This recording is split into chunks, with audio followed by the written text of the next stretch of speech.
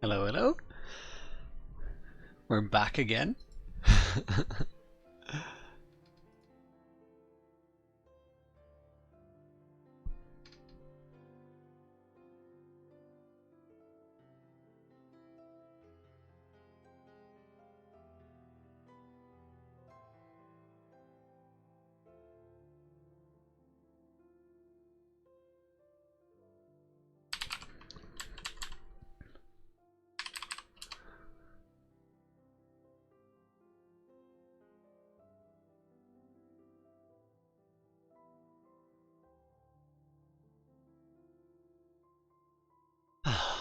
Right, so we're continuing off.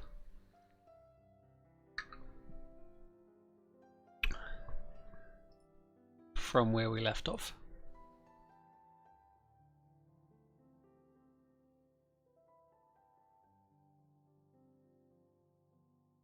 Get this stuff going. Some pretty exciting stuff.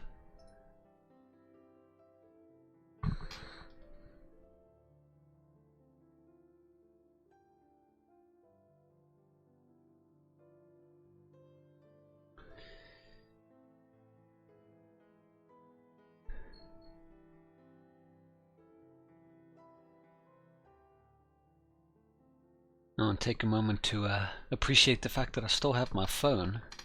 Random. The amount of times that I've dropped this baby.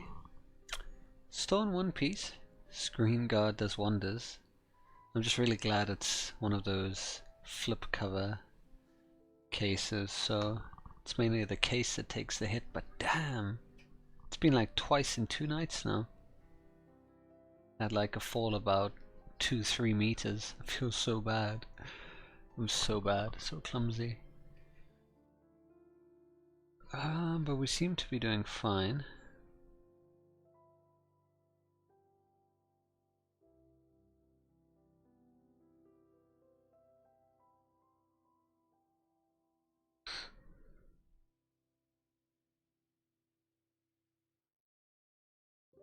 Yeah, it looks okay.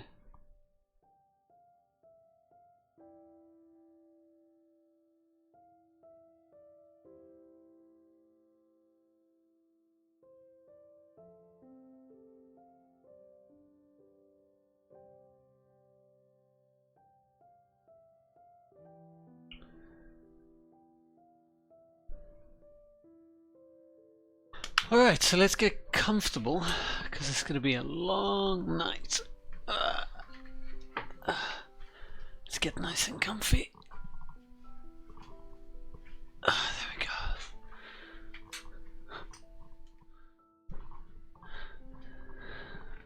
And wiggle my way in.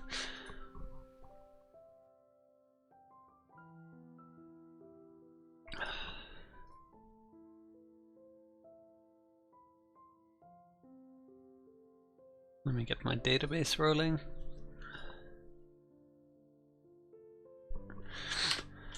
Mongo Atlas.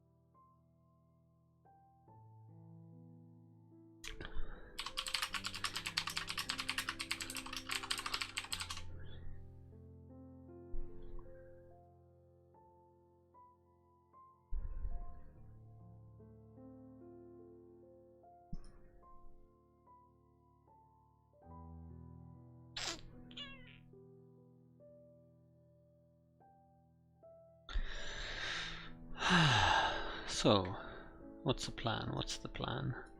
What's the first thing we're going to do today?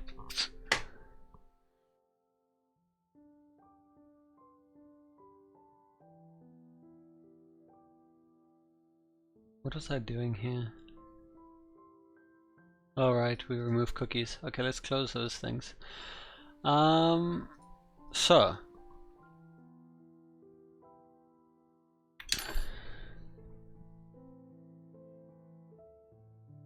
I had user registration in here, and I think all of this needs to move because we're not going to have any of that. Lynn, hey, what are you doing? I think I was spending a lot of time, and part of why I was getting a bit frustrated is I was working on a section that isn't really going to be used. Like, I have to take a step back and ask myself, currently, is this which I'm working on important? And obviously we're creating a login, logout registration system, but the thing is, I don't expect there to be a need to register users on the website. Like, the data is going to be freely available. So I'm spending all this time doing something, given, you know, it will teach me a new skill, but essentially we're not really making progress with the project itself. So what I'm going to do is remove this module completely, like add it in a to-do folder or something, and just phase it out, because all this really does is handles logics for registration if you need to register a user.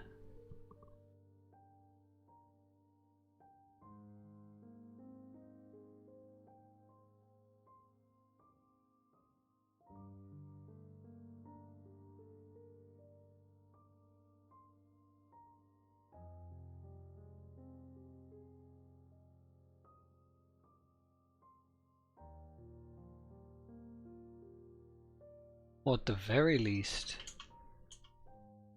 we'll just wrap it up so it's not as complicated. Are you using Passport for authentication? Yeah, I am.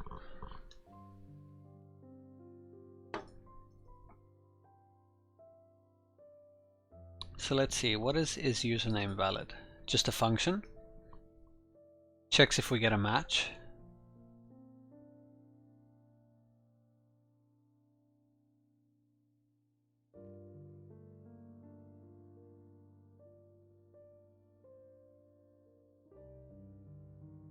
So this will return true or false.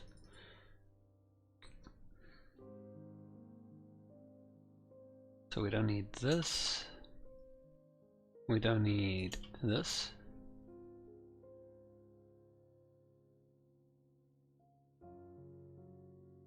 We do need this. If not, is username valid? So if the username is not valid, return next. The username you have entered is not valid. Please only use alphanumerical characters and between 1 and 40 characters only. It's very vague, but it will do for now.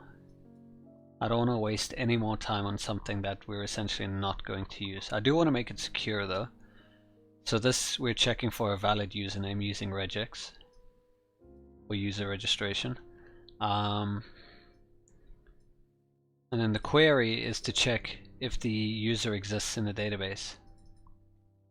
Now I found something very interesting.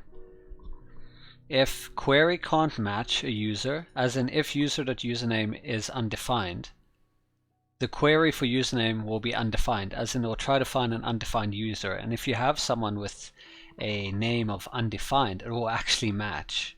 I found that quite interesting.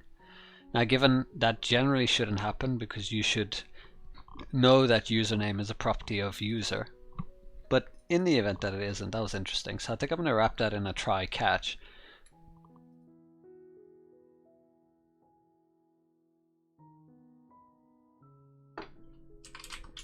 So we do something like try, and from performance point of view, I read that as long as there's no catch, the performance hit of try should be minimal. So we're going to try cast a query.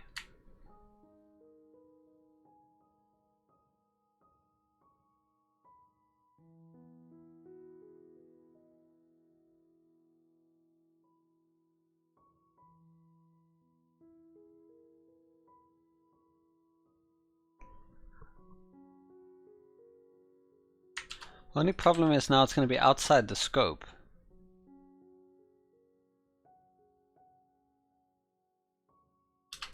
catch.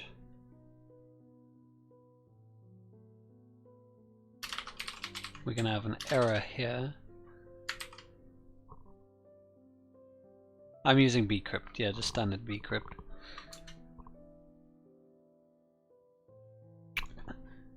So we need to have let query equal to an empty string, right?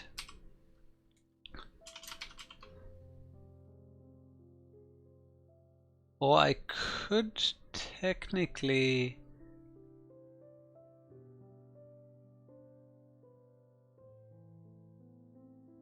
we can do a few things here. I can do query.username and assign it the value of the regex. That way we know we always have an object. So if I do const query,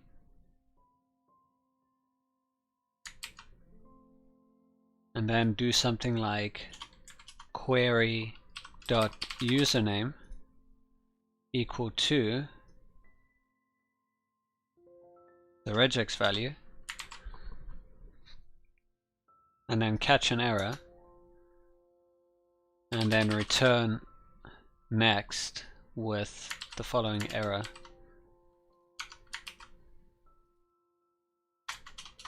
Oopsie.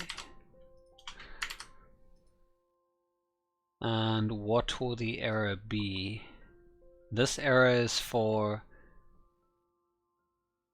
username is invalid. Isn't it technically the same if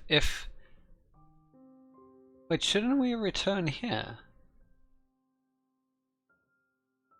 If not is username valid, user.username.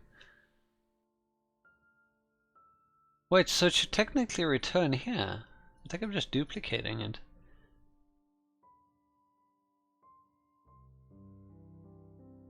Yeah. I think if it's undefined, we should return next.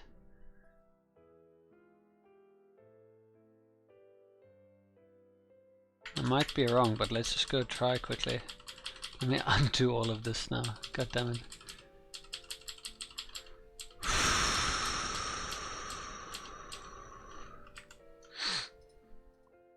Okay, let's see if I'm right.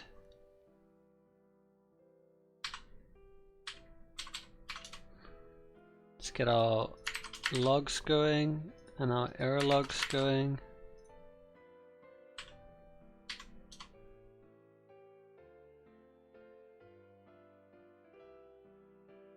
Do I know the difference between them?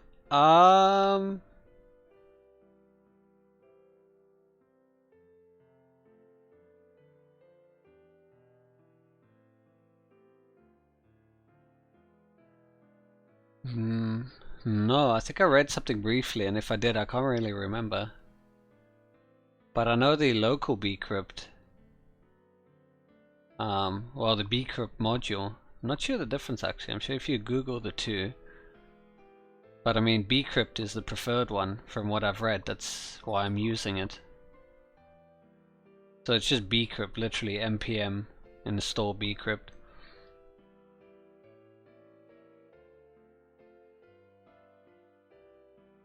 Okay, let's see what happens now. If I enter an invalid username. So if I enter a blank string, what do we get? There was an error creating your account. Okay. Creating new user. User validation failed. Username path. Username is required. User validation failed.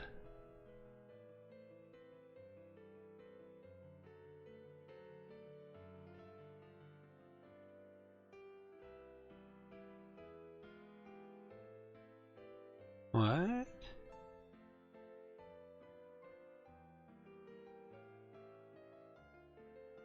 Wait, what? Error creating new user. Isn't that here? Error creating new user? Yeah, it is. User validation failed. Okay, where's the next one? User where did I output user validation failed?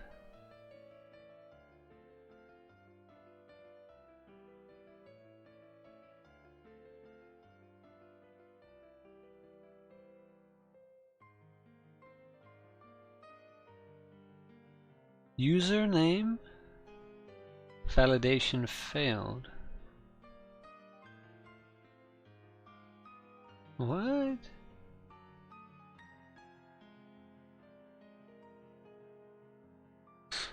I'm gonna have to Google this. I mean, not Google. Search my file. It's not in there.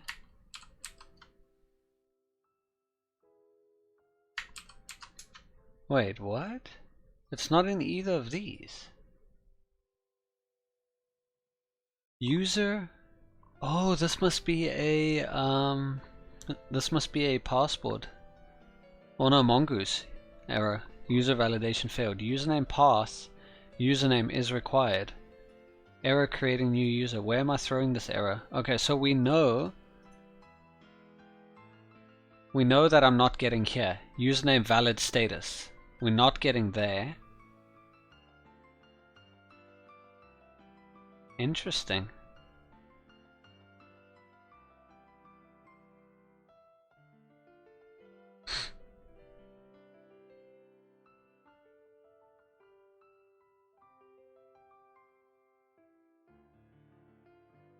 And if I put in something that's illegal, the username you have entered is not valid. There we go.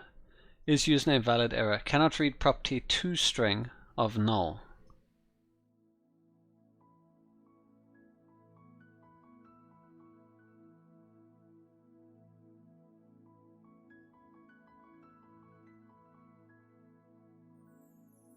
Okay, that's great. So we get here, and it fails, and we return. The username you have entered is not valid, please. Okay, great.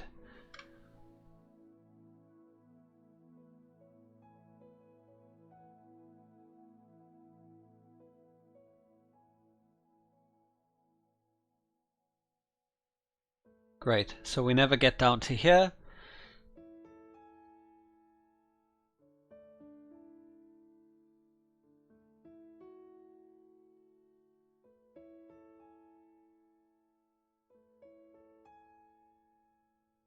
And what if user.username1, something that doesn't exist, a property that doesn't exist? What is it going to complain about? Error creating new user, undefined. Cannot read property match of undefined. Great.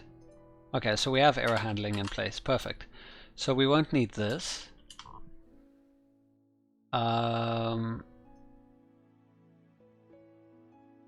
We won't need that.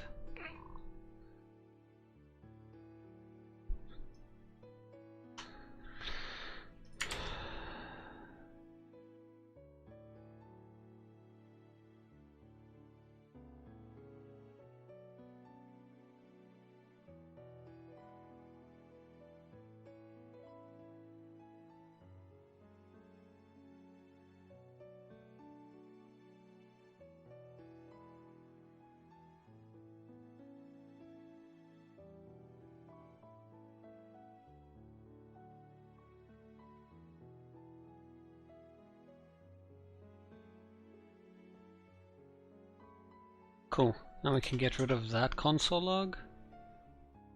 We can get rid of that console log. And that console log.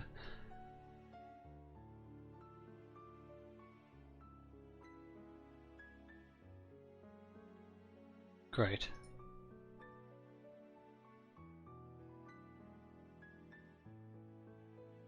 And actually, before we throw this next, we need to specify can't find user in pre-save and the error message,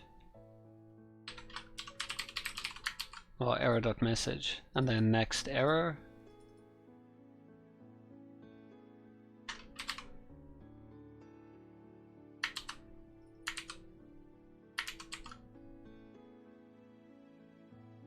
Cool.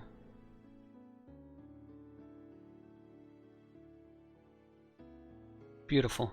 So this looks better already. This monstrosity can go now.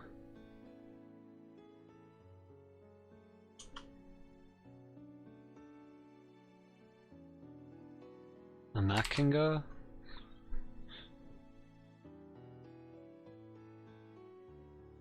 And this can go. Oopsie. No, no, no, no, no.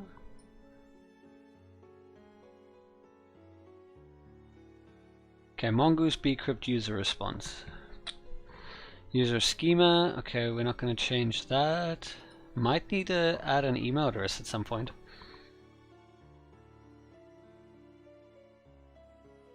Actually, yeah, because if you need to send an email or something.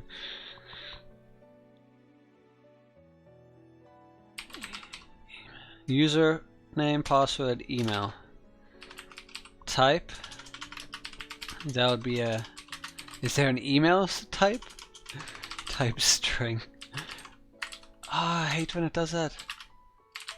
Required. True. There we go. So type string required true. Great.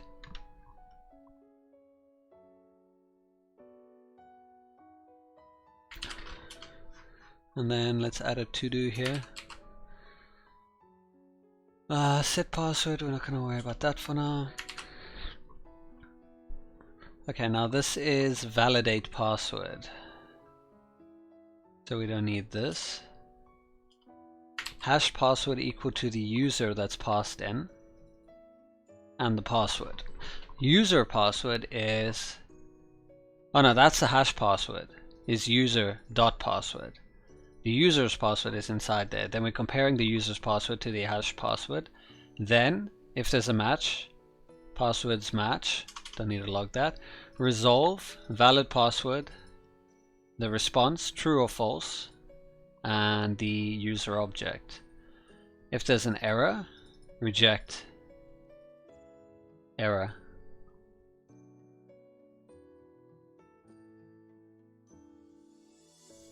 So that's all we need.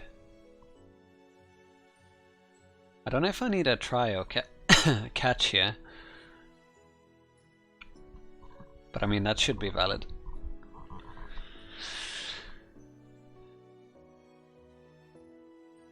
Now we just need to separate the logic, because there's a lot going on here.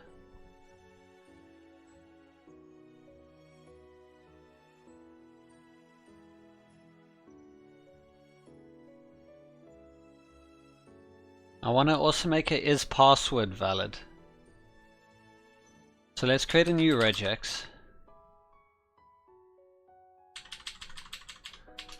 Minimum of, should we do like 8 characters? Is that too much? 6 characters?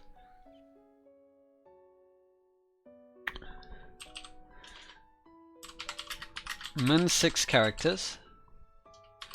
Max, I mean, screw it, 40 characters if you want, same as the username. Min 1 special character. Min 1 capital letter. Min 1 number. So these are our minimums. At least 1 special character, at least 1 capital letter, at least 1 number, at least 6 characters.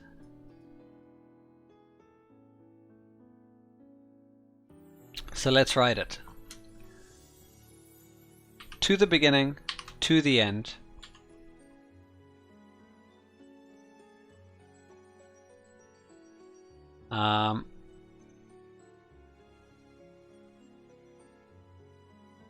Actually, hold on.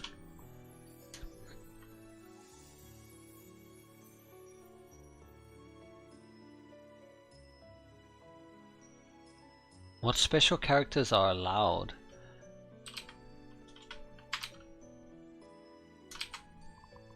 So this is not a word. So it's like that, that, that. All these things will match. Okay, and that needs to be at least. The plus means 1 or more. So at least 1.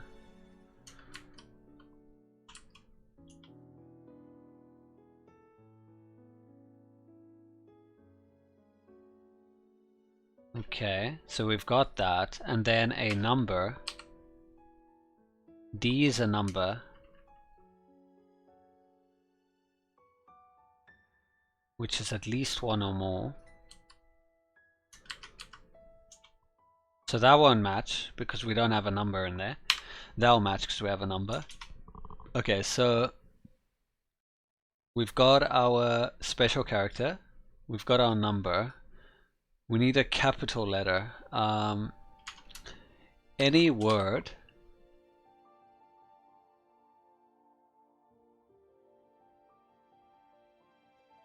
Wait, how do I capitalize it?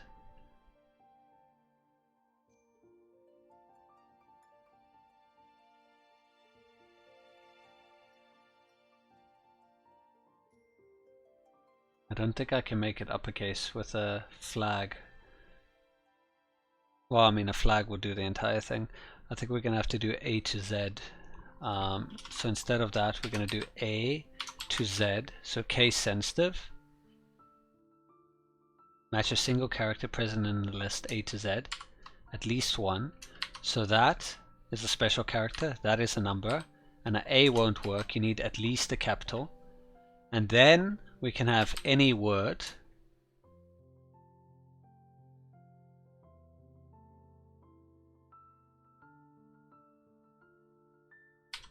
Between at least 6.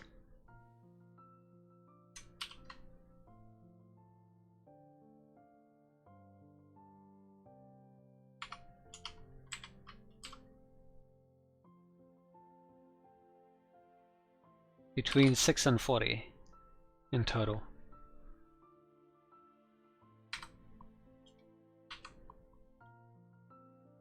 One, two, three, 4, 5. Isn't that 6? What am I missing? 1, 2, 3, 4, 5, 6. That should have matched. Oh, at once 1, 2, 1, 2, 3. Yeah, at once 6. We need to put this in a group, not in a capture group. So we need to make it a non-capture group. Wait, that's not a non-capture group, is it? What's a non-capture group again? I think it was that. Hold on.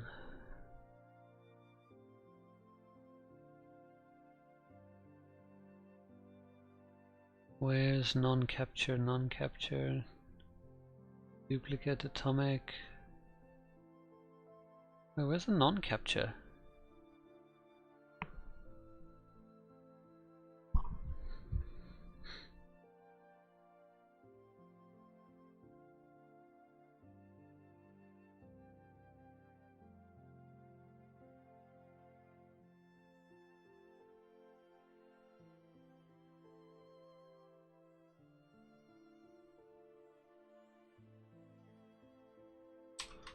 There, non-capturing group. Matches between 6 and 40 times as many as possible. Giving back as needed.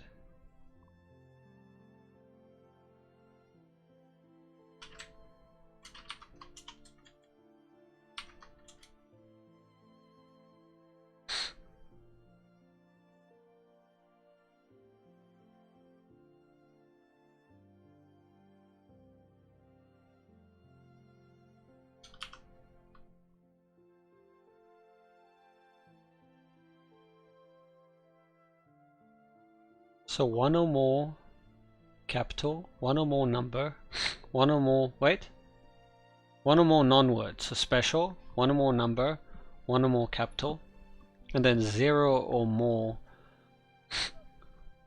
words.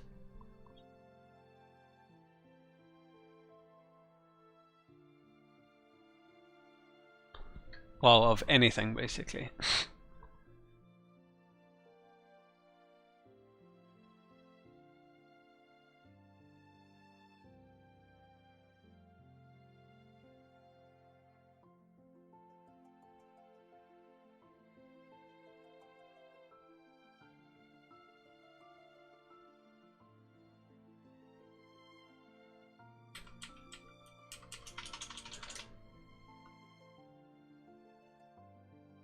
I'm confused. Shouldn't that have matched now?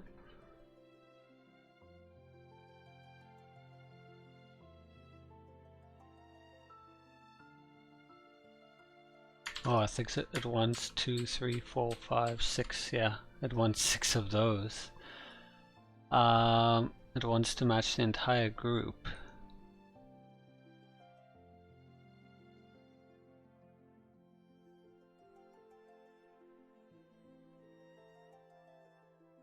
Technically we can get rid of the group, and then we can say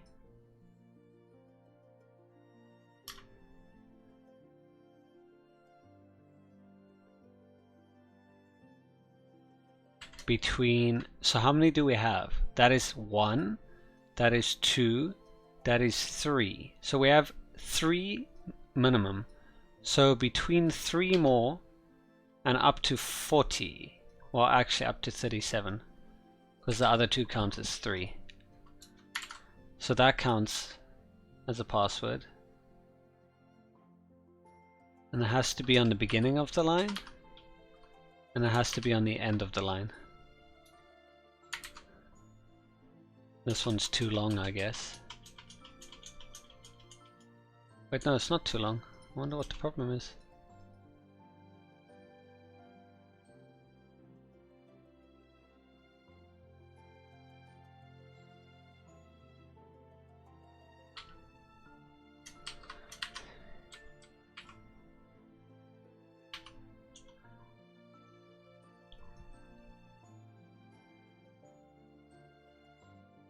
This one should have matched as well.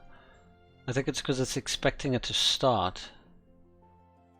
The order doesn't matter, but it needs to at least contain it.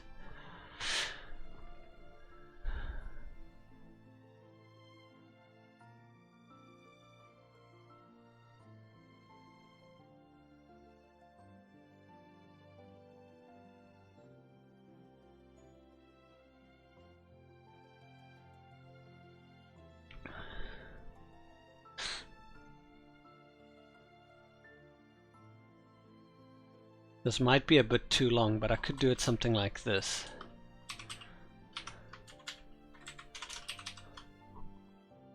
We could do something like a word, a special character,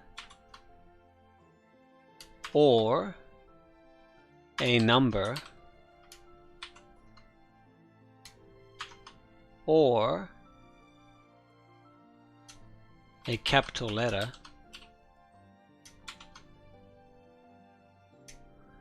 We need to match at least one of them.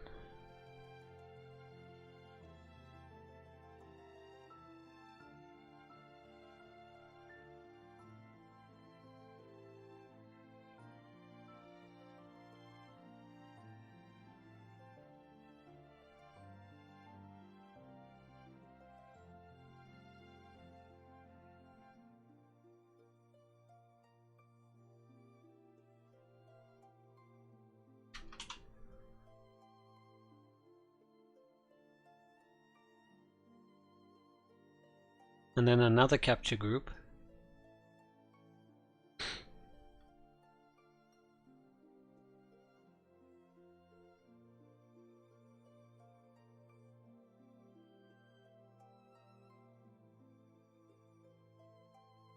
Wait, but it could be entirely bypassed because it's either or, one of them.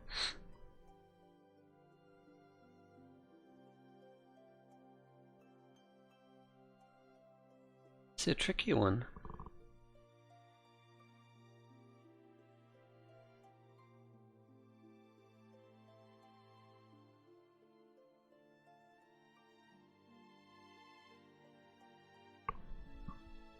I need to think about this. Where would we have it? It can start with either of those, but there has to be at least one.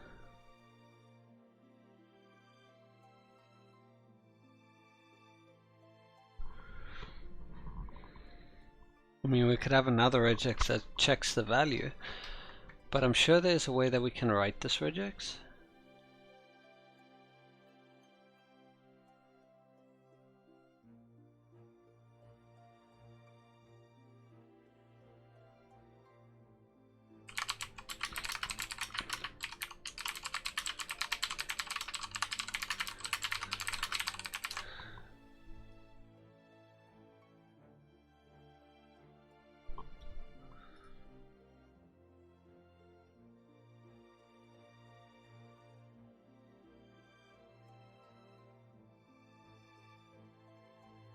I guess we can use look aheads.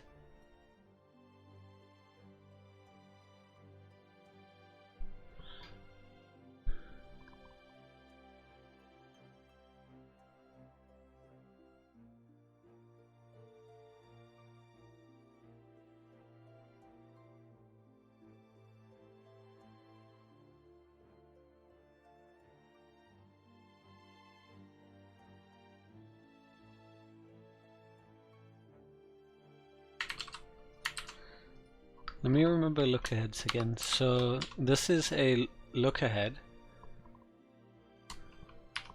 If I say the beginning has to be any character between 6 and 40,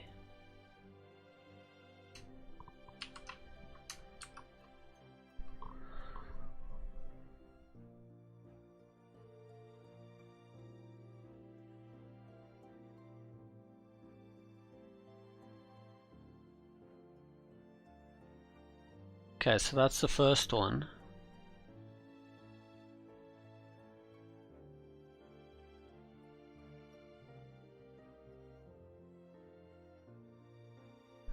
So we just use look aheads then instead. So for a special character,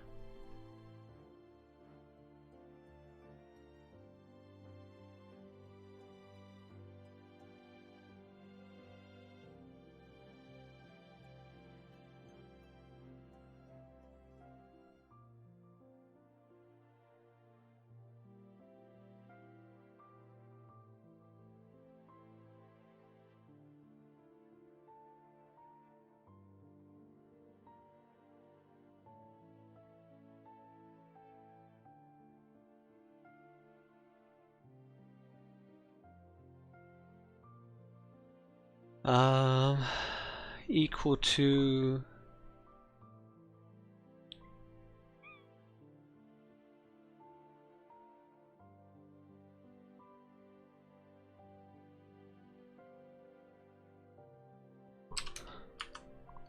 so anything, one or more, with a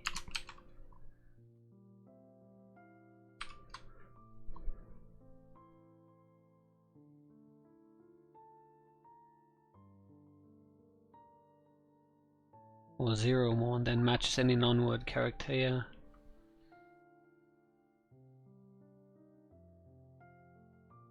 And then just keep chaining this.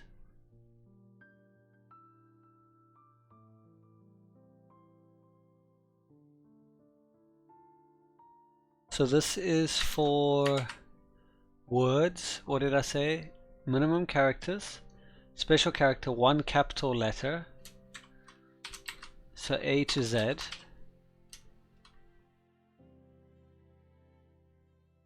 Wait, why did I do that? And then 1 capital letter, minimum 1 number. So D. I think it was D. Yeah, a digit.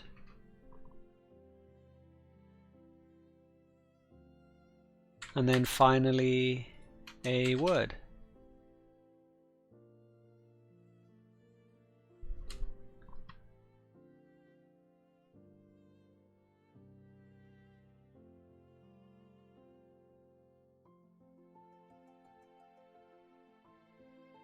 Should probably anchor this.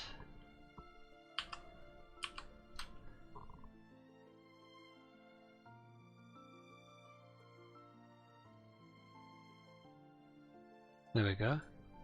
And if I add too many things in here, isn't that over 40 now? But I'm sure that's over 40. Is it not? That's over 40 characters, surely.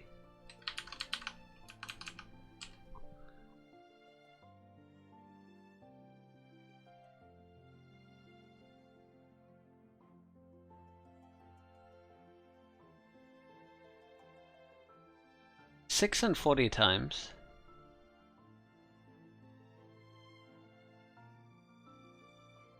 Any character.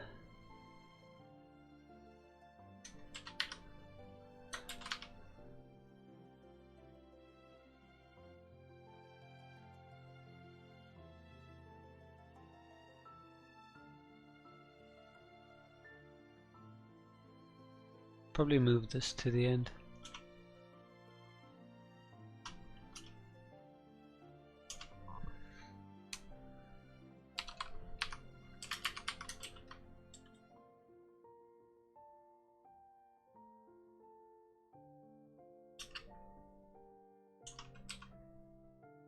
There.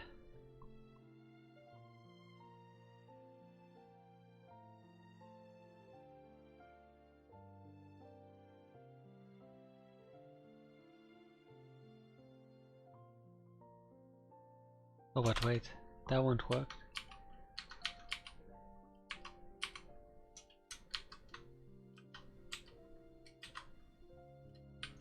There we go.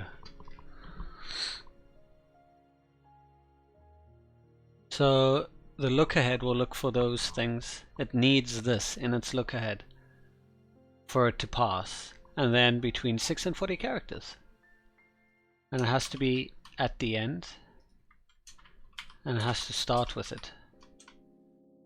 Because I think if I don't have it start,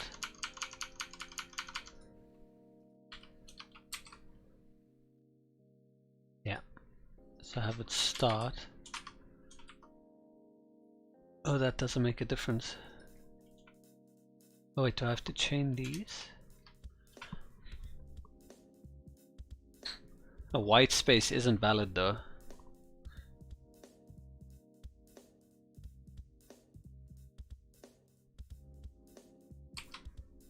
So there, not a white space.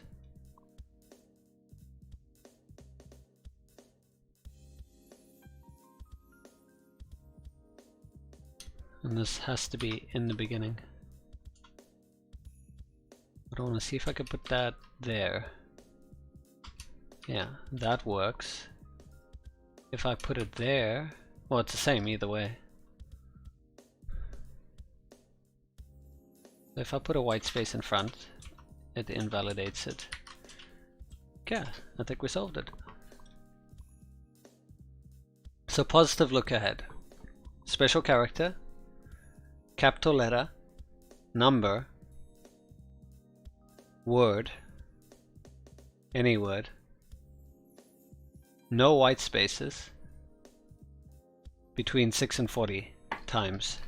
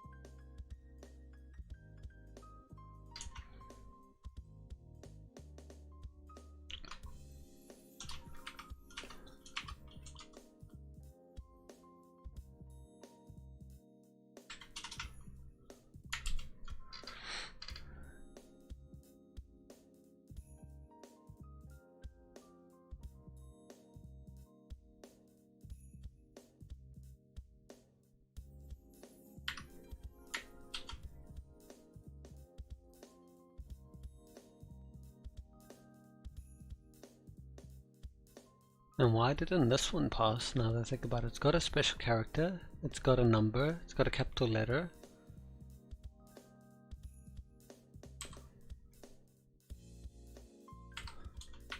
It just needs one more. Why? That's 3, 4, 5, 6. That's strange. That's 6 characters. Why is this one not matching? 1, 2, 3, 4, 5, 6.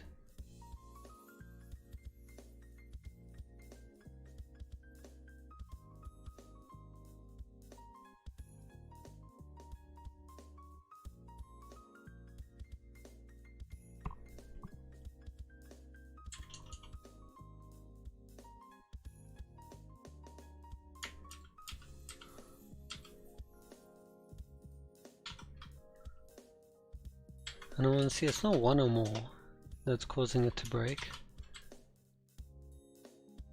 Yeah, it's not.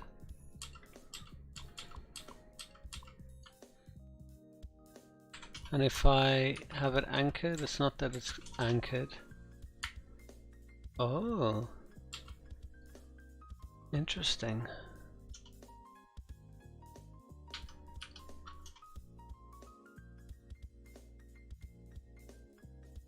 That's why the dot is there.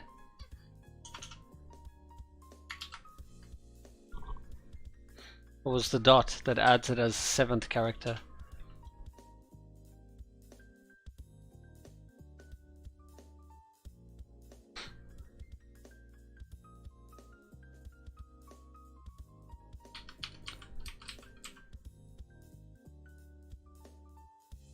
Why are you valid now?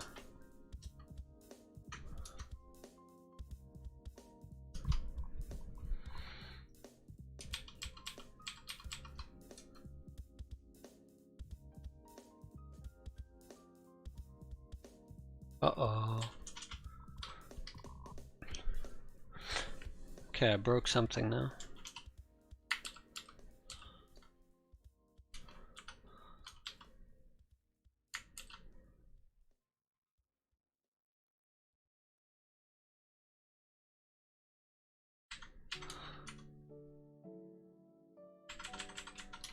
I don't think the I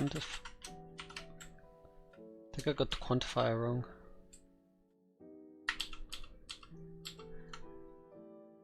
So that's any character and then a non-word, any character and a capital, any character and a digit, any character and a lowercase word.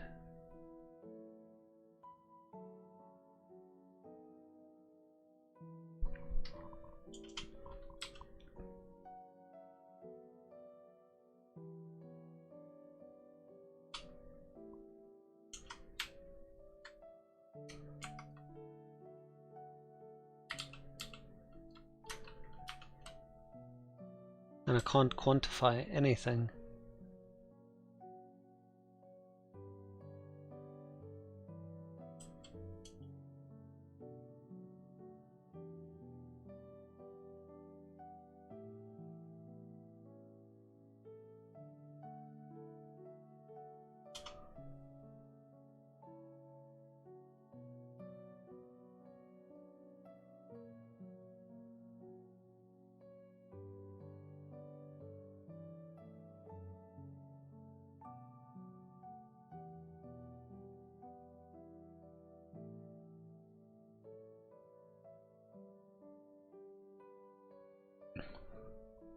I guess I can have the word outside and not be part of a quantifier. So something like this. A word 6 to 40, something like that.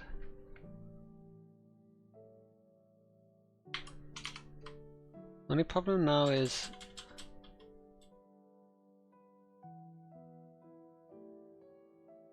where does it take into account the special characters? There's no special characters at the bottom.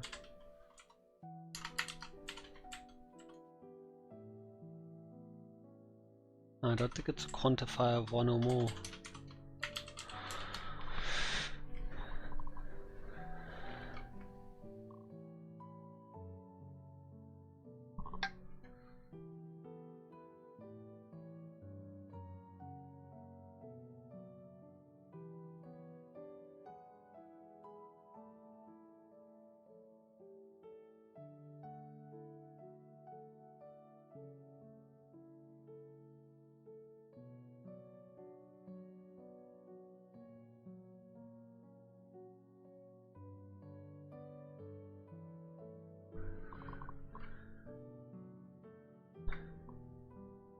Okay, let's try another approach.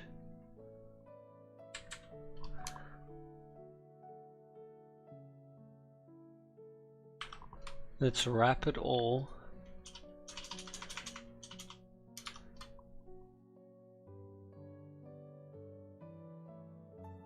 Let's wrap it in a positive look ahead.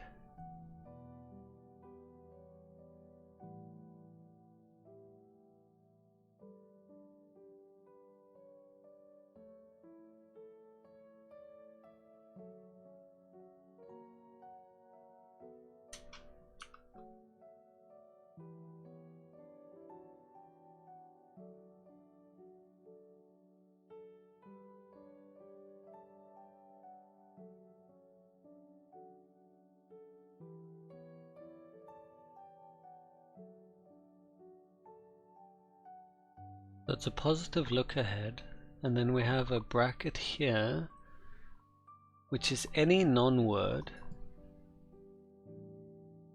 I guess we can set the quantifier here. So the quantifier is at least 1 and an unlimited amount in any order. And then set another optional, which is for A to Z.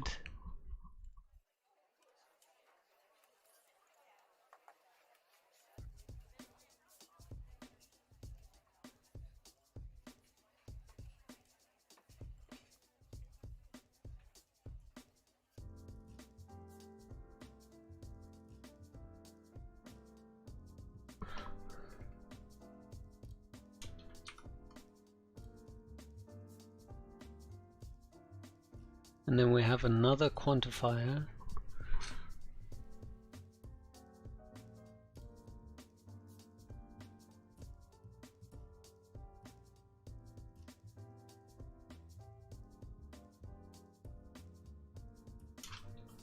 with a group like that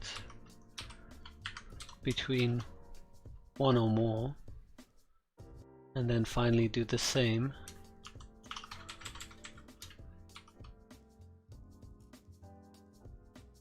for any digits.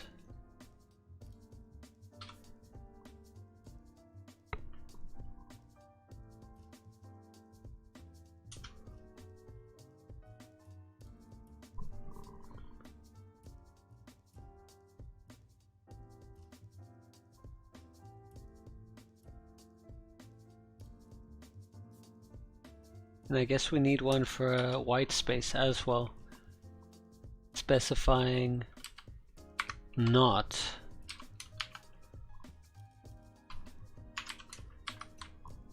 that should be not a white space, I believe, right? Negative look ahead, yeah.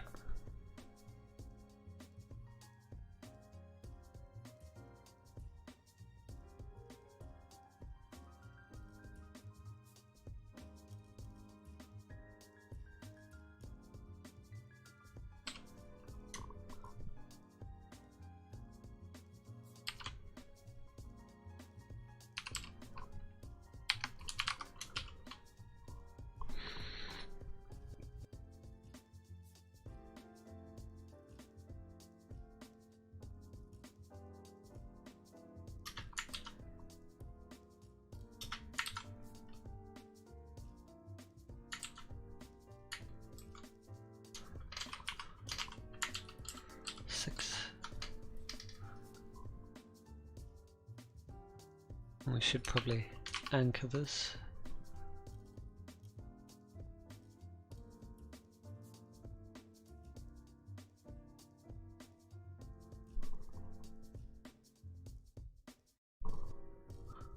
Am I reading this correctly?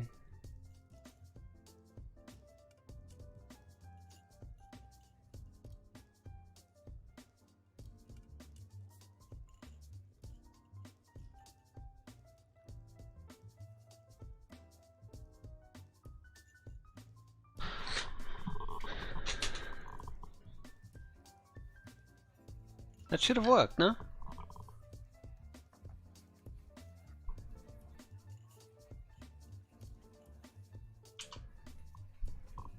That breaks it for some reason.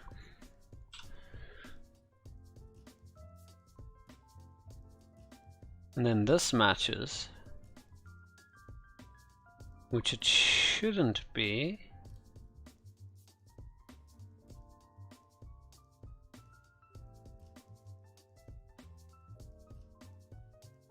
Positive look ahead, positive look ahead, positive look ahead. I'm missing something.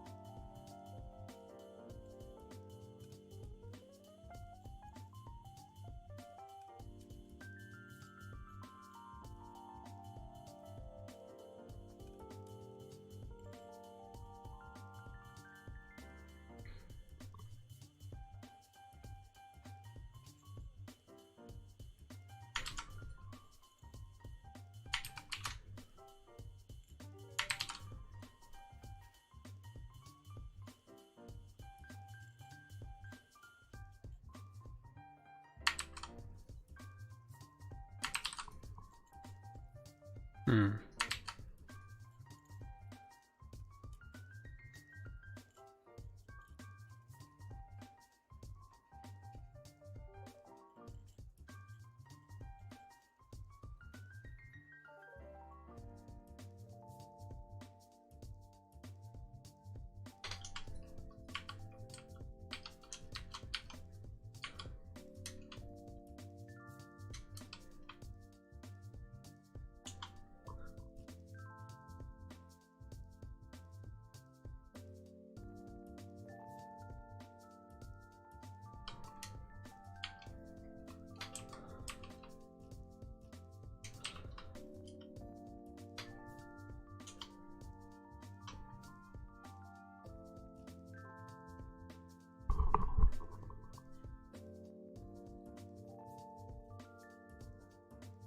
Strange that I can't get this working.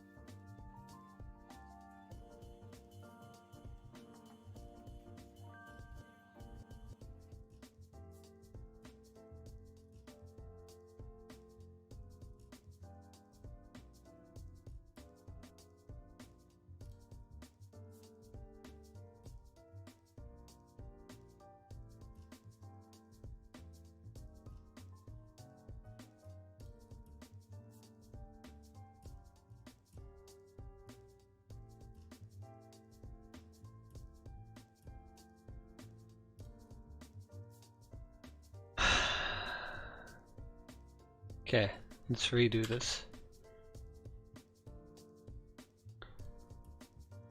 We're gonna start with the basic of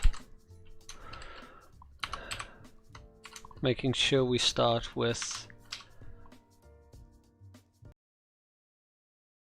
at least, did I say 8 characters?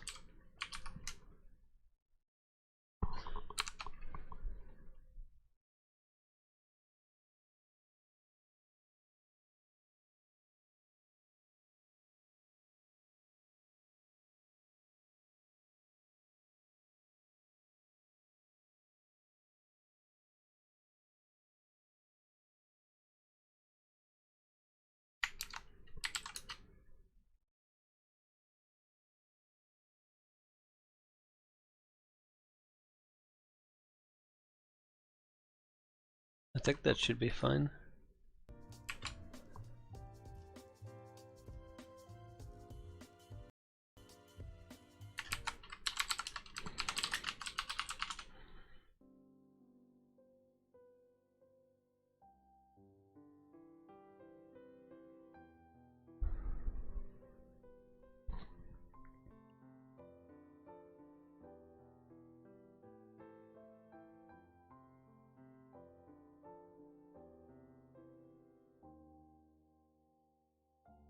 And it needs to end with it, right? Wait, hold on. Quantifier between 8 and 40 and end with it. So at the beginning, any character between 8 and 40. Okay, so now we got a base match. Now we can begin the little bits and pieces. So let's bring in the first match, which was, okay, we don't need that anymore. So we're just gonna keep them optional from now. So optional, positive look ahead. No quantizers now. So it's just any character, because then the position doesn't matter. 1 or more of 0 or more, and then a non-word. So that's our special characters. Done. And then we need the letters A to Z. Then we need the digits.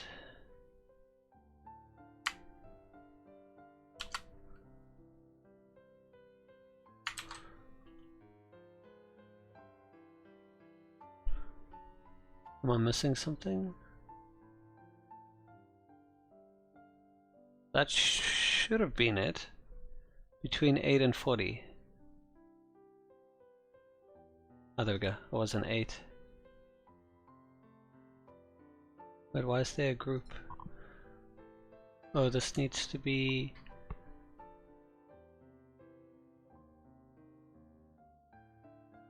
What are these groups? They look aheads.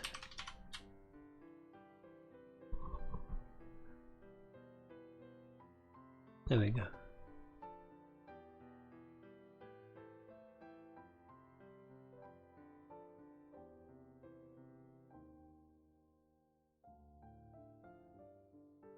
Okay, now that we have that,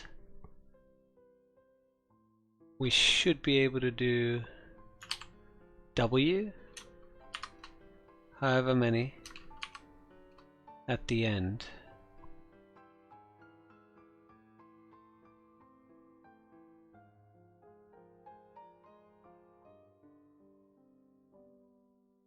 Oh, but that's gonna be only words, I just realized. But why is the positive... How's it matching?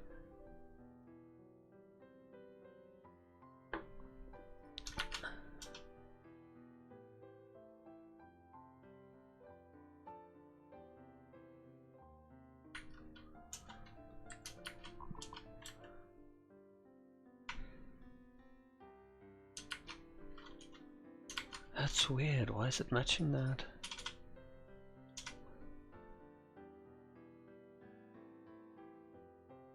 To the beginning and the end? The positive look ahead?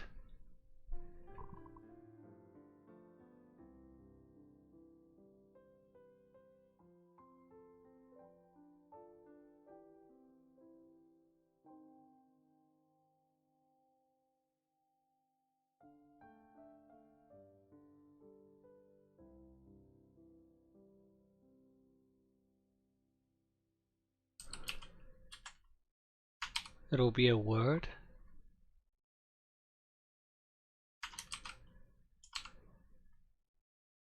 Right, will this match? Any word, any digit, any non-word,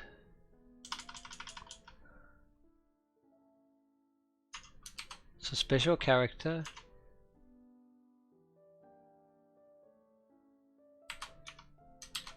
A to Z,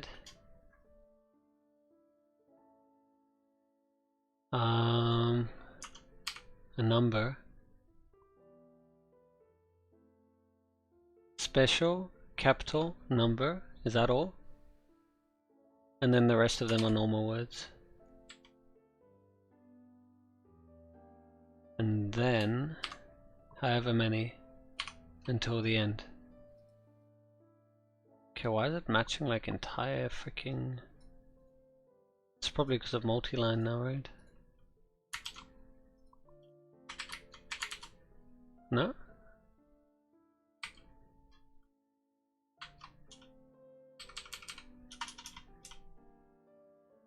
That's weird, if I had multi-line on.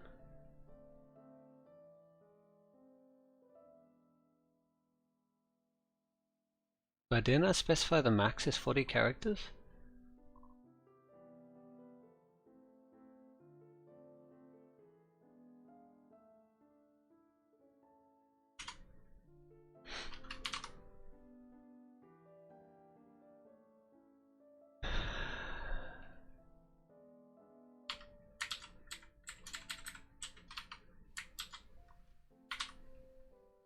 That's weird.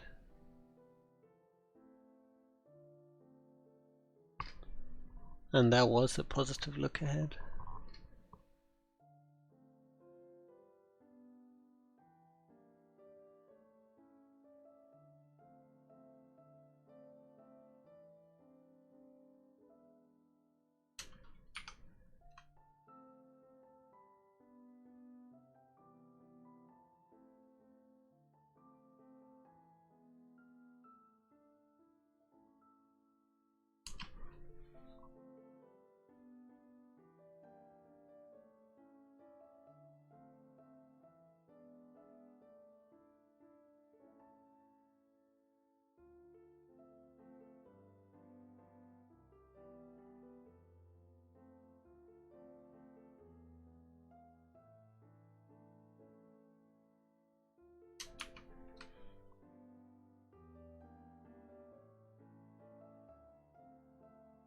I should literally essentially be able to do something like star dot anything and anchor it. But this is not valid.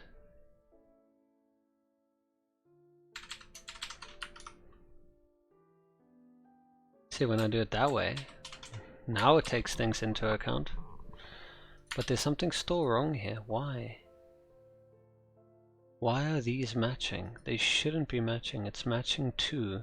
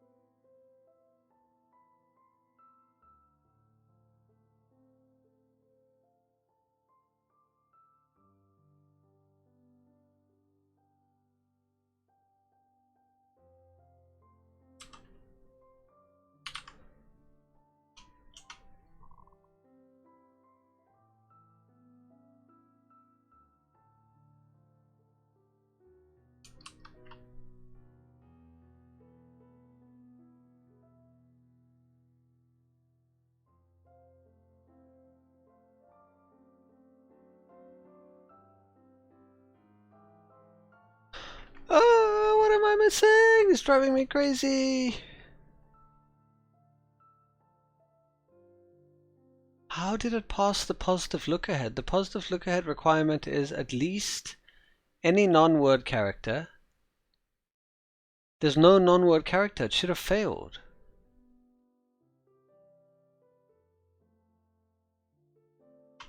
Wait, maybe I should wrap that.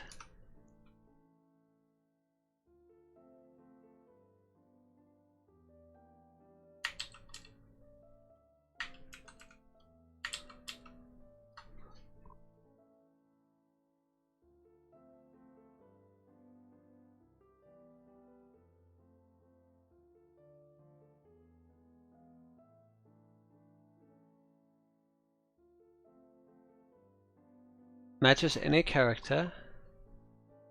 Matches any non-word character. So that's the positive look ahead. Great.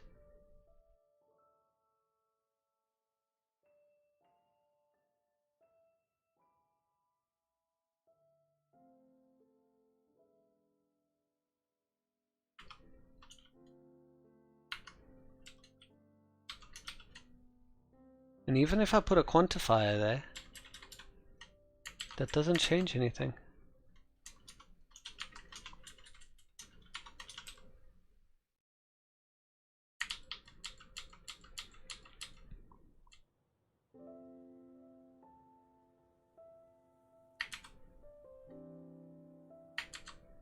Yeah, having quantifiers doesn't change anything. So how is this matching? I wish I could just tell you this is the reason it is matching.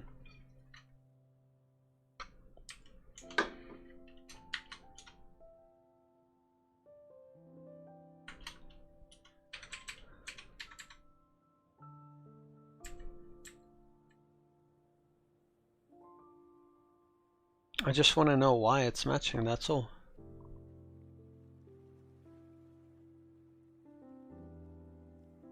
Matches any non-word character, A to Z 0 to 9. All there is here is A to Z 0 to 9.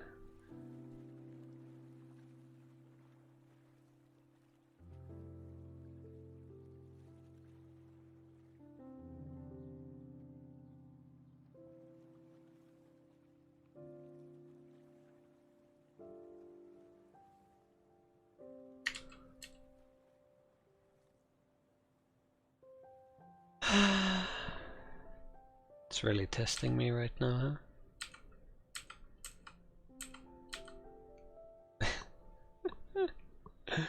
huh?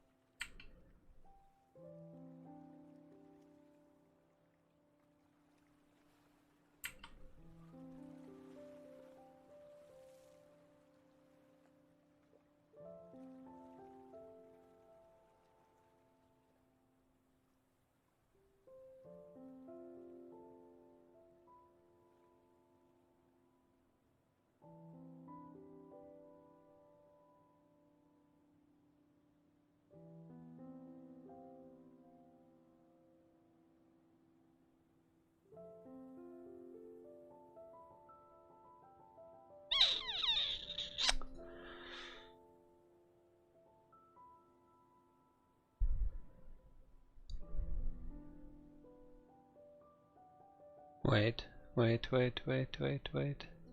What if I make it all into a positive match?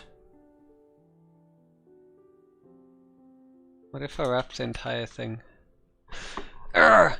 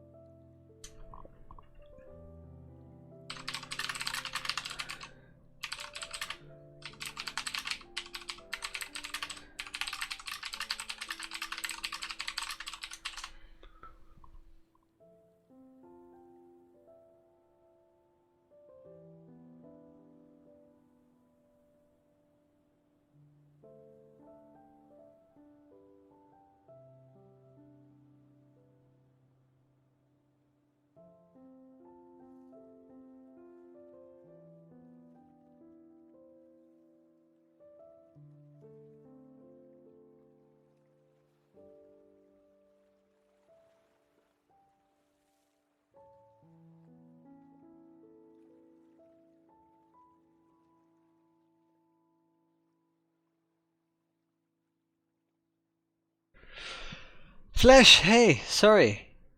Jeez, my chat was hidden between all these things going on. If you're still there, hello. I gotta pay more attention to that. That was bad. 10 minutes ago, I'm so sorry.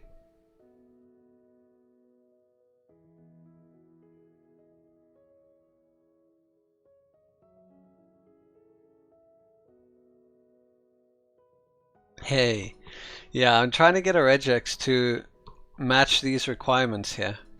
Let me zoom in a bit for you since you're on mobile. But for some reason it's matching just a letter and a number with a capital, even though the requirements state a non-word as a positive look ahead, a capital letter, and a digit.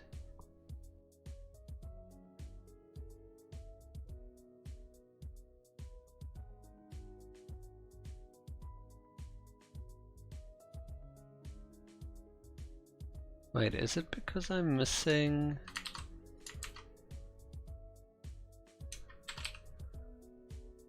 No, it wasn't that. Damn.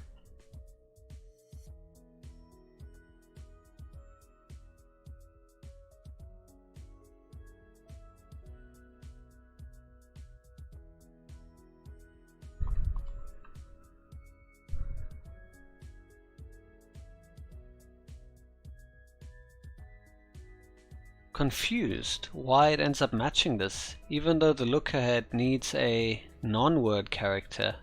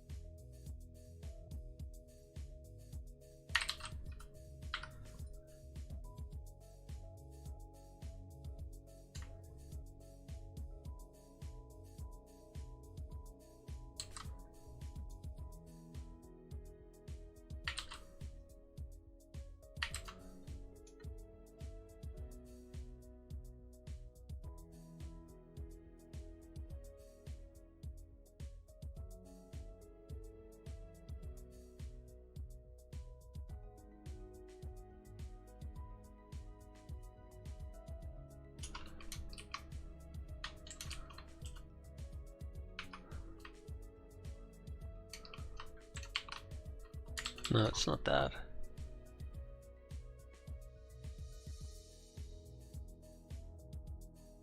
Yeah, the dot star matches 0 characters, and then afterwards it will match a non-word character, no? So any character, it's so that there's a special character somewhere in your password. It doesn't matter where, beginning, end, middle. So it's any character, 0 or more of those characters, and then a special character. This is any character, 0 or more of that character, and A to Z, capital.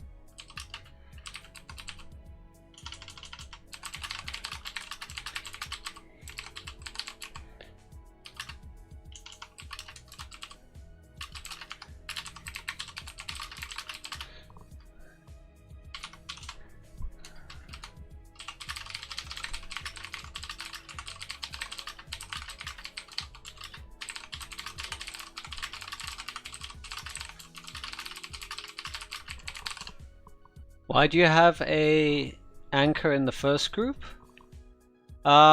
This one? It's to signify the beginning and the end. So this first one is, it needs to begin in the beginning. It can be any character between 8 and 40 times, and it has to end with it. So that's basically the entire password. If it doesn't have that, it should fail. Then the rest of the look ahead is, yeah, the rest of it.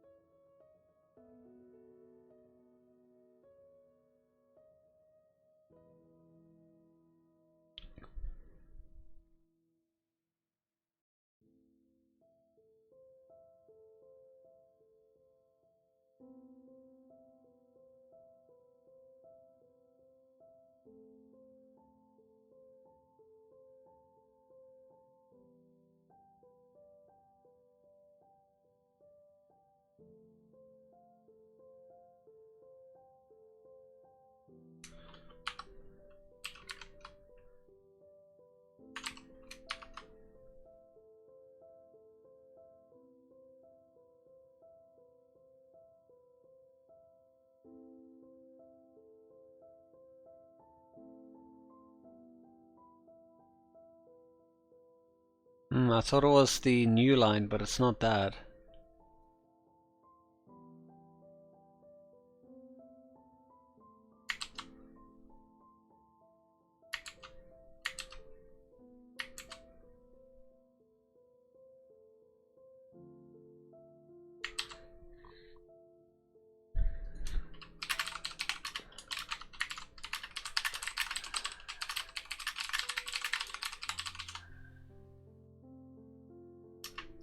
Well, we should add that in anyway to prevent white spaces. As long as there's no white space. But why is this one matching? And I turned multi-line off.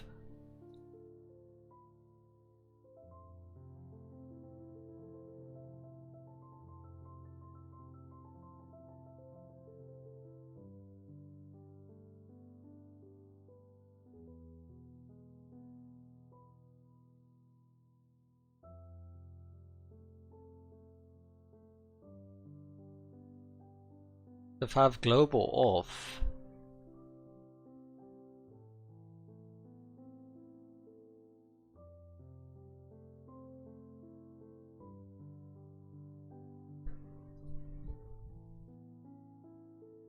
huh.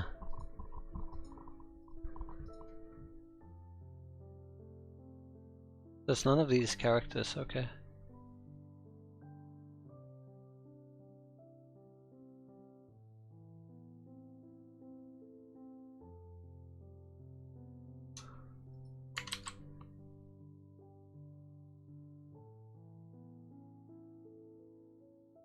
What if we do...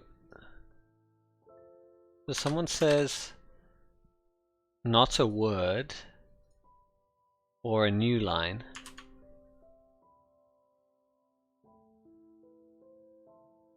Was it that? Oh, I need to put that in a group now. So that seemed to work.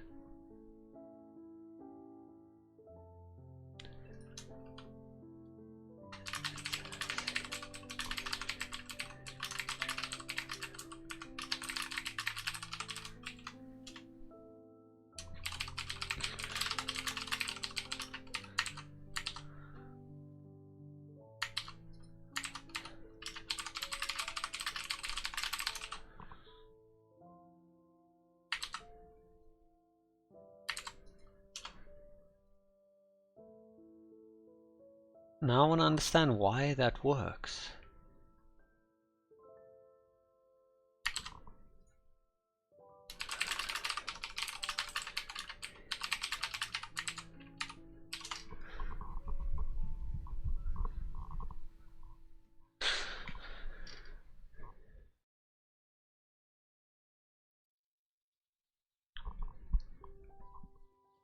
Strange, huh?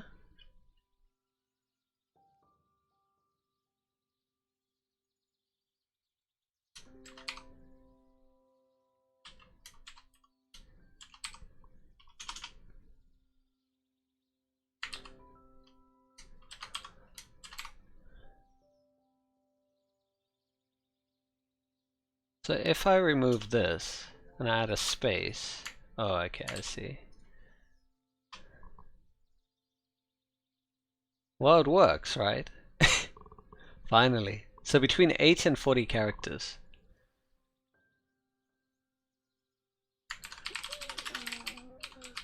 So let's get a random password generator and stick it in here and see if it matches. Password length, I wish it could be like random.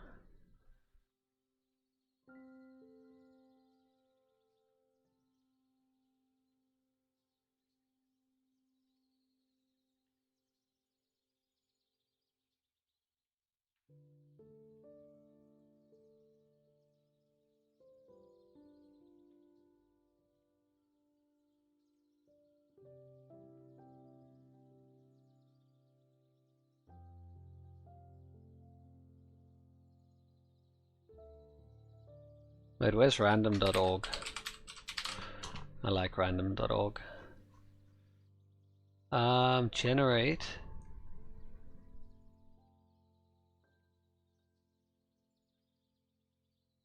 Wait, where's the password generator? They used to have a password. There we go. Generate 20. Let's do 100. Let's do 50. 8 characters long.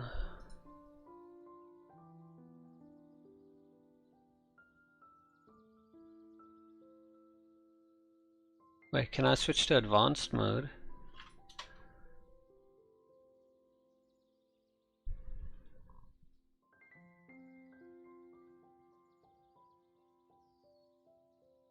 Okay, so here's the passwords.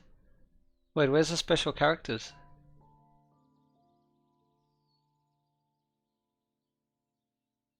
Oh, you can't specify.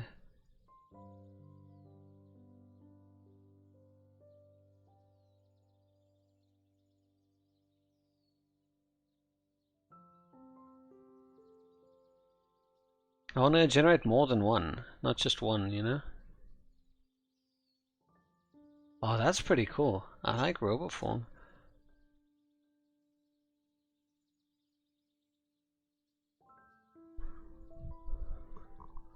How cool is this? No, I clicked it. Oh, that's so cool how it does that. Okay, so this should theoretically work. So if I stick this in, yeah, there you go. That works.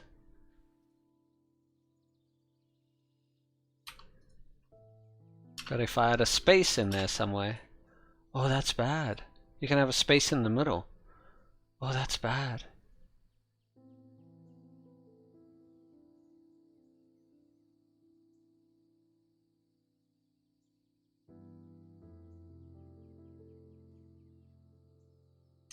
How do I specify that the space can be anywhere?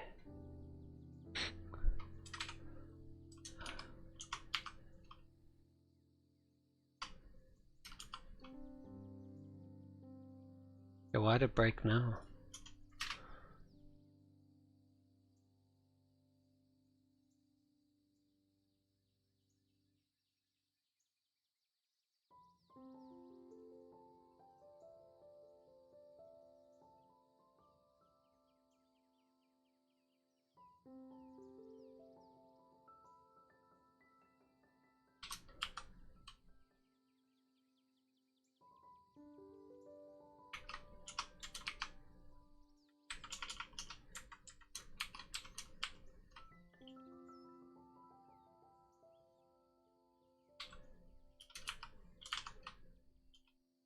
Ah!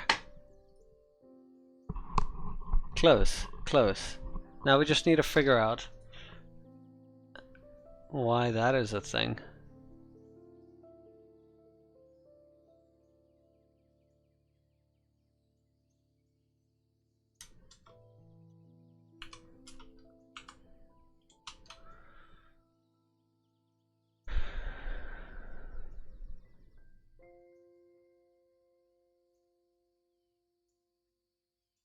A to Z, not a space.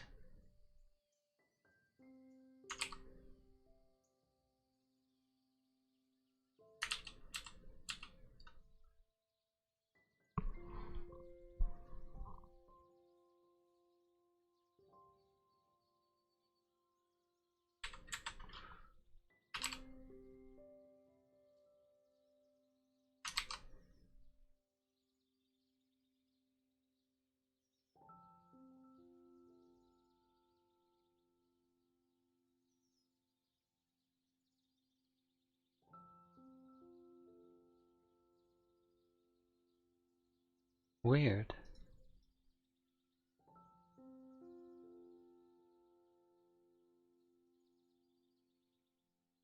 Matches any? Oh.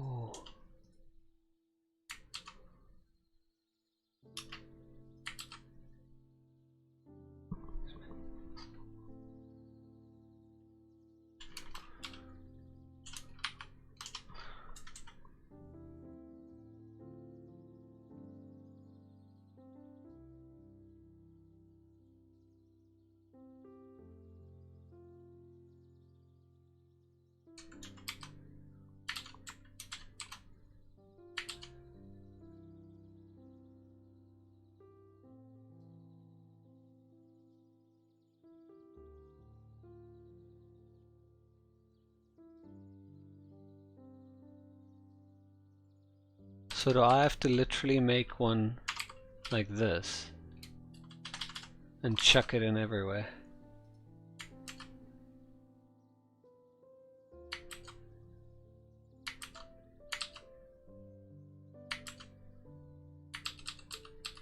Wait, that seemed to work.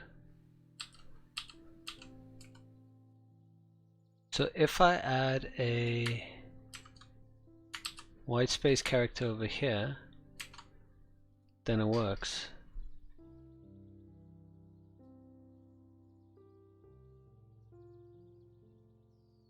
But what if I chuck the negative look ahead inside of that? Like that. Okay, that doesn't work.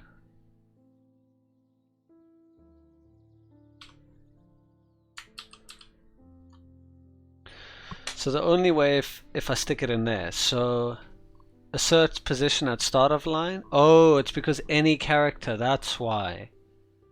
And then match a single character not present in the set. Wait, so I could technically remove the dot. Instead of the dot, just anything that's not in the set, and that is new lines. Wait, but can't I technically remove this then? That deals with the new lines.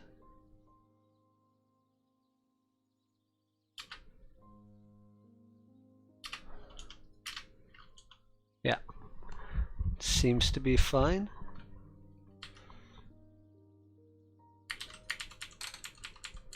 And then it gets too long and then it doesn't match anymore.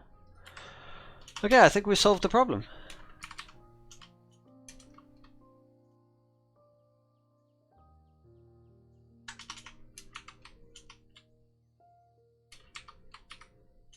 Great.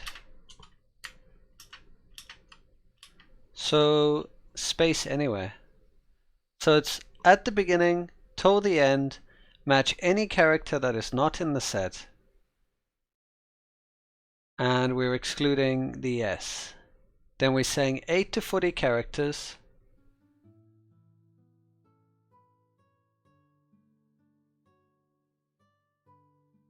Match a single character not in the set.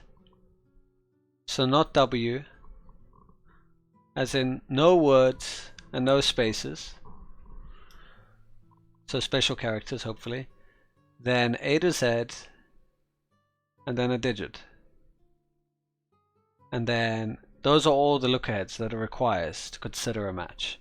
And then finally, in the beginning, match any character that's not a white space 0 or more times. And then it has to end at the end. That's why small things like this won't match. You could put the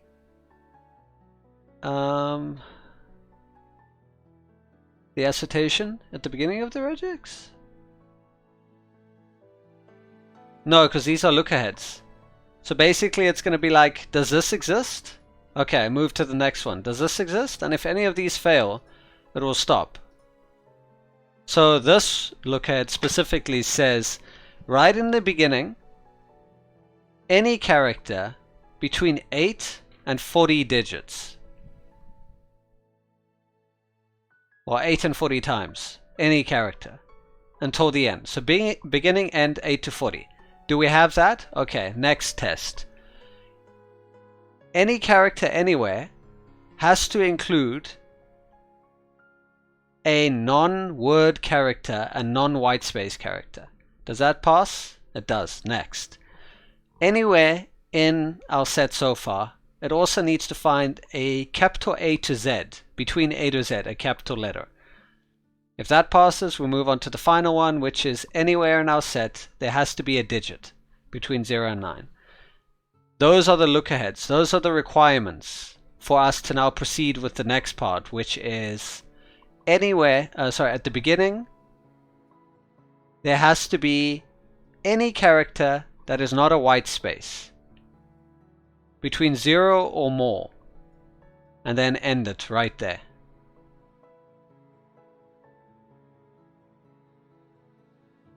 Yeah, but the assertion is 0 length, so the current position when it runs, the look-aheads, would still be the beginning of the string. Are you saying that there would be an issue if we have it this way, or?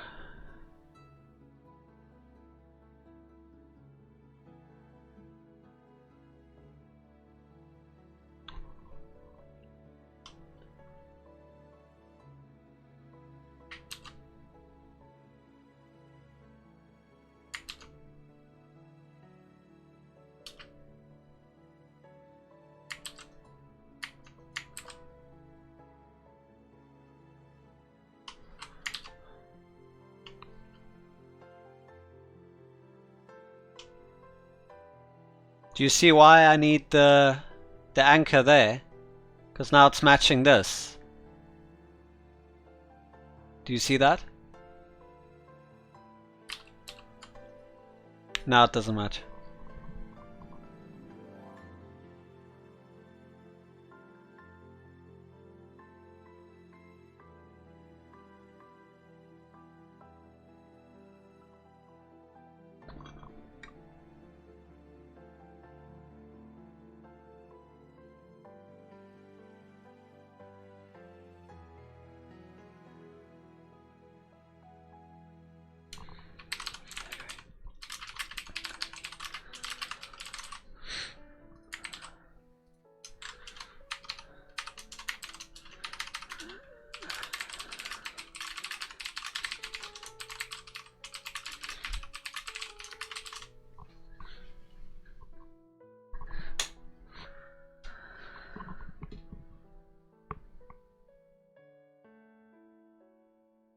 Oh, you mean this one? This one I don't need. Well, I need the anchor there apparently. Do you see that? But I guess I'll be safer just having it there. Just in case. It's like the semicolons. You don't need it, but when in doubt, everyone puts it everywhere, right?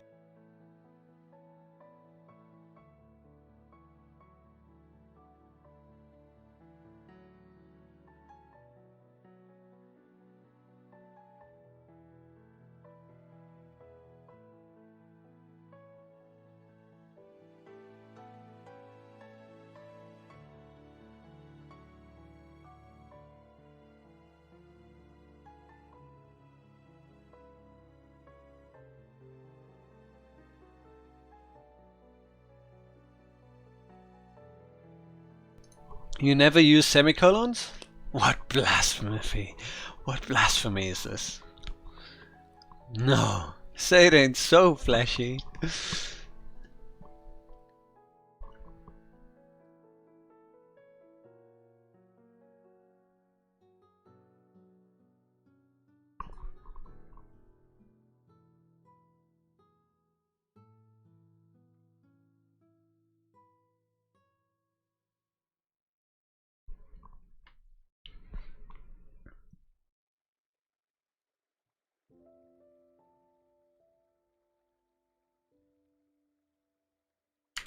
Apparently there's another way that's cleaner.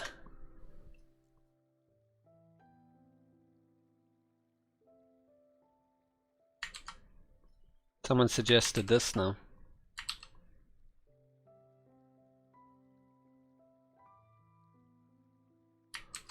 Look at this. And I said prettier to remove them if there are any. Oh, you monster. Does this one look prettier to you, by the way, Flesh? Is this easier to read? A to Z. So characters, numbers, special characters. Beginning, anything, 8 to 40. No duplications.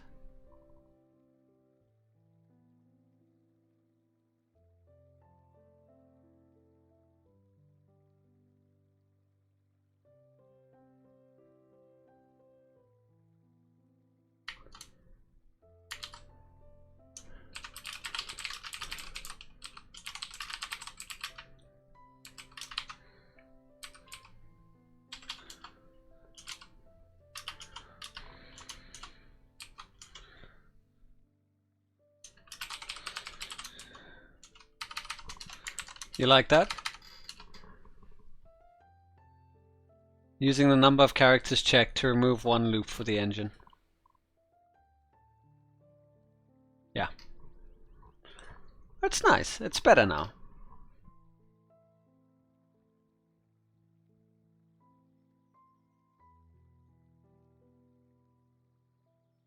I like it. Let's go stick it somewhere into a helper folder.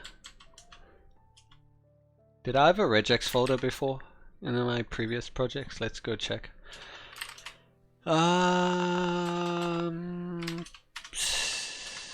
Studies, free code camp.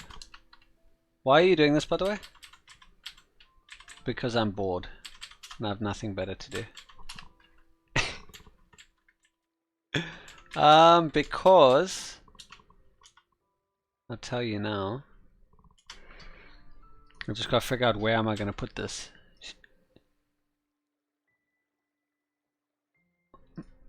So this is my structure, right? App, we have an auth folder that handles authorization. Config, helpers, middleware, models, routes, services, right?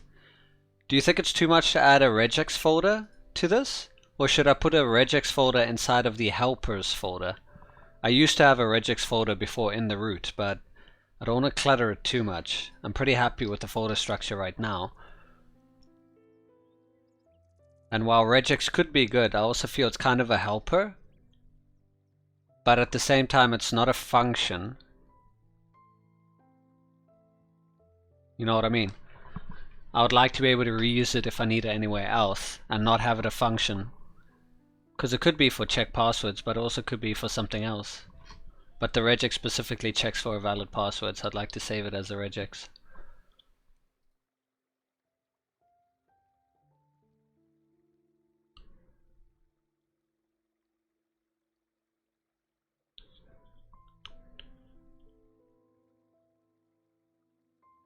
I guess it just depends when and where you need it.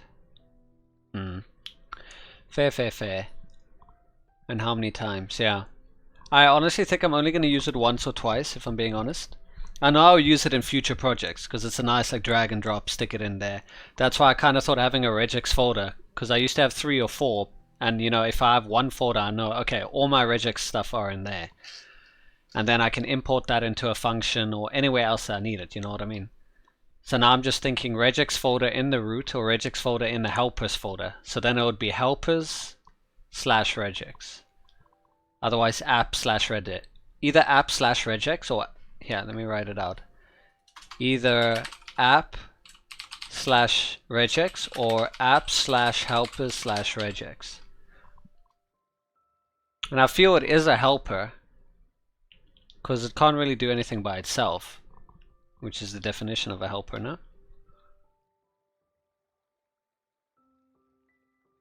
I just want to keep it neat. I'm going OCD and it's bothering me.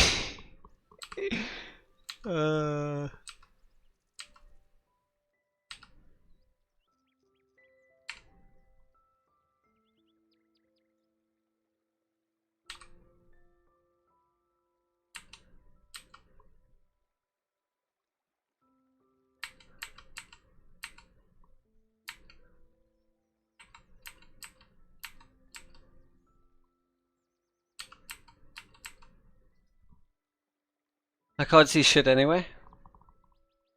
Oh, is it that small? Damn!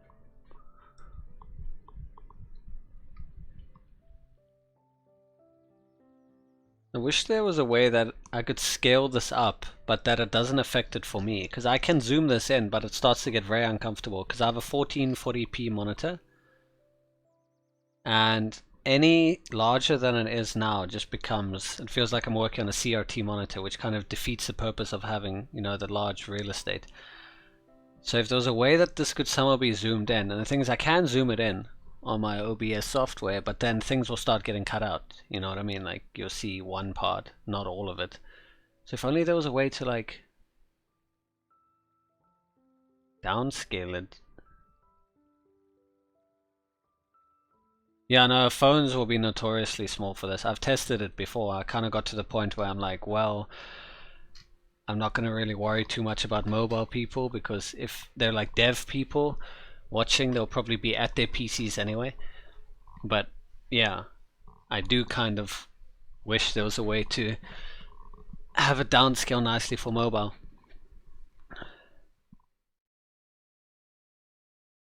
Maybe it's something to look into. Make a project for it. Downscale.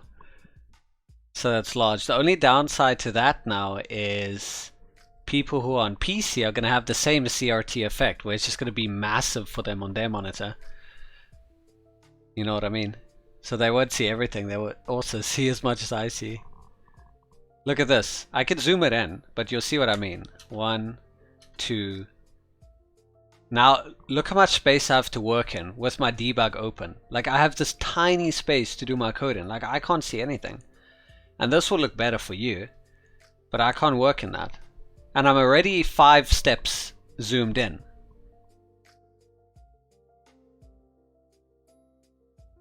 Yeah, or I could just zoom in like I've done now, like I said, but then I can't work like this.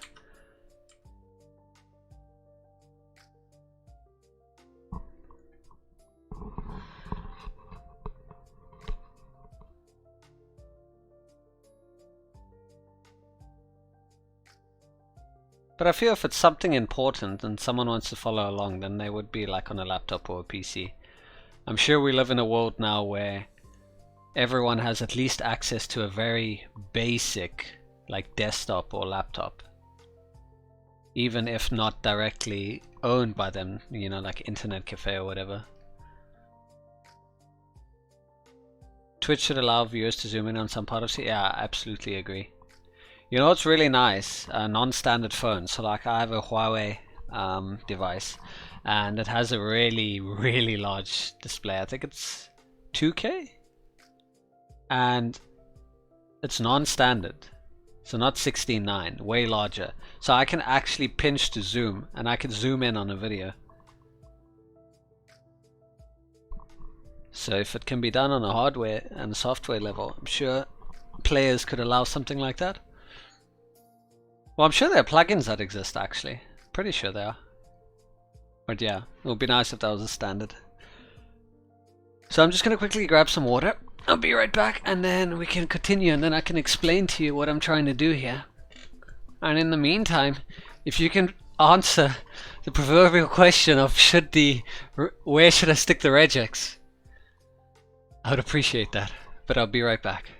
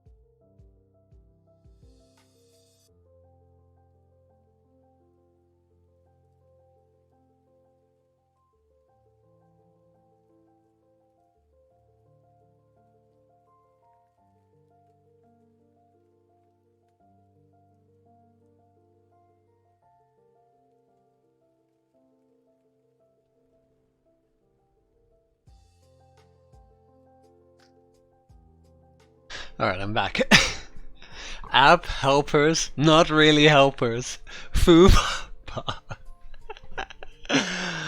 Oh, amazing. I think that would be absolutely wonderful. And it needs a subfolder for what type it is and dataset.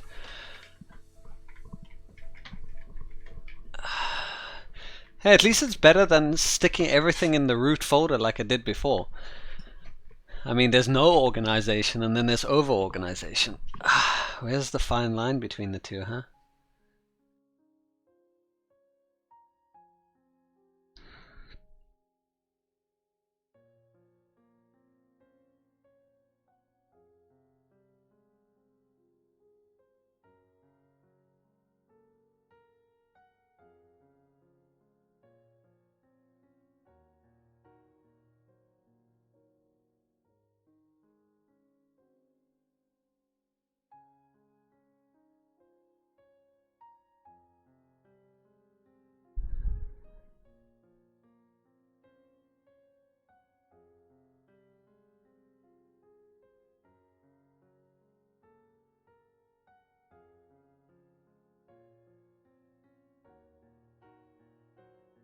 Um,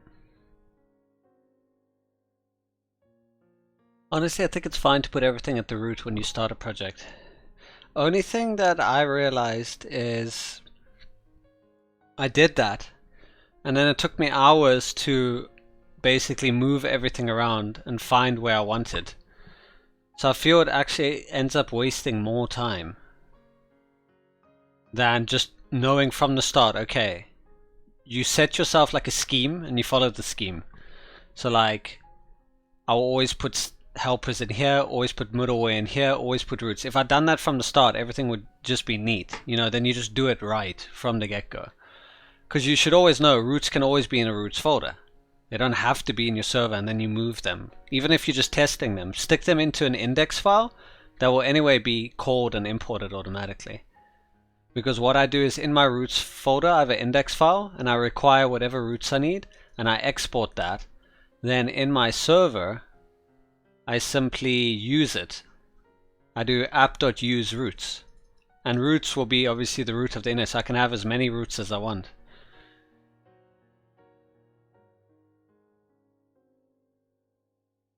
Oh, you're right, yeah. It's true. I didn't have one or two, I had many. Again, the balance, huh? Also, I'd never really managed a project folder before. It's like the actual first time that everything has its own folder properly. So I guess if I had known that from the start, it would have been a bit better.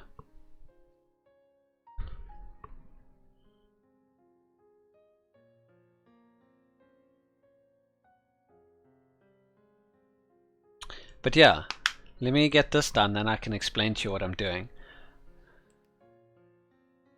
I just feel regex is very generic. If it's in the root of it, and it's not going to be used often, it's a bit too generic. So that already doesn't constitute for it having its own folder. But broad enough that it shouldn't just be in the root of the helpers. So I think I'm going to do new folder and just stick regex inside of that. See, even the icon, it doesn't change its icon. So regex is not even a known thing that people do.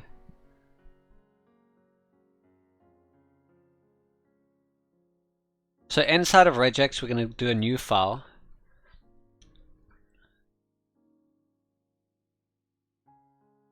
Okay, now the file name, this is something that's always been important to me. When you do string and you want to match it, so you do string.match regex. This needs to make sense. Because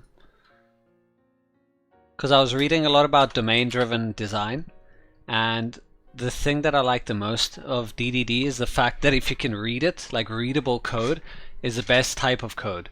So if I show you a previous example on one of my other projects,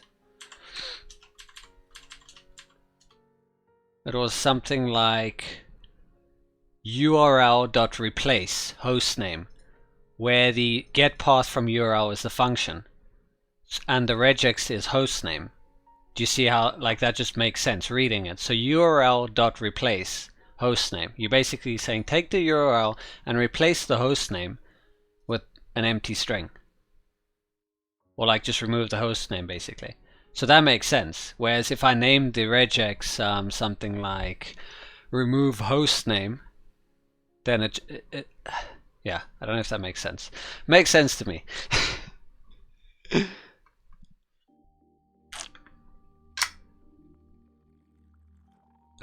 Yeah, I agree. If you just have one, when you have two, yeah, I agree. Well, I have three now, so it's valid. So this checks for a valid password. That's what it does. So what do we call it? String.match password. We could call it password.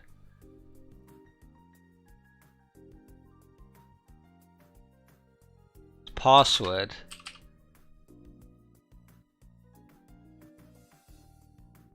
Or string.find, passing in password as the regex. Does that make sense if I just call it password? Because what else would password be? It's a password. That is your definition. You define that a password is this. So I think password is fine. And because we have it in a regex folder, we don't have to worry what it is. We know what it is because it's in a regex folder. So we just do password.js. And then I need to define a regex. Now the only other thing is, am I gonna have it?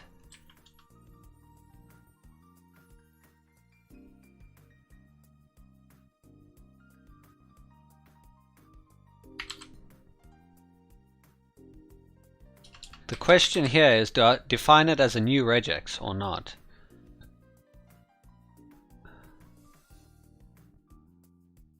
Yeah, exactly. That's what I'm going for.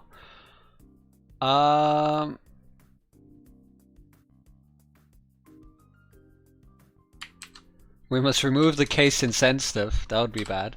So I have it on global. Here's the only thing that I'm wondering now. And that is, when I have multi-line off, it doesn't match anything. Oh, is multi-line because of the anchors? Because I never understood what multi-line was. I always assumed that multi-line is, well, multiple lines. You can just enter and it matches from there to there. Oh, I guess that's what the anchors are for. I say it starts there and it ends on this line, right? But we don't have multi-lines, but we do have like the anchors. So I guess we still need it then? Because if I have just, oh, if I have a single line, it's fine. Wait, so I don't need multi-line, do I? I don't need multi-line. It's a single string, yeah. Like, would that ever be an issue?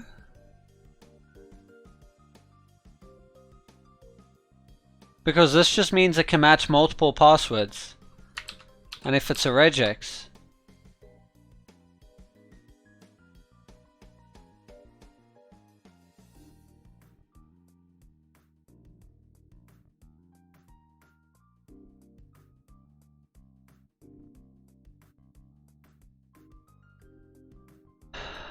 I was just thinking because password is password, it's generic, right? The regex should match a password.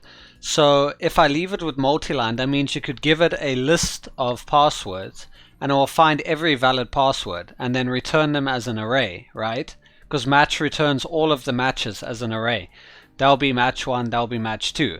But if I turn multi-line off, it can only work with a single string.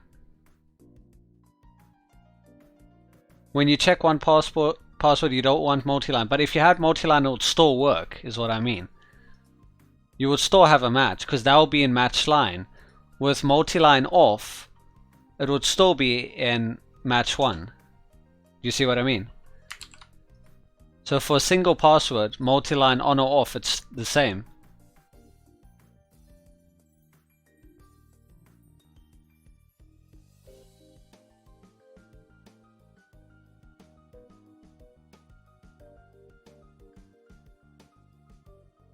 But it would be useless. No, but what I'm saying is, what about the case where I want to match multiple passwords? For whatever reason. I'm just thinking now, because remember it's generic.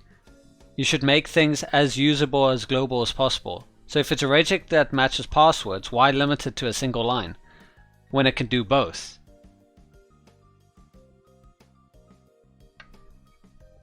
The match would still be in the first one.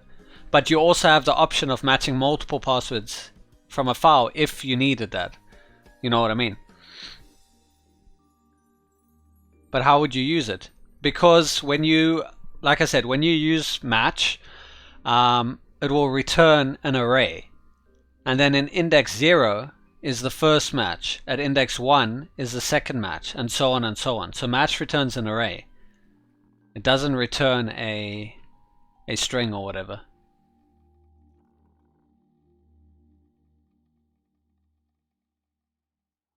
You'd pass all the passwords joined with new lines?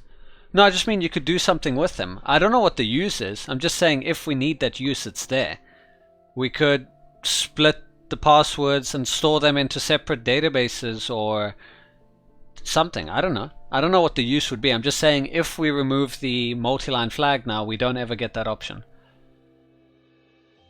What I'm saying is for our case, we only need to match one password. Whether multi-line is off or not, it won't matter because match one will have our password always, or nothing.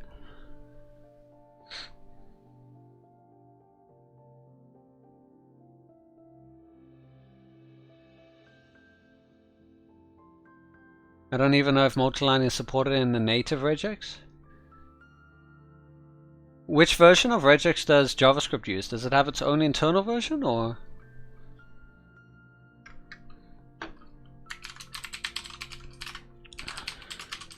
Let's see how multi-line works.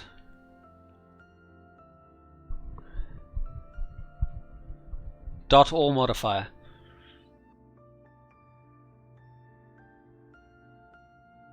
Oh, you're right. So multi-line doesn't really exist in JavaScript according to the one answer.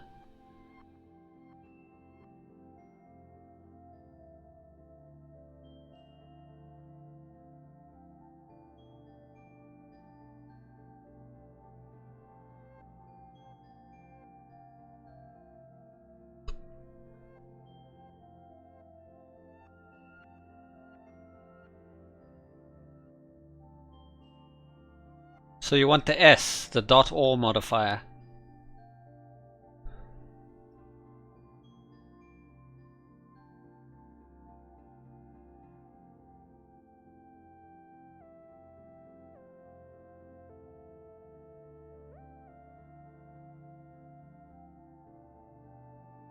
Right, yeah, I heard like Perl, for example, has some weird oddities.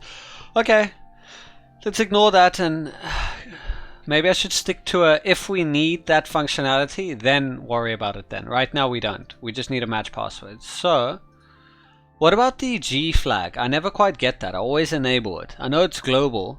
Is that what allows it to find multiple matches? How does G work? Because when I had G off here,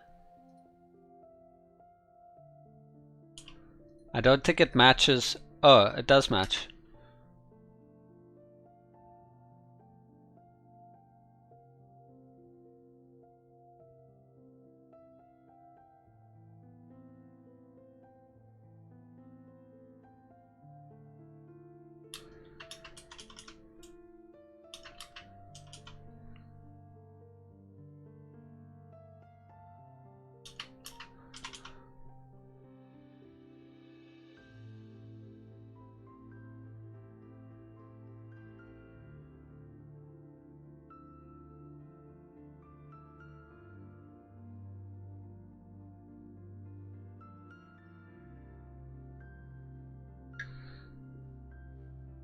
I don't. What does G do?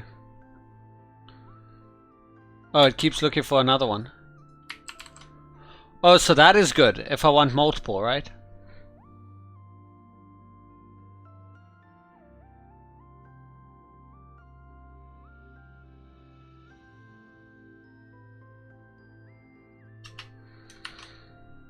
Wait, why is this matching now? I thought I solved this.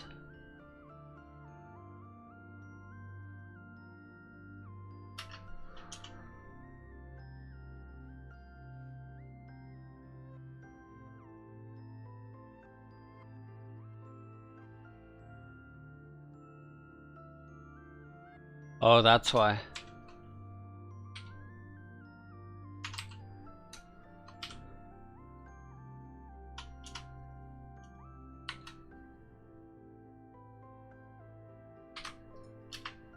Okay, because I didn't have that. I had the dot instead. In regex 101, yeah. In your code, no. Really? But then what allowed me to find the different matches? And get them in the match 1, match 2, match 3, etc. Because the only thing I had enabled was the global flag. Are you sure?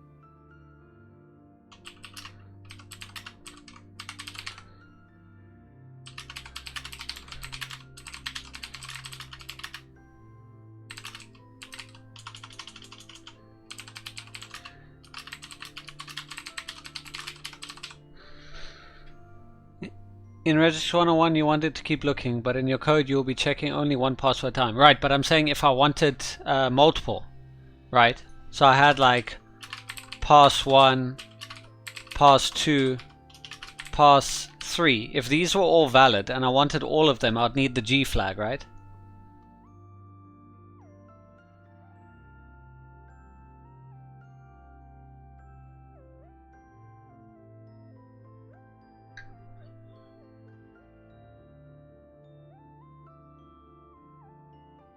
Oh, right.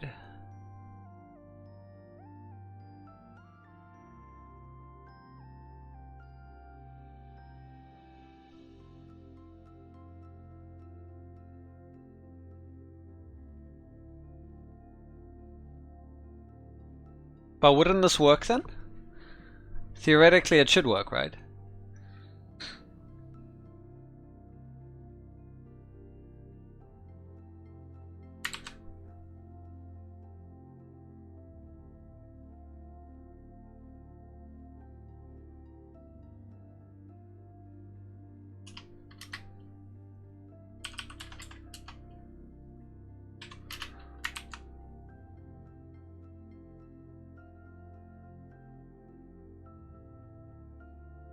But if multi-line is not supported, it would be considered as one password.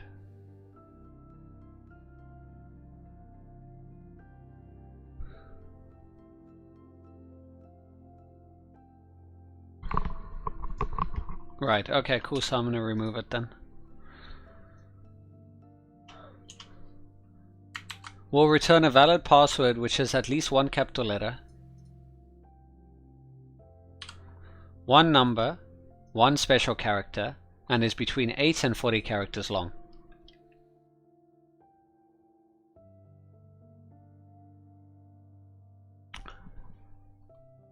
There we go.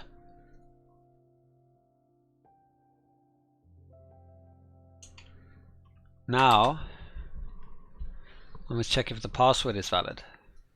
Let's just copy this. Is username valid? Is password valid?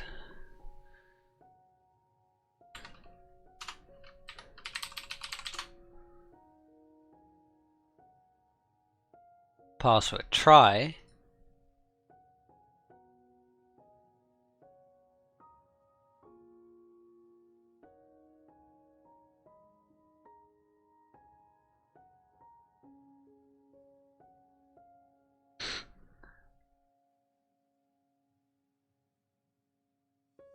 Wasn't it min 6 characters long?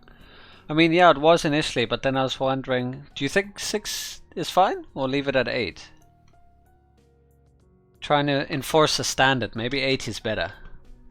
But yes, it was 6 initially. Then somewhere along the line it became 8.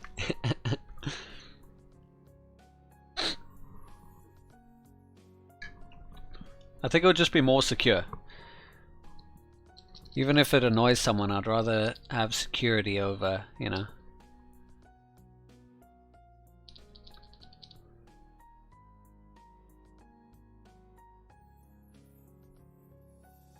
Two is good?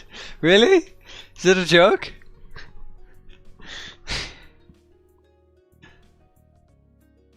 Oh my god. Yeah, they'll probably skip that over a dictionary attack anyway, wouldn't they? What do you think about usernames though? That was a tricky one. I was like, huh, is there like actually a minimum? Like, do you enforce a minimum amount of letters for a username? Then initially I was like 3, but then what if it's like B-O, Bo? So then I was like, okay, at least one character. That would be weird. Someone will be named A, B, C.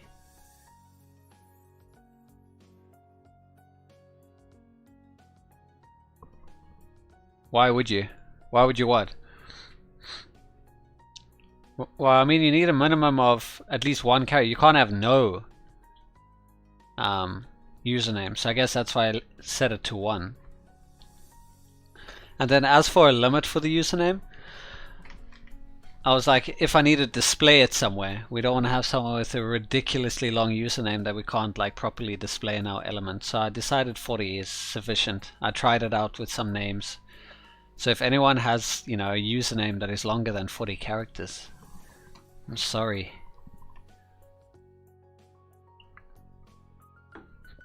Hey Imperium, how are you doing? Some websites have a minimum? Yeah. Okay, so is password valid? Password. I want to see if I can return this all in a single line. Because I don't like that I'm redefining it. What if I can return not? Wait, should this theoretically work? If I do return, can I do return not password? Do any of you like understand how the not works? Because it just confused me before. I know the single not, so like if this or if not this. From what I remember, the double not coerces it into a boolean, but I still don't get that. Like, why the double? What if I say if not password? Like, what does it do?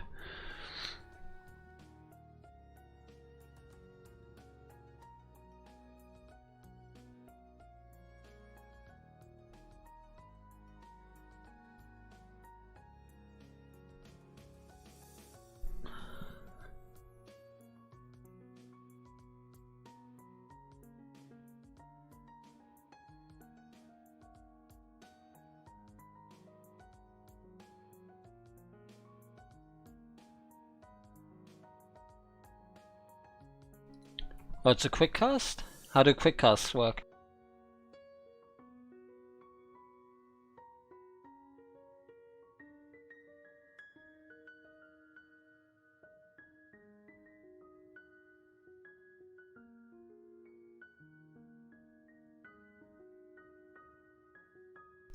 Wait, are you literally casting a string to a boolean? Or how does that work?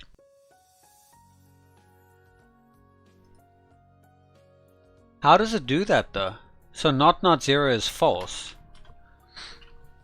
I tried it in my browser once.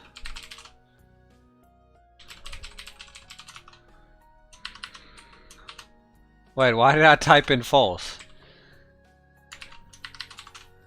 So it's false, and not 0 is true. How does that work? If it's not 0, it's true, but 0 is 0, so why is it true? What does not 0 do? Because 0... Yeah, 0 is false, 1 is true.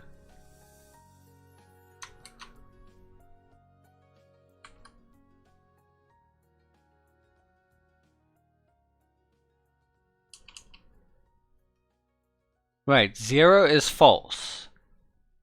So not false. But 0 is false. I'm confused. If 0 is false and you're going not 0, why is it true? What am I missing? If I can get that, then I think I'll understand the rest.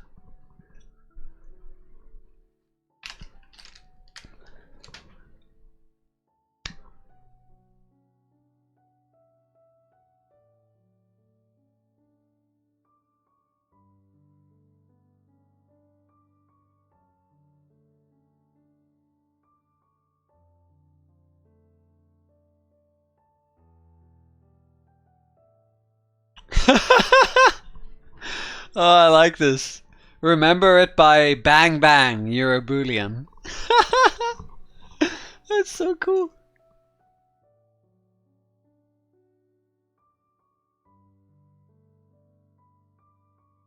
I know the basics of Java, but how do I get to the next level? We just try to create a bunch of projects by using libraries and stuff?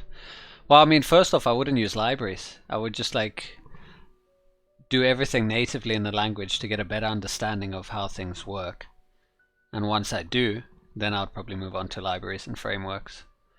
That's at least what I did, and I'm still doing. So building lots of projects, because they really give you the best insight to real-world problems and real-world troubleshooting. Things that, you know, guides and stuff won't give you, because they're designed in a way that you can't really fail, because you're following the instructions It's basically spoon-fed to you.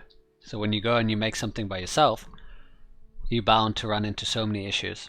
And then you also got to figure out a way on how to solve those issues. So yeah, definitely projects are the way to go.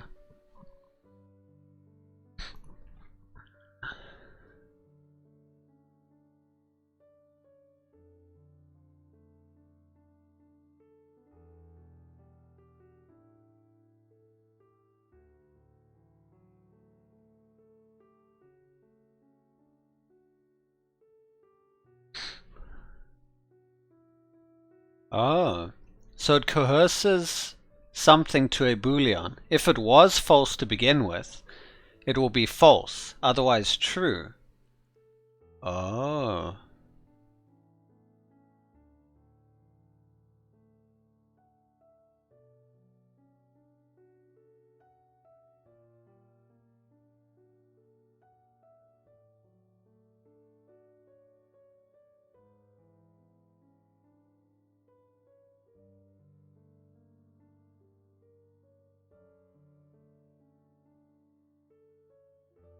That's cool. So you got a way to always return a true or false. It is a horribly obscure way to do type conversion.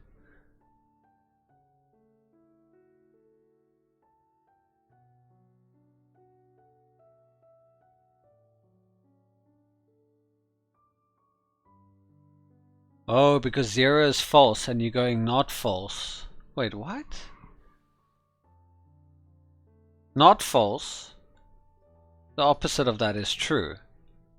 Oh, the opposite of false is true. Because 0 is false. So essentially it's the opposite, no? If it was false to begin with, it will be true. Is that what the other person said? No, wait.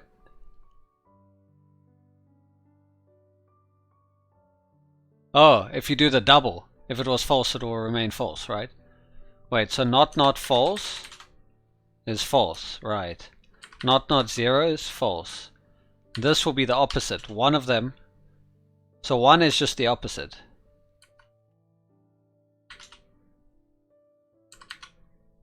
And not 1 should be true. What about not test is false? And not test is true.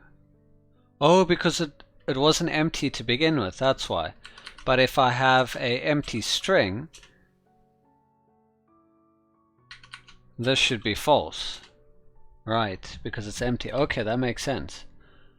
You just need to remember the very few values that are false in JavaScript. False, 0, empty string, null, and undefined, right? Okay. And nan, not a number. What is not a number? Not a number is false. Oh, so not a number is false. Oh. And type of not a number was weird. Wait, type of not a number is a number.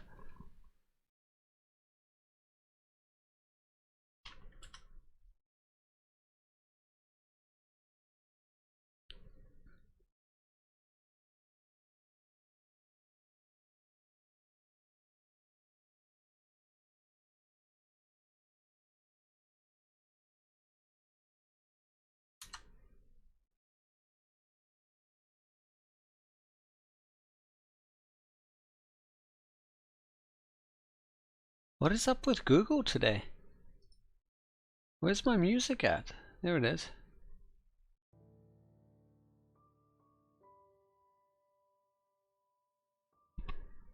But nan is a string. Oh, never mind. I thought you had it as a string there.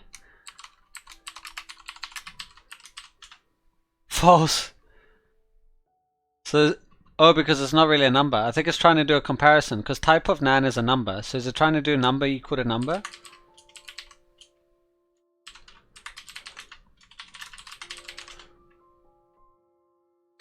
Right? Welcome to JavaScript.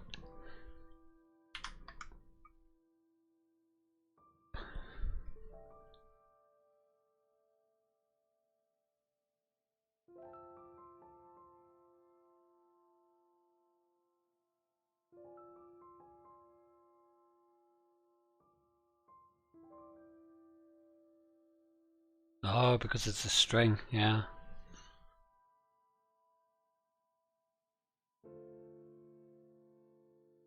That is so cool, so you'll never get undefined if you need a true or false.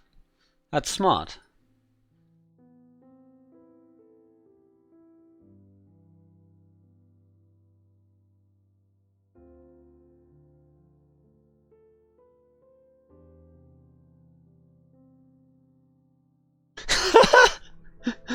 Determines the truth of what a value is not, but get this. Double not determines the truth of what a value is not. Do you think it's time we had another operator then? Like a is operator. So whereas not would be that, not true is false. We had a question mark. Question mark true is true. Wouldn't that make more sense then? Not true, question mark true. Seems logical, no?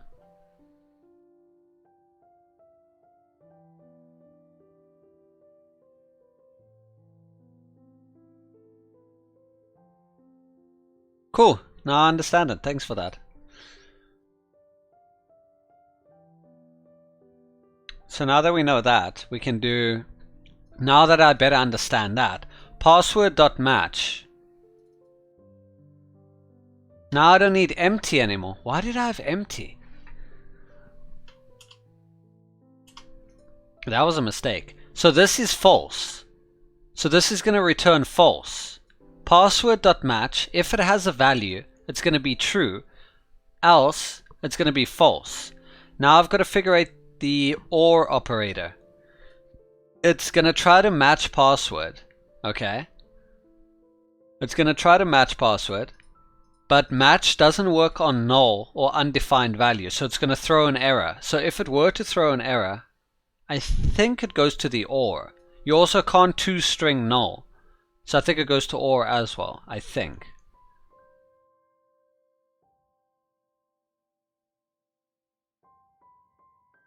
Write down a proposal for the next version of ECMA. I don't think it will work with ternary operators. If do this, else that. It wouldn't work for ternary operators because we use it there. You need to go to sleep now. Thank you so much for dropping by though. And yeah, sorry I didn't get a chance to explain what I was trying to do.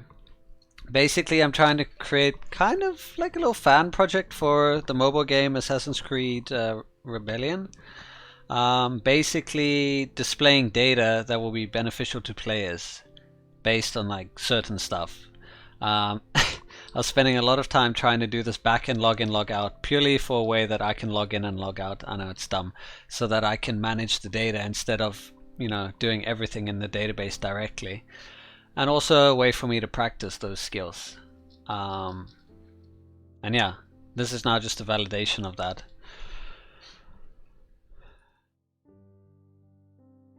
Do you know what will happen though if I do not password? This is attached to this. If it gets to the OR, does that mean it's just going to return an empty string? Does that mean I need to wrap this in a... Oh, I probably need to do it like that, don't I? I have to wrap it in a parentheses. Because either or, and then whatever value I get, I not it.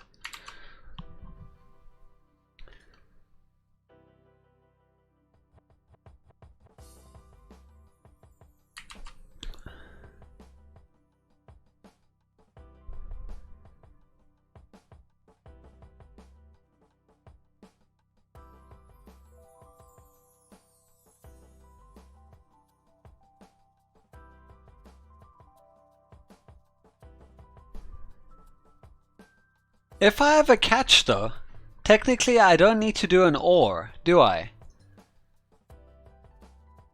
What I'm doing is matching a password, right? With our regex. And if there's a match, this will contain, it will return a password. And then we not it, so if there's a value it will be true. But now I'm thinking the OR is just going to return an empty string if there was an error. But technically, if I remove that, if it can't find anything, if there's an error, it will be caught in the error. But what happens if it can't find anything? As in, there is a value, but it doesn't match. Oh, it will be empty, I assume. And it will like not it. I'll try it now though. So password.match. Oh, and here's the other thing. We can't import the regex as password now, because we've got password. I'd have to call it user password, I guess.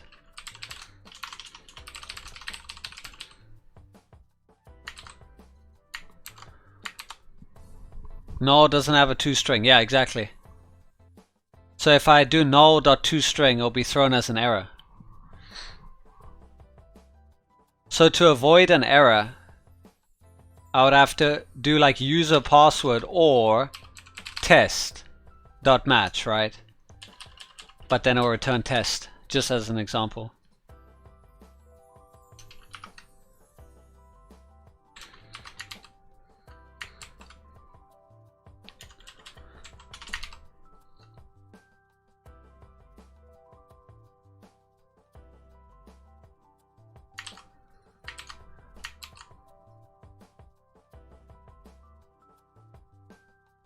But why do I toString it?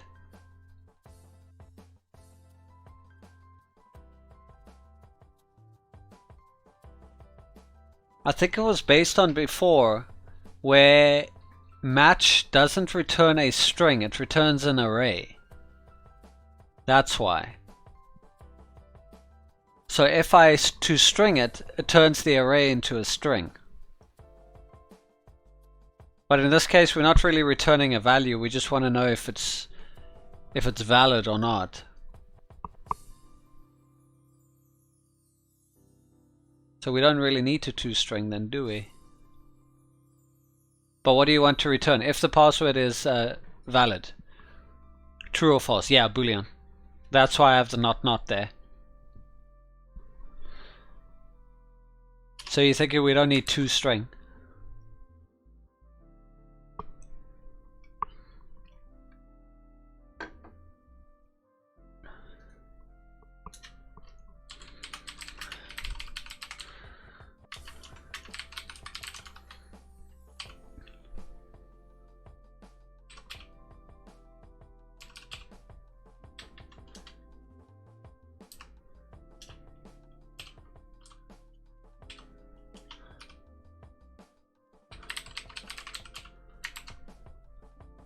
There's our password regex. And now we can do password.match and we stick password in there.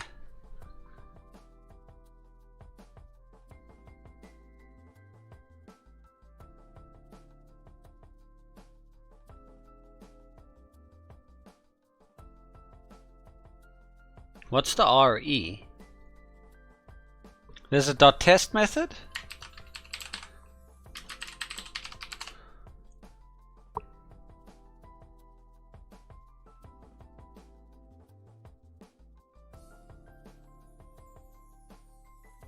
Oh.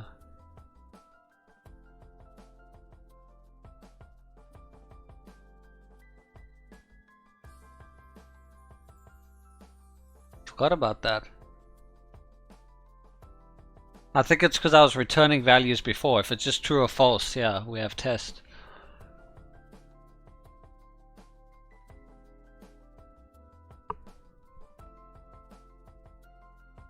There's multi-line now.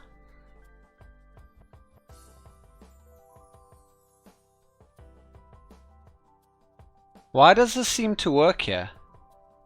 It's supported in all versions. The M flag.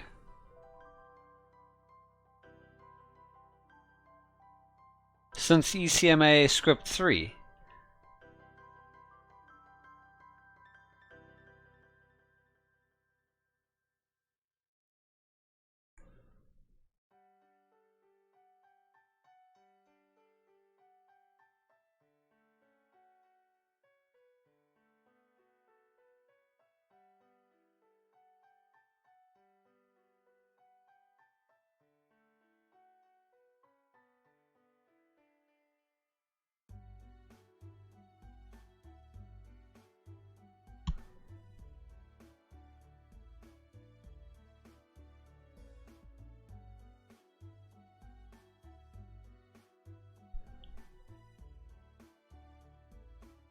Interesting. But yeah, so we're gonna use match.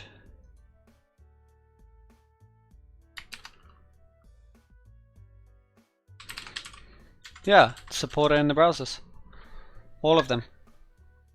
Cool, thank you for dropping by, Flesh. I really appreciate it, and hopefully when you're back next time, I'll be able to show you. I most likely might still be streaming, so if you're awake in the morning and you drop by, I could maybe show you some progress. Sleep well.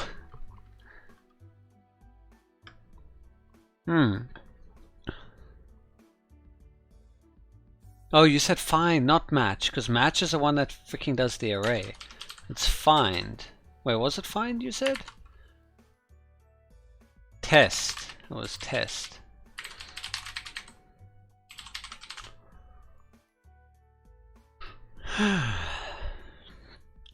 So how do we do it? The regex dot test the string. Is password a string though?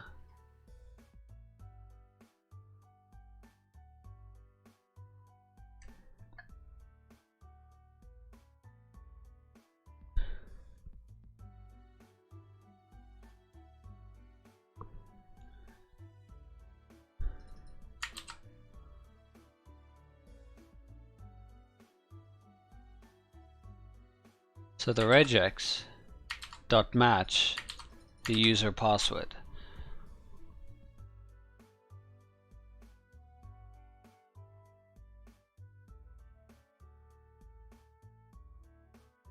We don't have to worry if it's not a string because we got it in our catch. And then we can do is password valid.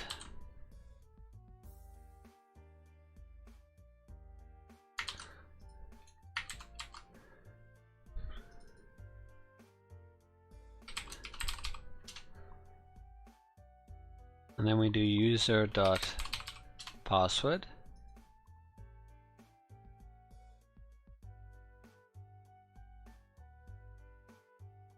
The password you have entered is not valid.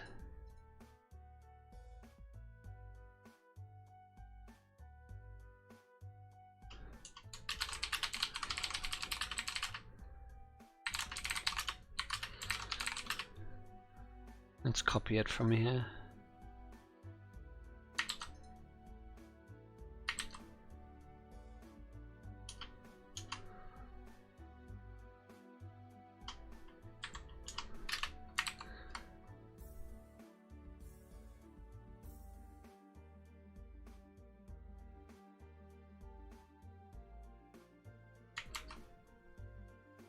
And then we do password is invalid.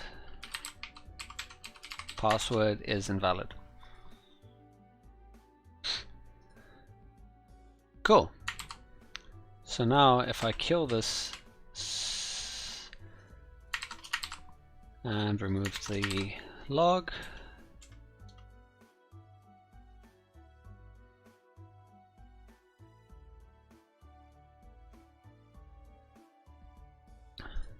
now I should be able to go check if our password is valid.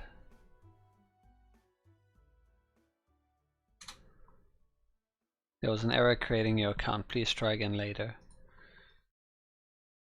Email is required. Oh.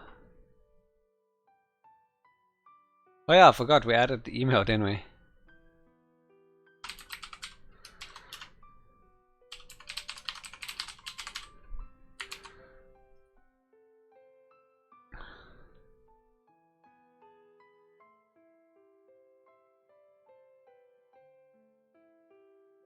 So what does it complain about now?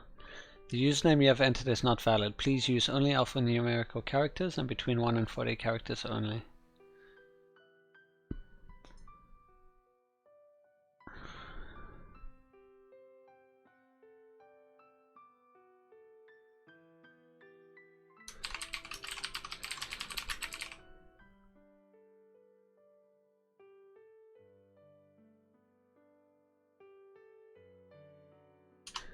The requirements are alphanumerical characters between 1 and 40.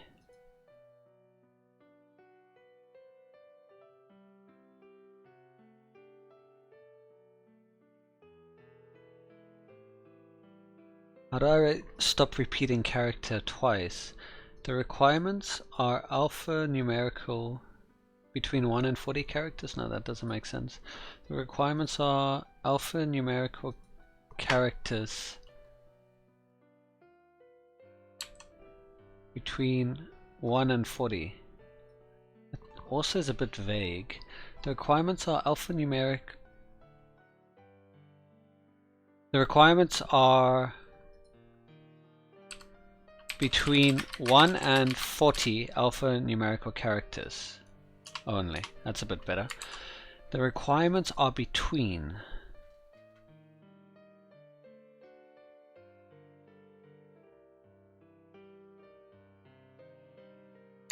Yeah, I guess that's okay.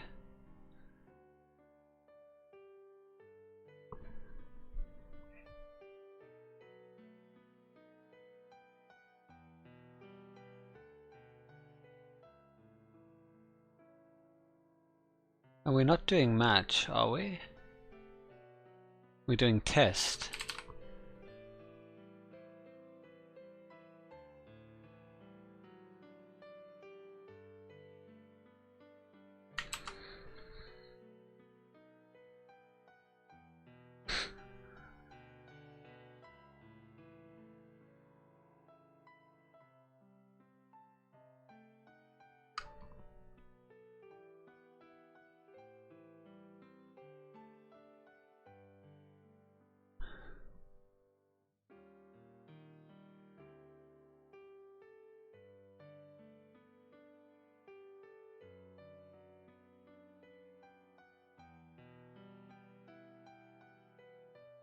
And I can also use test. Let's use this regex though. I just want to make sure it's still working.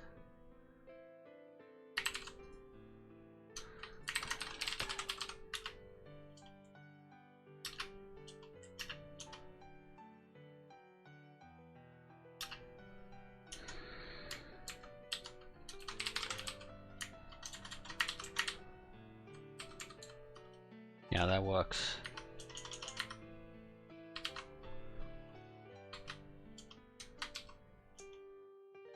What about underscores? Should underscores be allowed?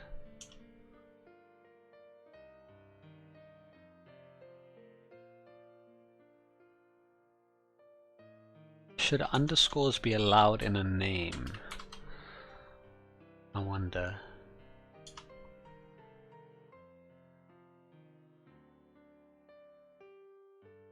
I don't think it'll look that nice, to be honest. But it would allow people to do something like the Hulk or the Hulk or the Hulk. More variation. It's a question. Do we allow it or don't we? Wasting time. It's non-essential.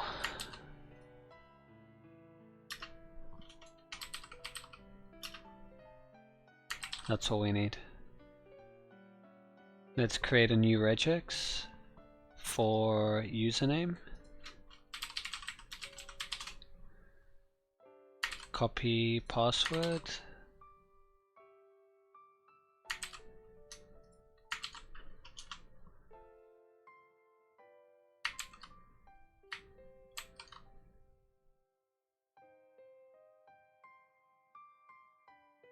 Change password to username.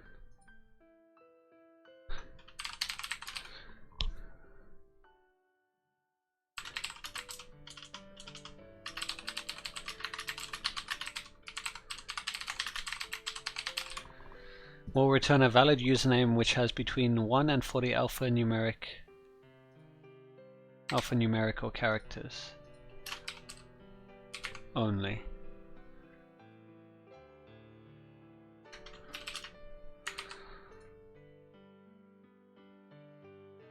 There we go.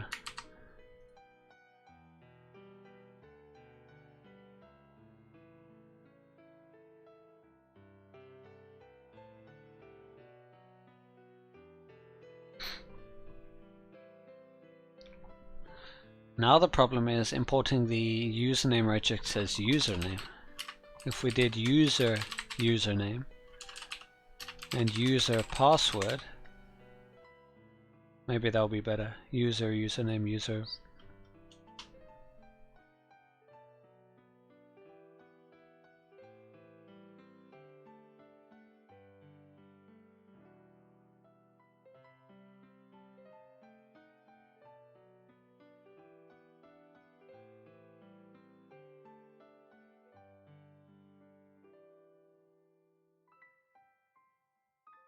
We could also call the regexes password regexp.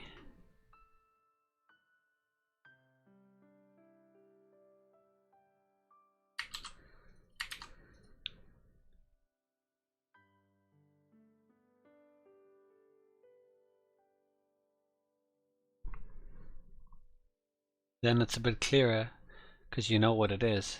It's a regular expression.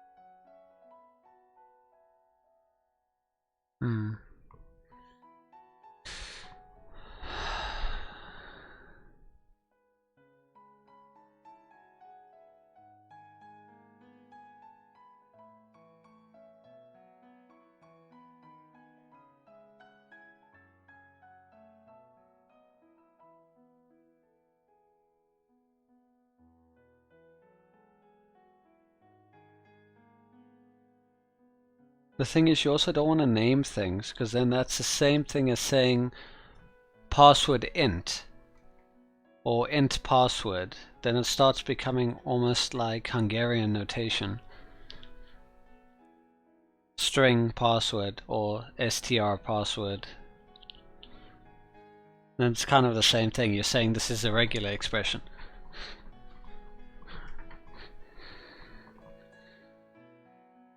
So it's fine, we'll leave it on password. Then we need to import username. Require username.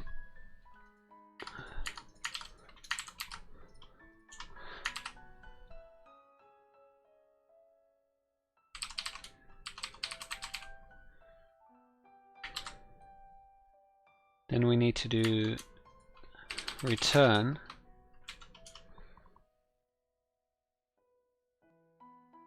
don't toString it.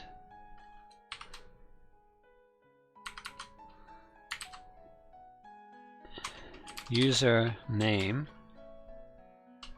dot match, not match, but test username.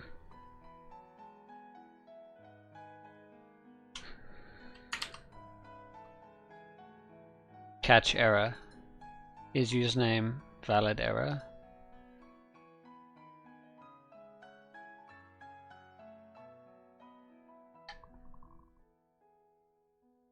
Yeah, that's a bit better. And then everywhere where we say username, we must just change it to username.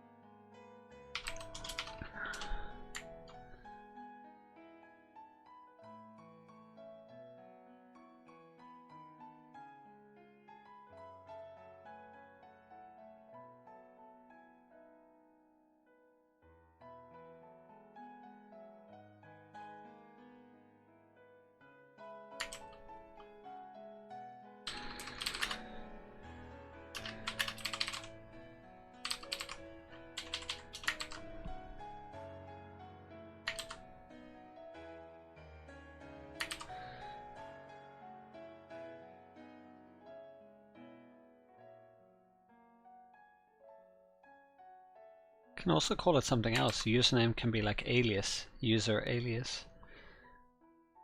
But username is fine.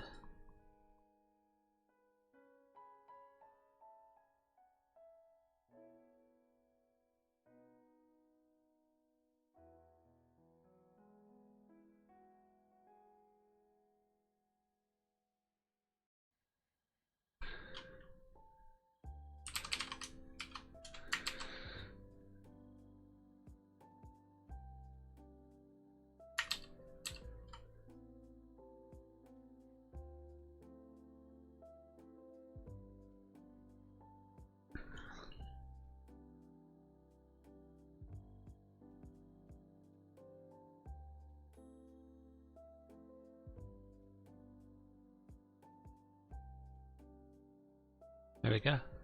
That should be all cleaned up.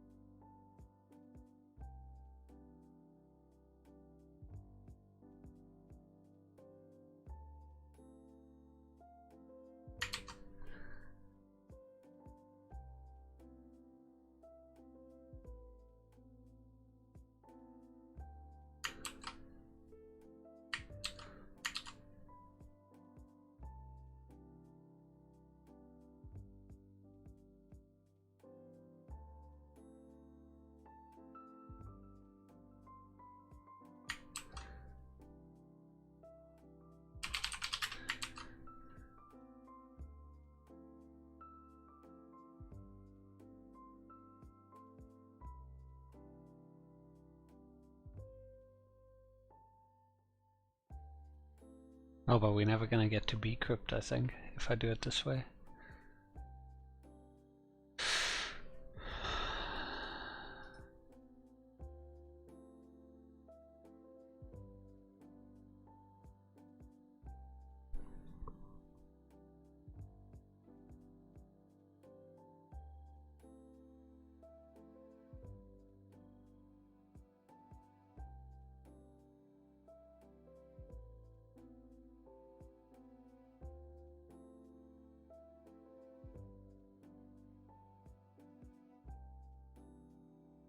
Oh, so if we get a response, as in the username already exists,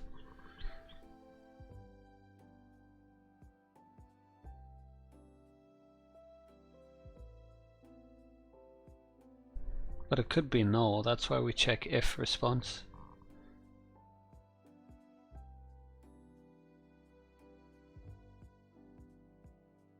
So we need a then, I guess, to chain the rest of this.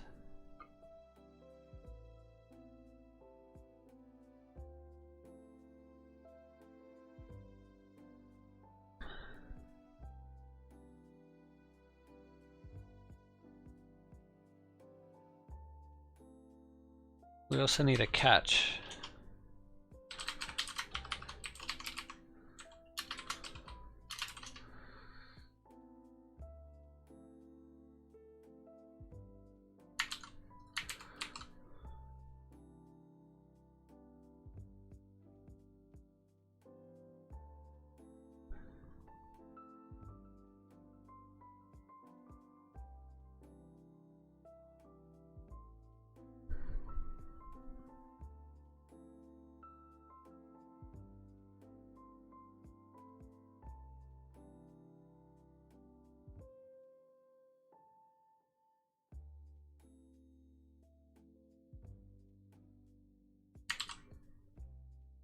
I think it's part of this. Can't find user in pre-save.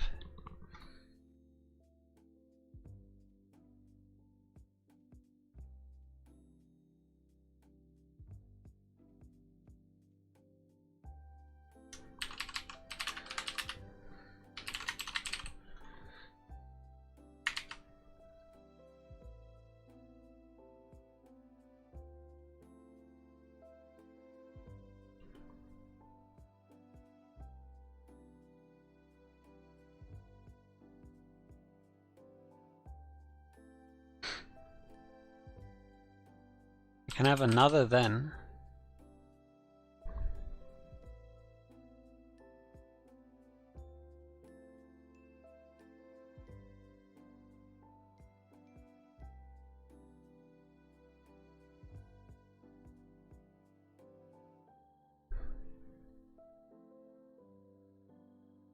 Well, actually, we don't need to.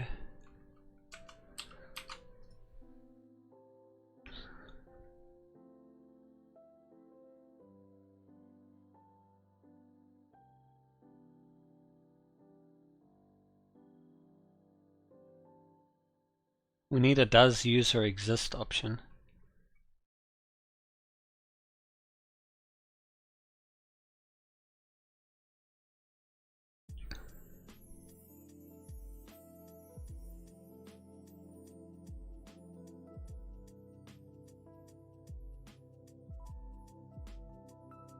So something like does user exist. We need to pass in a user username, and then we need to do the find one.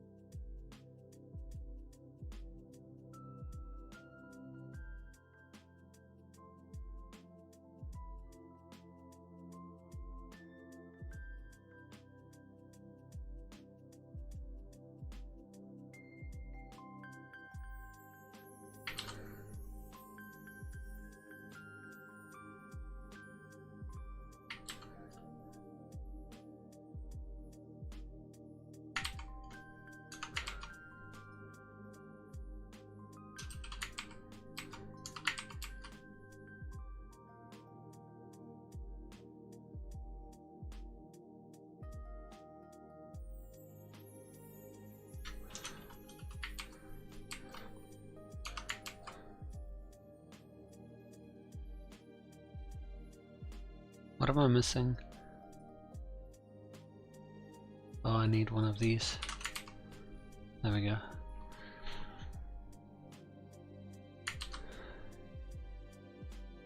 Actually, I need a pass in user, not user username. So we will take in user. Does user exist? User. Try user.constructor.findOne, the query. The query being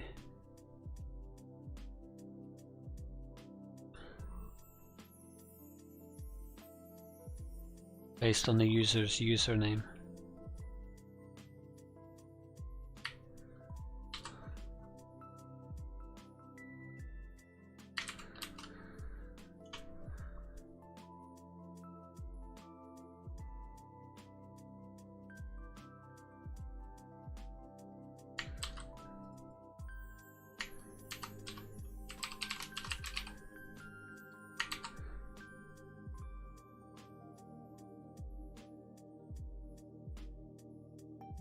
We don't need the GI flags.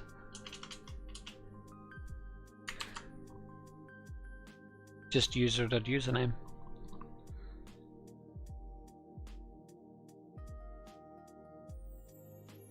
That's the query. So user.constructor.findOneQuery.then response. If response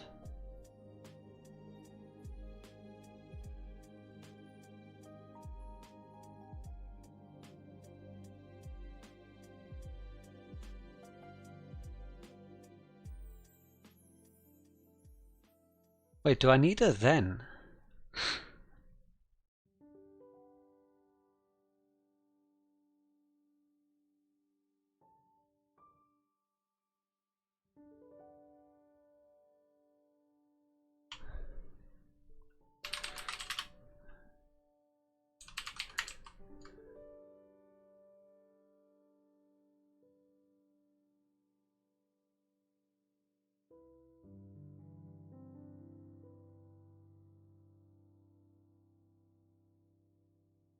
Basically, we need to do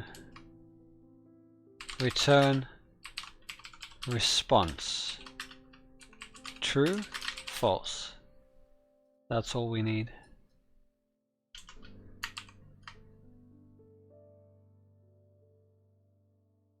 Or just not response, yeah. Catch an error. Console.error. does user exist error, error.message. Beautiful. That's so much neater. And then we just copy this. And then we do does user exist. We give it user.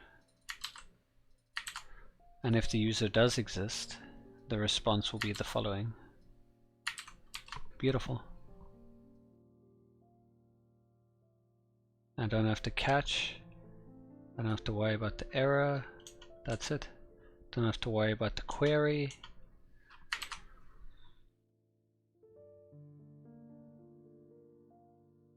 So if not is username valid, if not is password valid, if not does user exist. And then finally return.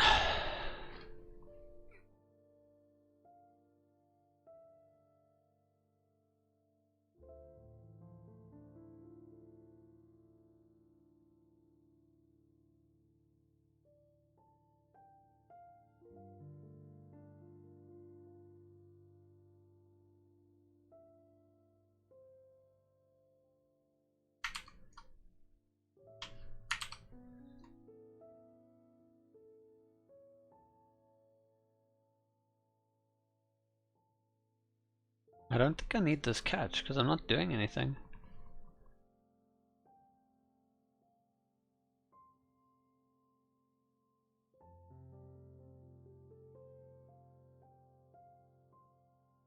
These are all handled correctly, so we don't need this extra catch. Sweet, got even better.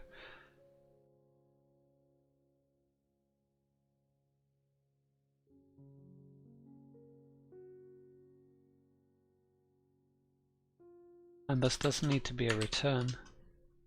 Are you still going to complain about it needing a return value though?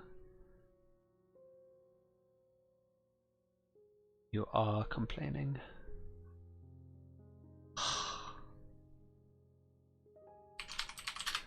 Can I return next or return next error?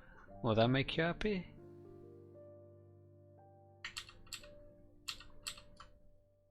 No.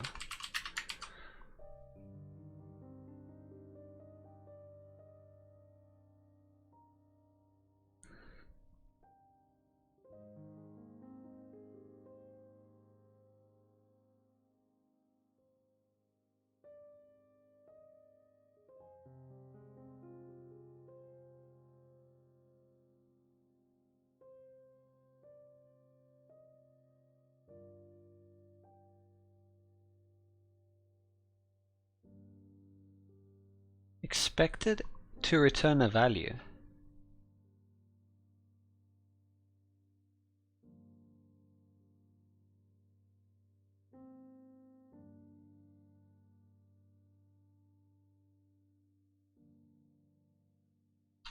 Is it because there's no return here?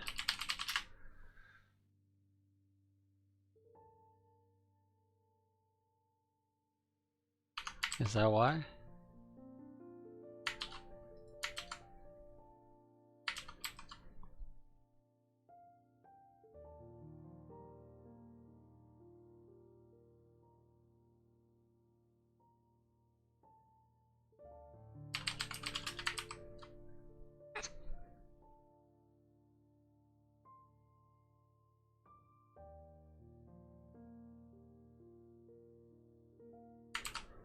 Okay, we're ready to test this.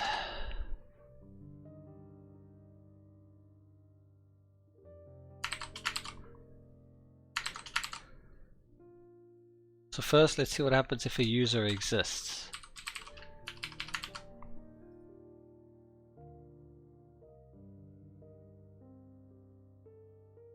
If a user exists, we get told the password you have entered is not valid. The requirements are at least one capital, one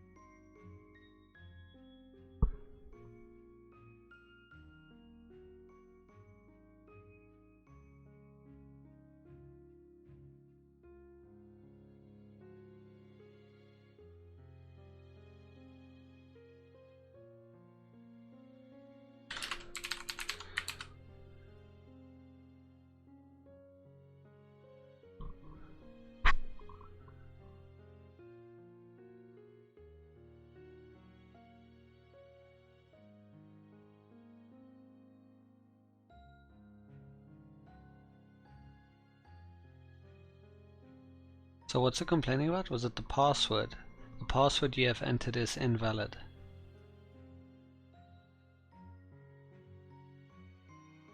But the username is fine. Interesting.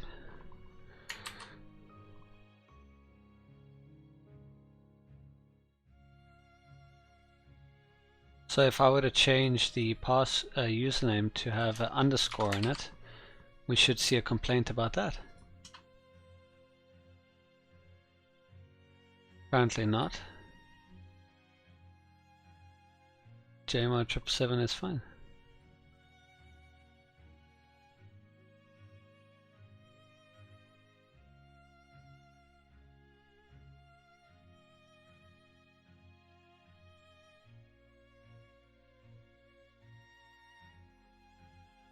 Let's log the value of the functions.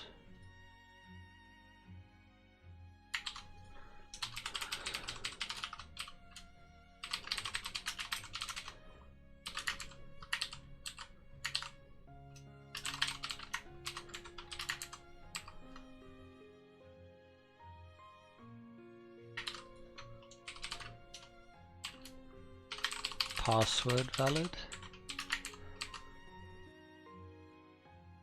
as well as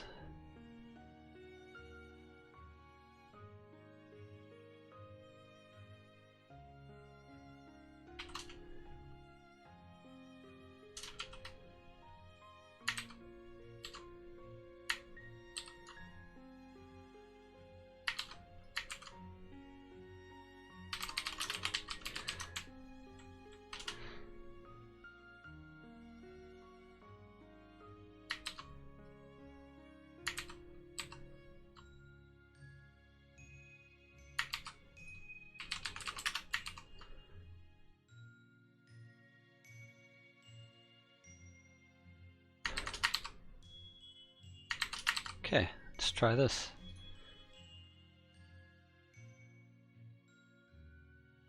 Username valid, true. Password valid, false. Interesting. Why is the username valid? Pretty sure we made it that it's not valid. Oh. It is valid.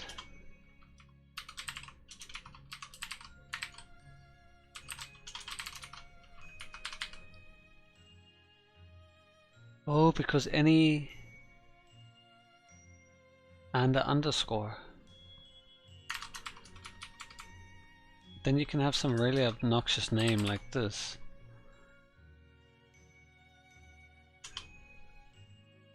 Okay, so instead of having it like that, let's do a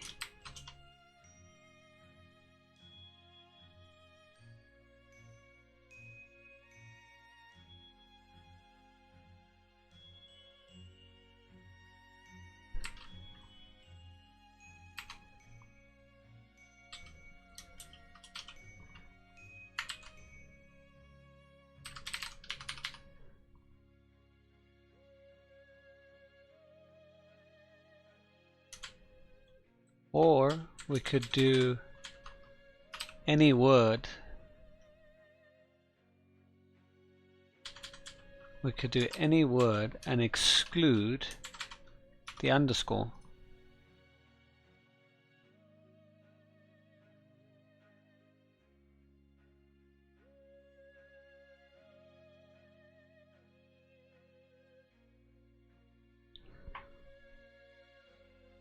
Oh no, that won't work.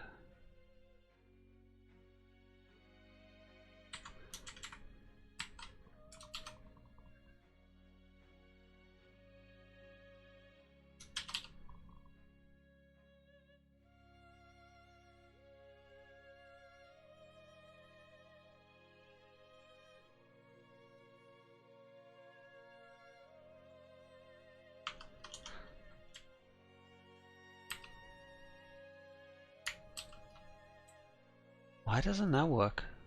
Oh, because I need to include 0 to 9.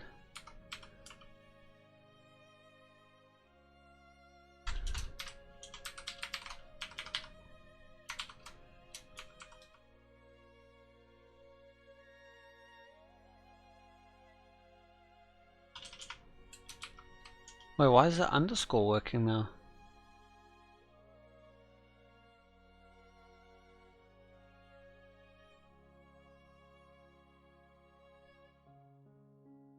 What?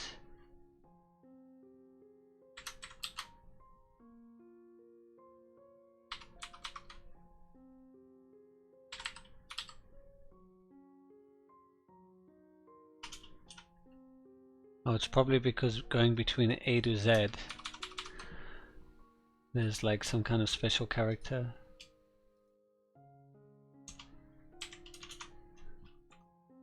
Yeah, that's why. So A to Z, 0 to 9.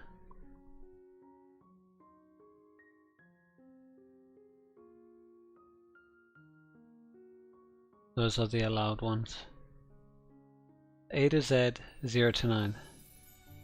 But what does alphanumerical mean? Because does it include the underscore?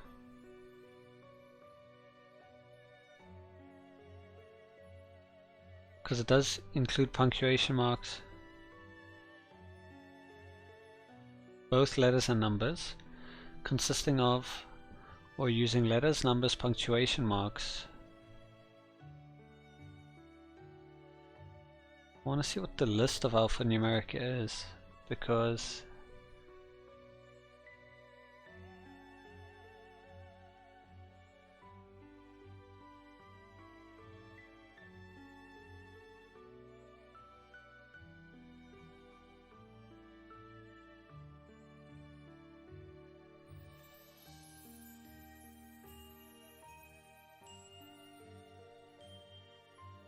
yeah, it is 0 to 9, 8 to 7, 8 to 7.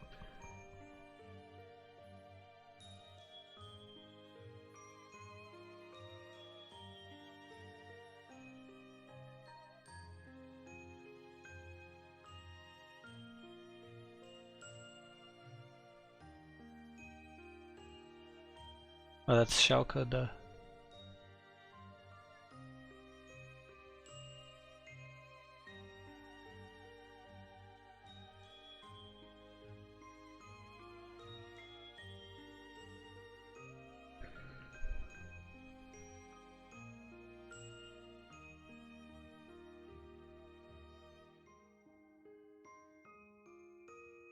Okay, so this should work. A to Z, 0 to 9. Between 1 and 40. So now, because we have everything in one place, it's as easy as just updating our regex in that file. And now our regex works again. So now username should be invalid, and we should get that triggered. There you go. The username you have entered is not valid. The requirements are between 1 and 40 alphanumerical characters only. Username valid, false. Now we can go step through it and make the username valid. So there you go, JMR777. Now the password is invalid. Username is valid, password is not valid. So now let's go give it a valid password.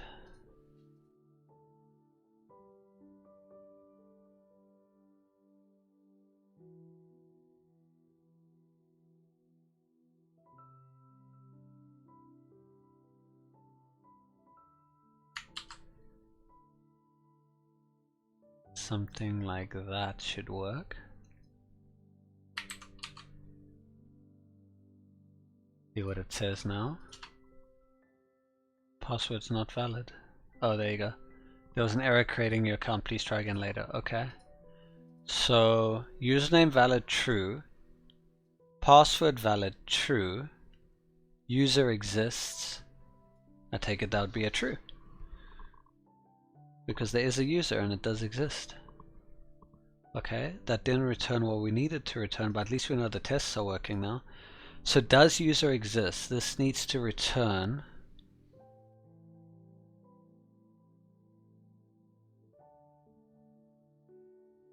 we need to figure out how we can do find one on Mongoose without the then.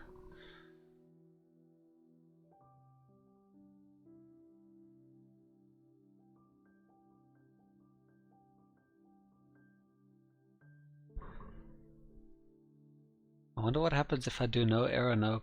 Oh, you probably do need an error or callback though.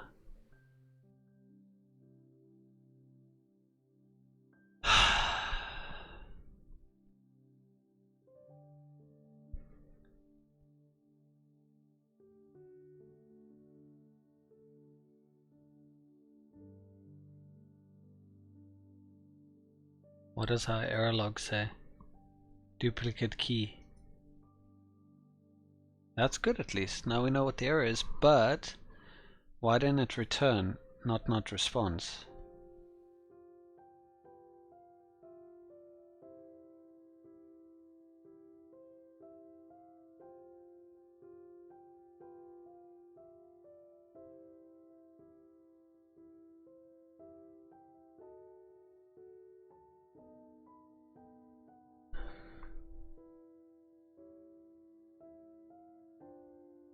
Return user.constructor.find1.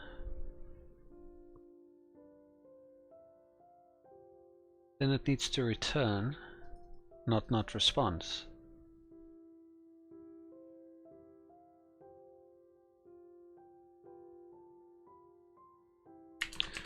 Return value from promise inside function as return value. That was a mouthful.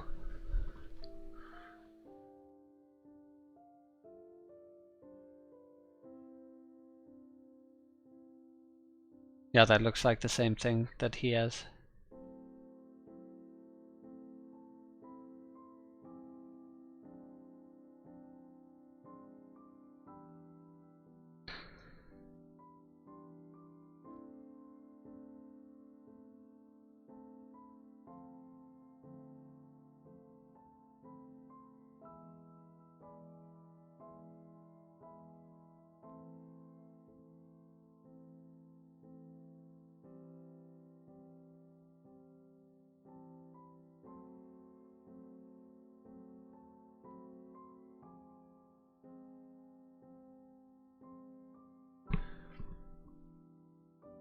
So it's a response, it's a promise that gets returned.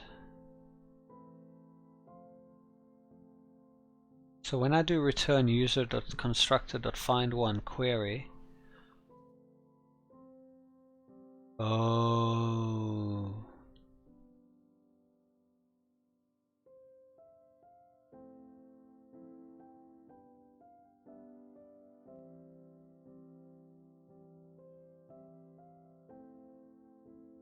let's test something.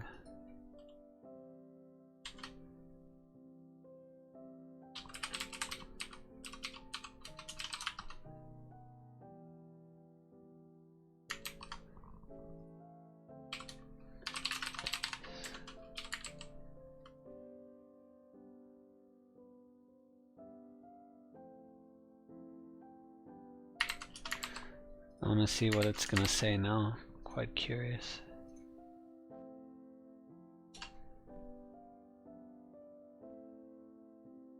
The test is a promise. That's why.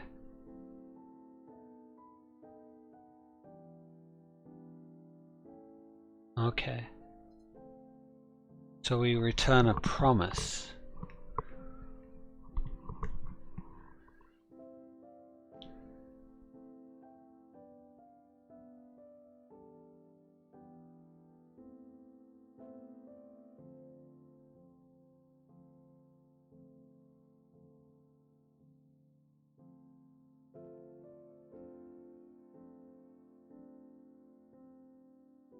I could define this as an async, couldn't I?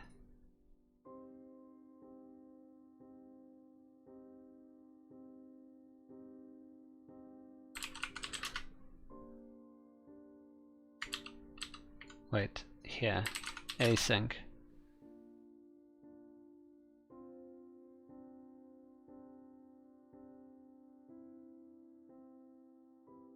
And then await. See what it does now.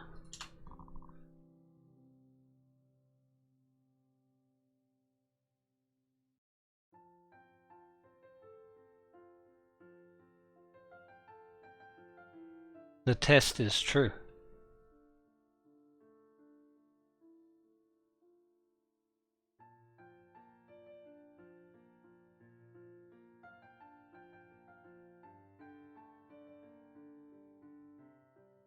Huh. So if I put a 2 there,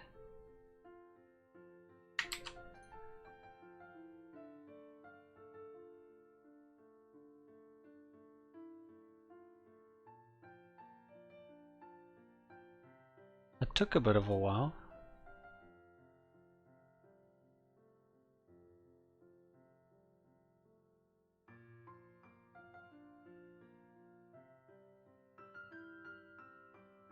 It took a while, but it worked.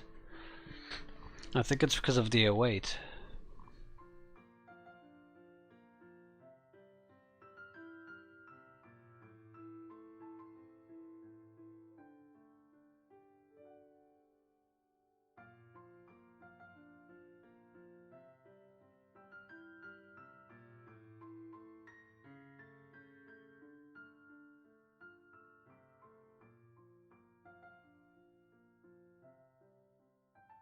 It's either that or I need to handle the promise somehow.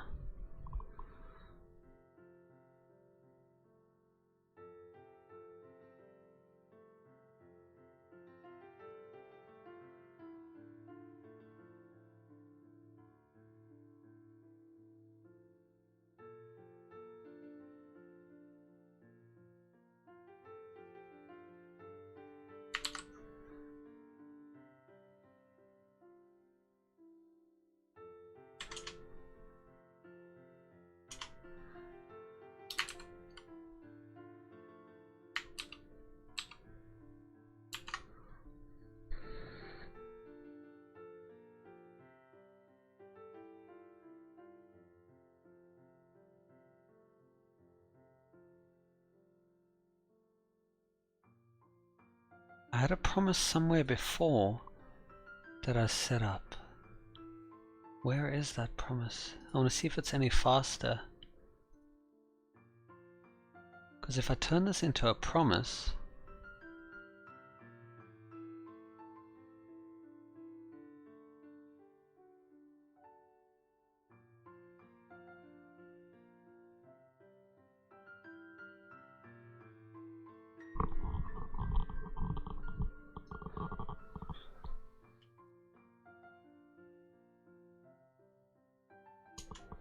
I think I have to do something like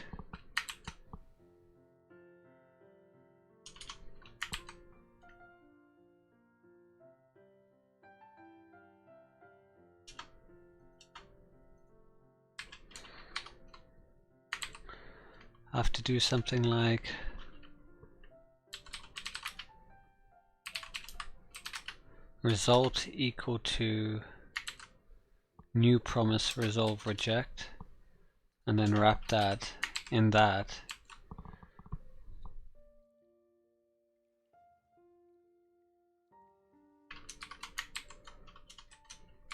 Something like that.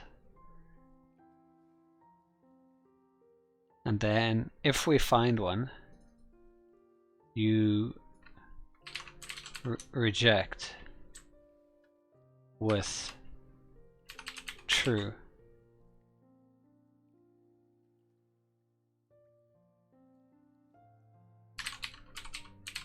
Well, actually resolve true. And then we need to catch an error.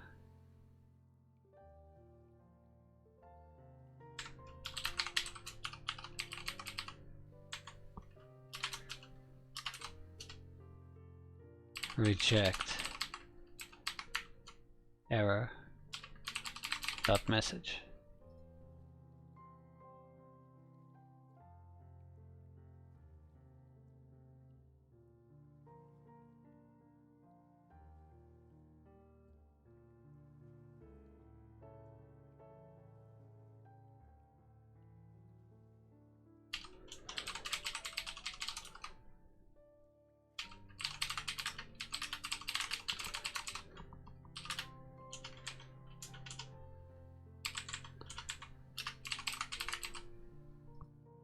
Not sure if this will work.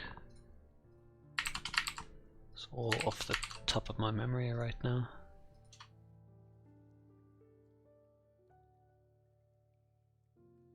Promise pending. Yeah.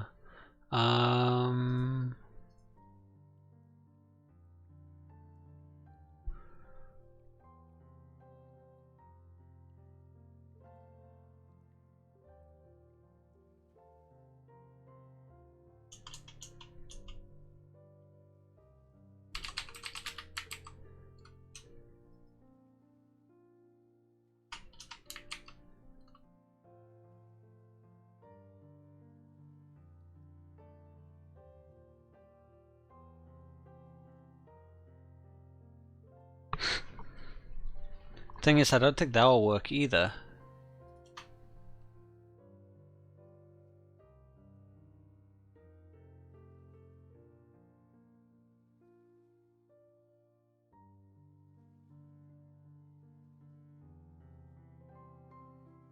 Wait, user exists? It worked?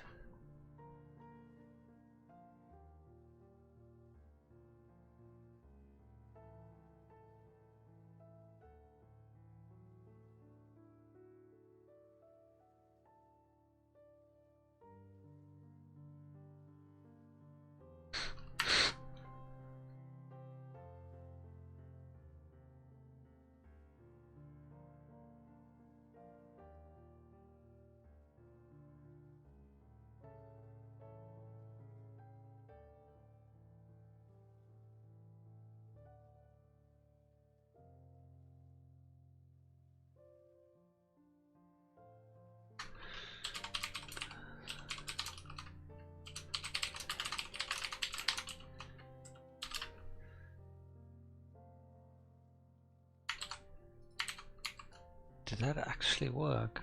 I don't think it worked. Pretty sure it didn't work.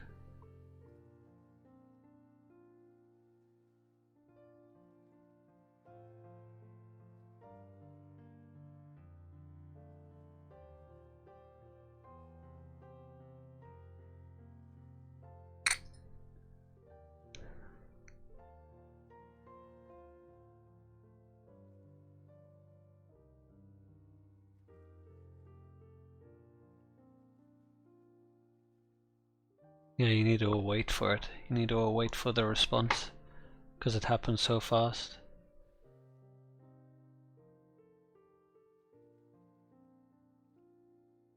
So what we do is we create a new function.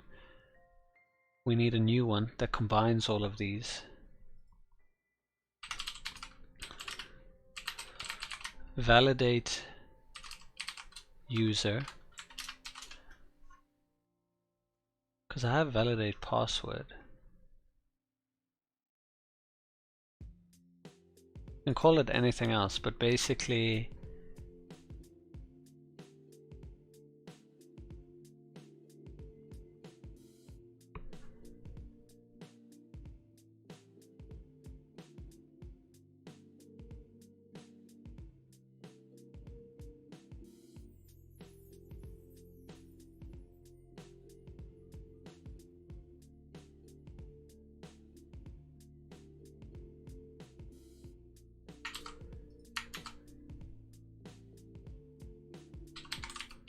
then once it does succeed,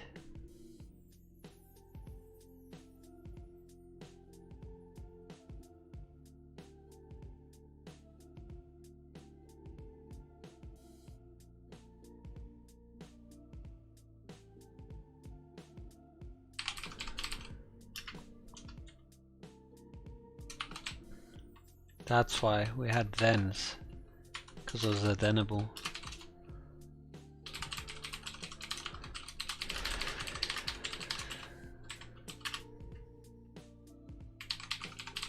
You stick the response in there.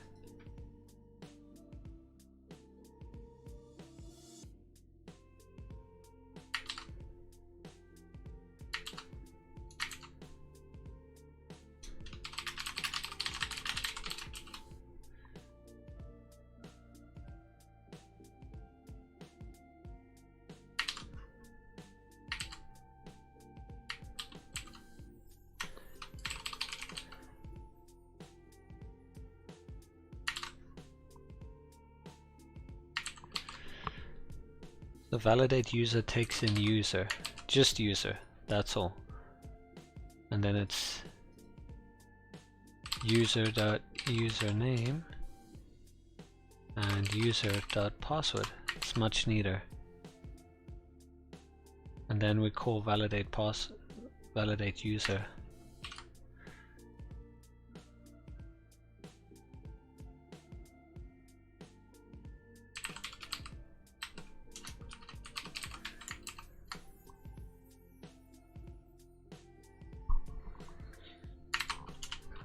Let's see what that does now and how long it takes.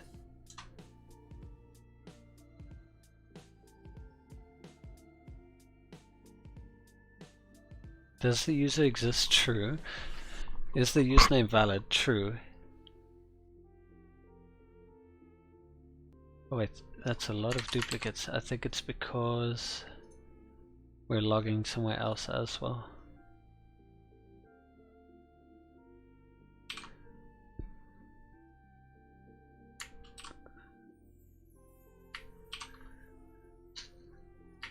Let's try that. And that does it pretty quickly. Does the user exist? True. Is the username valid? True. Is the password valid? False.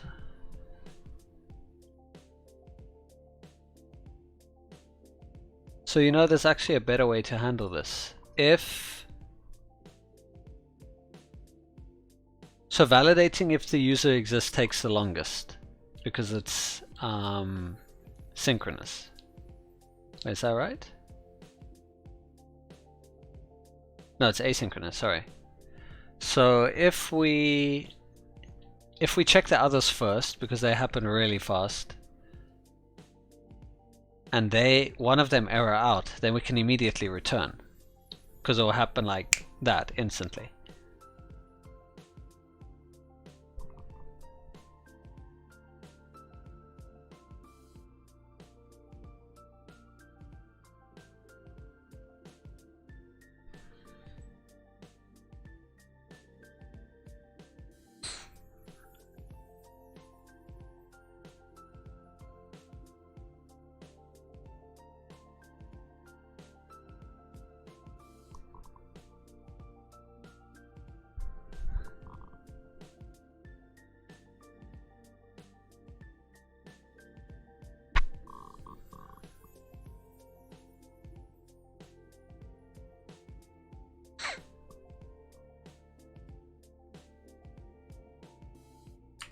Let's see how we can write this. Is username or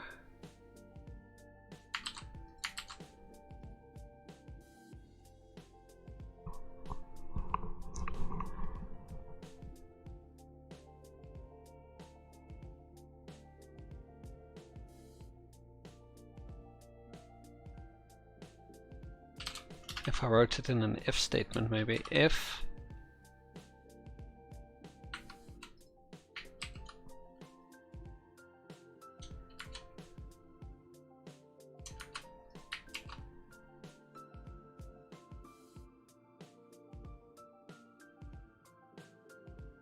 not is username valid and not is password valid, then call does user exist.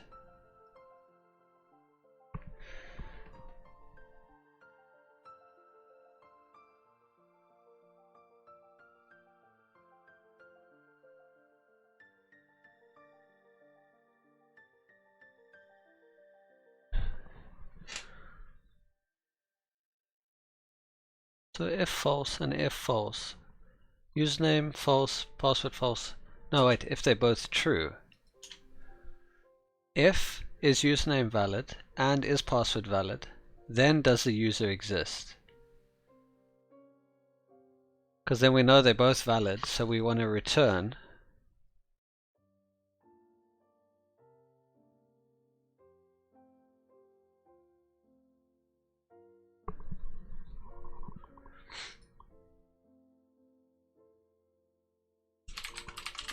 true. Otherwise,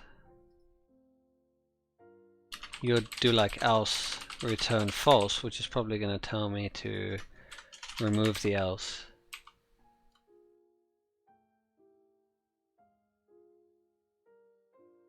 So then it should be super quick.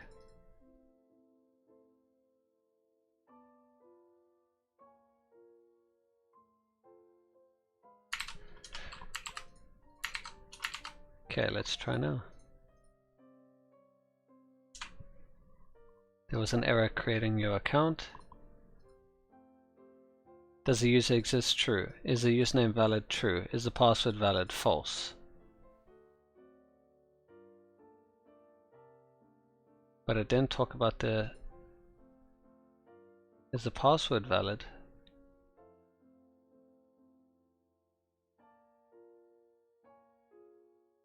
Wait, what? Is the password valid? False. Why? There's a special character, there's a number, there's letters. It's long enough. Should be fine.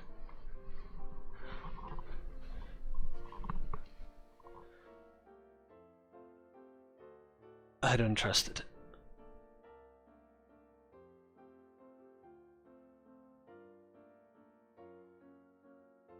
What are you passing into is password valid? User.password.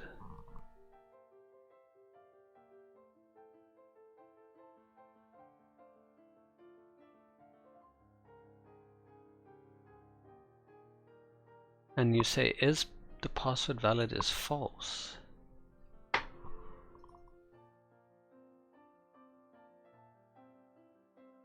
Really?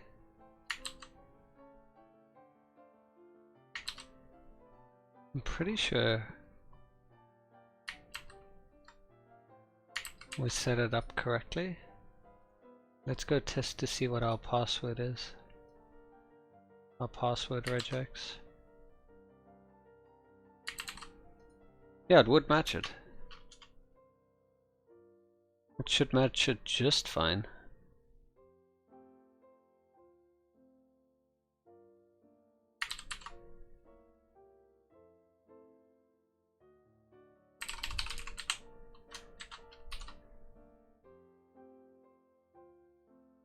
Let's log user.password.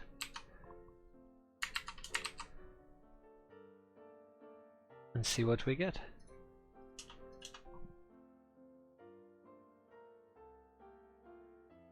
Is the username valid? True. Is the password valid? False. Oh.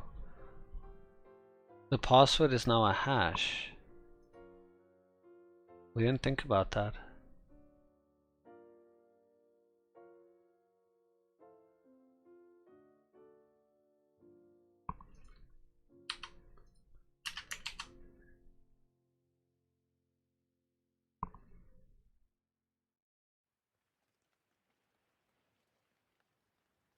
But how is this successful? That should have failed. What the shit? Does the user exist? True. Is the username valid? True.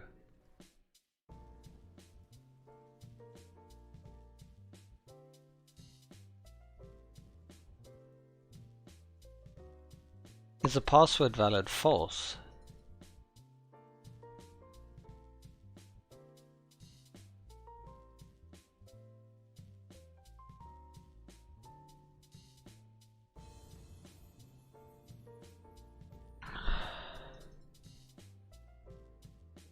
Oh, because we're not returning the stuff.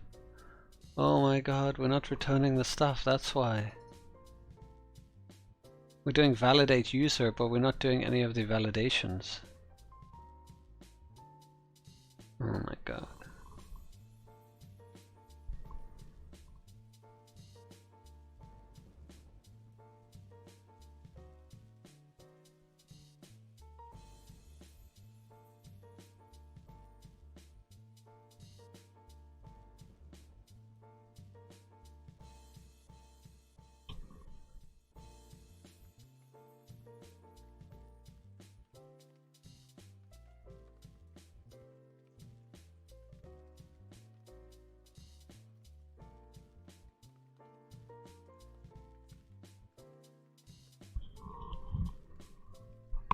So these just return true or false values. So I guess I need to have things like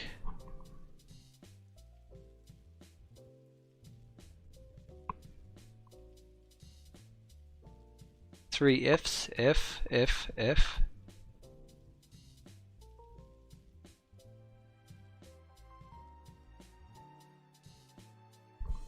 We could chain them into thens.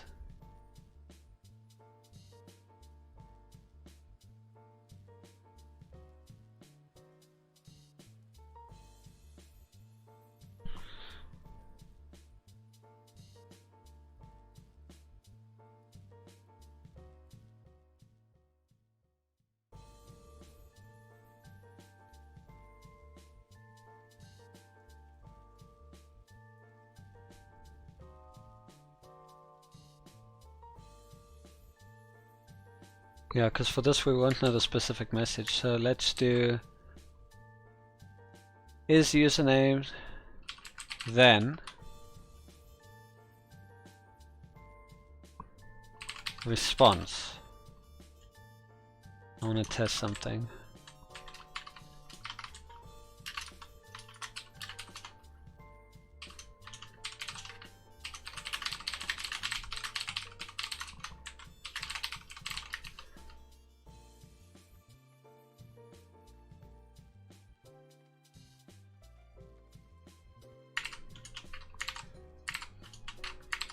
Okay, this should work the way I want it to.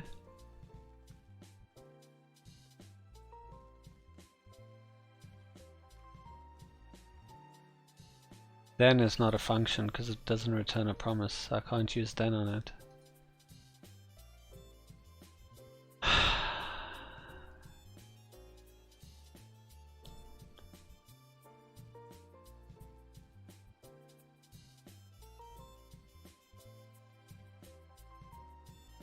We could turn it into a promise.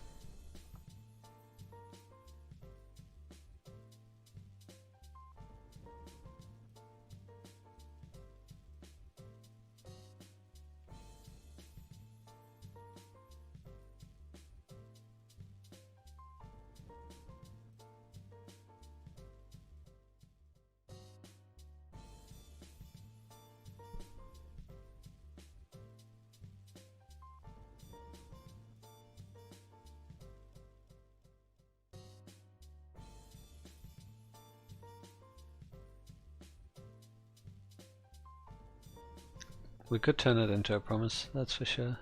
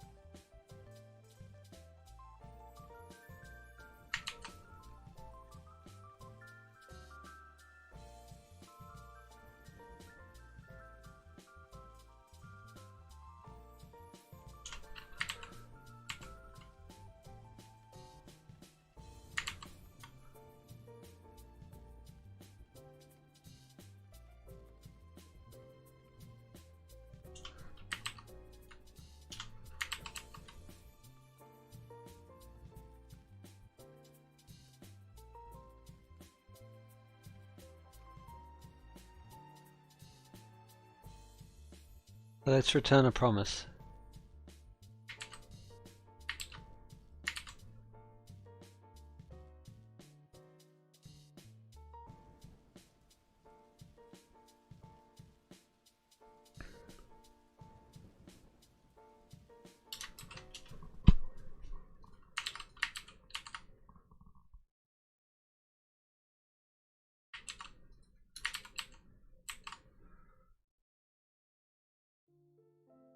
Password.test user password. Then resolve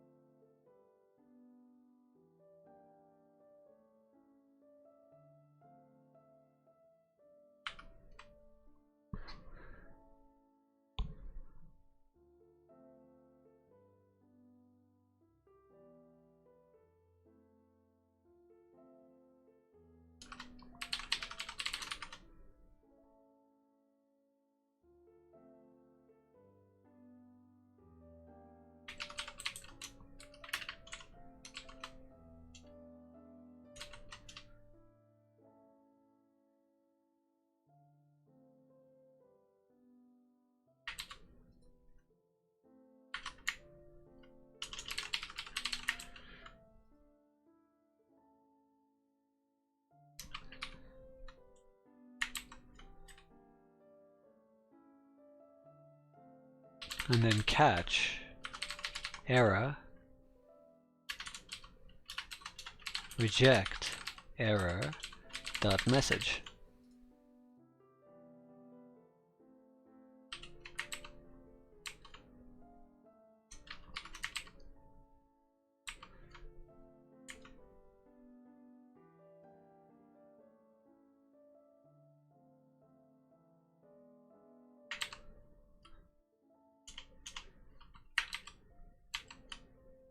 Password.test user password, then response resolve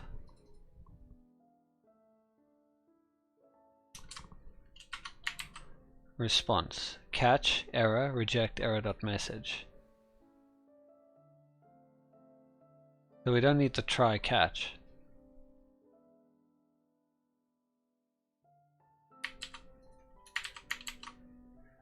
And we don't need to try catch here.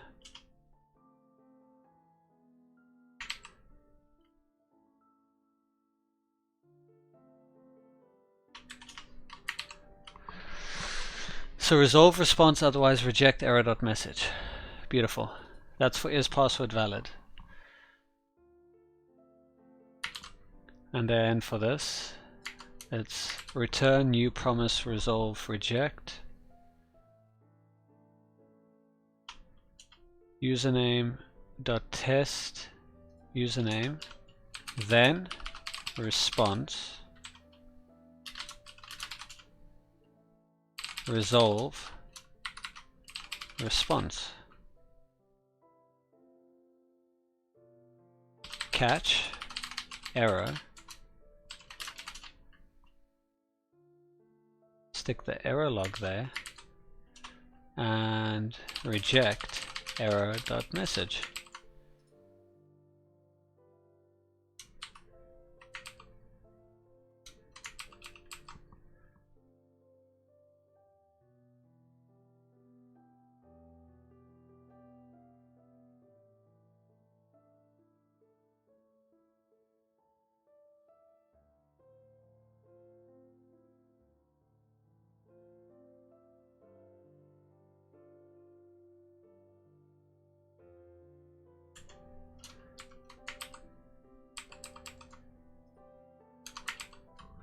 What am I missing? Oh, there's a try here.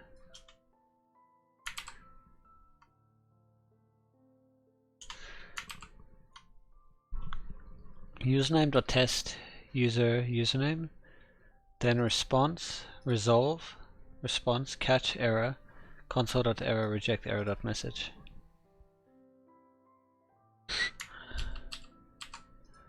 Okay, and then does user exist? We don't need the try.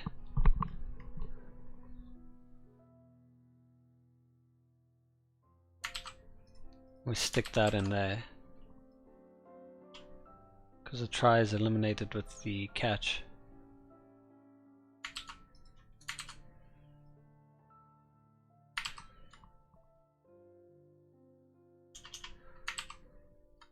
Return new promise resolve reject query equal to blah blah blah blah blah user.constructor find one query, then resolve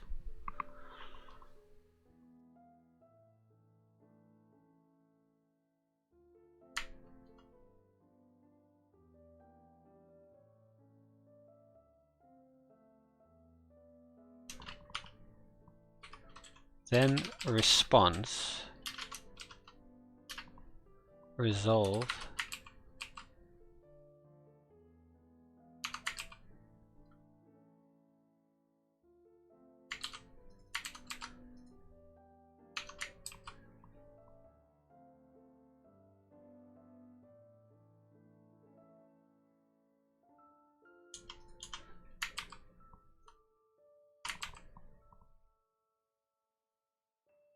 I can have that on a single line.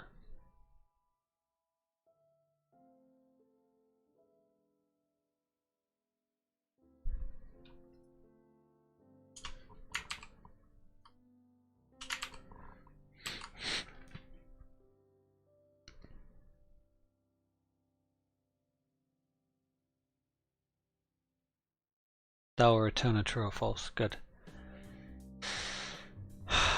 Then we can finally do is username valid, user.username, then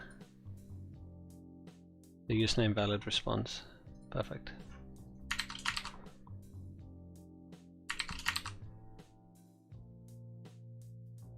Give it a try.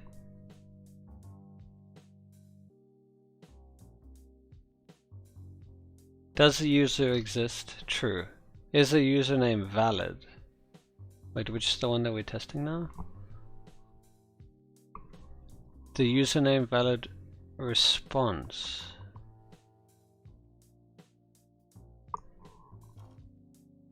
Where are we getting is the username valid from?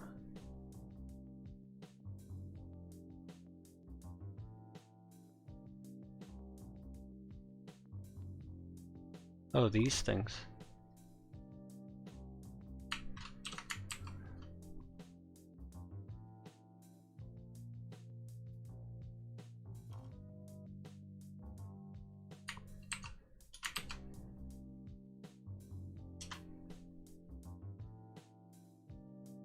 I got an error.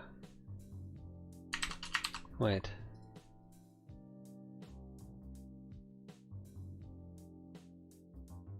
Username.test then is not a function.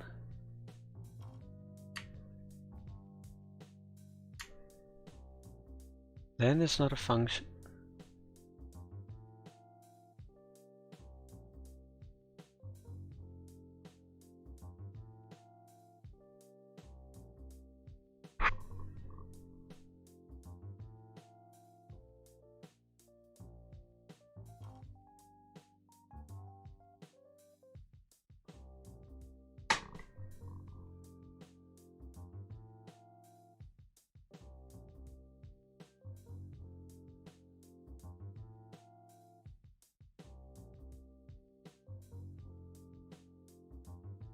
Oh, I can just do something like resolve.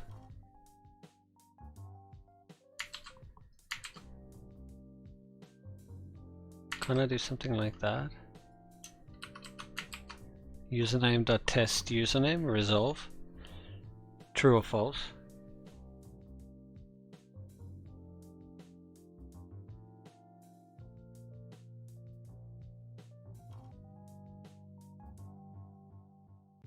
Because I can't use it then on something that doesn't return a promise. I realized now. Damn.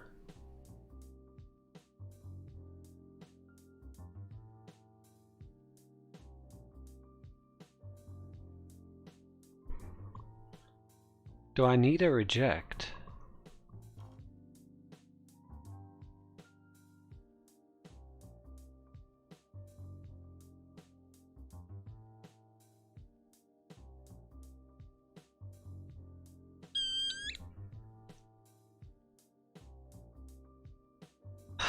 Tricky, tricky, tricky.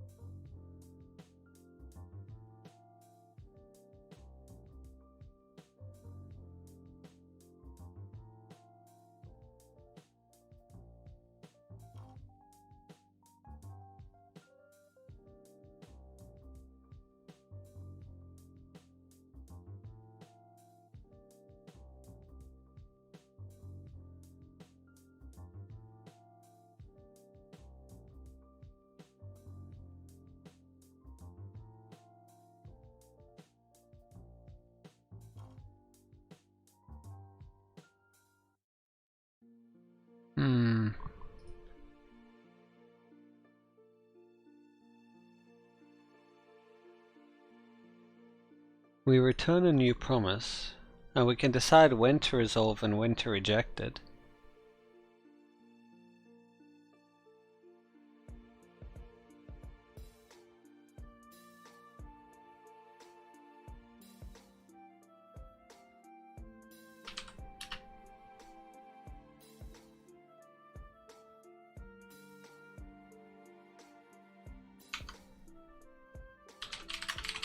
we can say response equal to,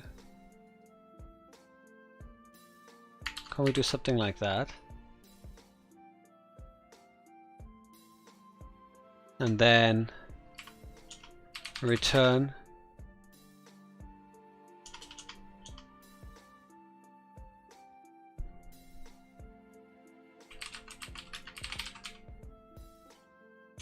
response resolve response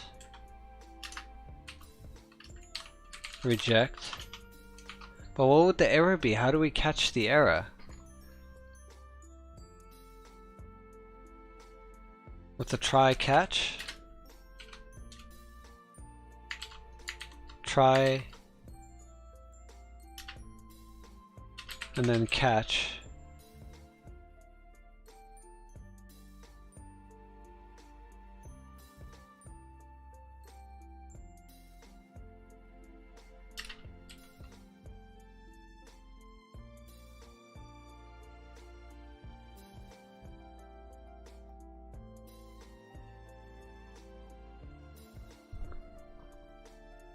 I think that's the only way with the try catch.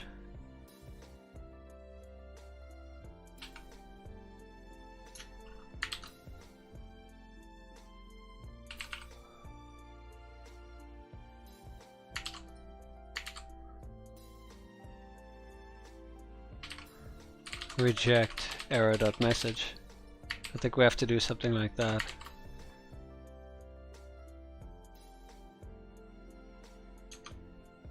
And we can resolve response.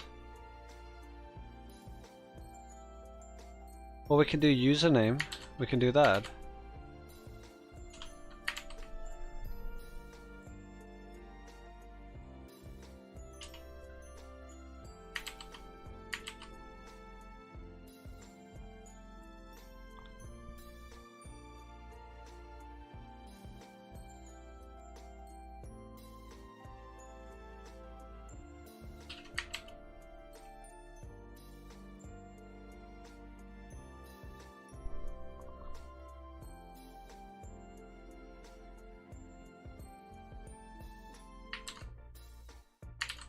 Yeah, then it's similar to the try catch. So we do that, we resolve it.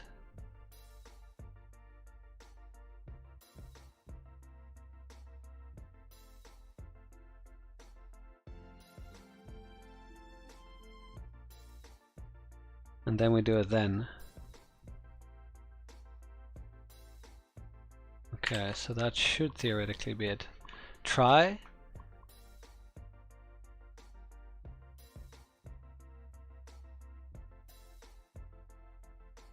Response. So we have to do a response, I think.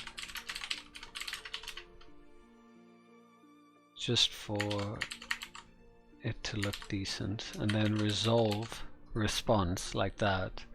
And if there was an error in assigning it to response like that, it would be in the catch error. Then we would reject error.message. Finally. There's the resolve reject that we want. Same with is password valid. So we need a try catch. We're going to try, this is going to be response.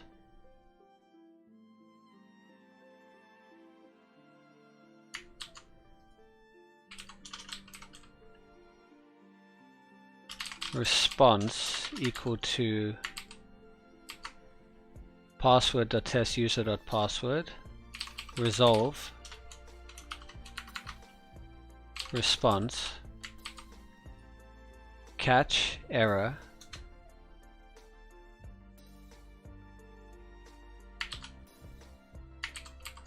console.error is password valid error error.message reject error.message.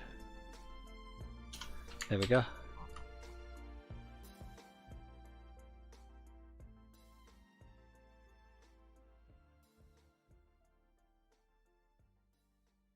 And then does user exist should be fine because that does return a promise.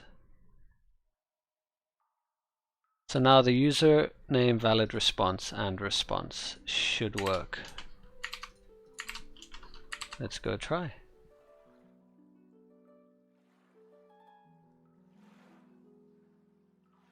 The username valid response, true. Okay, so the username is valid. Let's make it invalid.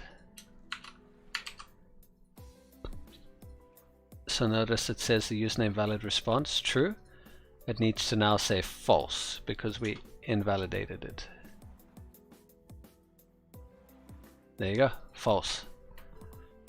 Great job. So we got it working. Now we need to do the validation stuff, the returns. But first, I'm gonna grab me some water and then we can continue with this exciting stuff.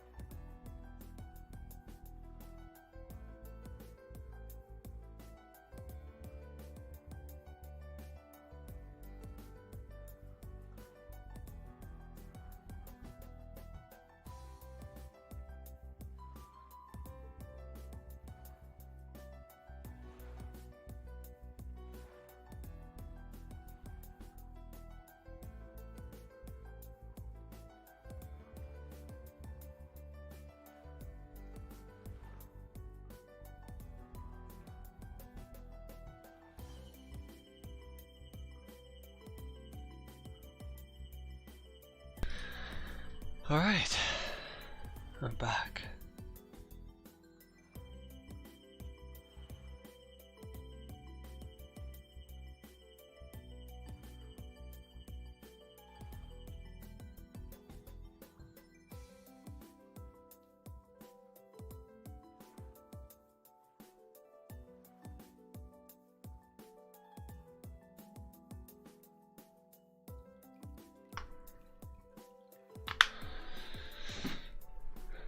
So, we got our promises all set up and nice. Now all we need to do is attach our error messages to them.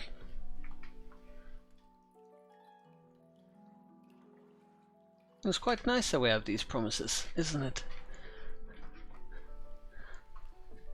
Because now it also gives me the chance to actually work with them, even though we technically don't need to use promises. Well, not just because of the use case, but also because we could have used the async await that's built on top of promises. But yeah, it's fine.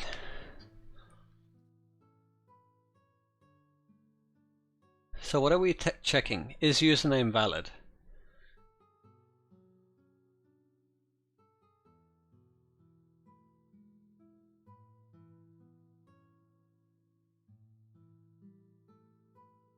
But it needs to return a response.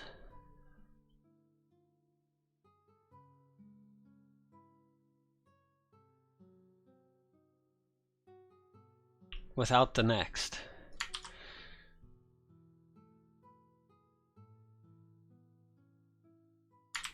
That's what it needs to do. So it needs to return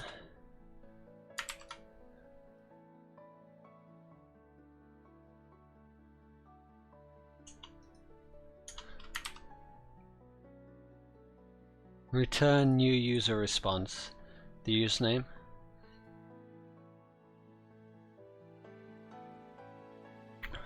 There we go.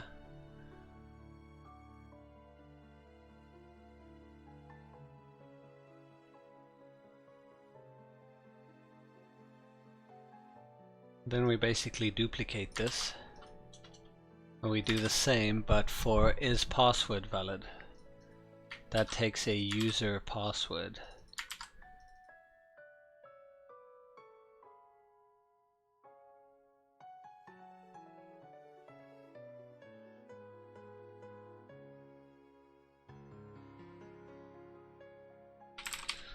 We give it password. Is password valid? User.password. Then response.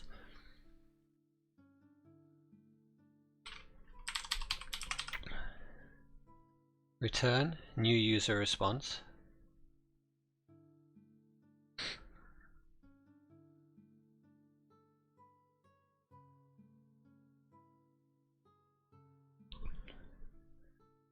Actually, no, we don't want it to return.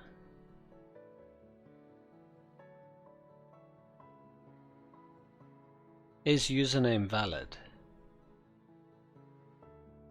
That's if it's not. We only care if it's not.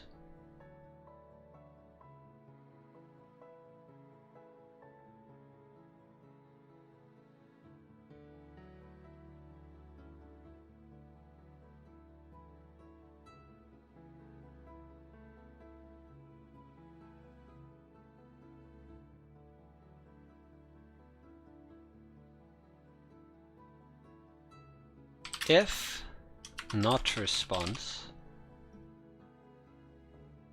Can we do something like that, or?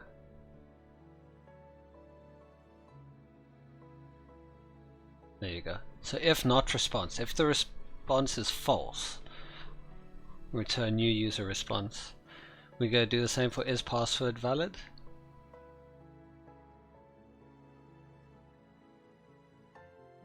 Do the same if not response. Return new user response. We need the password is not valid one. New user response.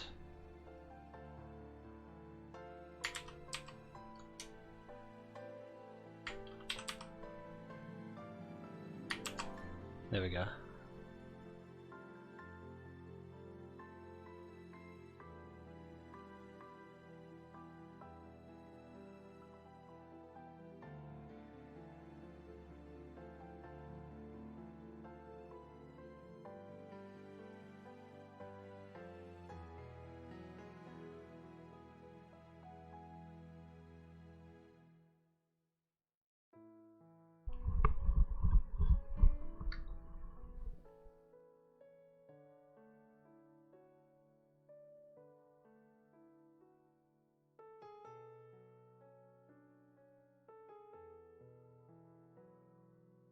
Oh, this thing's complaining again. Then response.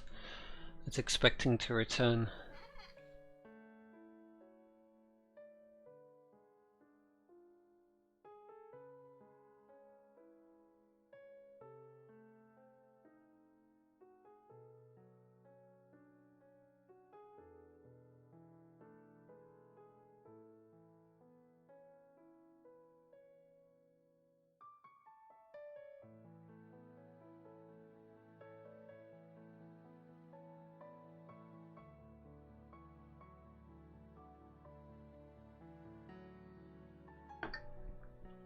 We could do let response like that.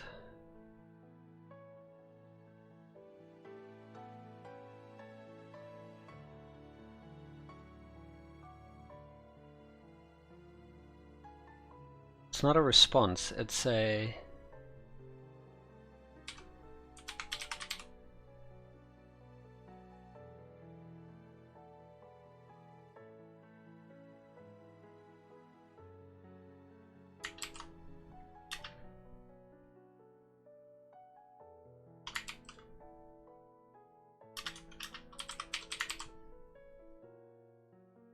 No, it needs to be let. Because then we can do let, no. Just outcome equal to new user response. And then here, outcome equal to new user response. Because then finally in the end, I can return the outcome. And if there was no error, it will be null.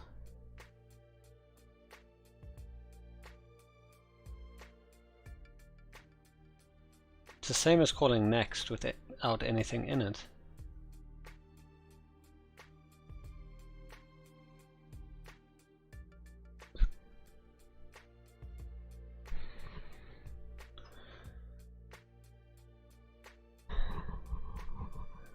Well, next with the error.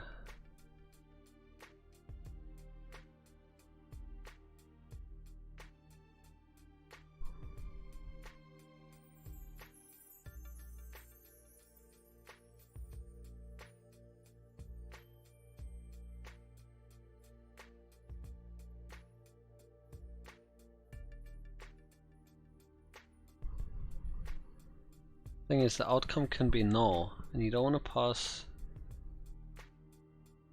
Yeah, you can pass null. That's fine. Return the outcome. It's either null or an error.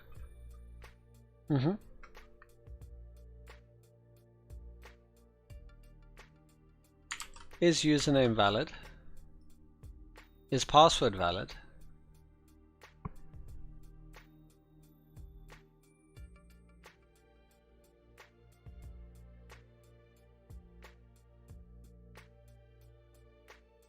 There's only one problem with this that I can see.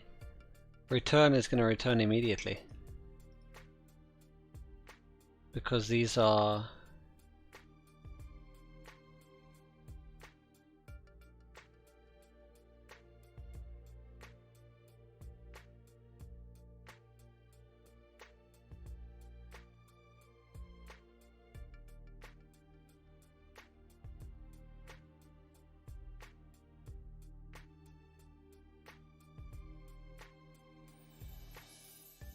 It should return immediately.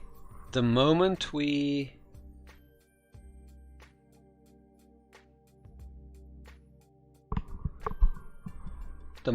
find an error, it needs to return immediately.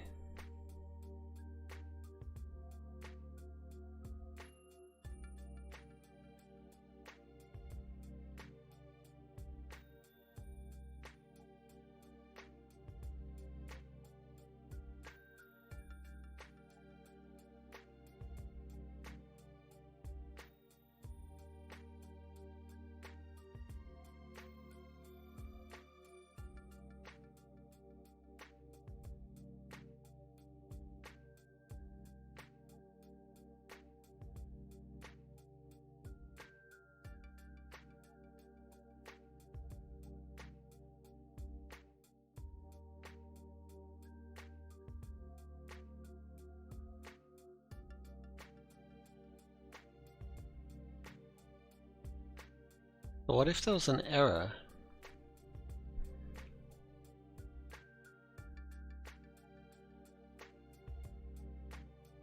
Because the response will be true or false. Yeah, there's no errors. So we need a then.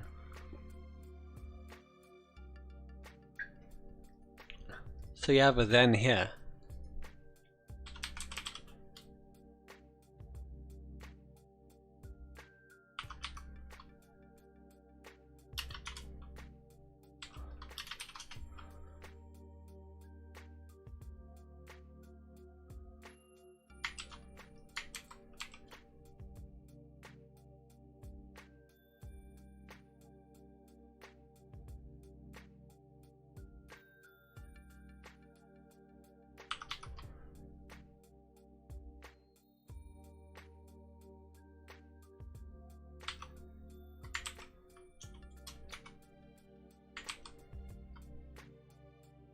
Wait, hold on.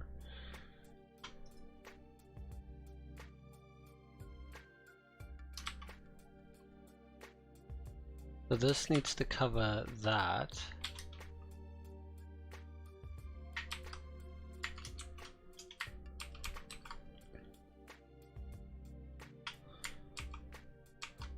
Is that it? Then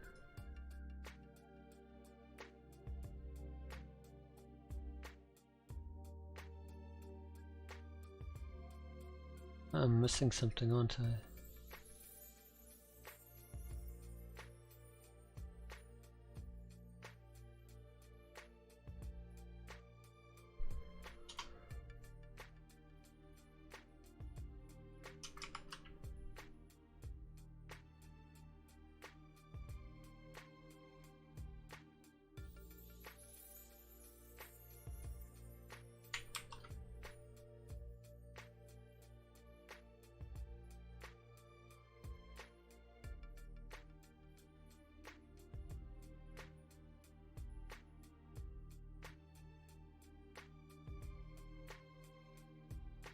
Oh, where did this come from?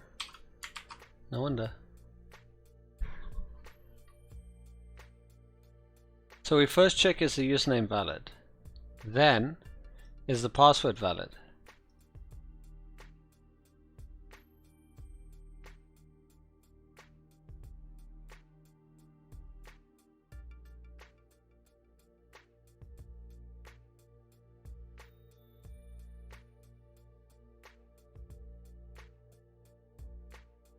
So if there's an error, return. What are you complaining about?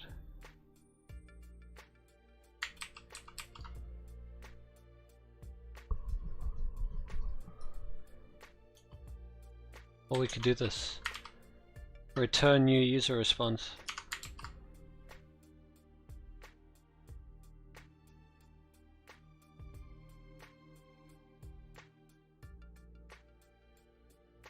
And again, return new user response.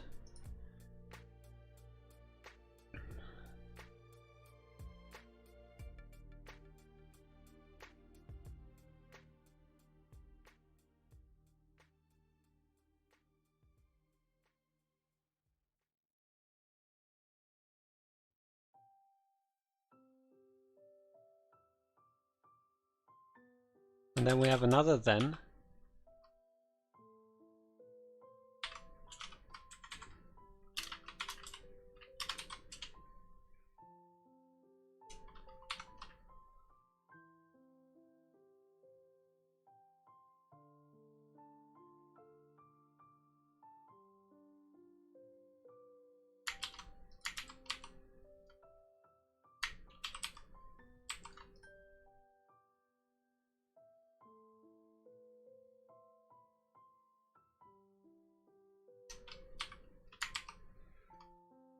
Then, does user exist? User.then response.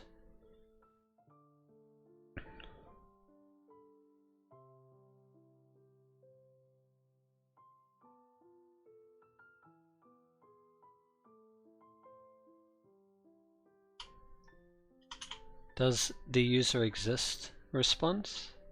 Then we need the message for if the user exists, which is this one.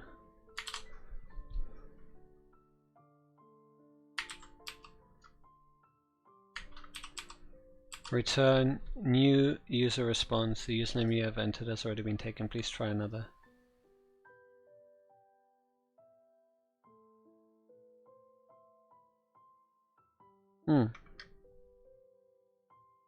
And that's its if not response.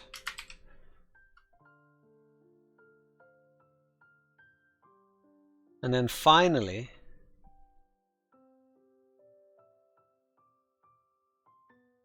we do a then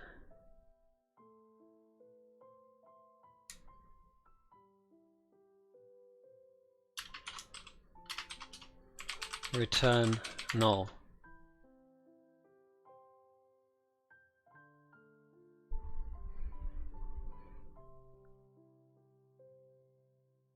We can also have a catch, error,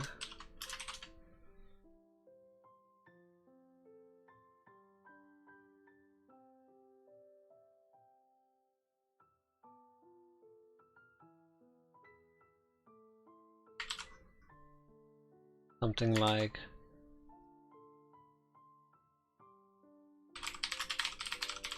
user validation failed, error.message.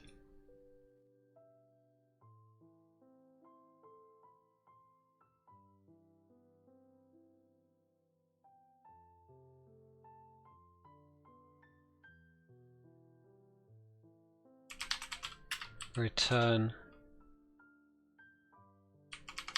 error.message.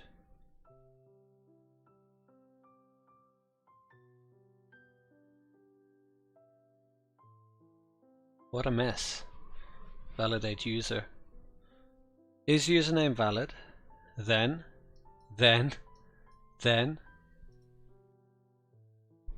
Wow.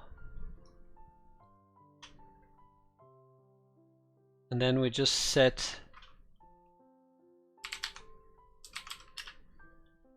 it to return this.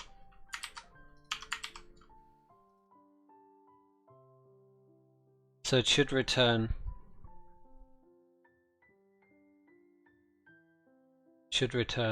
error.message or anything that is valid here. Wow. That's like the most complex thing I've written. It seemed to be way more simple before. Chaining them. Yikes. The username valid response true. The password valid response false. Does the user exist? True. The password is false. Oh, that's true.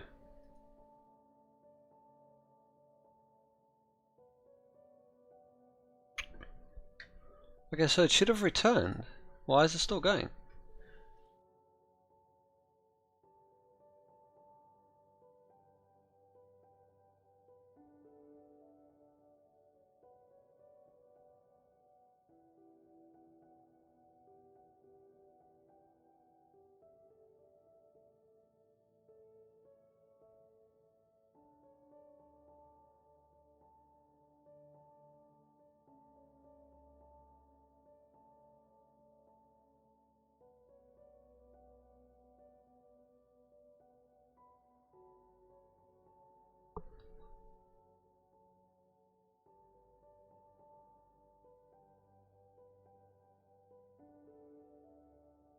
Oh, because we're not calling next on that.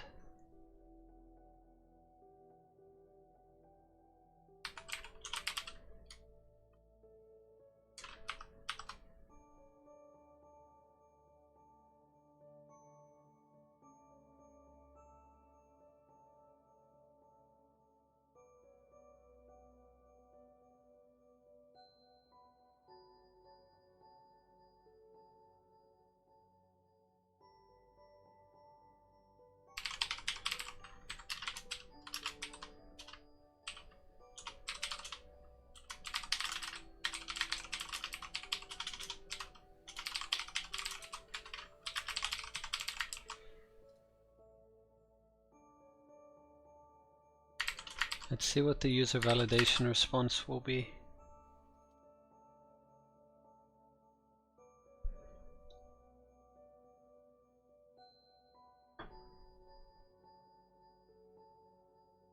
User validation response is undefined. What? Is it because I'm not waiting for a promise to be returned? I just feel I'm overcomplicating this thing now.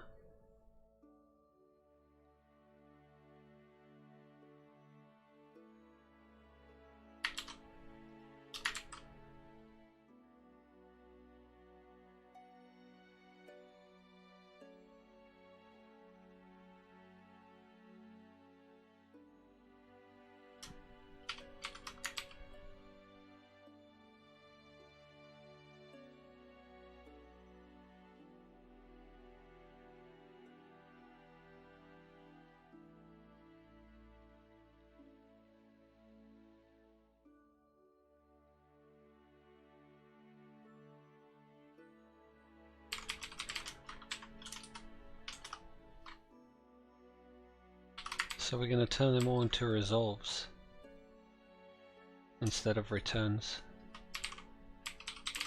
I think because we're relying on everything and everything needs to wait on it. It's the only way.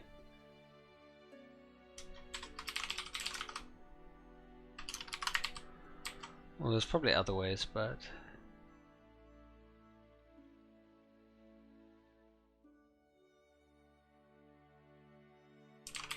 if we got here, we resolve it to null, catch error, reject error dot message. Okay, let's try that now.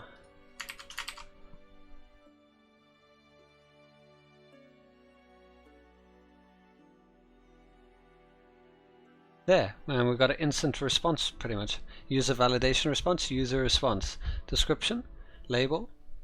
Does the user exist? True. That was pretty fast. Okay, so now that we're getting a response,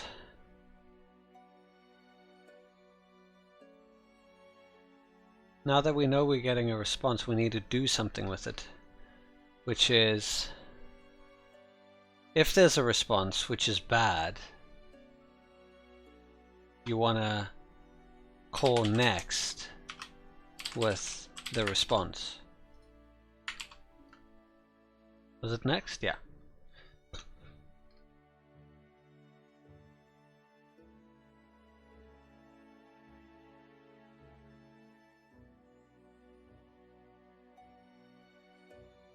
And then we want to call then.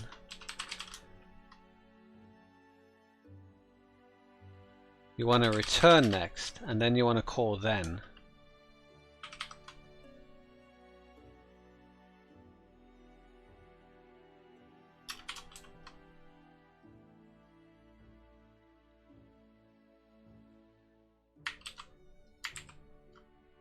Something like this.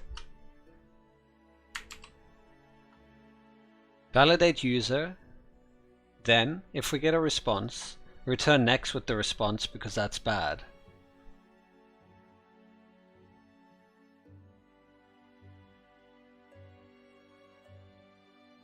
Actually, only if there's a response, not if it's null, because it can return null.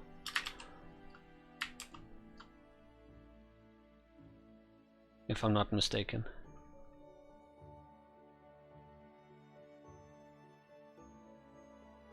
It can also return nothing.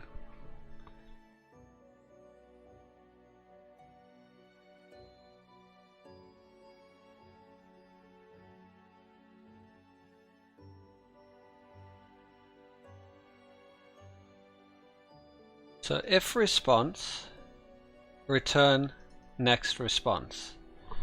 But since that won't be the case, we continue on, assuming all validations pass. Then bcrypt.hash user password salt rounds, then hash passwords, continue with the save function, user.password equal to hash passwords, next.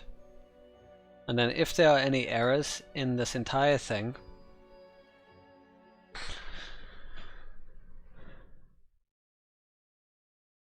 we have it specify hashing password failed, error.message. Then we go next with the error. Else just next with nothing.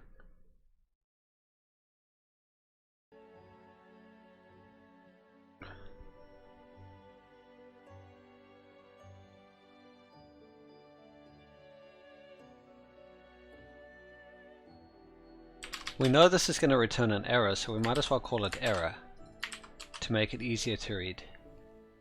Then error. If error, return next error.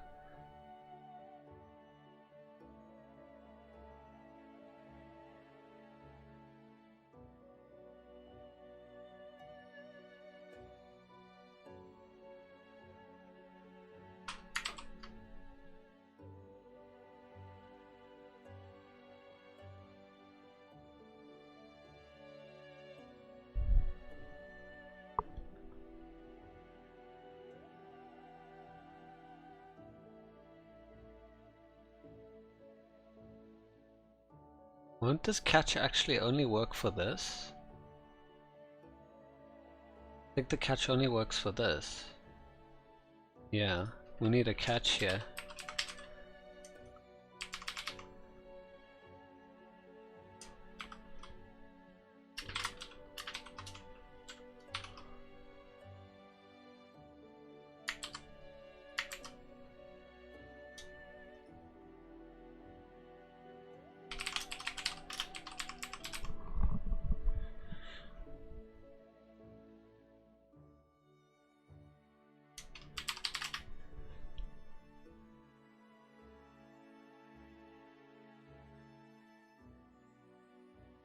We can also call next with the error.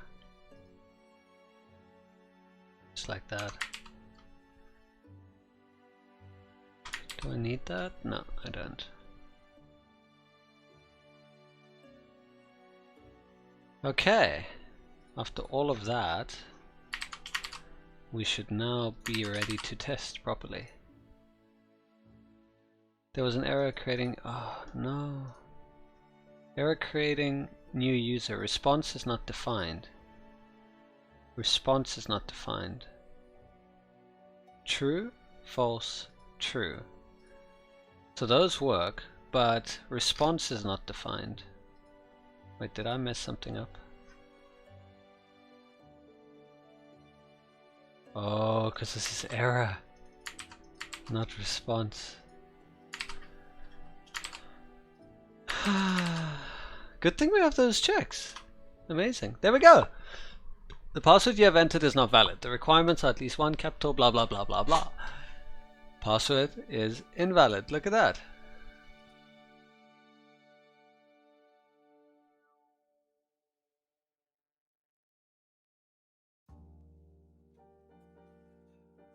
Perfect. Error, creating new user. Undefined. Wait, does that come from here? Error, creating new user.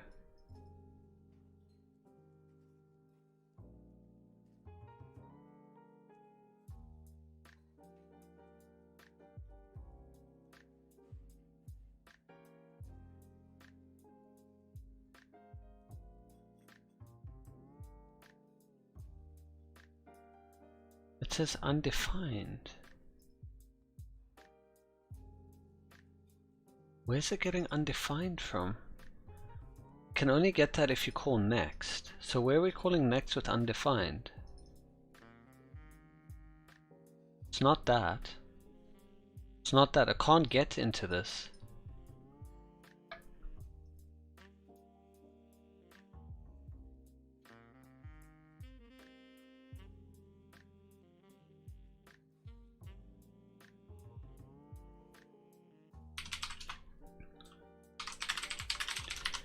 I want to make sure I'm not getting there, because I shouldn't be getting there.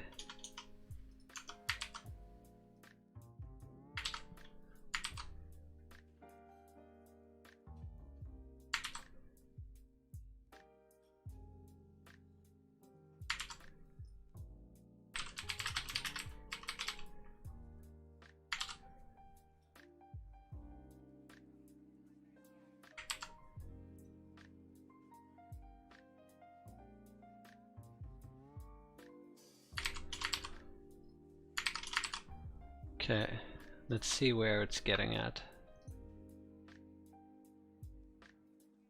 It got to the got here too. Interesting.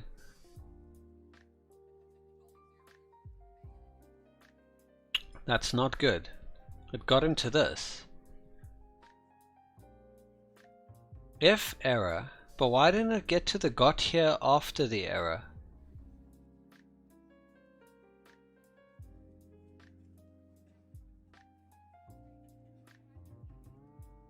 There's no got here. It's only got here too. So it returns out of the then.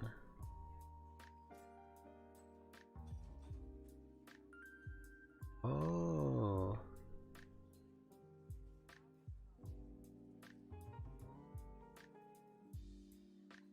So it's going to continue with the then.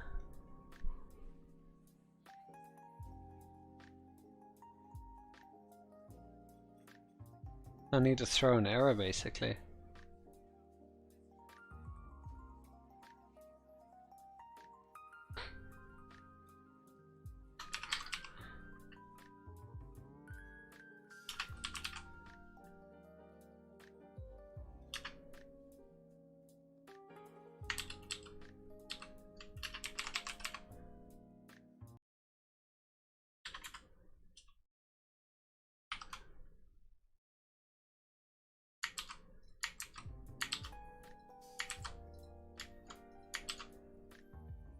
So if there's an error, whoops, no.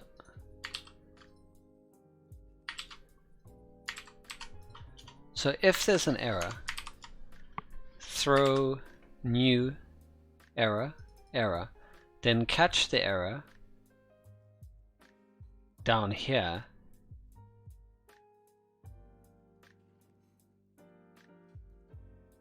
and then we go next with the error. That should technically work.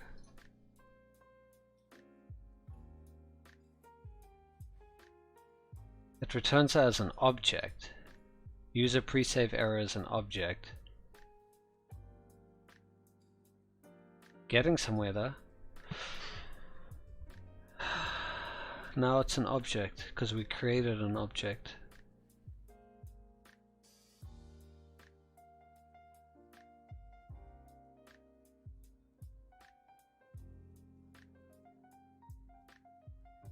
Wait, can I just throw error? Maybe that's why. Because it's putting an object in an object. An error inside of the error object. Maybe this will work. Finally. But now we're back to the same issue of user pre-save error undefined. Why is it undefined? If error, throw error. Now we should have a user validation response. There it is, user response.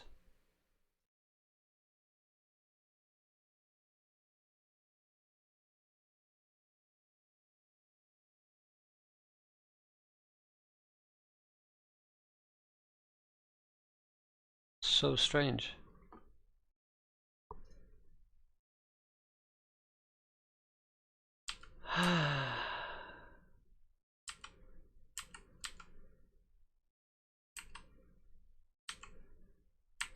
Loves torturing us. Absolutely loves it.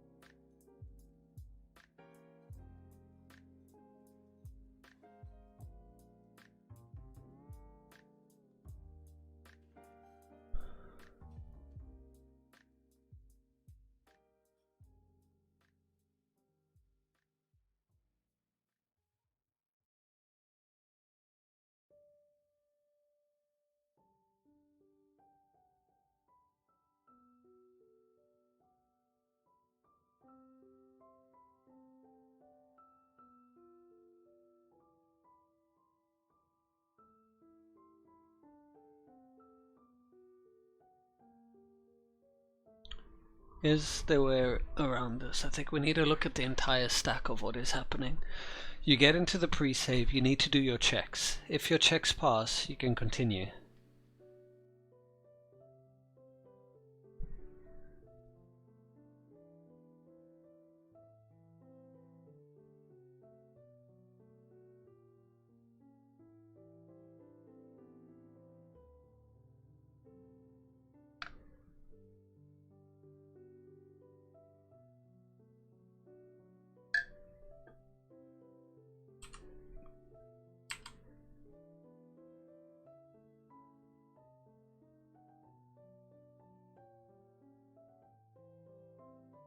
What does that mean for us? Is it because of how I'm throwing this? Hold on.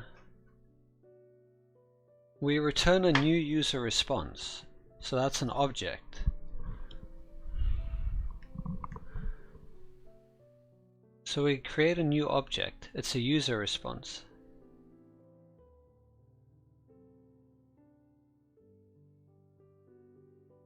Okay.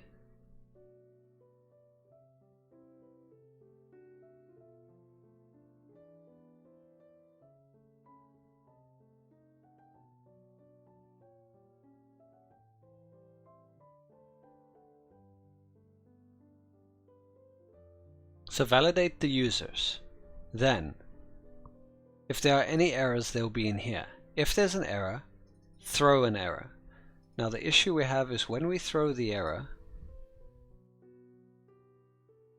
it's undefined. Also the other issue is it still gets into the got here too.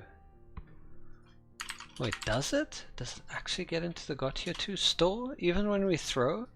Oh, it does.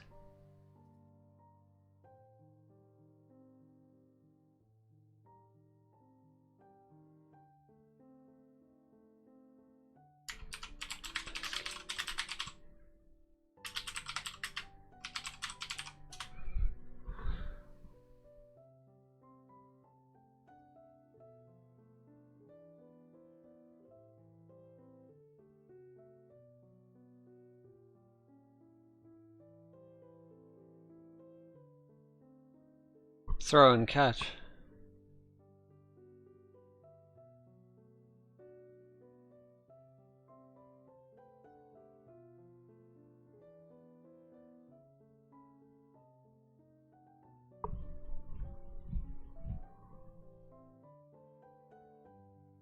But that's what we're doing. We throw the error if there's an error, and there is an error, else we wouldn't get that. So we throw it.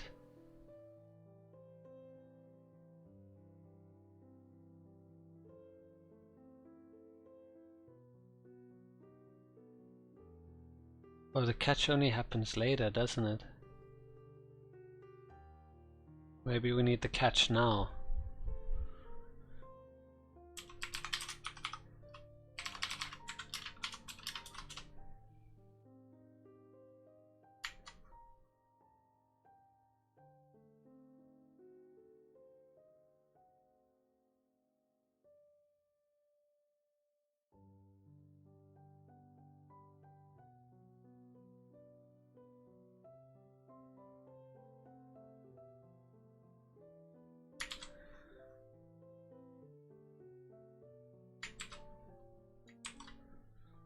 Something like this. We catch the error that was thrown.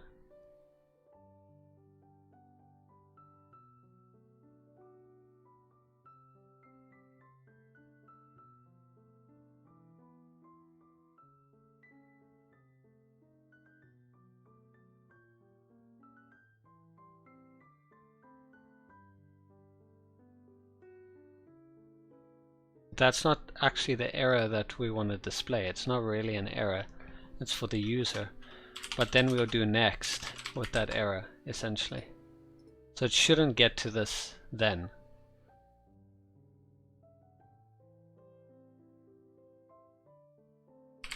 I'm hoping it won't. Return next error. See what happens.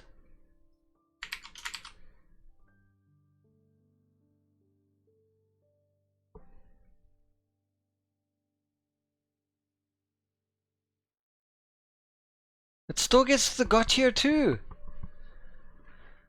How does it do that? How does it get there? Is it because I'm returning? Let's not return then. I wanted to just leave the chain. No, regardless of if I return or not, it still makes it down to here.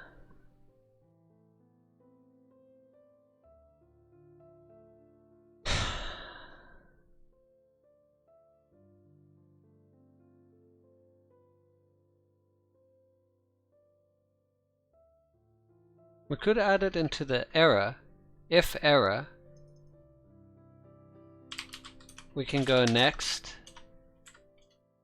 Next error.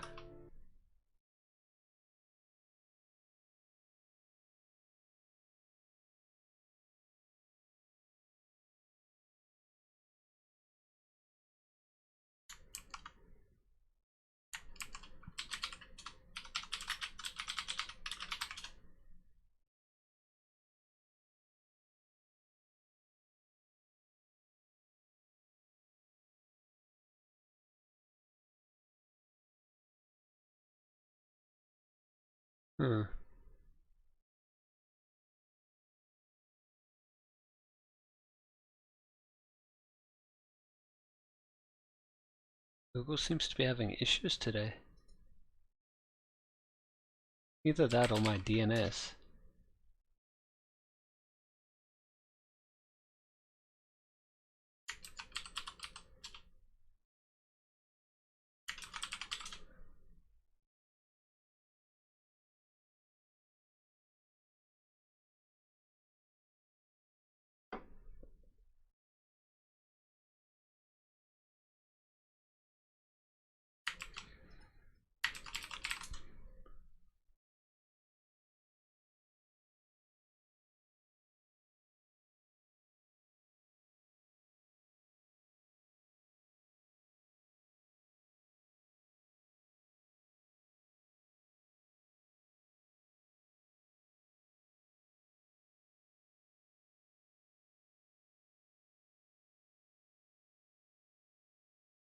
There we go.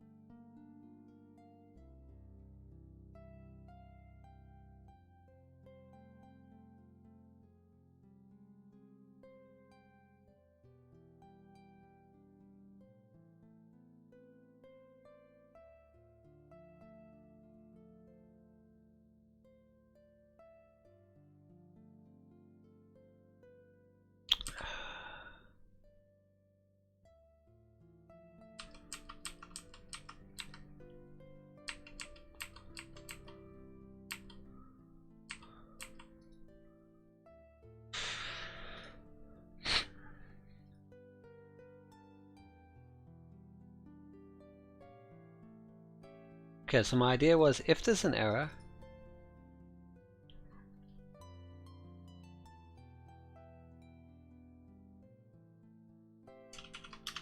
else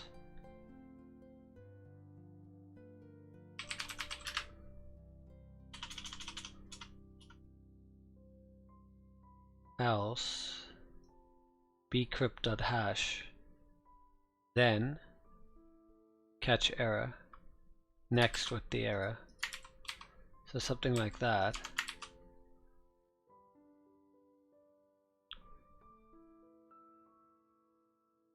Catch error.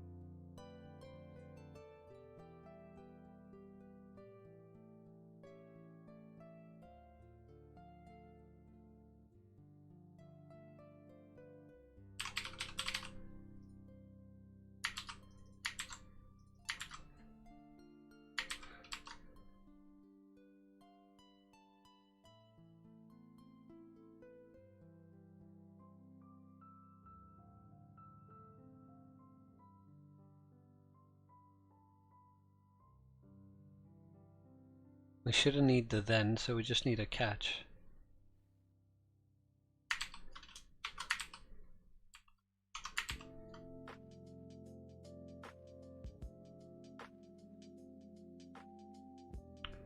Okay, let's go try that out. So many things.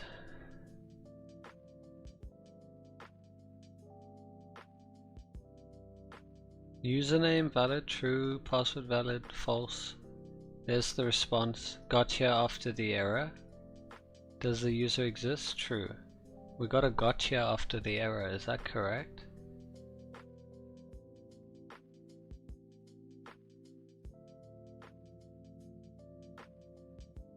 Oh right, that would make sense. Got you after the error.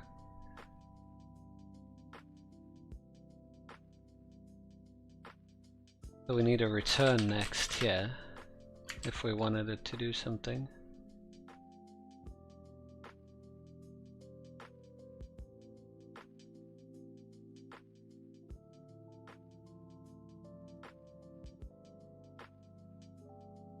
I don't need it to return anything though, that's the thing.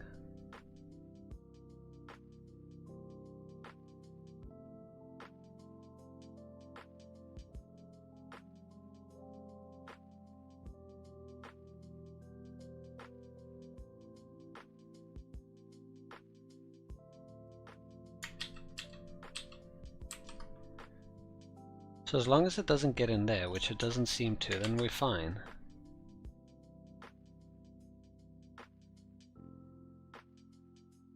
Then it's pretty locked down. Now the only thing I need to figure out is where the hell it's getting undefined from. That's my only issue right now. It's getting undefined from somewhere. Error creating new user undefined, and that comes from here. Select console.log the error, an error,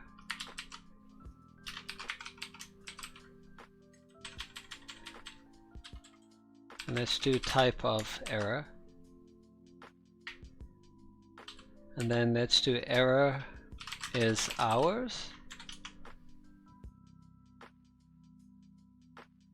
error instance of user response to know if it's one of ours. And I royally misspelled instance of there.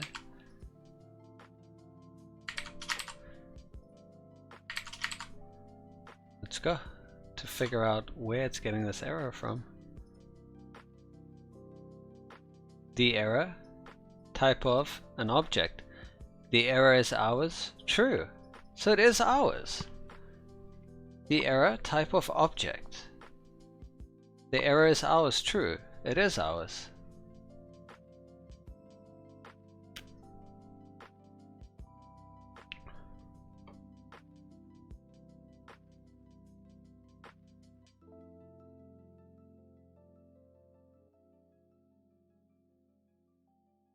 If error instance of user response, return the error.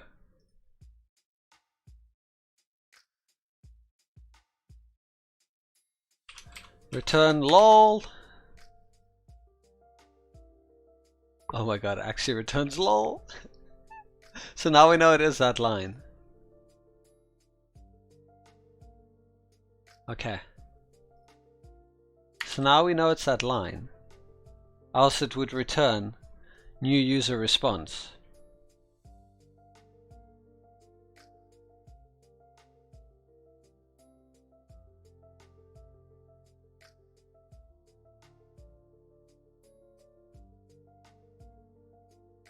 Wait, what is the error? The error, oh.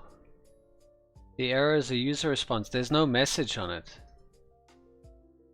That's why it's our error. It's not an actual error object.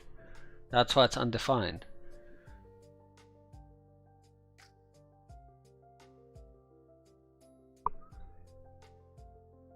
If error, instance of user response, return error, otherwise So the logging needs to happen here. If the error is our error, return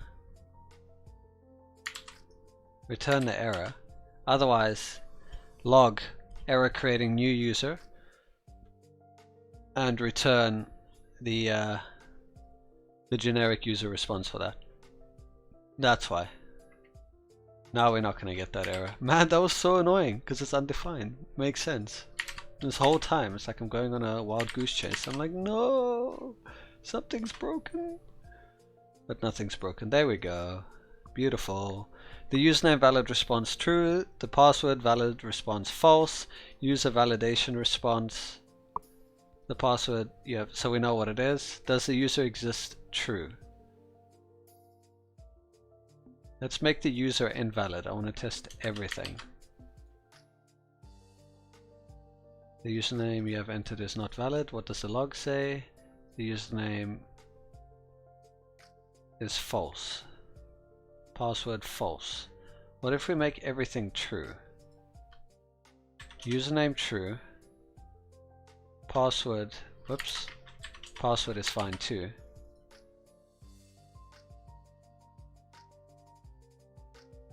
There was an error creating your account. Uh-oh, something went wrong here. Does the user exist true? User validation response is no. Got here too. Oh no, that's bad. Password? Where?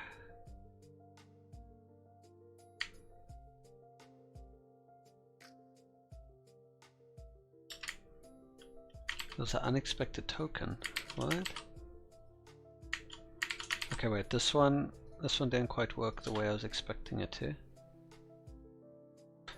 It went to the got here too, and user validation response is no. Does the user exist is true. No. Bad. Very bad. Where's the got here too? So it can stop mocking me. Okay, that's bad. So it got into there. That's because does user exist? You are supposed to resolve. Wait, what is the response? Does the user exist? It was true, right? Does the user exist? True. So then if true, which it is, resolve new user response.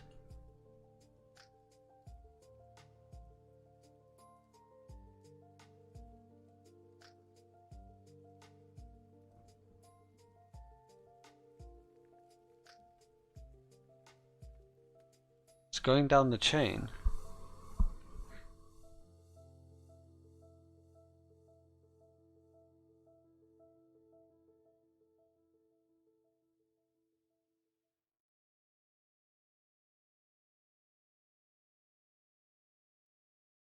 Oh, that's why, because of the then. That's why. But how did we get it to work before where it just stopped? Oh, because it didn't wait for everything to finish up. That's the only reason. Oh man. Okay, I'm starting to not really like these promises so much. And I might look at the async functions now. Because apparently you can use them right now. And async makes things a whole lot better.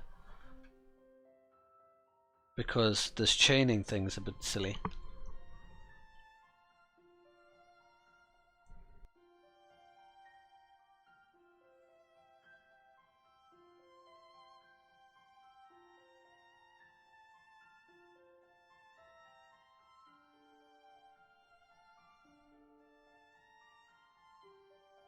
Admittedly, we had to do it the messy way in order to learn the better way, I guess.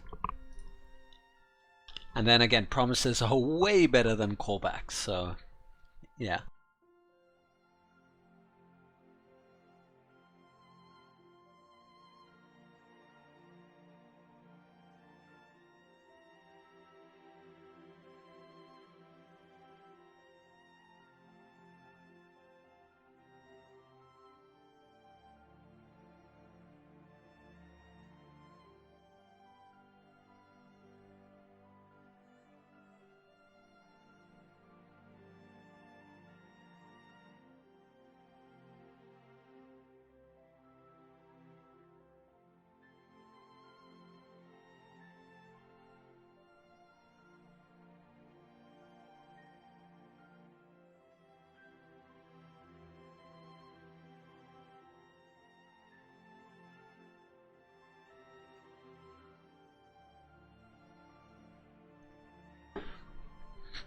Okay, I think I've got a solution. We're gonna turn everything into an async function now, I think. Then we don't have to chain the thens.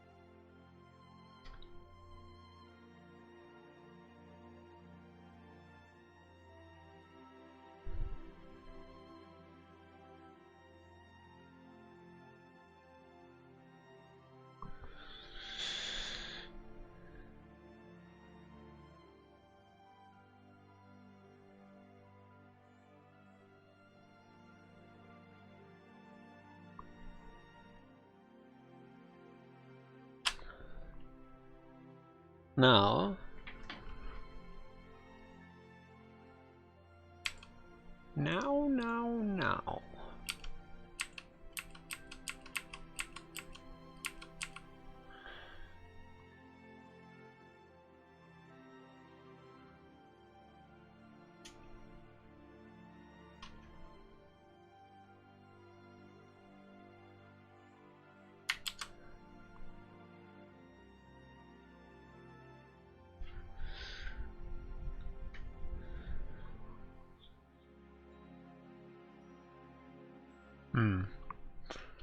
Put this in a new file for now, just so I can compare how I refactored, and also in case I mess things up.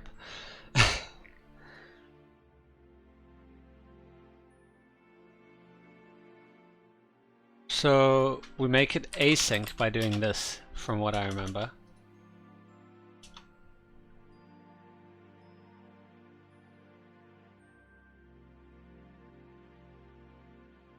And it will do things in order. So you do something like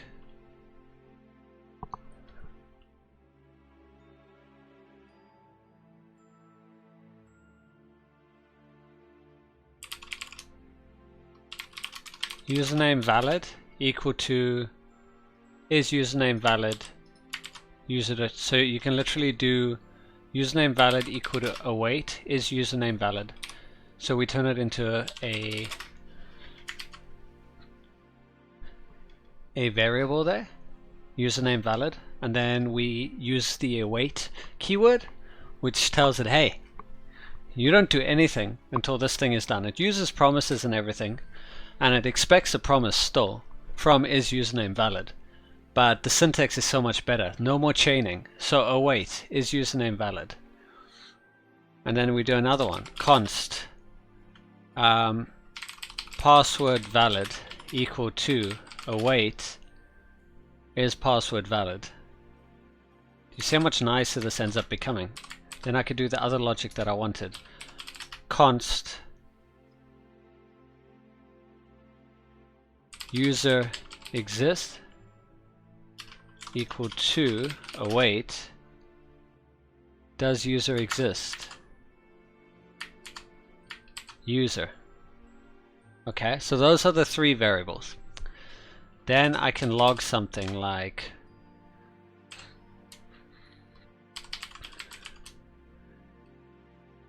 let's do this. Username valid, username valid. Password valid, password valid. User exist. And finally, user exist. So now we should see these in order. And I'll leave the rest as is, but I just want to test this. But it should theoretically work like that.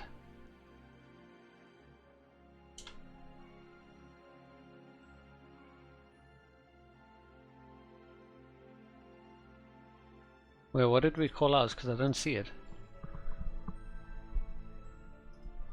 The username valid response. The password valid response. Does the user exist true? What? Oh, my thing messed up now. Let's kill PM2 and start it up again.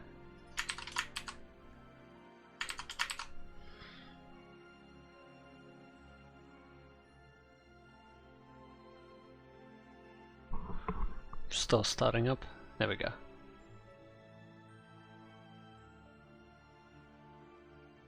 Username valid, true. Password valid, true. User exists, true. So that happened before anything else. See that? Beautiful. So it does the same as it does before on 3 lines of code. Now, I can't believe I didn't do it earlier.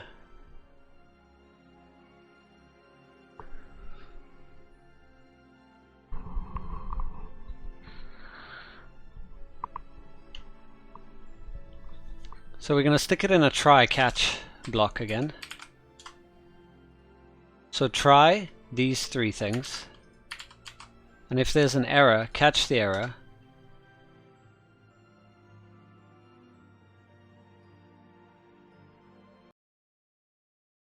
Do I have an error part that I'm waiting? Yeah.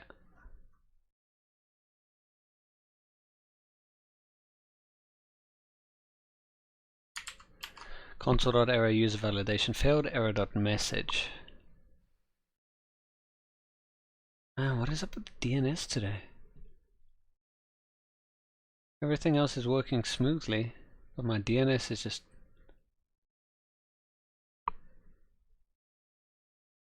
disconnecting like crazy. And I'll think my stream gets affected, but it doesn't.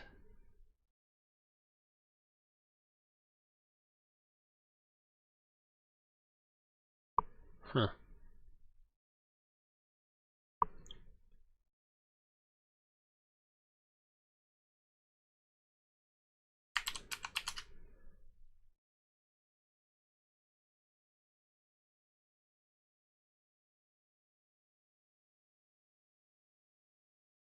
It's very weird.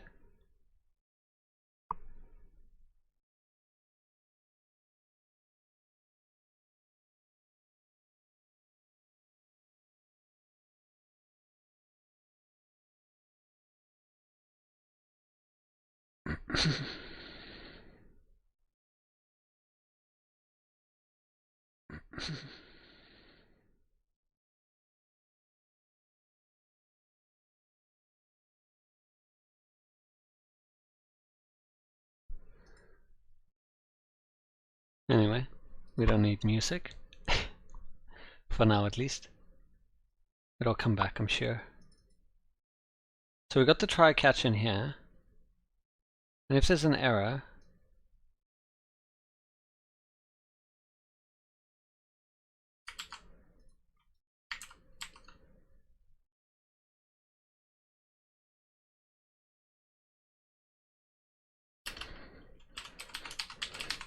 for example, we add a not exist to that, which obviously doesn't exist, then we should get an error in our catch. User validation failed, not exist is not defined. Beautiful. Okay, so that works the way I think it works. The way I want it to work, at least.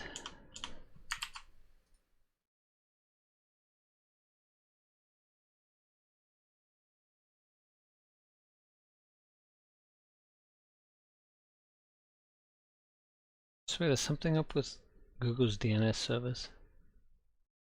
So weird.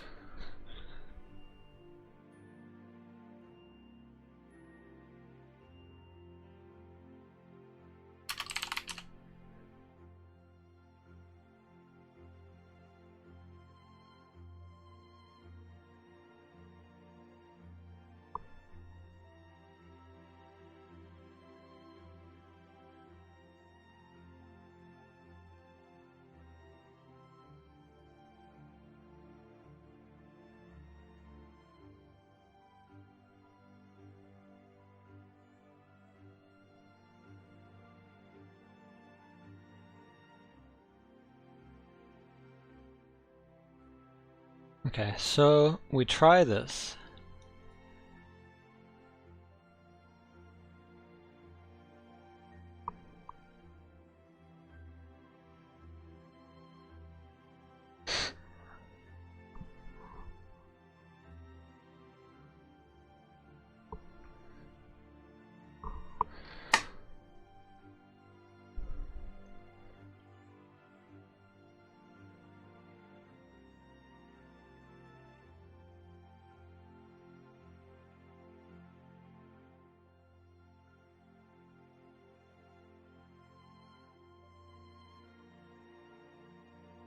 Well, I could have it in an if statement, couldn't I?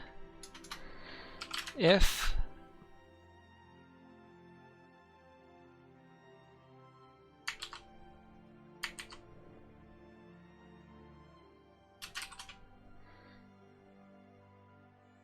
we can return whatever is in that. That's for username, yeah.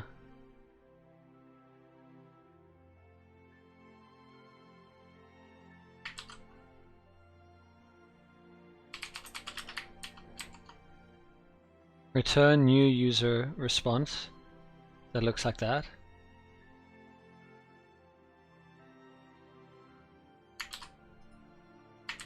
If is password valid, user.password. Let's return the one for the password. New response.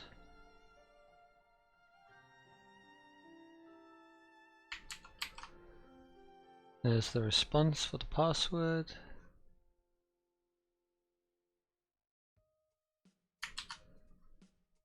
And then finally, if await,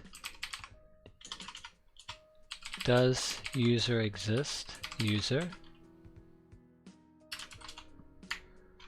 Return.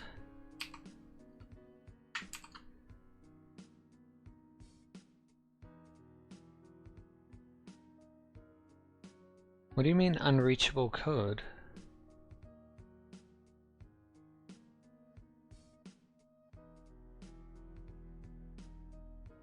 This is part of this. Why is this unreachable? Oh. There we go.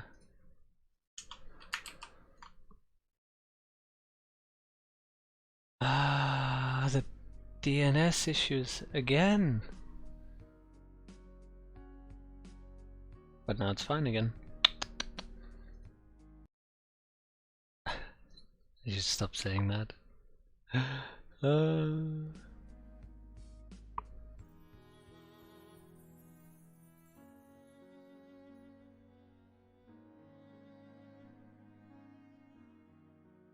if is username valid?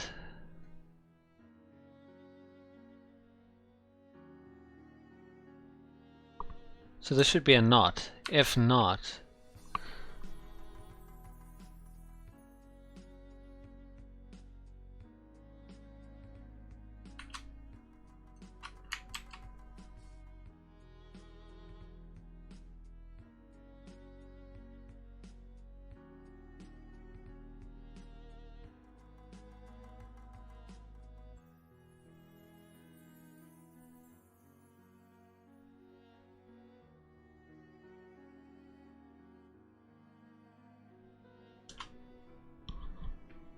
if does user exist? So if it's true,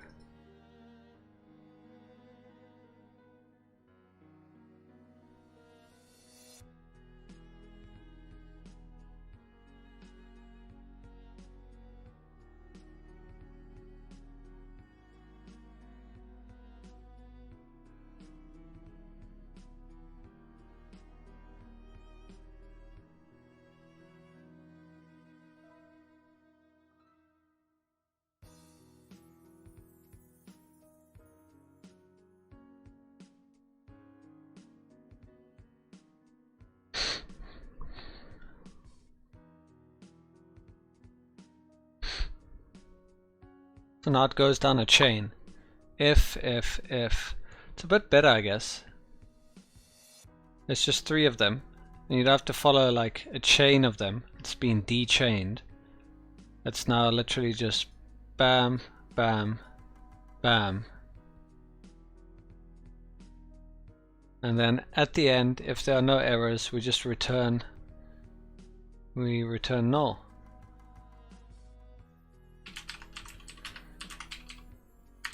Well, maybe not there. Return null.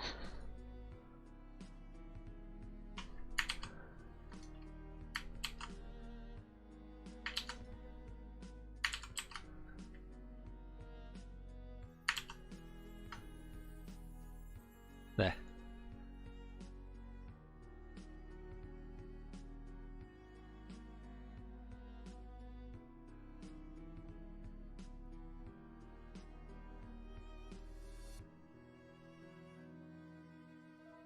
And then we can remove all of this.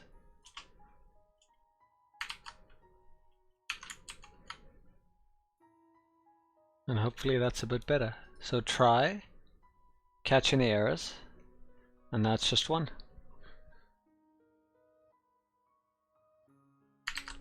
Let's go try it out.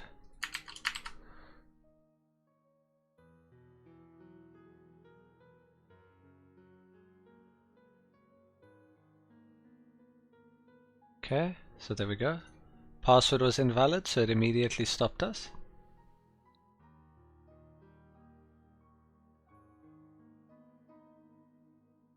Wait, did it say password?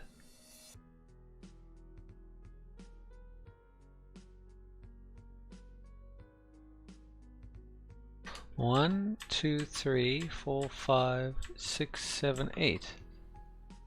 It's got a special character, it's got everything, it should be valid.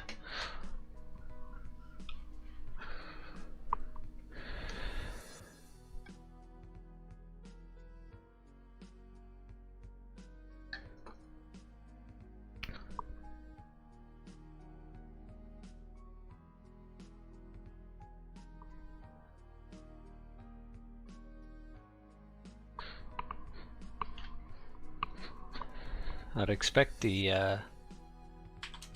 okay, let's make the username not valid and see what it does. Now it just keeps going on about the password.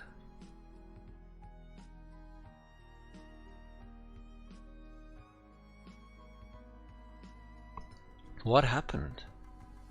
And why is it going on about the password?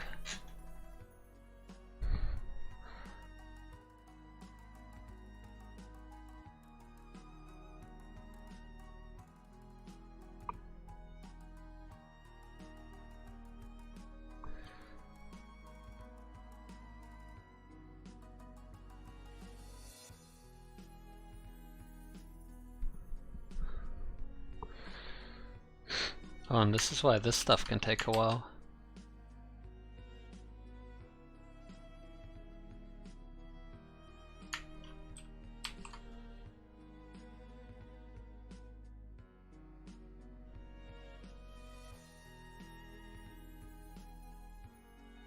I think I know what's going on. I think it's going straight to the return. The password you have entered is not valid.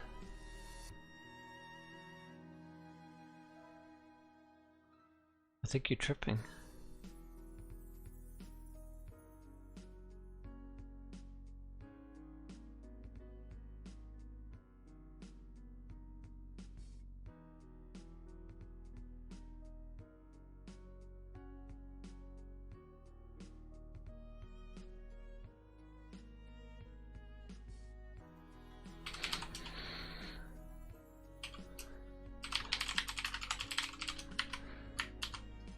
Let me put some logs down, maybe something else is happening.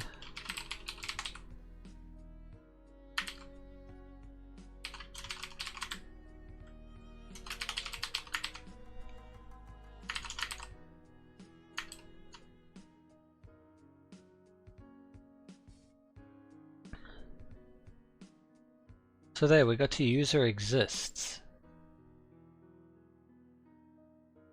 But the username is invalid. What? How did...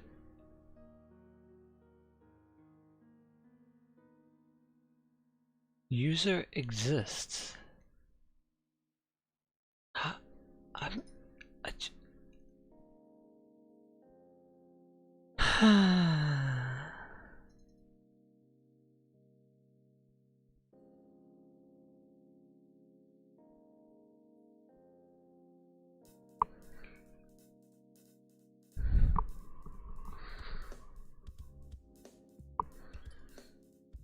Is it because it doesn't work with the ifs or something? What does is username valid return? Returns a new promise.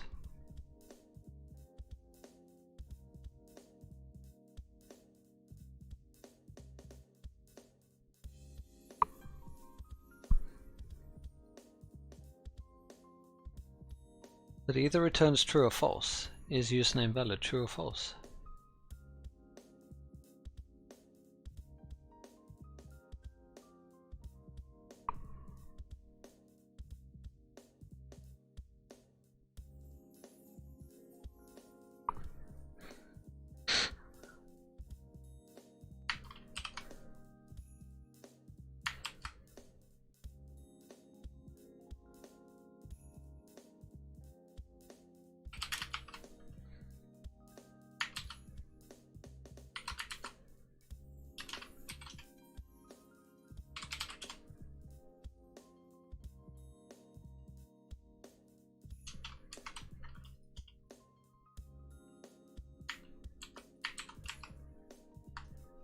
Yeah, I know, you're gonna complain about the complexity, right? Yep. Tell me something I don't know. Okay, now let's see if it will tell me if the username is valid or not.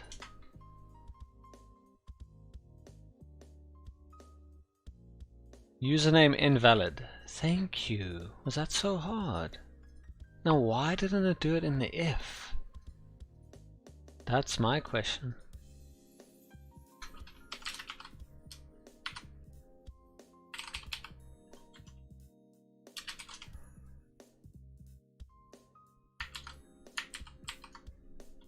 Okay, is the password invalid as well?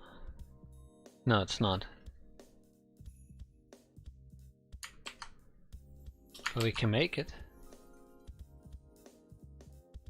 Now it should complain about the password being invalid. Username invalid, password invalid. Good.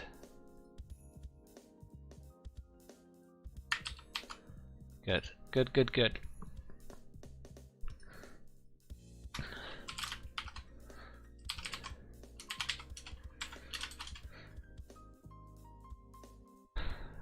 I guess await inside of a if.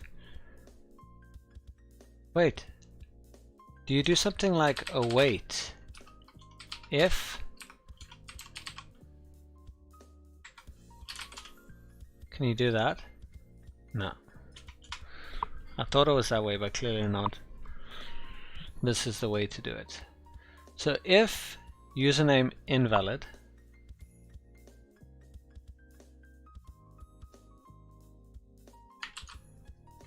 we're gonna return new user response. If the password is invalid, and if the user exists, stick that there. Now we don't need the awaits anymore.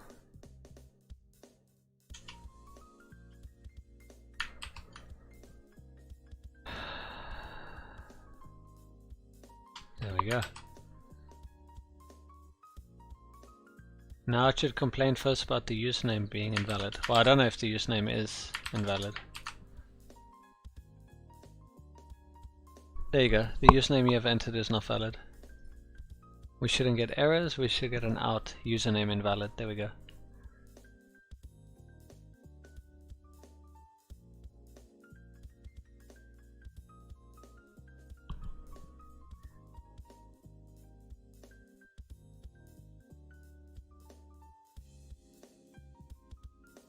And if there are no issues, we return null.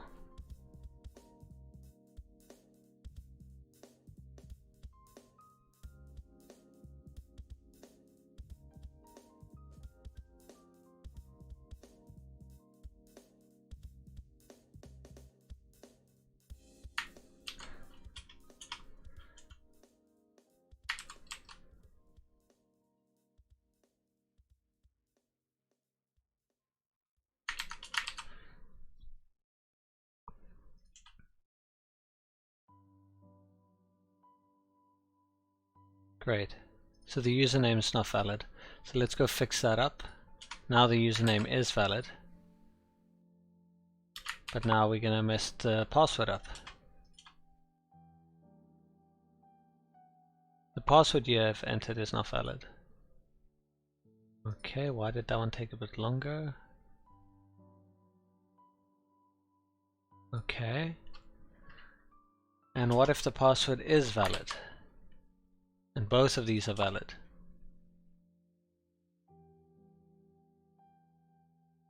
Apparently now the password is still invalid. Really?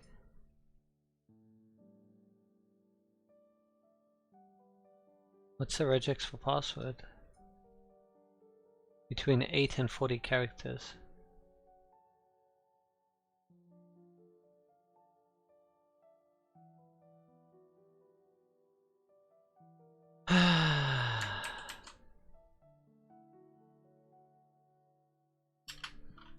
Well, according to this, it is a match.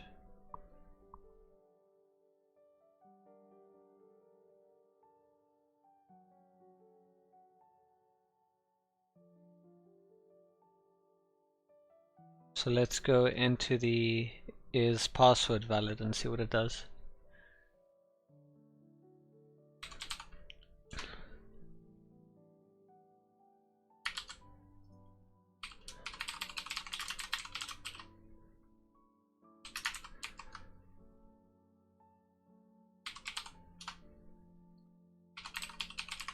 And let's see what the password is as well. So maybe the password passed in is invalid. Because something else is going wrong here.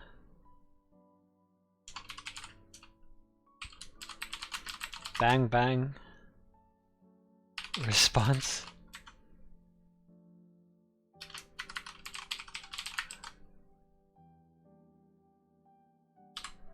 There.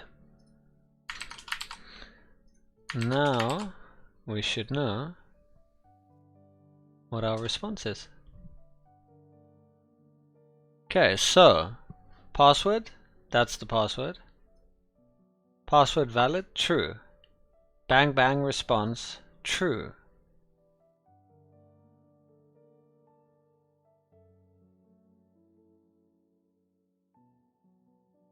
So the response will be true. Let's find out what the response is inside of this.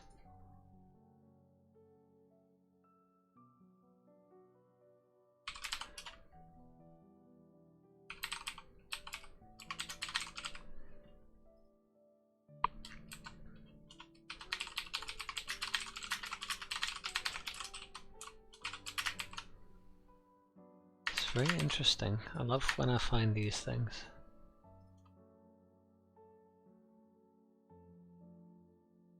Password valid invalidation, true.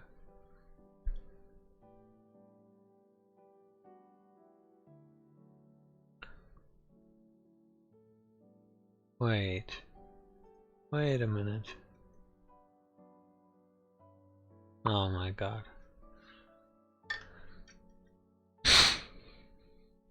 The error is because it's the same one as the password. That's what the problem is. The error message, that's all. I was like, wait a minute. There is nothing wrong. The username you have entered has already been taken. Please try another. There we go. But if the password's not valid, that's why I was like wondering earlier, like, the fuck?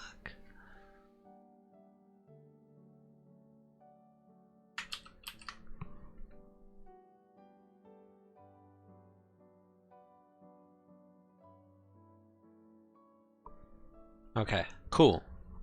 Cool beans. It's working.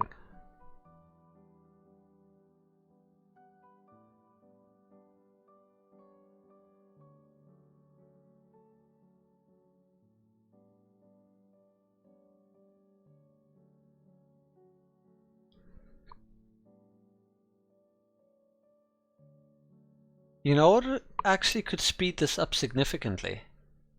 Because notice if the username is invalid, and I try to load this, it's slow, right? It takes a while.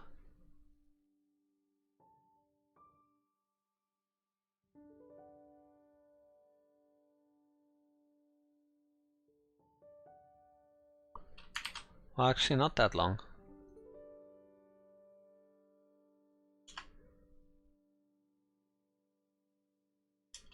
Actually, that's pretty damn fast. Because I was gonna say we could put the user exists, this check, after it does these two. Because if it's async, then have it check these first, and then eventually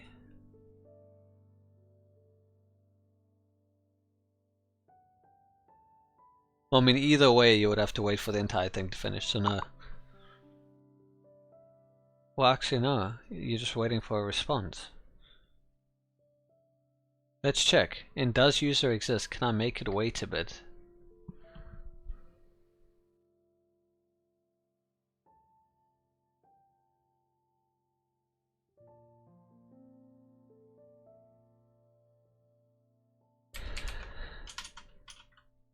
What if I do something like a set interval?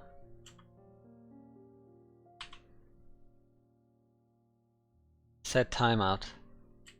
And in 10,000 seconds it will resolve.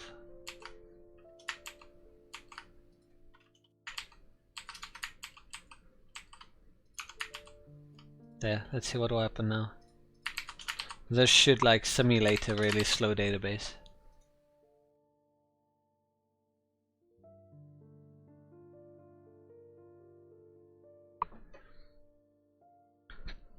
Oof, that's slow.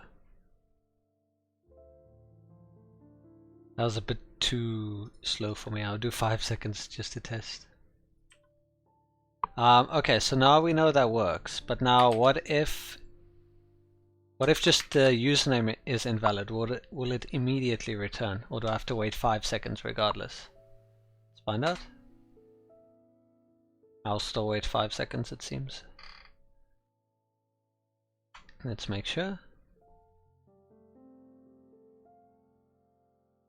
Yes, you'll still wait 5 seconds. So, here's my idea. What if we put the check for the user, if it exists, afterwards, so that it does its thing first, and then if it detects one of these two, it should immediately return, and you won't have to wait 5 seconds for the long-ass database. Let's see if that's true. It is! 100%, there you go. Near instantaneous. Solved it. Amazing.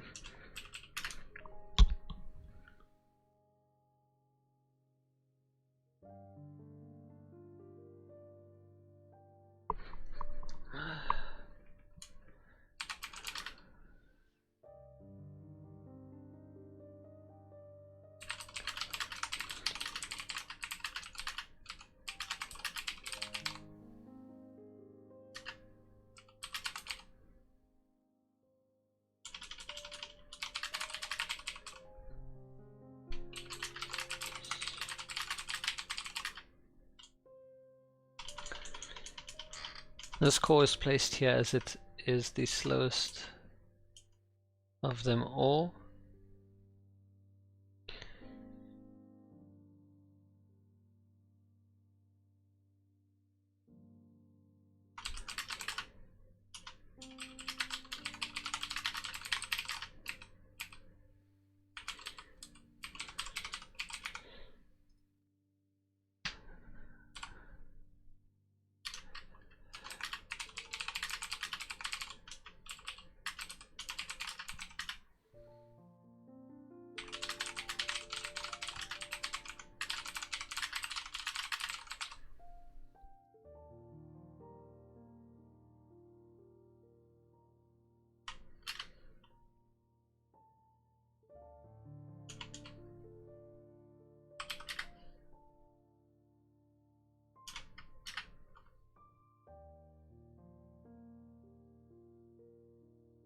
There's the comment for it.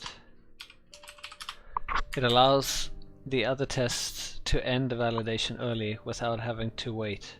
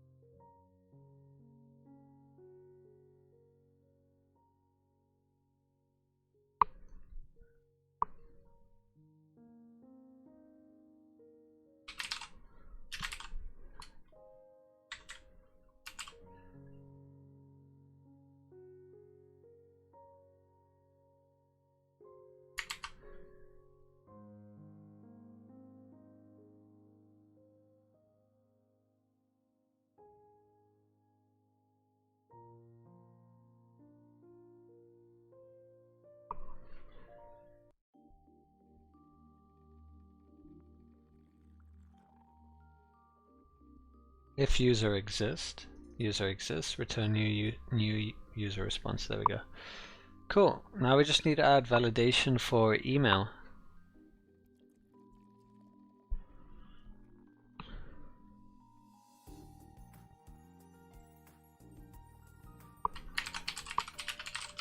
Email validation test cases. I need some test cases.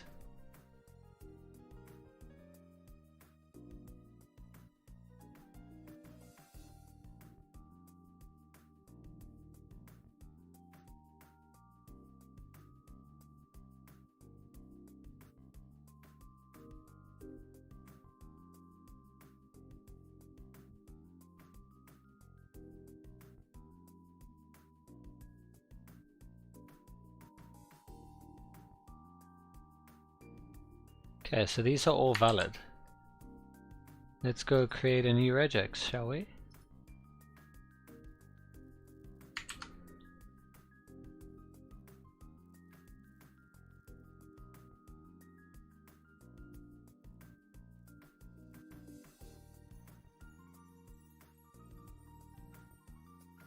I think it's the same as domains. So let's look at what I did for domains, my host names.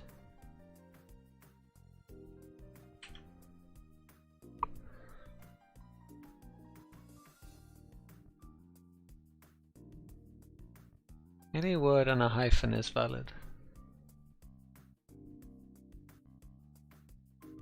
Well, let's start somewhere. So any word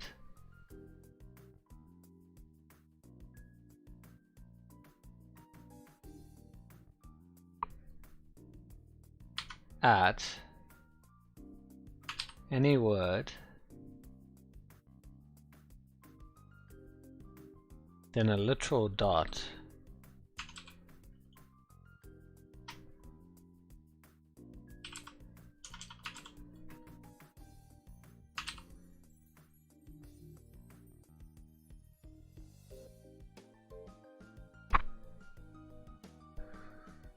no? Does this not match?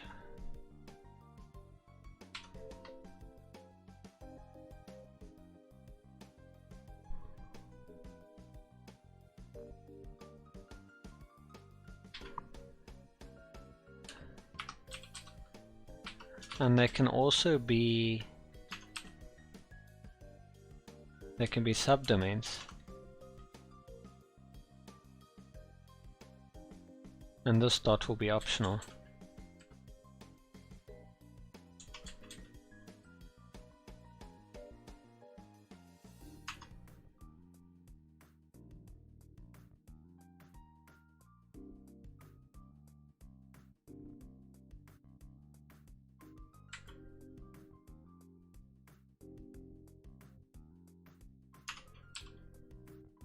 There you go.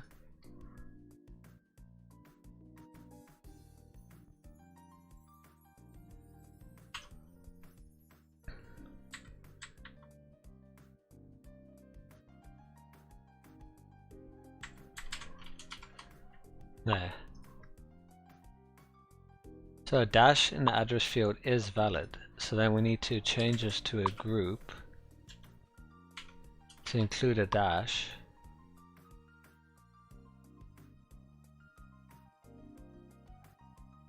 And the same here.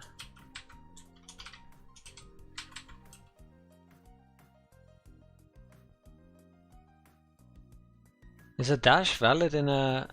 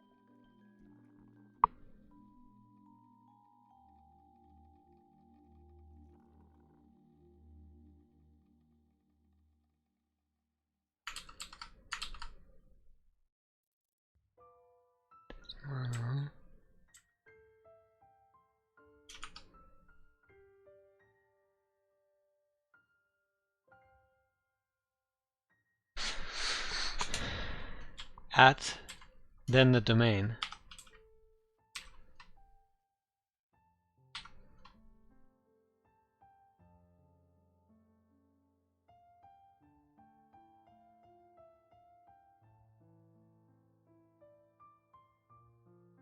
I want the domain that actually ends there.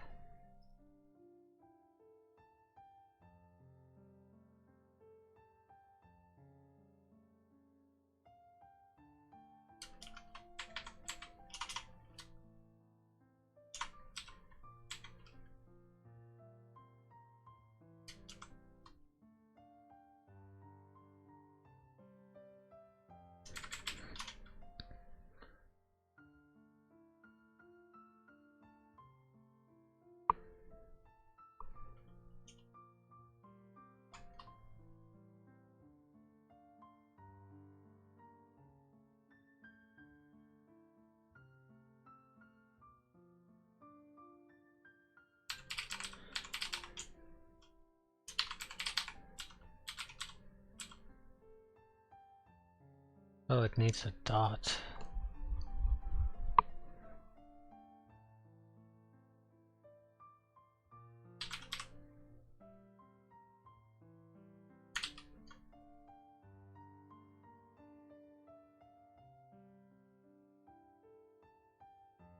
Test at any word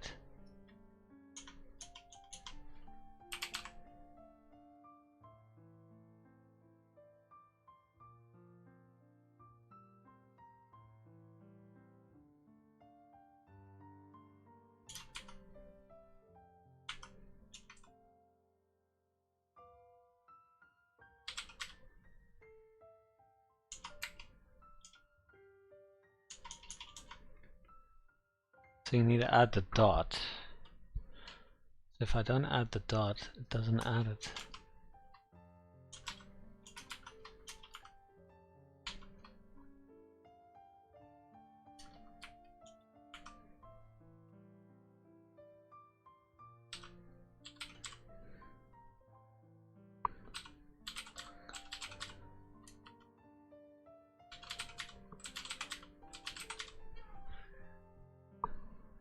Quotes around email is considered valid.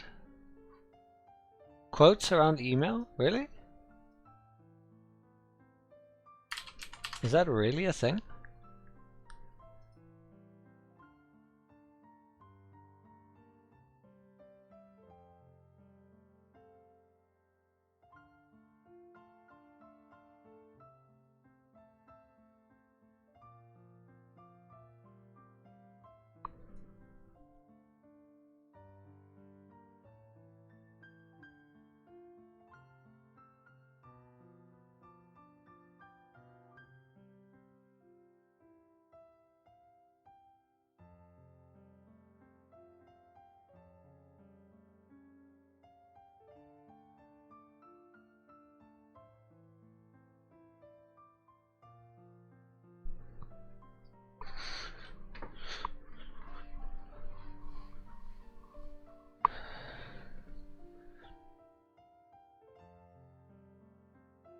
Hyphen, provided that is not the first or last character.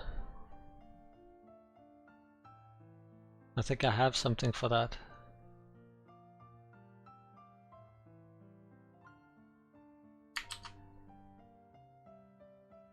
So for the domain name part,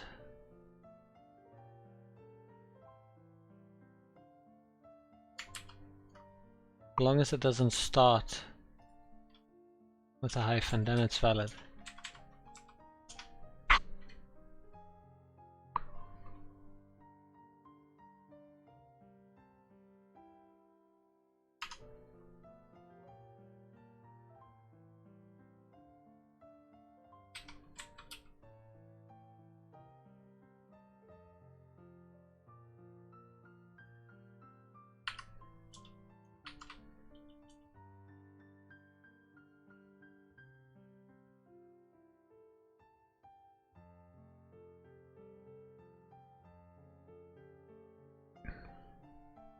So the local part, we got the domain part, 0 to 9, upper and lowercase Latin characters.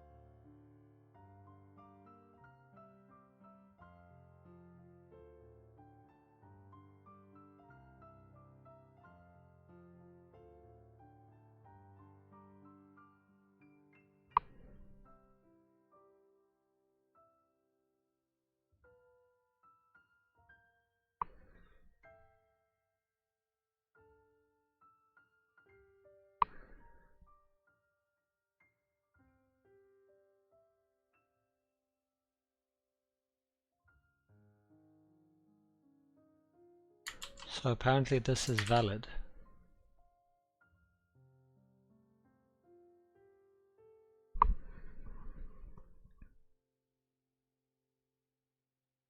So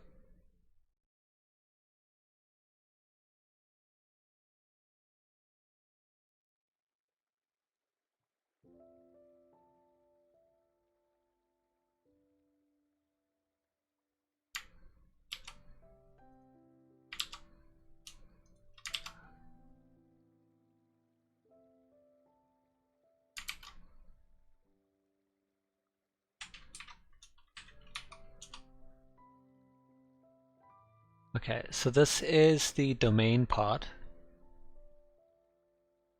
You've got your @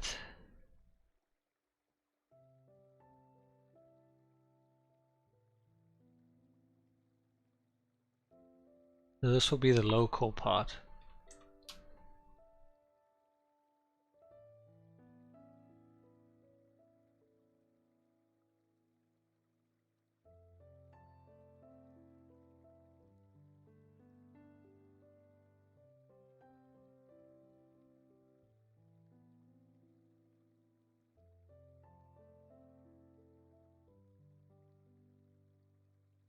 So something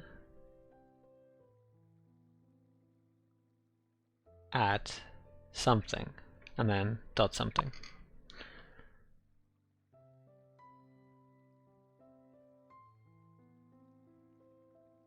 So if this is the first part, local, what is allowed to be in the list?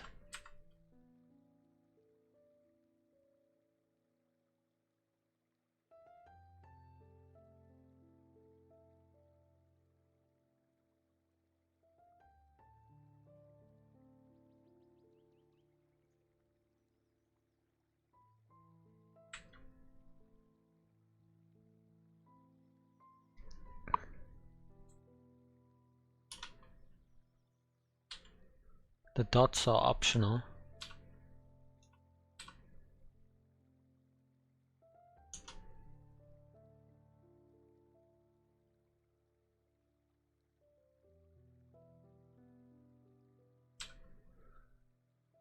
Hyphen, dot, what else is valid? The quote. Why isn't the quote valid?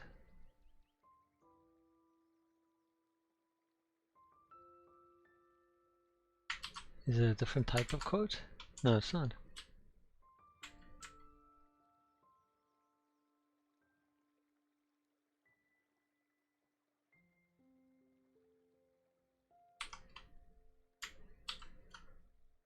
Okay, so which part of this is not matching?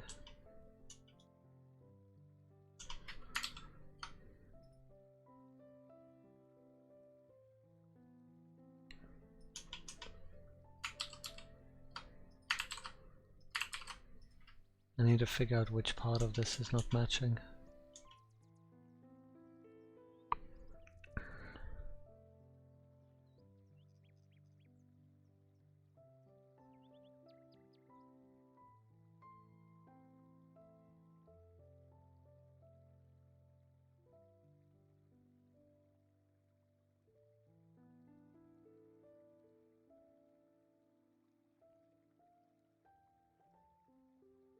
So there needs to be 1 or more. There we go, not 0 or more, 1 or more. Because if it was 0 or more, it's a whole other story. So it needs to be something at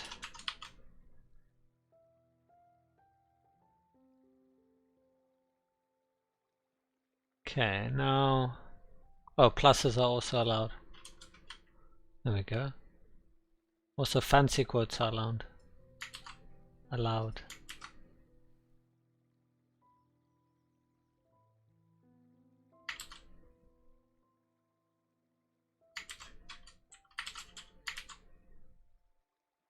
There we go.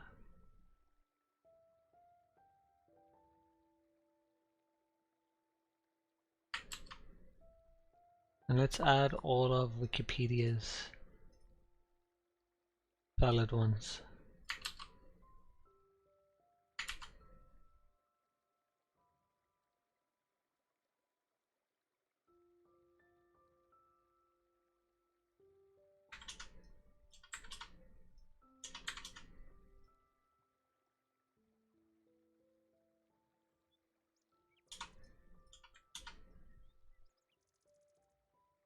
Okay. So space between the quotes.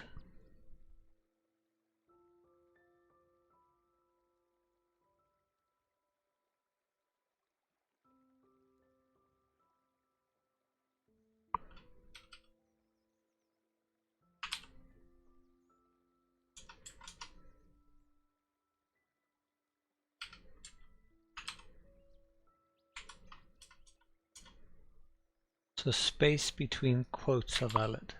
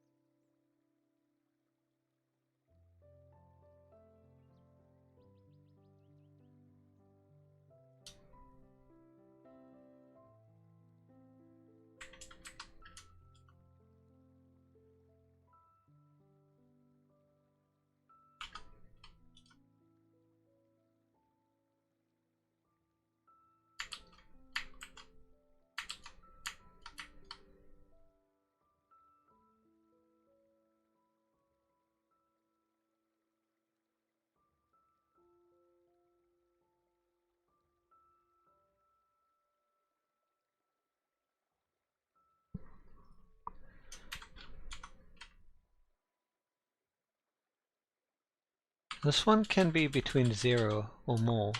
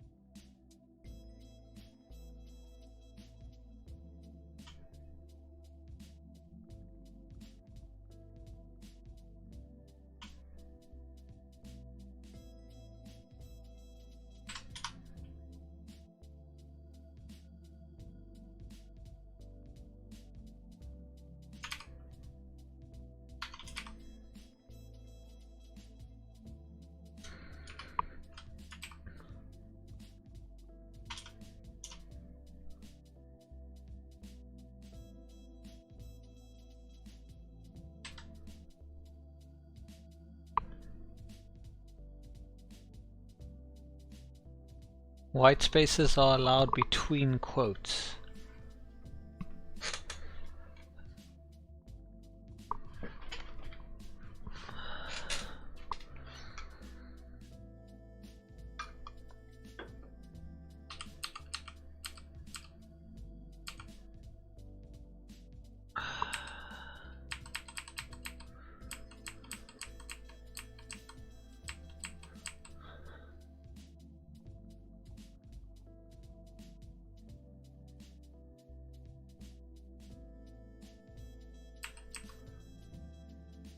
So white spaces between quotes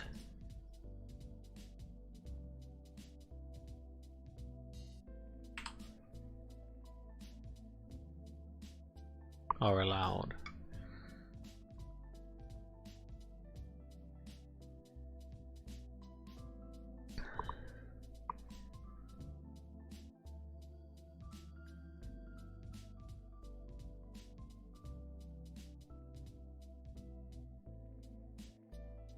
We can make it optional.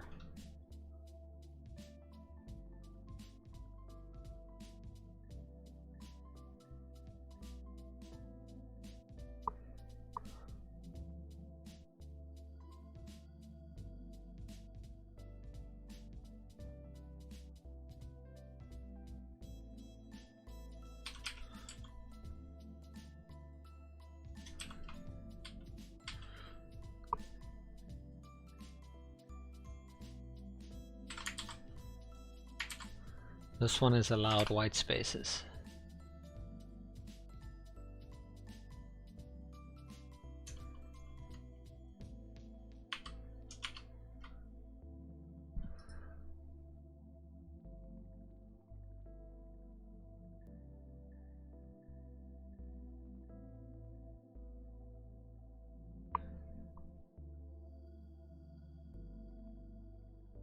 But only if it's right in the beginning.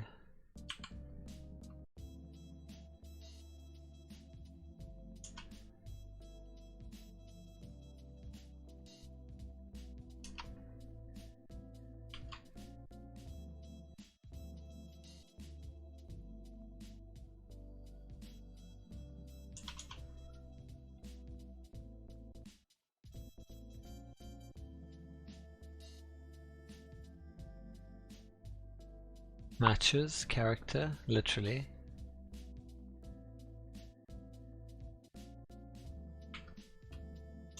And that should have been optional. Because that does mean optional, no? 0 and 1 times. Yeah, that does mean optional. So why didn't it match?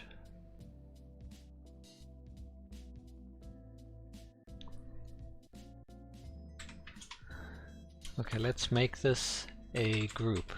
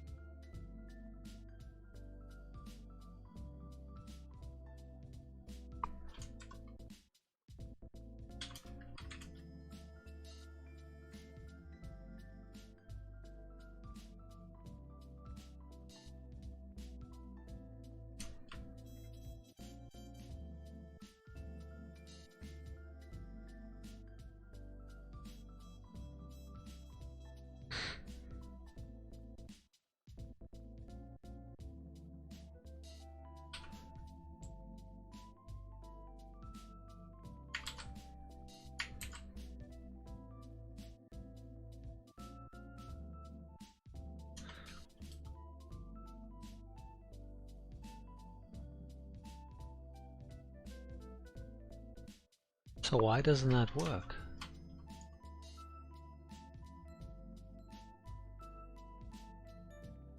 If I say match a single character present in the set,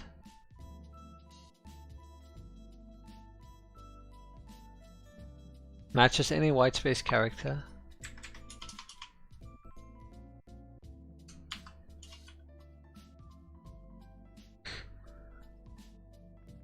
And what about if we start with the fancy quotes? Oh, it's not about starting with it, it's about having spaces in it.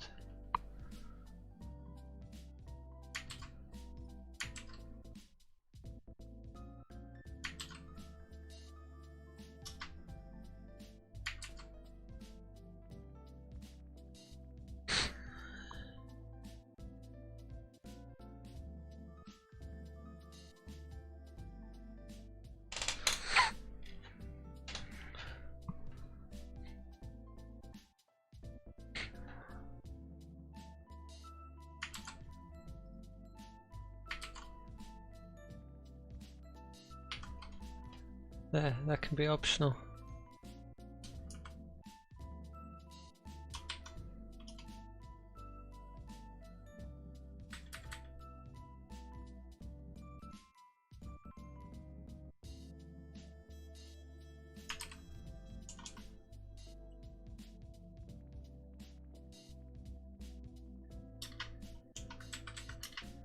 Wait, so the issue is one of the quotes, then a white space. This is optional.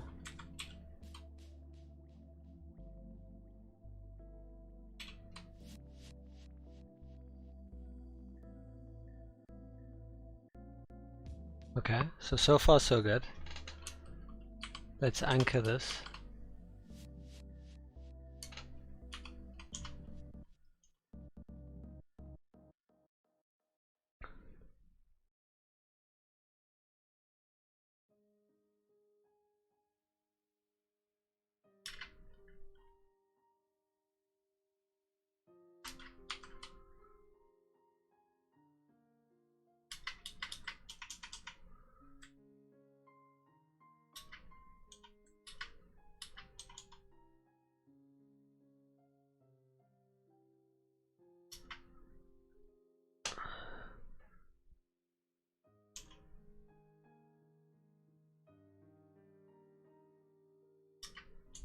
Okay, so it seems to be fine now.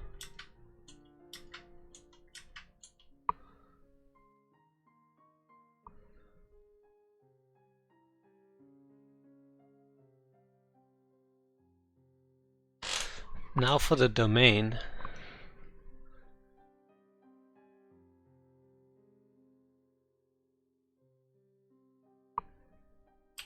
Add a word. One or more. But it also cannot start.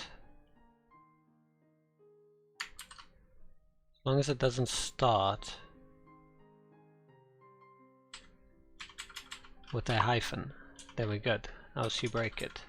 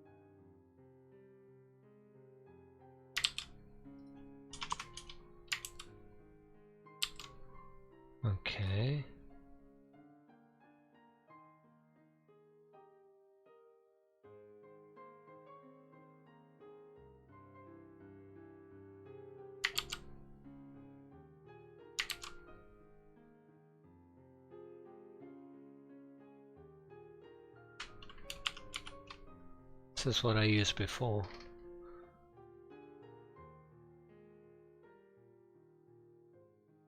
For my domains at least.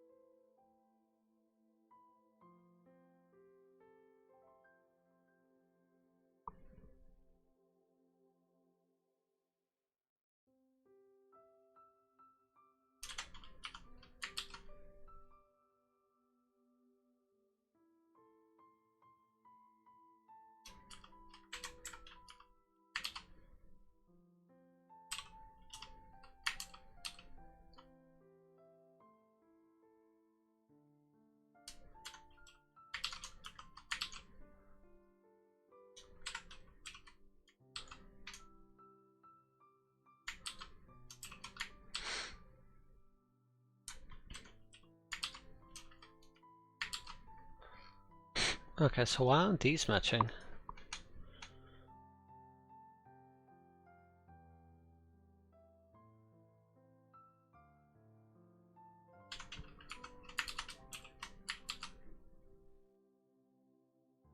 If I don't add the anchors, then they're fine.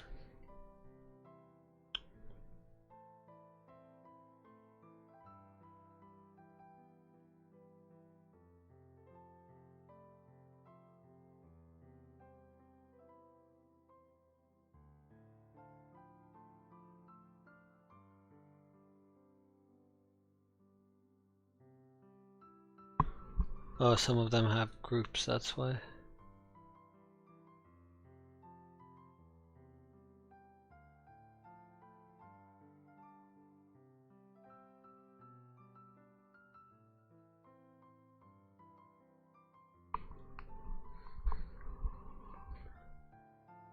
First name hyphen last name at domain.com. Dash an email address field is valid. All of these are valid, but why is mine like freaking out now?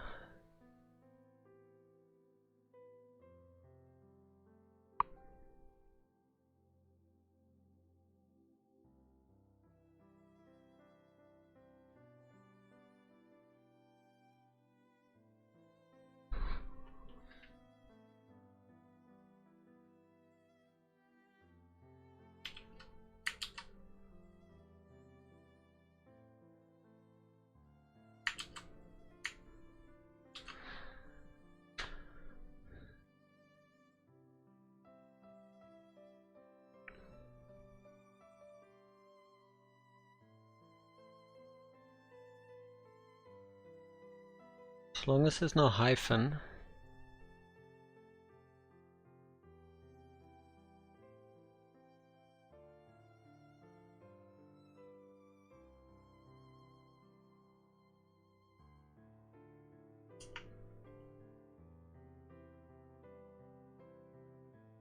Any word, one or more, or one of the Unicode characters, one or more,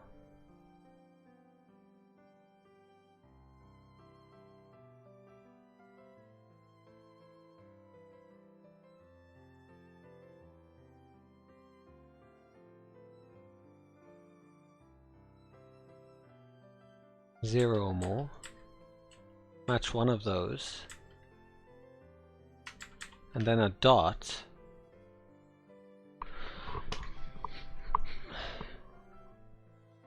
Non-capturing group. As long as we don't start with a hyphen. Dot subdomain.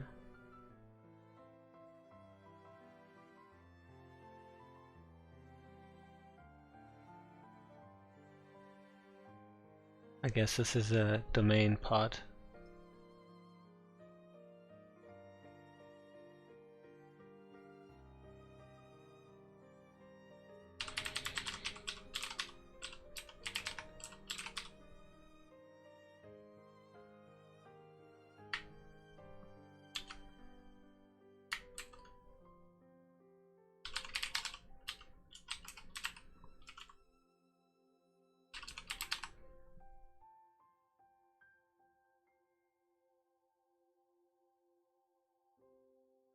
It's a bit slow, but it works. This is for unlimited domains now.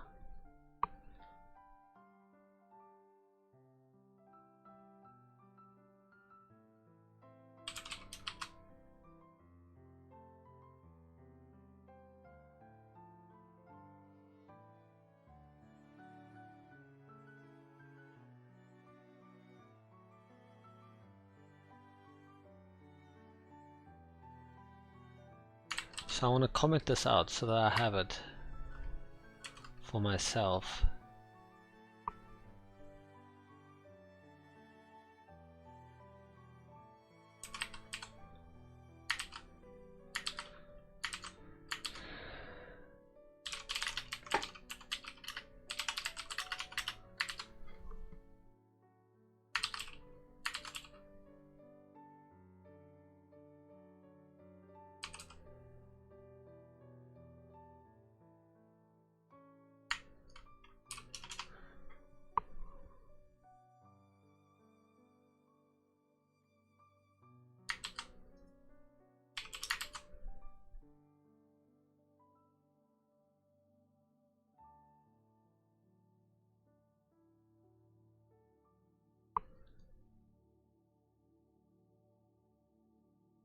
I want them to be modular, drag and drop.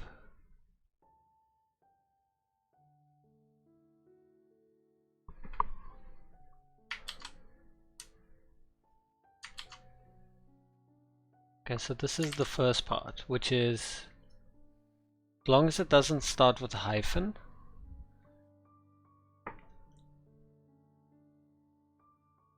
it could be any word and a hyphen, one or more, or one of the Unicode characters.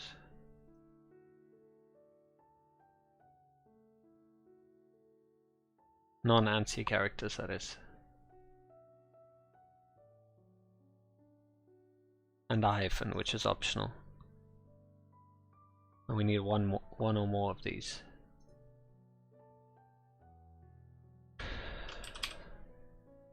Let's comment this.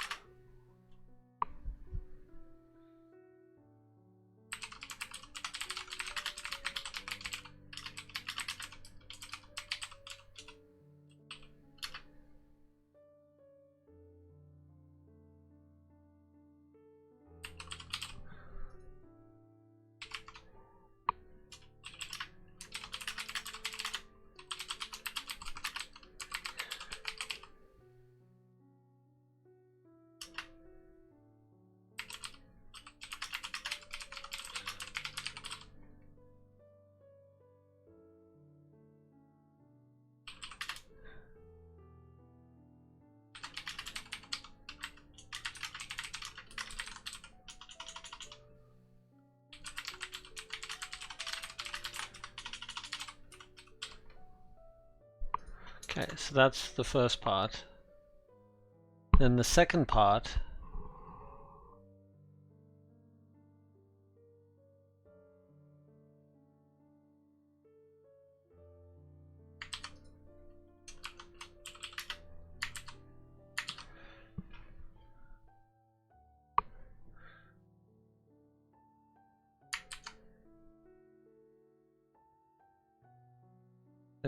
is this part.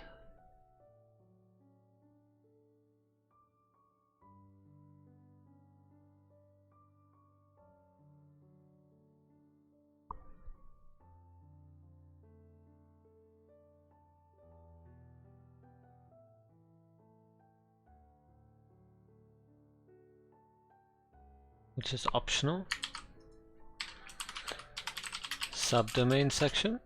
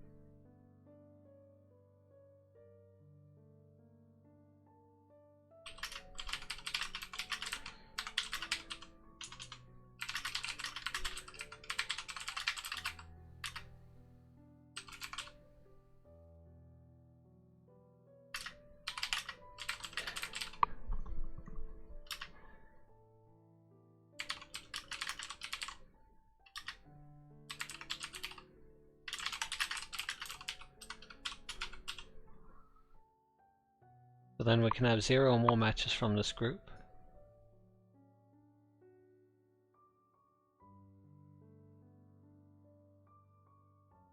Then the next part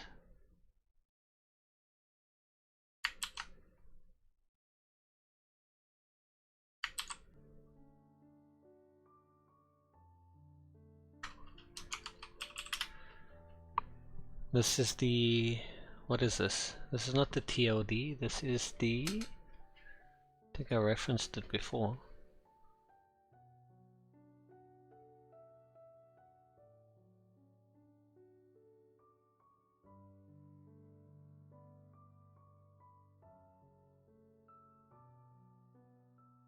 There's a host name, top level domain. Ah, what do you call it now?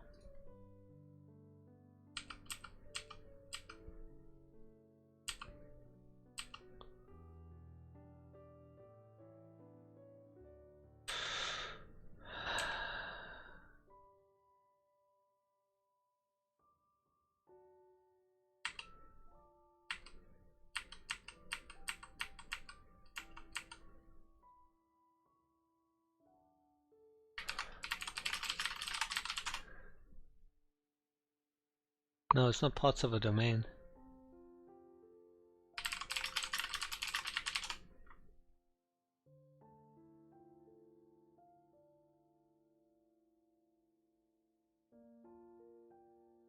And I'm just not having luck today.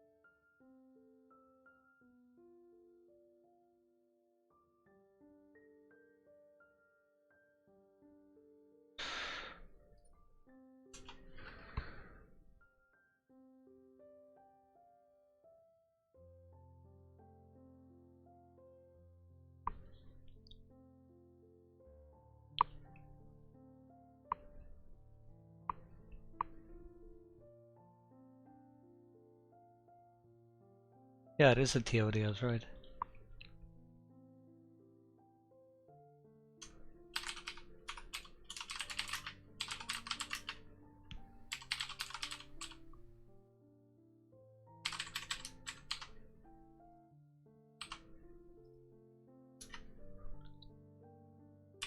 So this is the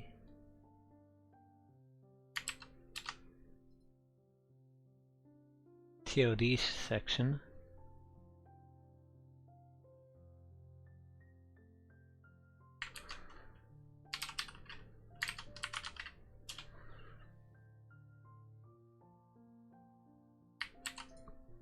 We need to update that accordingly.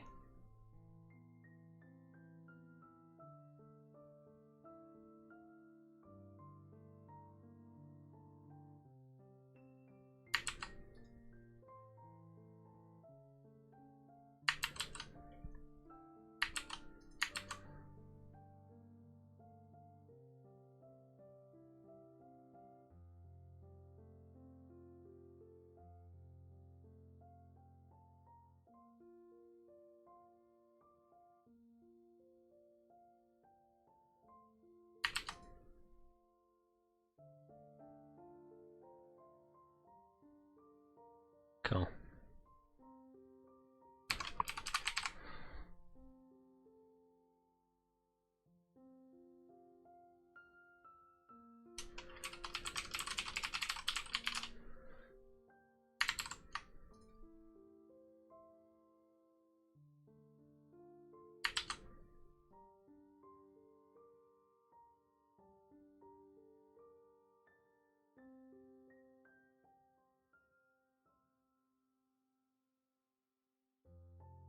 Yeah, this section.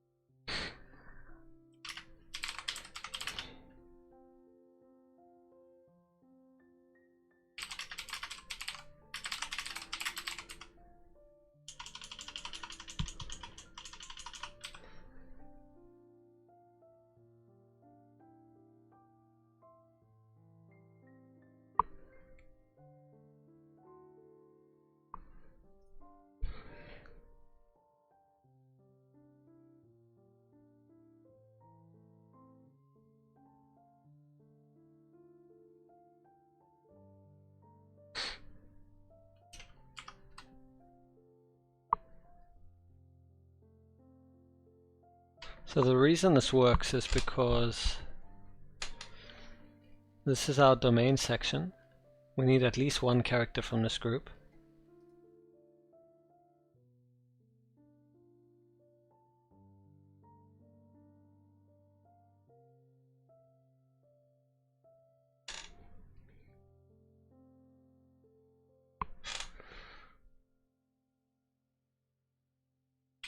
Has to end in a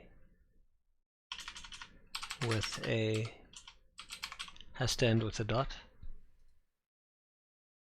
as you can see there. So that's a domain. Then the subdomain, we can have 0 or more from this group, and it's all optional. You just plug it in. And then top level domain matches 0 or more.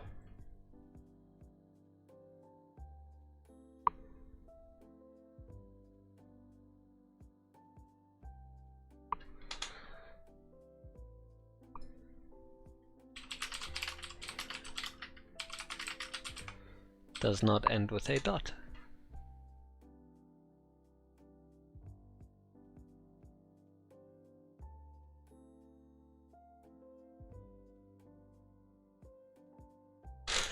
And there we are, those are the 3 sections.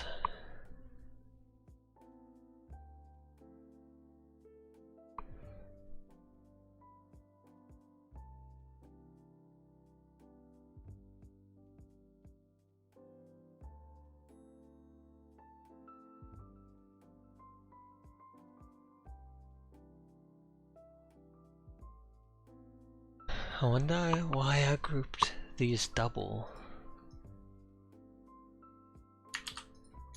I want to see if I can't remove the doubles now. There's a reason I grouped double of these.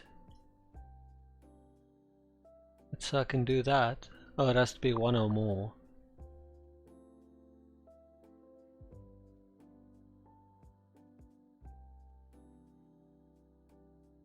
One or more of that group.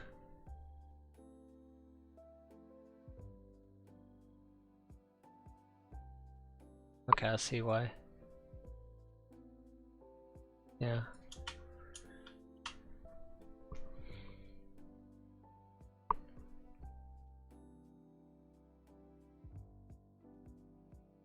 So these are the 3 parts. So the domain section. So if I group this, this would be a domain.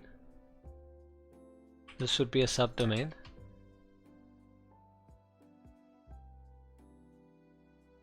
And this would be a top level domain.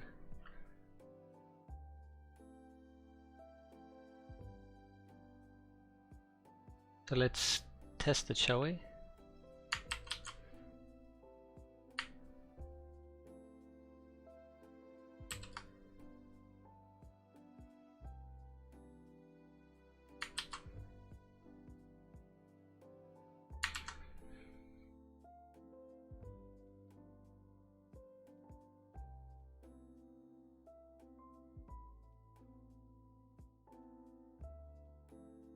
There.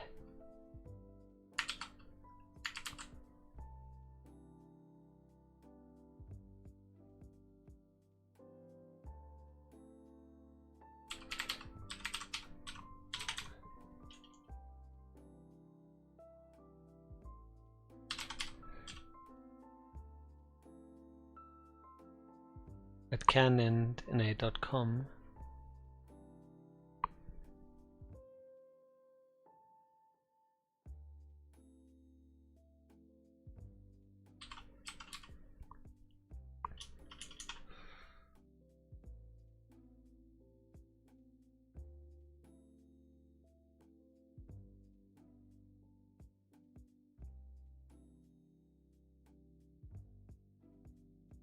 So group 1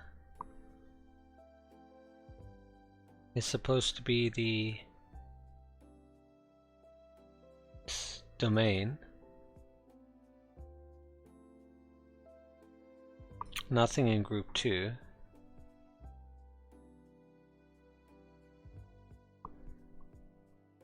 What if we switch it around and make it end in .com, because do domains end with a dot? Can domains... I wonder if they can end in a dot.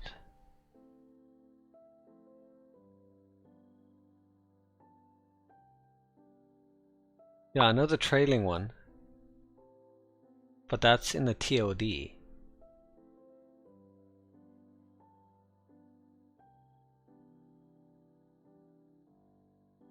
So I'm assuming it can't be in the domain, it can be in the TOD, not the domain part.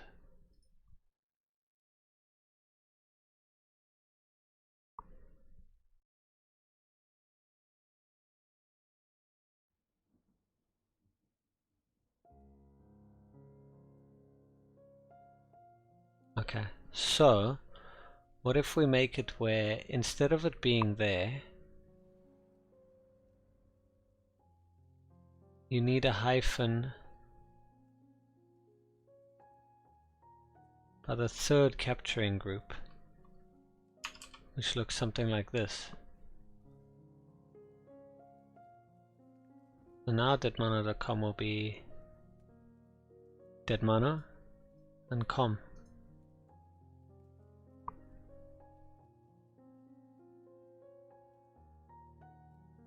Beautiful.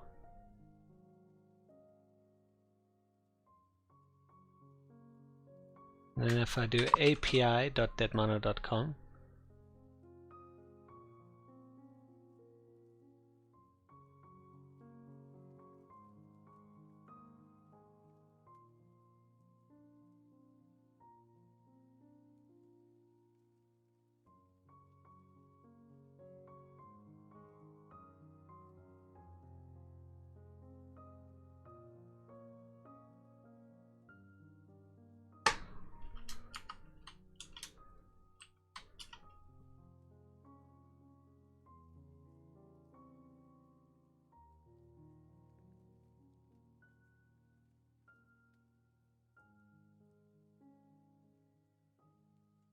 oh, that's the first group. That's the second group.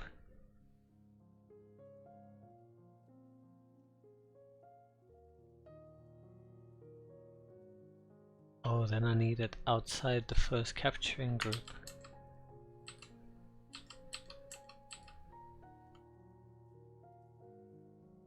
So now it works like it should.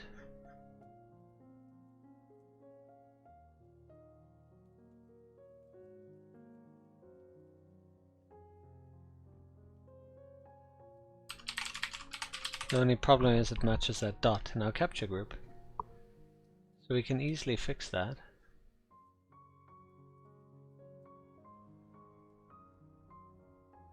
By removing that dot.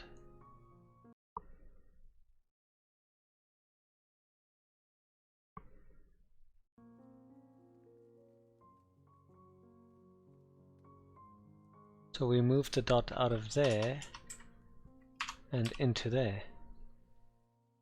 There we go. Now we get that monocom and API.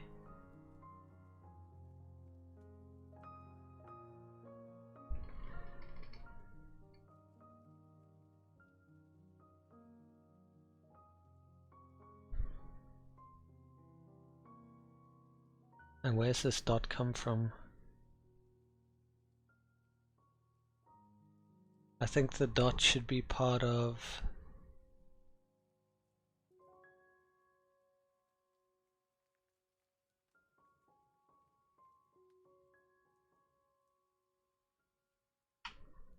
what if I make the dot be part of this? Like so. Store matches. Then it's api.deadmono.com.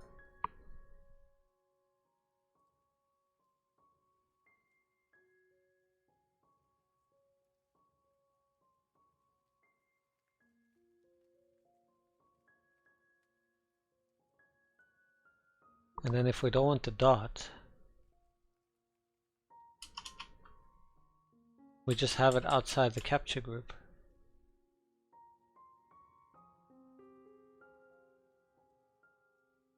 Like so.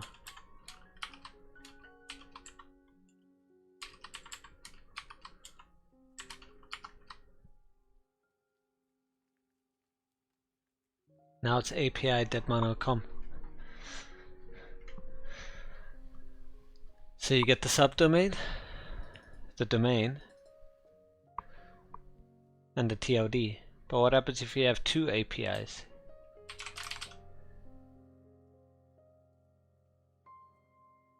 Didn't take that one into account.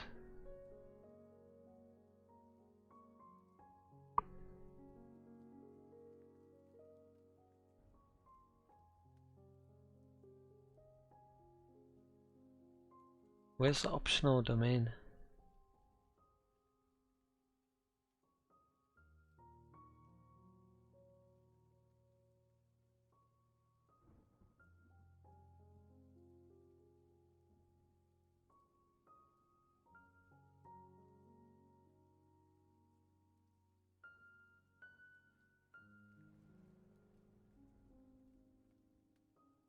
Oh, because API root dead mono.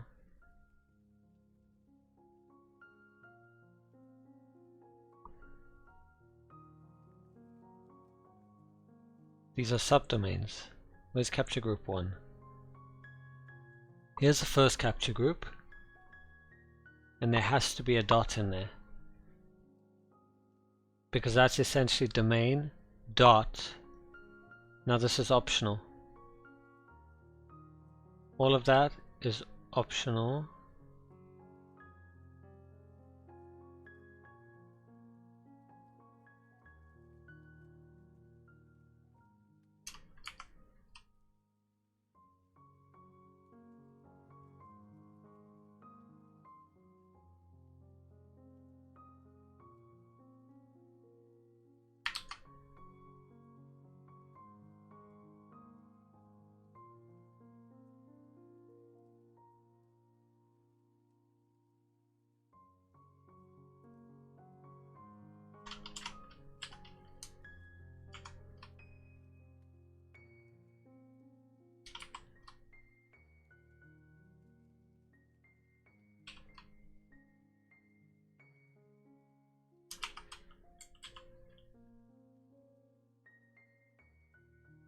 And these are the subdomains. So deadmono dot or API dot, wait, no, API dot root dot, oh,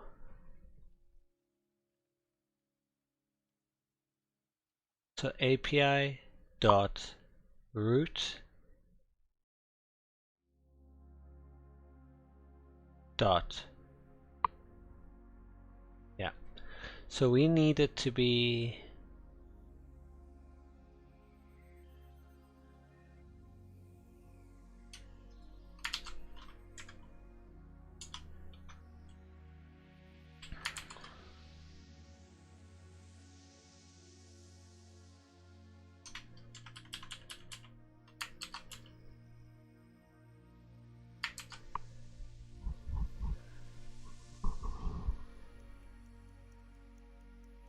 something like that.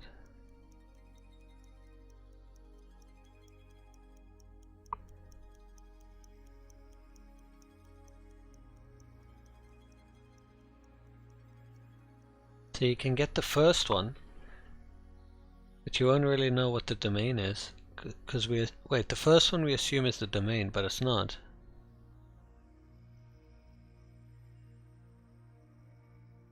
Because deadmono is the root. So the one that ends with a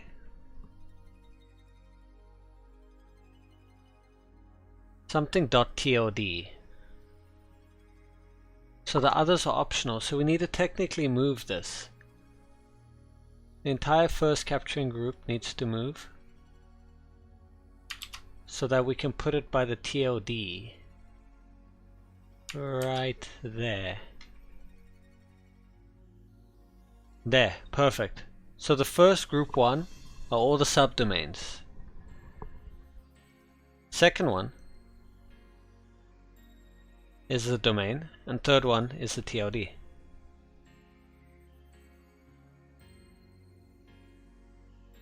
So subdomains, if any, domain, TOD. Beautiful.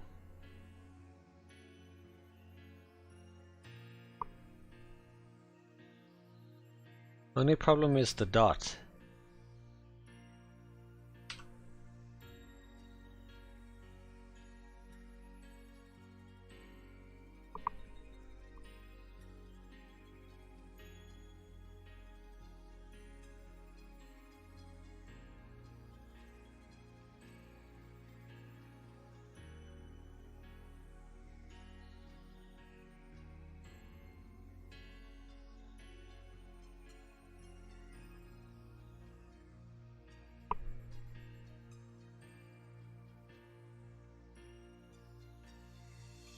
That's a pity, because if I put the dot there, it ruins everything.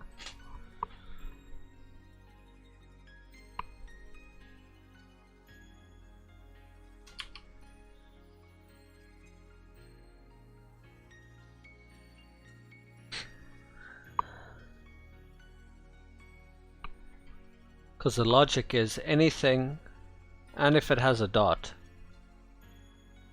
But it can't be the last one. I wonder, how can I tell it you can't be the last one? For it to count as a subdomain, it can't be the last dot.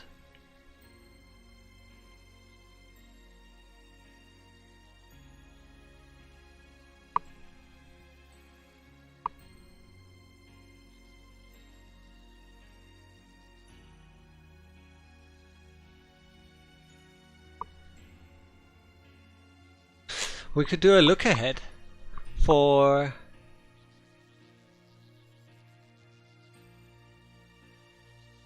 this is the first capturing group. First, okay.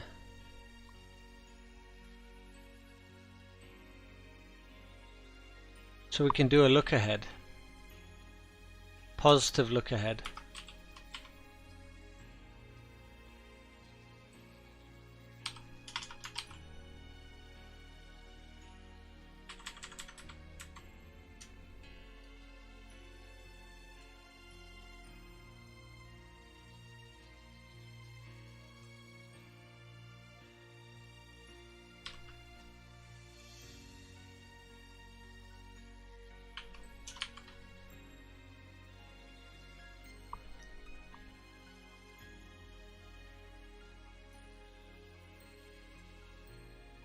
I need to somehow tell it. Wait, what am I trying to tell it? That the dot can only happen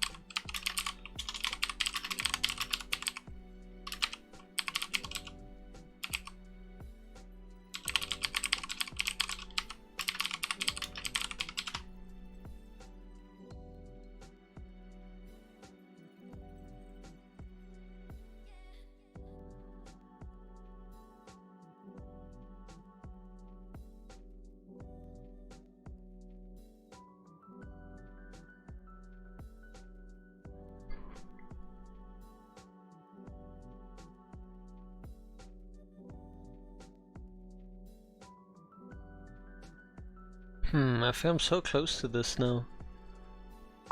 Like, just one thing, it might have something to do with negative look ahead. Negative look ahead for a hyphen.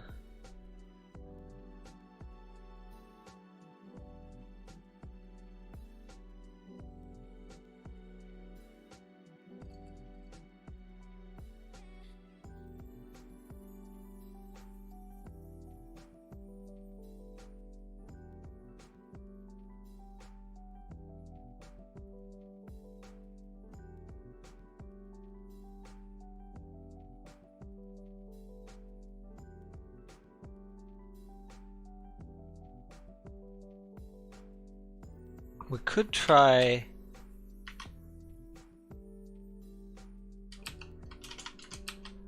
a word.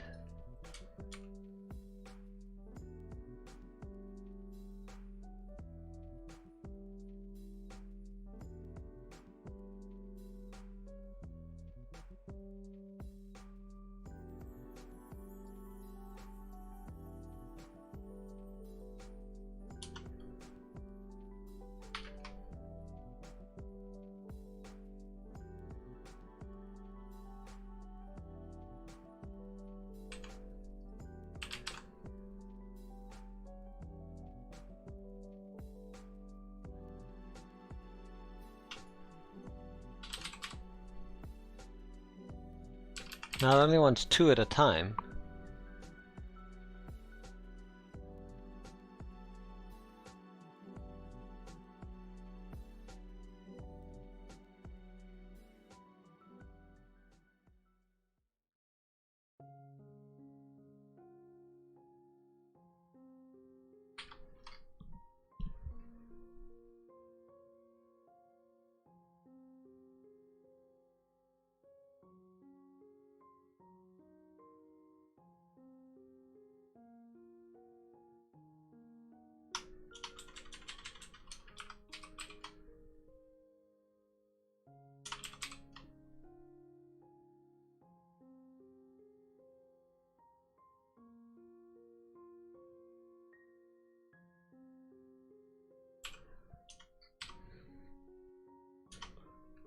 Why is it only doing 2 at a time?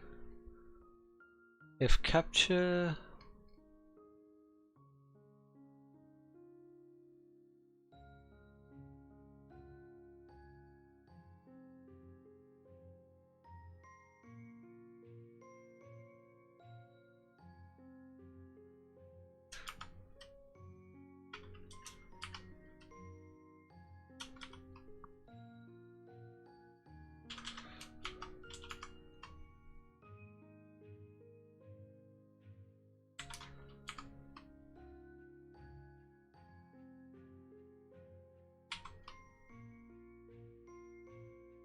Changing this doesn't matter. Oh, there you go.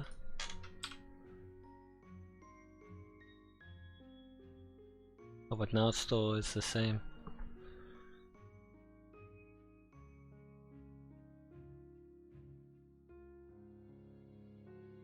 Test is the...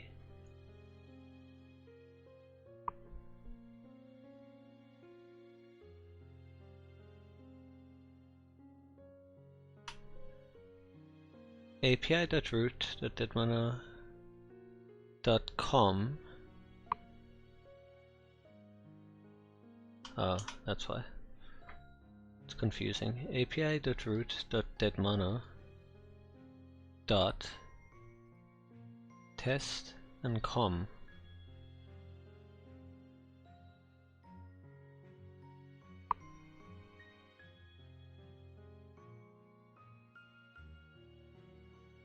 Maybe it's a positive look ahead?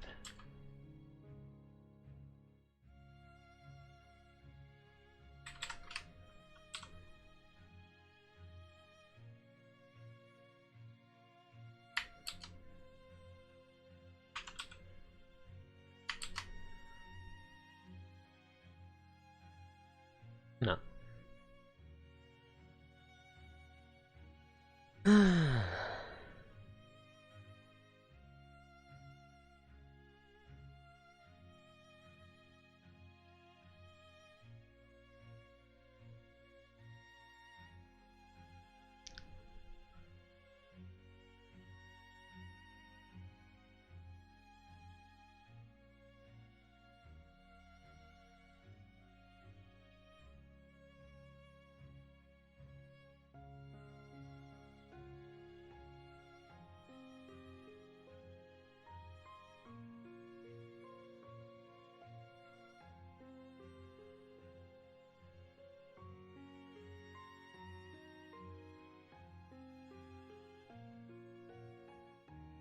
We can use a word boundary.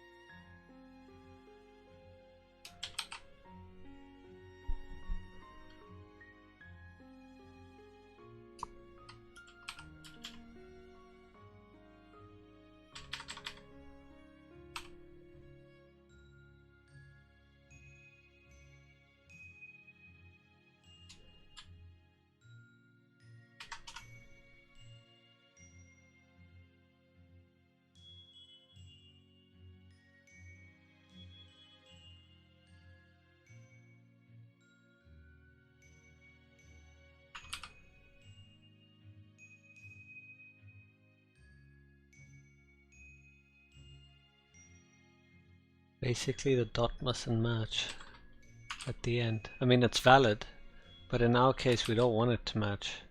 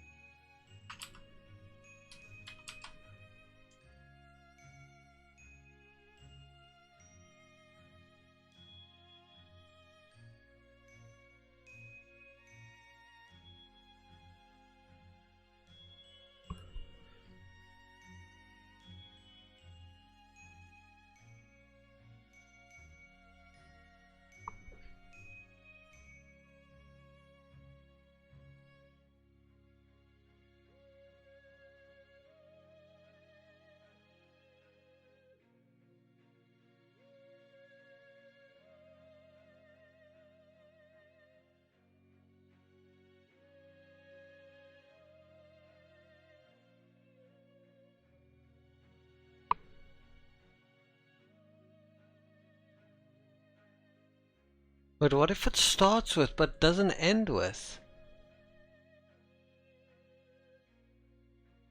I'm just being dumb. What if it starts with?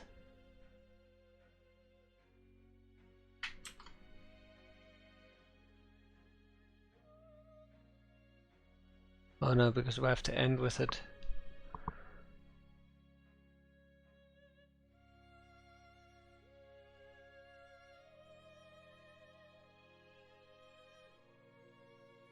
Man, imagine that would have been something, huh?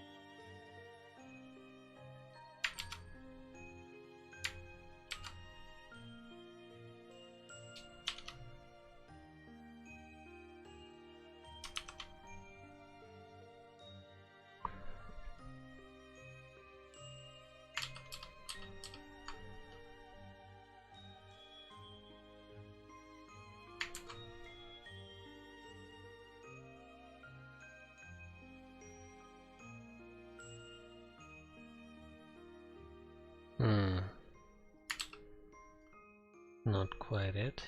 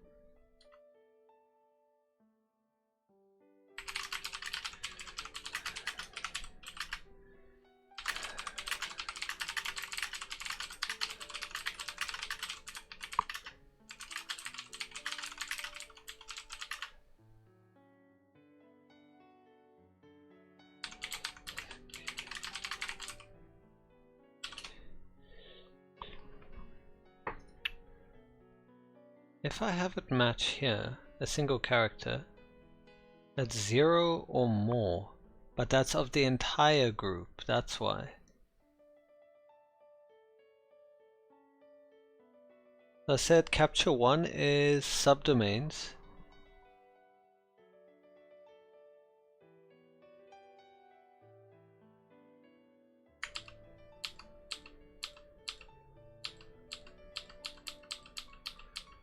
Let's put it back to the way it was.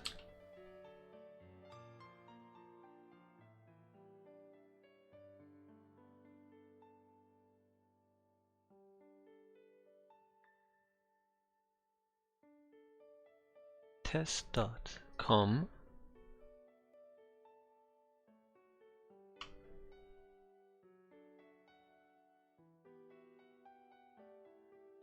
But if it ends in the dot,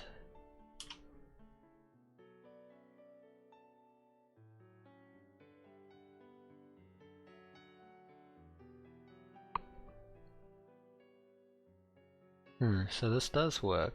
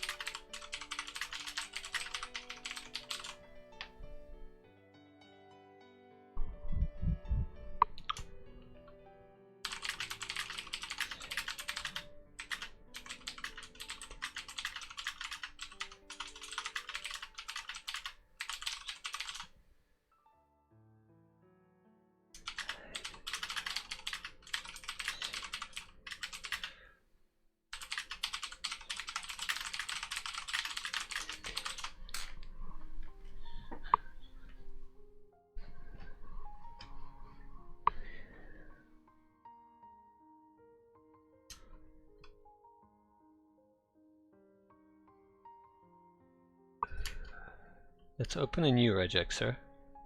I want to test something.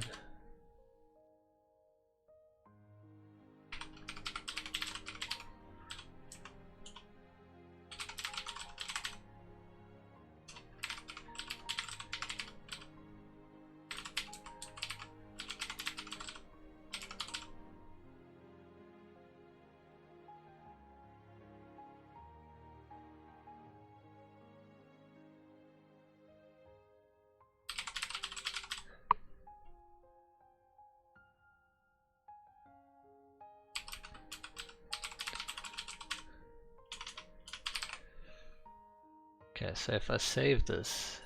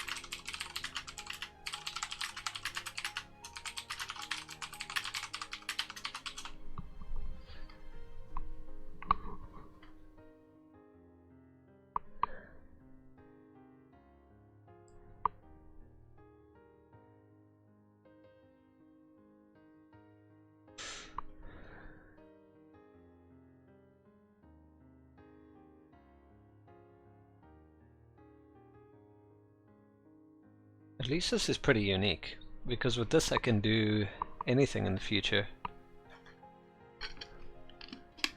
And I'm so close to it. I mean, I could easily just remove the dot with in JavaScript, but there must be a pure way.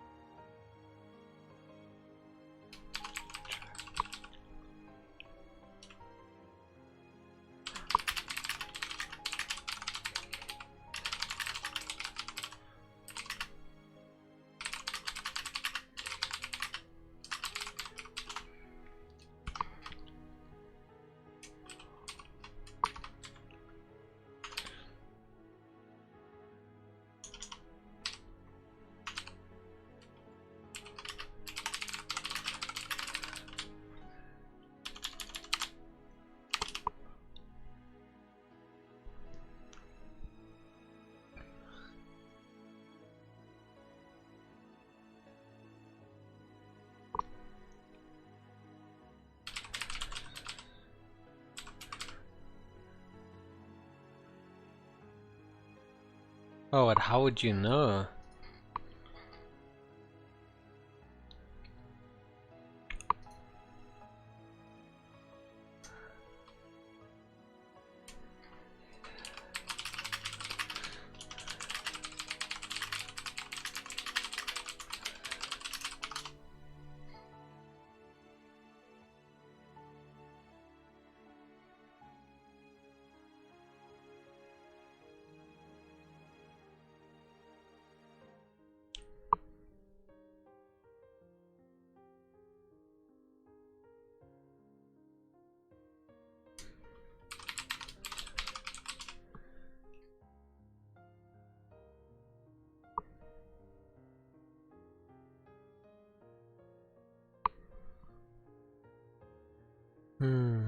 the other thing I didn't take into account.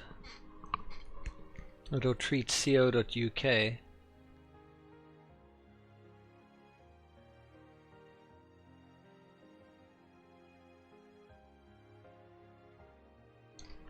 as the domain and subdomain, the UK being the subdomain.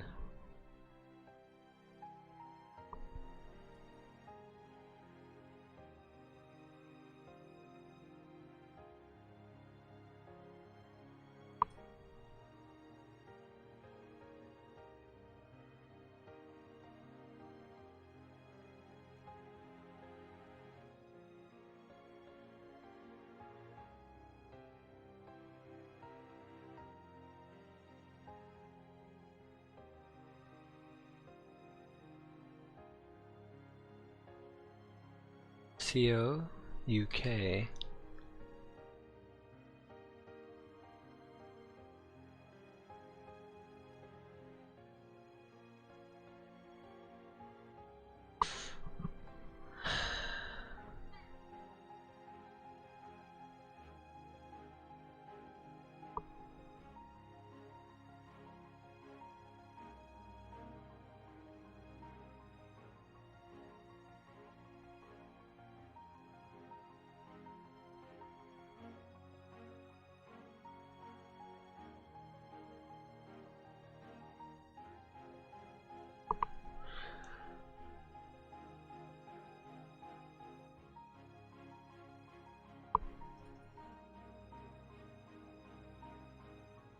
It's so annoying when you don't think about the fact that it can have two COUK.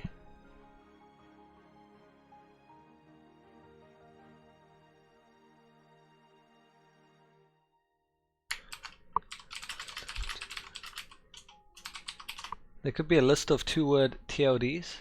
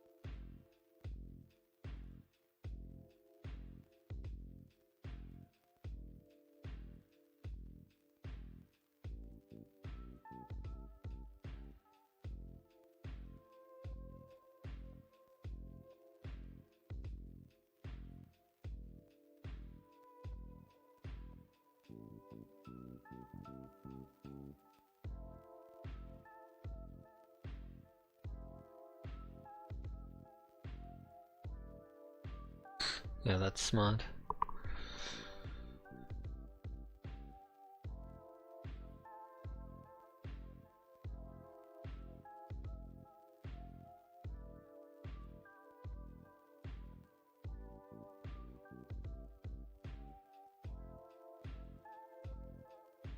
Oh my god, even emoji domains.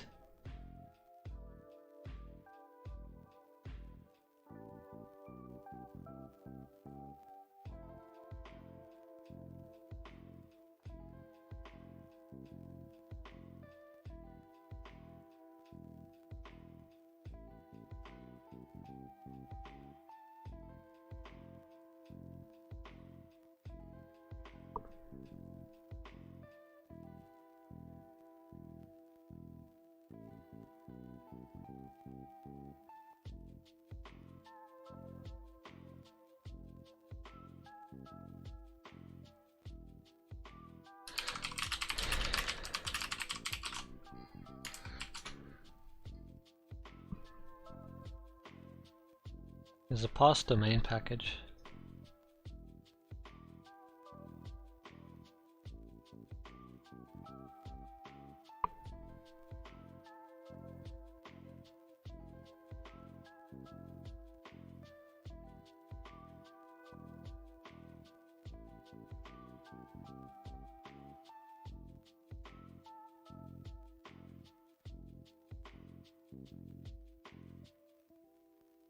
Oh, that's cool.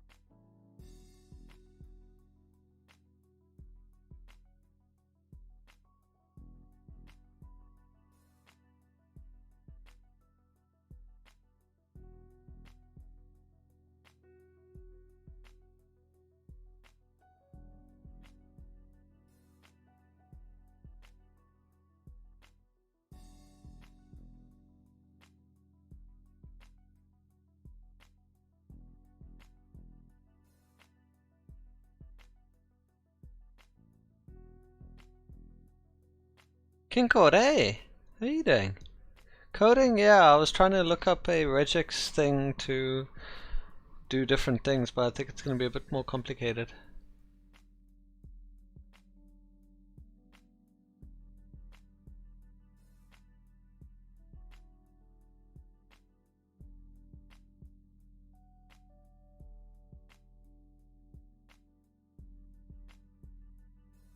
I wanted to create a regex that can match.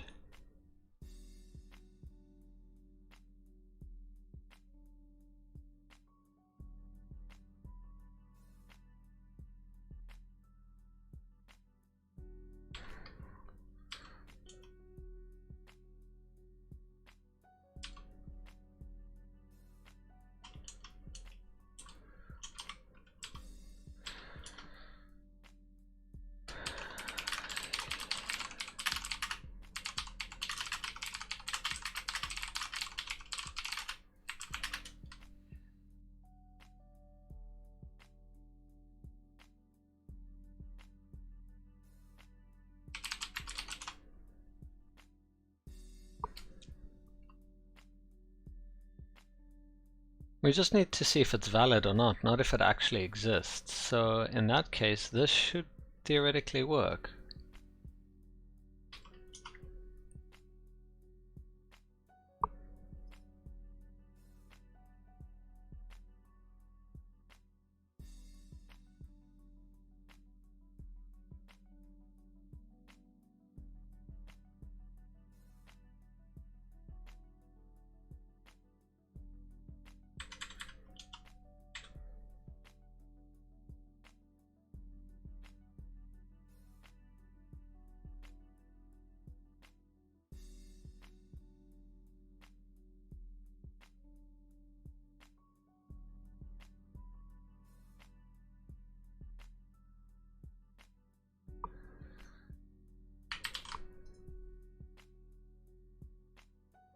Okay, let's compare it to what I had before.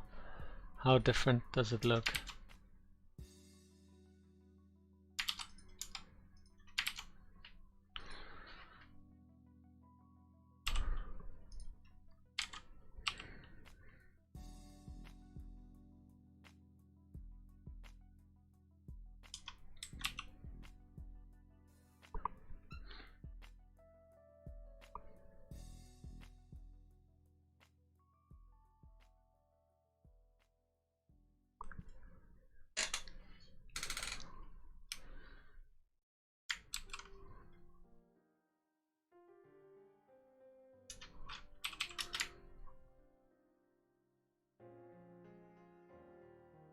This is the subdomain section. Pretty much the same.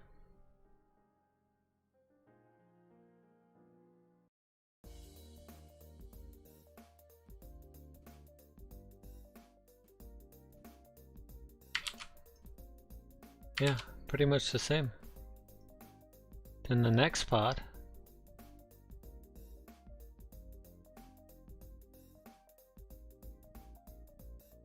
is for the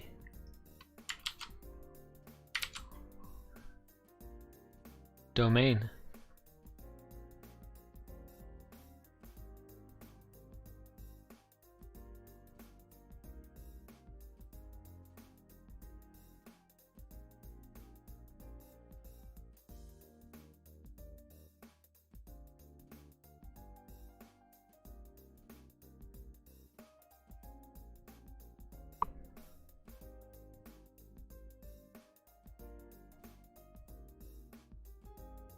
I try to make a sticky toolbar, but it doesn't work. That can be frustrating, huh? Wait, what if I put this there? It doesn't change anything, does it?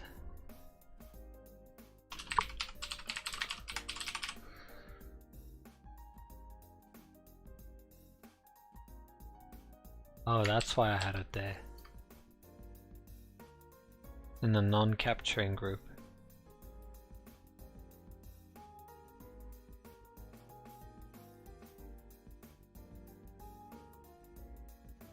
Wait, can I have the dot in the non-capturing group, I wonder? That's what the issue is.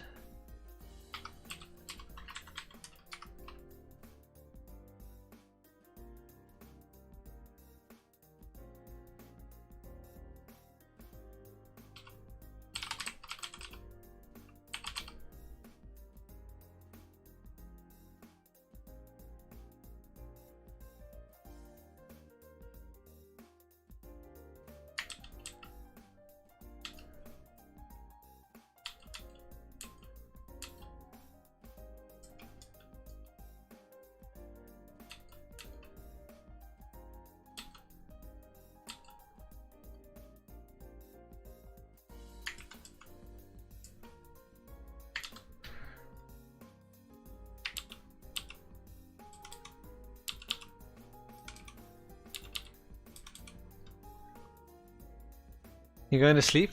Alright, can go. It's a late night, but I hope you have an awesome one. Sleep well.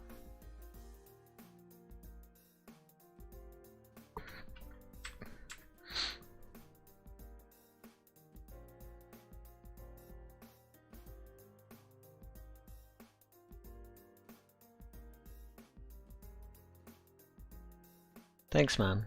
I appreciate that.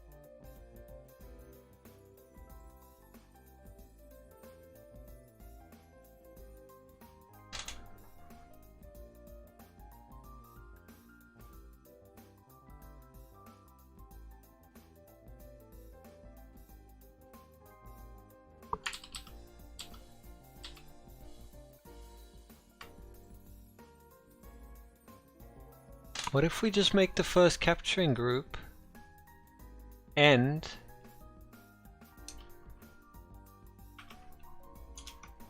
there?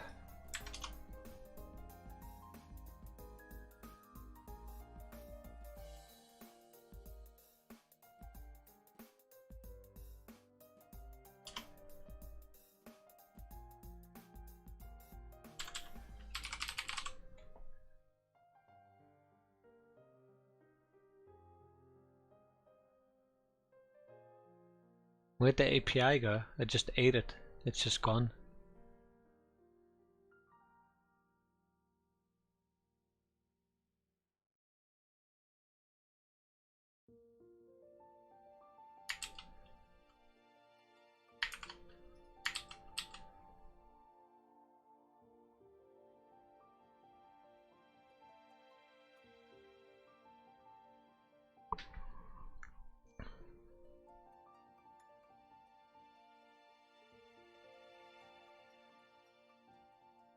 And that's a non-capturing group.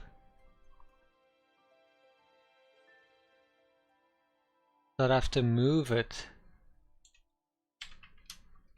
to in like that. And the first capturing group, oh, that wouldn't work. Because that'd need to be something like this.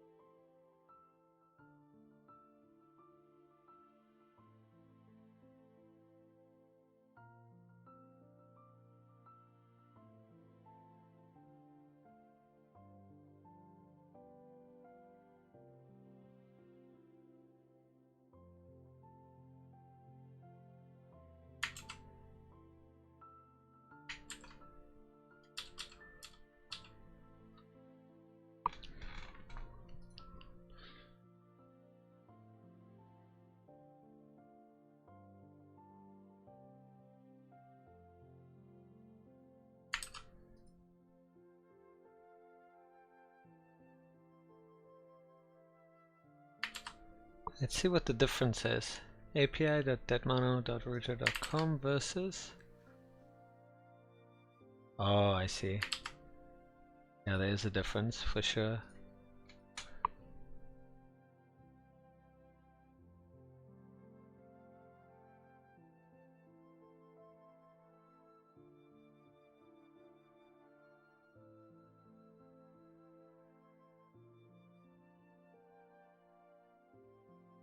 That's for the subdomain.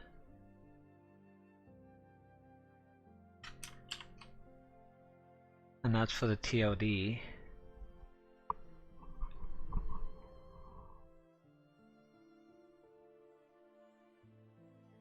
What is the dot form?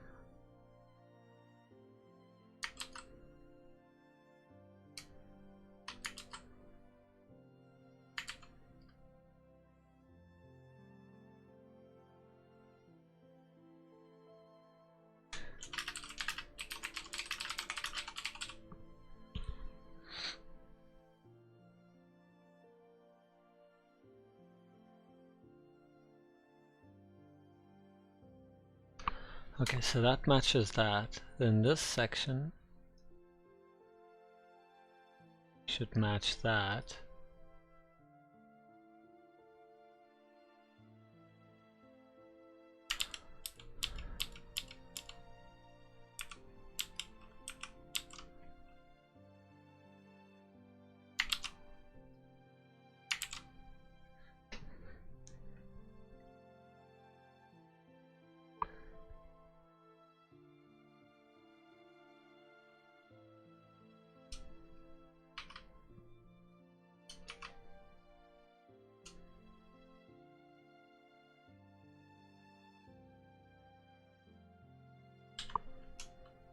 So this should now match the domain.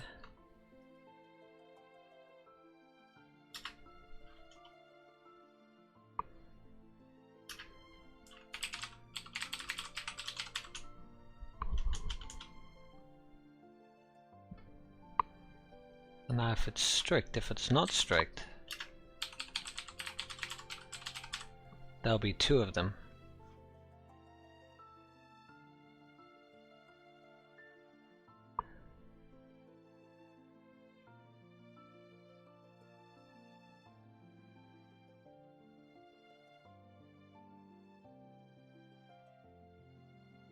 Okay, so let me just make sure, doubly sure that this is the right one.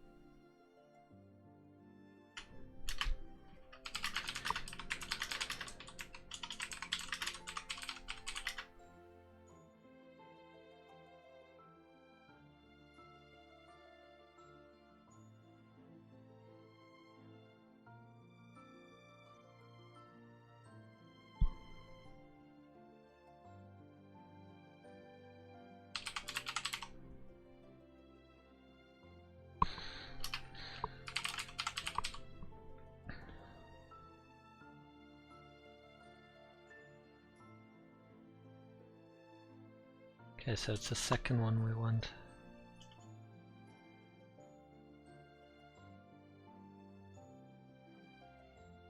Perfect. Okay, so we're going to use this as a base.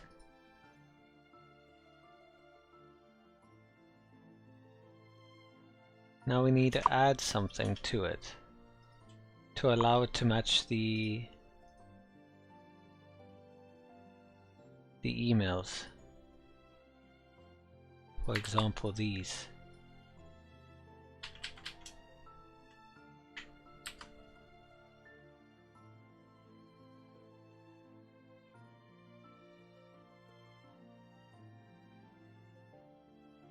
So we need a part in the front that matches the email address. And I think we did that in another one.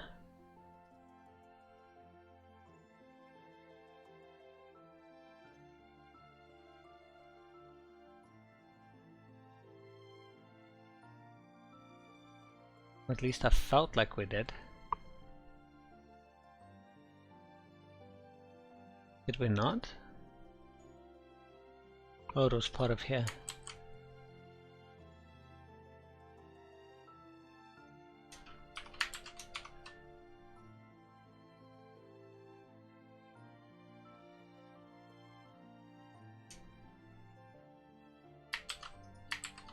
So let's first get this working. Non-capturing group.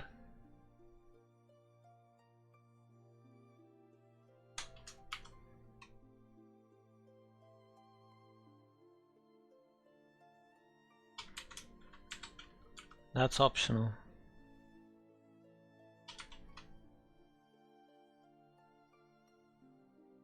Oh wait, the moment I change this to one or more,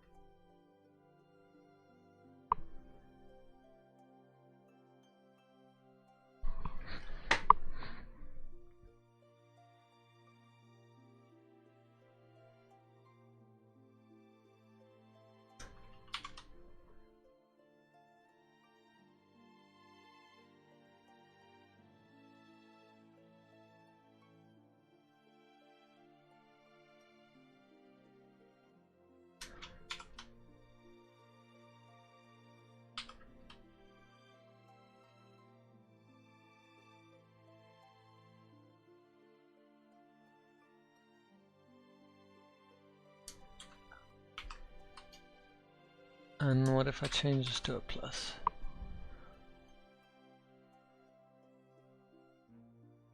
So any of those, 0 of those,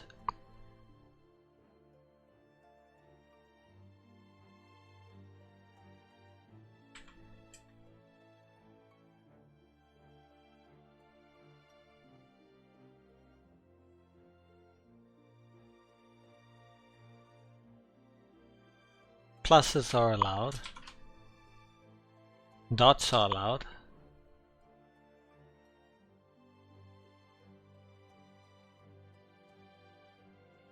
Why did time out?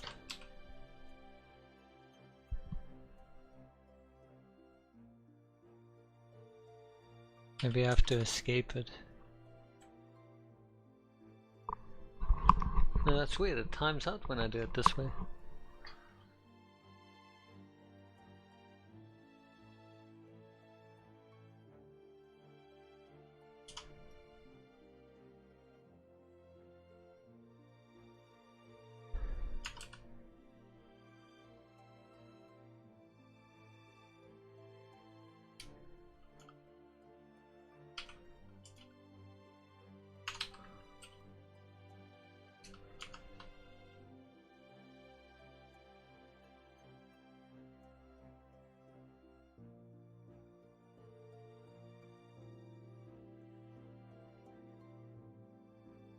I think it's because it's multi-line that it's timing out. But either way, that's not good if it's timing out.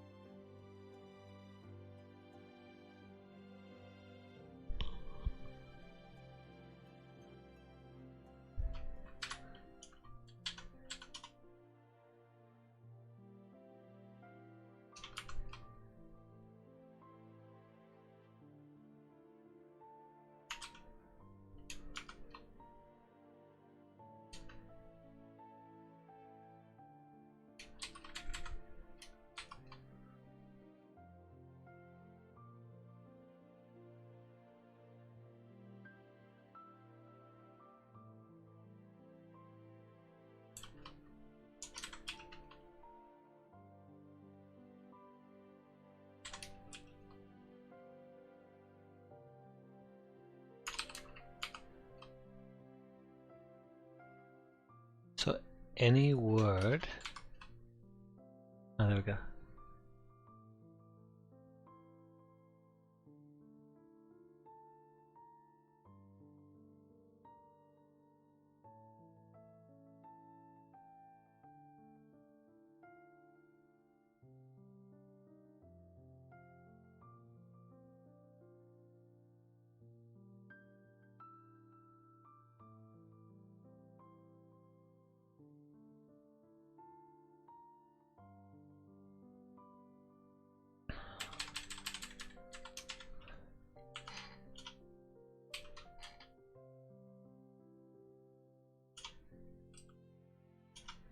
What is the...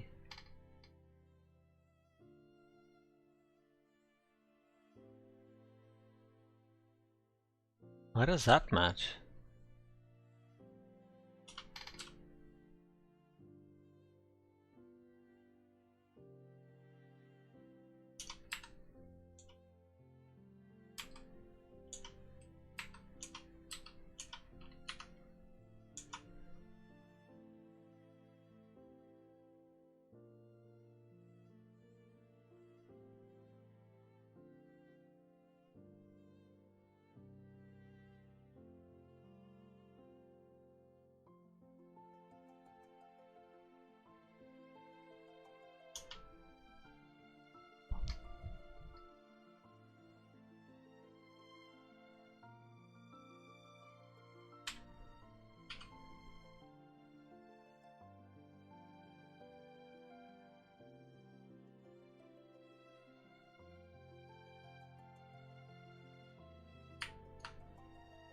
do the same, plus, minus, dots.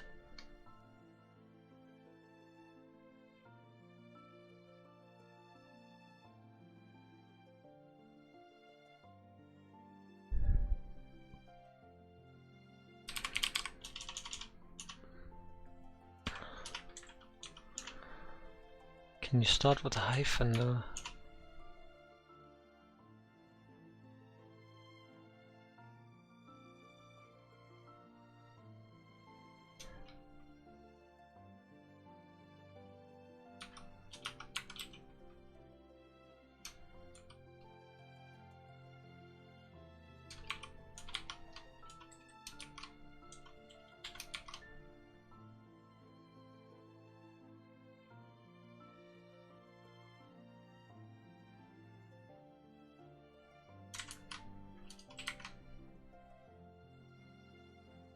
You can't start with a hyphen, there we go.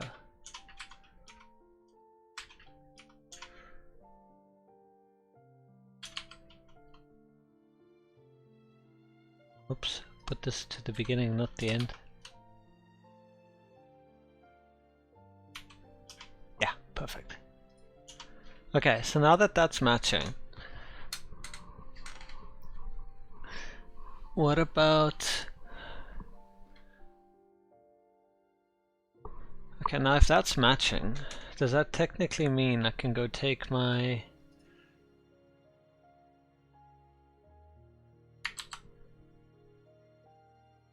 domains here, and that should match the rest of it? Yeah, it seems it does.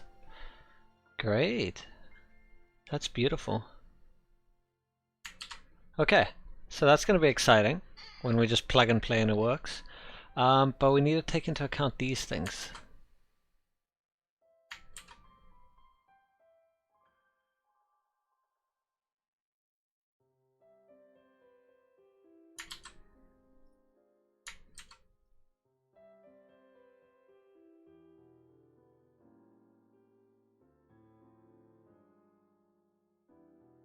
And what if there's a white space?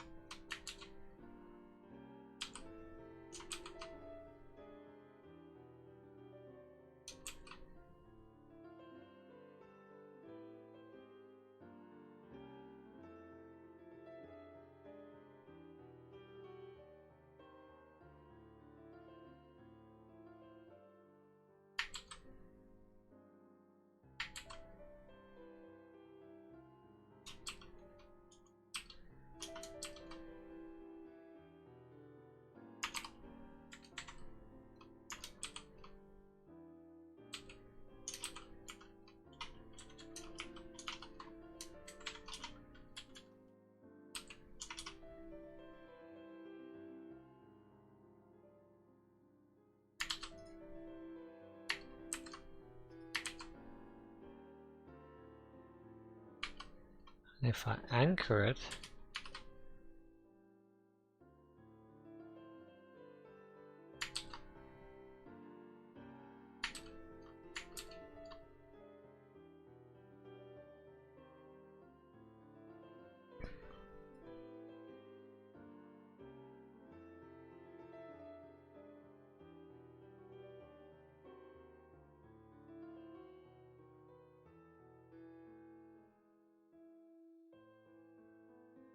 from the beginning only though.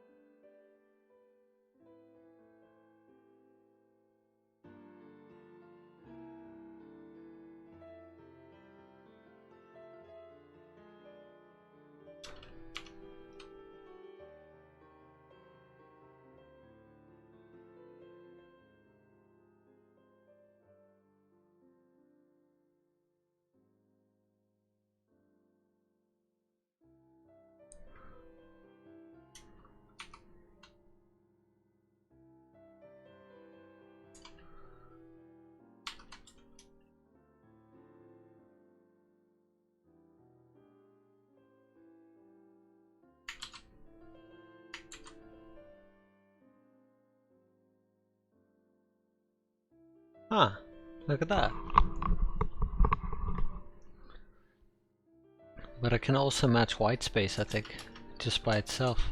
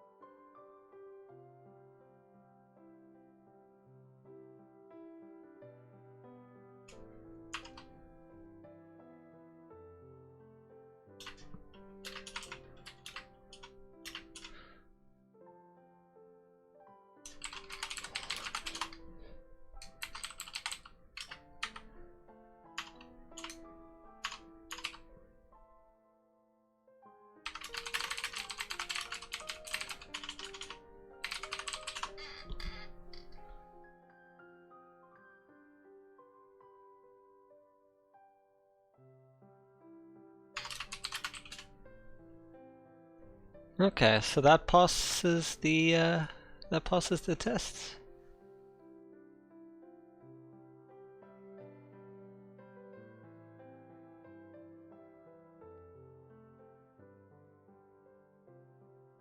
That will be the first capturing group.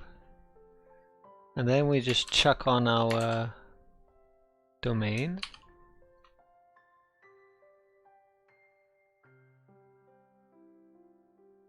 Oh, we're missing the @ aren't we?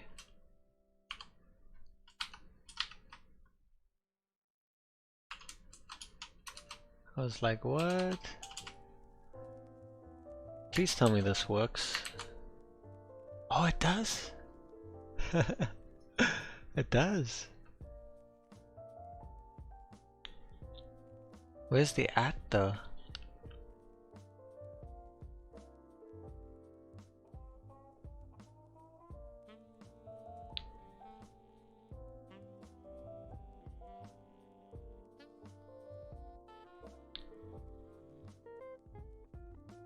Group 1 should have the email. Email @.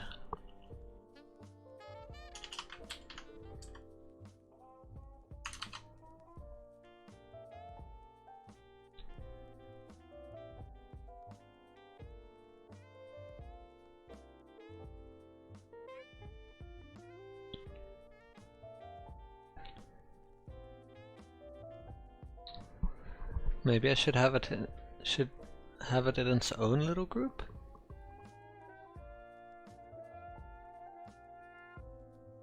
I wonder.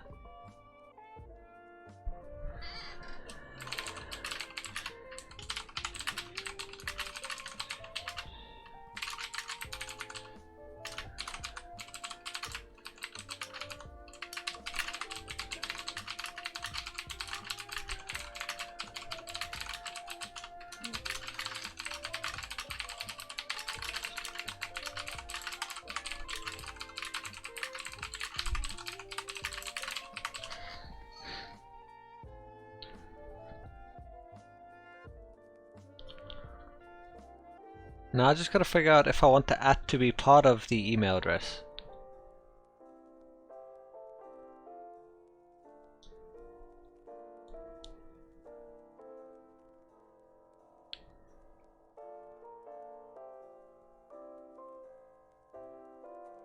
We can remove it and put it there. Now the @ won't be in there, and the first one will have the email address.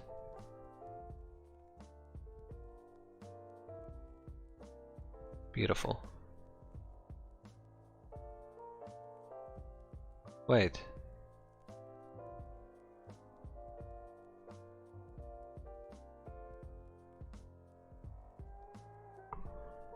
Why is admin @ mail server 1? That works?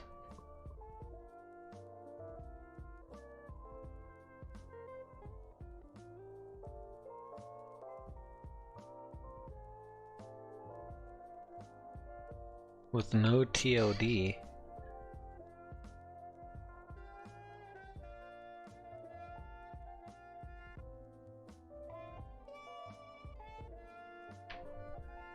So we have to take into account that the TOD can be optional.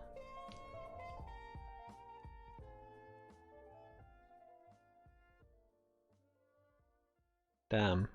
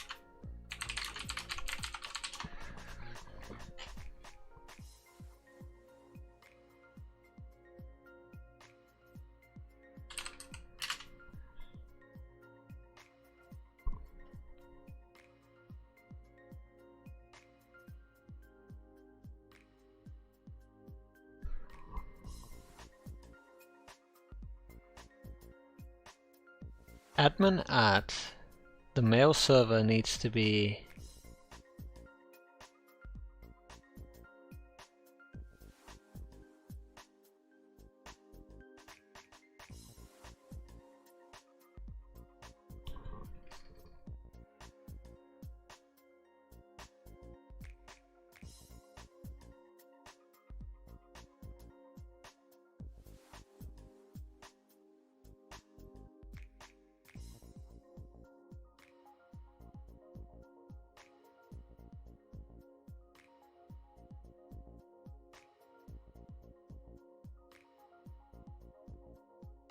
funny how this works.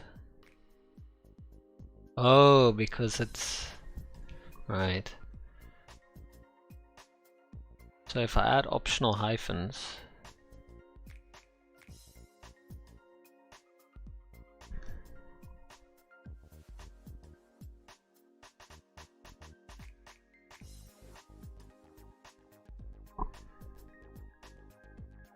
Let's see if I can do that.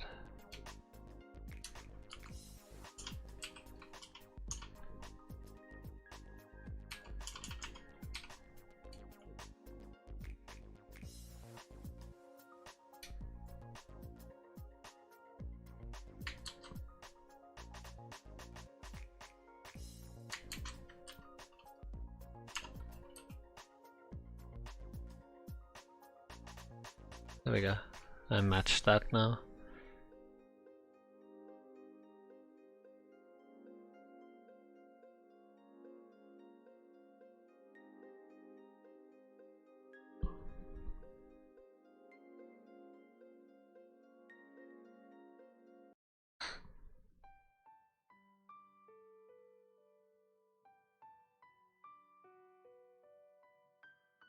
Now we need to add or.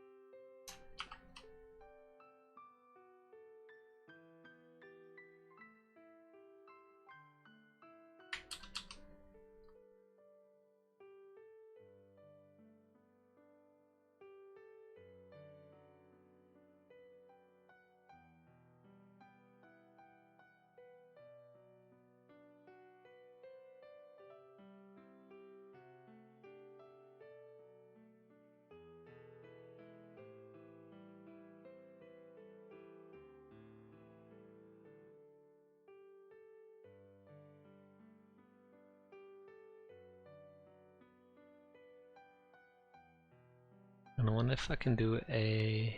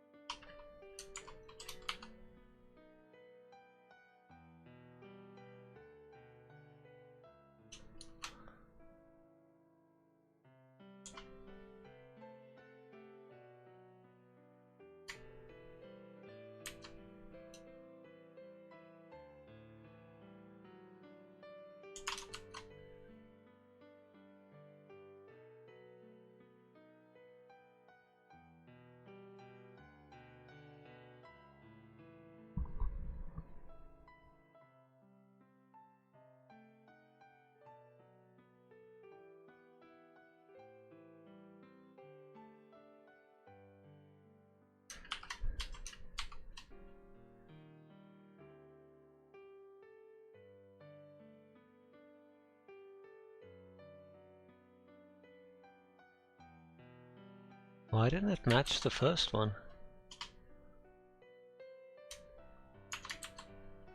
Alright, because we didn't say beginning or end. There we go.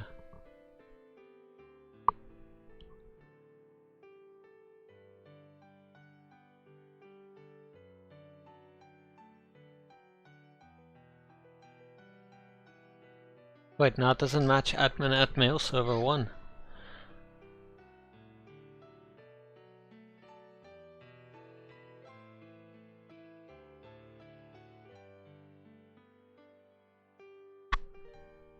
As long as this doesn't start with a hyphen, any word or hyphen, or at least one, at, doesn't start with a hyphen, word,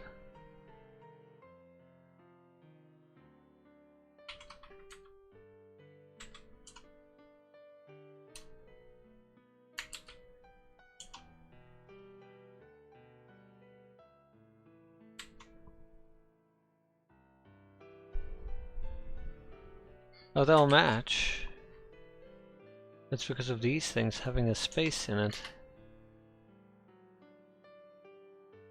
There, it matches.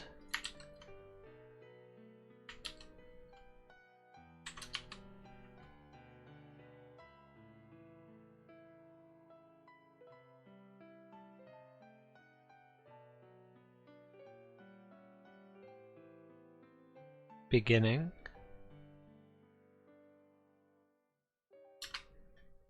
Then why do these match? That's what confuses me. What allows these to match?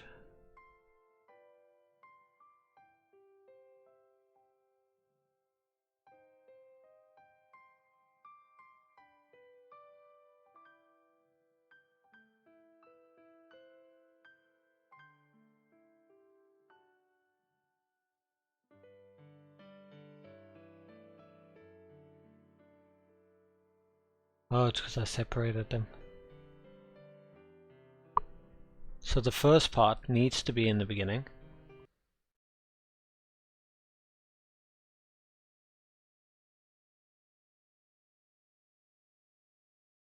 Wait, I just realized I don't have an anchor. If I did have an anchor, it wouldn't work.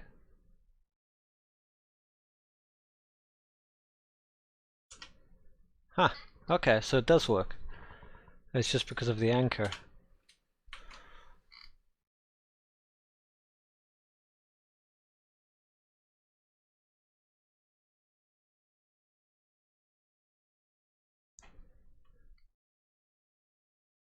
Okay.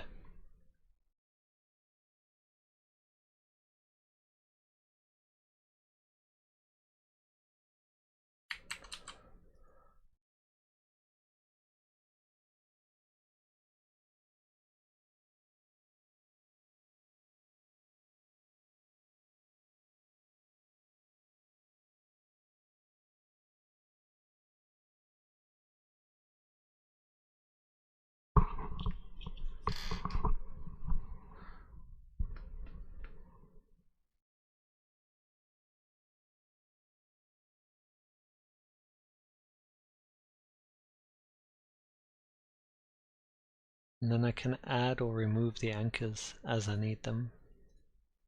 See, in the case that we have now,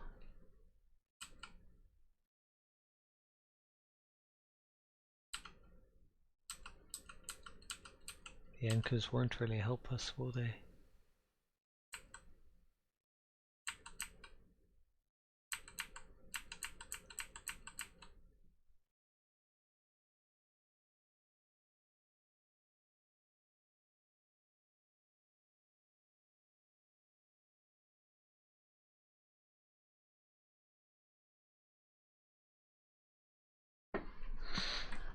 And if I want to import them, okay, hold on, let's copy this.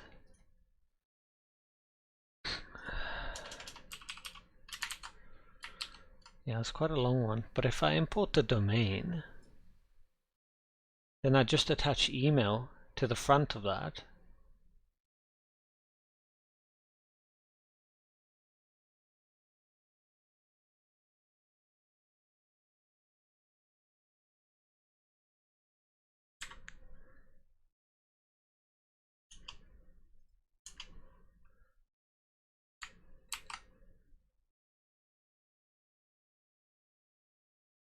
Let's create a new regex.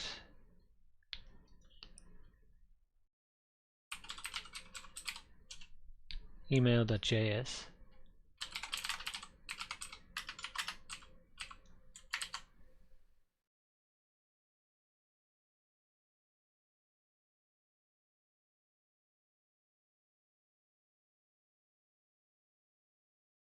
Where's the at part?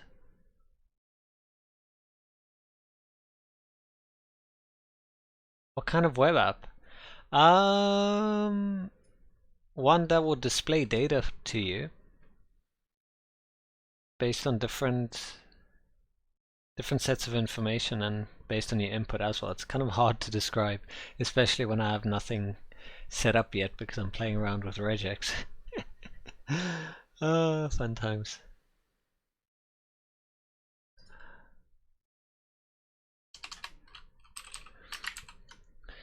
Yeah. Are you busy with anything yourself, Arakan?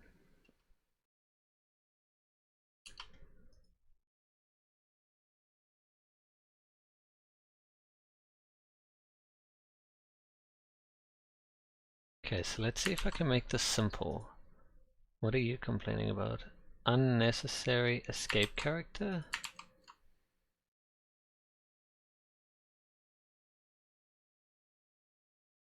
Think so?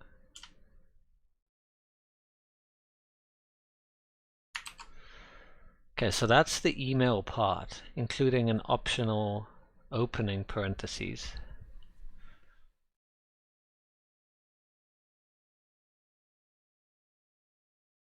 Wait, isn't that technically part of the domain? I wonder now. You've been learning quite a lot of JS. Nice. Have you built anything that you enjoy?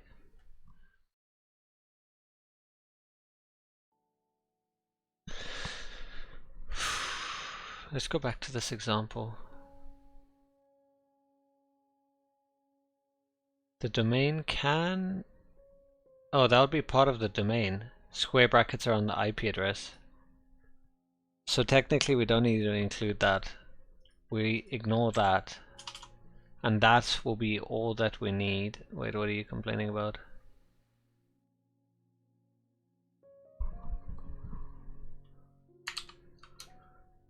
What?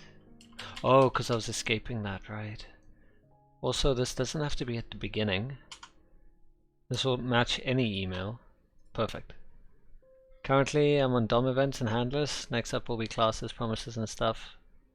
I bought a small hide and seek game. I'll be putting it on code bin soon. Nice! Sounds like a lot of fun. Yeah, wow. Promises are really cool. I can actually show you something here.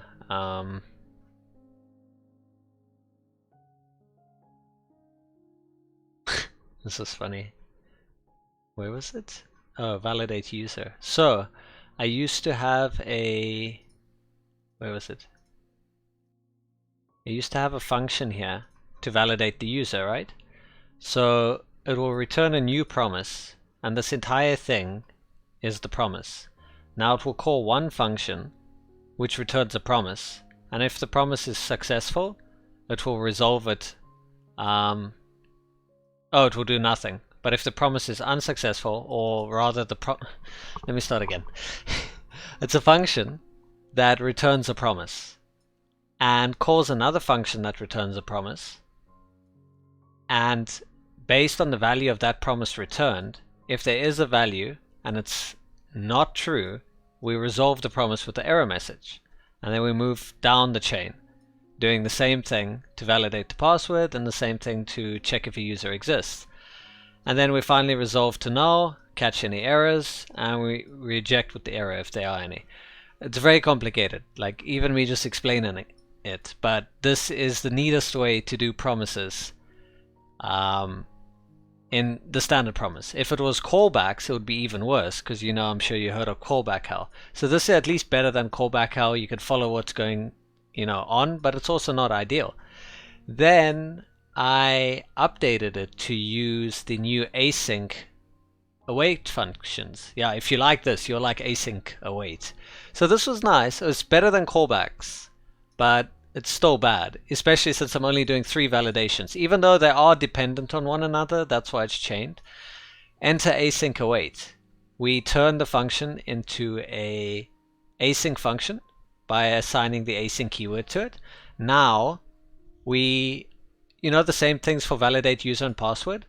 We run them, telling it await. What await does is it says, hey, before you move on to anything else down here, make sure you get a value from this, which returns a promise. So it's going to assign the value from this function to this variable.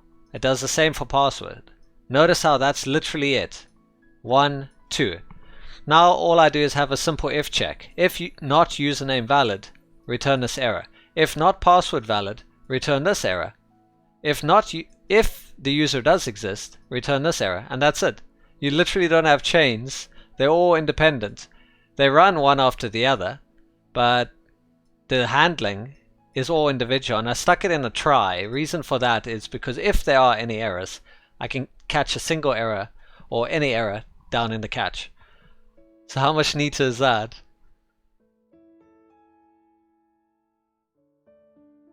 And then finally we return null if there are no errors. Actually, I haven't checked what happens if there are no errors. I've just been too busy focused on checking if there are errors. Yeah, it's really cool. Okay, so where's email? Here's email. And then we need to export it. Module.export equal to email. That flow is great, right? It's so much neater, and I even did a bit of optimization. So database, the user exists, needs to poll the database to see if the user exists in the database. This takes quite some time, and it does cause things to stop. So check this, for example. I'm going to put it right into the front. And I'm going to make sure the username is not valid. Okay, it's already not valid. So check this. We go to our front end. Just look how long it takes to load now. Look, it's loading, loading, loading, loading, loading, loading, loading, loading. It responded. Do you see how long that took? Just to be told that the username is already taken, but there are other errors. The username that you want to use is incorrect. So check, loading, loading, loading, loading, loading. It takes a long time. I simulated a loading. It's 5 seconds. But that's too long. So what I realized was, if I check everything else that takes like mere milliseconds to check, such as the username being invalid or the password being invalid using regex, that will take like split seconds. Literally, it will return instantly. So if there's an error there, we can just stop the process immediately. Oh, your username or your password's incorrect. Let's just stop right there and throw you an error. It will take no time at all. So let's see what happens if I do it that way. If I put the database query at the end, but the username and password queries in the front. There you go. Instantly responds. Your username you have entered is not valid. Look at that. Instantly. No waiting. So that's something to keep in mind. If you're waiting for something that may take a while to return, put the stuff that you know will take, or that will validate, near instantly in the front, and that you can react immediately based on that, because async waits for things to complete in turn. So it's very blocking in terms of that. Even though at the end of the day I still have to wait for all of this to complete to get a final answer for if the user validated or not, at least I can return earlier if something, you know, didn't happen. Because initially I had all 3 variables right here at the top, but then I would have to wait the same amount of time regardless of what it's checking. So it's much faster now. But that reminds me, I need to remove that false check that we added. Well, the simulation of the 5 seconds here. Here, the set timeout.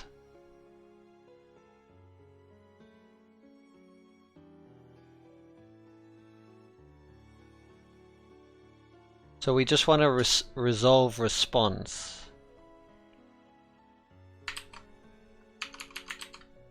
There we go.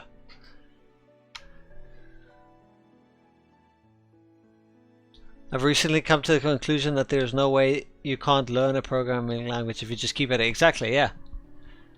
Something's about to happen. Like, I hardly knew anything about regex, and now I'm creating advanced regex matching tools. I don't know if you noticed, but I have the super long ass regex that will match any valid email. So these are a list, according to Wikipedia, of all the types of email addresses that are valid. From quotes in them to underscores to quotes, fancy quotes with the space afterwards. I match every single one successfully, including subdomains, including IP addresses with or without brackets. So all of that, I would never have been able to do that before. But just like through trial and error and understanding how it works, you just get it. It just works. So it's fun. But geez, it's not pretty to look at, right? That's why I split it up in another file. And I'm also going to make it modular. So instead of having an email address, which is going to reuse all of this code, I'm only going to have the section that matches an email address, which is this. This part is for email addresses. So it's a very nice small part. So it's very modular. If I were to remove this now, you would see I would just match the email addresses. Everything that comes with the @ So it's kind of cool. But yeah, let's continue with that. Where does that leave us? So if that's an email address, that's an email though. That's not an email address.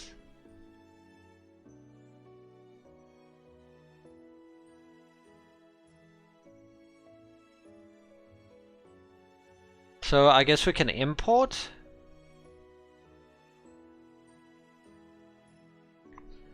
Add another regex to it.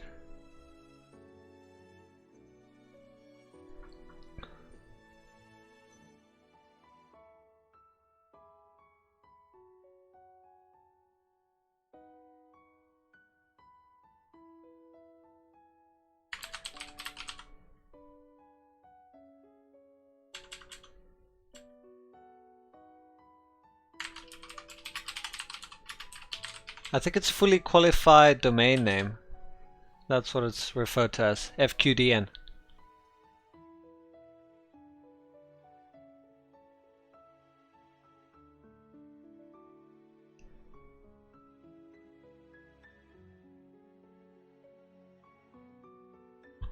Wait, wasn't there another name for this instead of a few FQDN?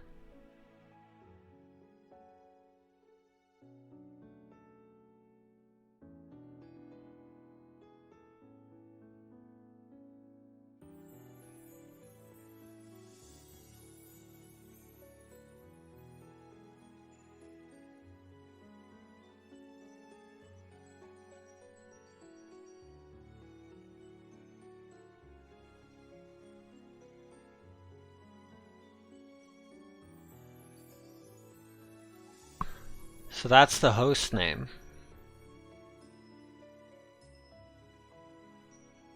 Technically a subdomain, isn't it? That's what's confusing. Hostname, subdomain. Are they interchangeable, I wonder?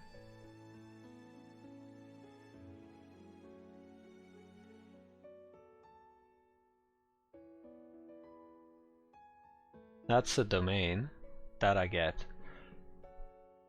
I thought that's a TOD.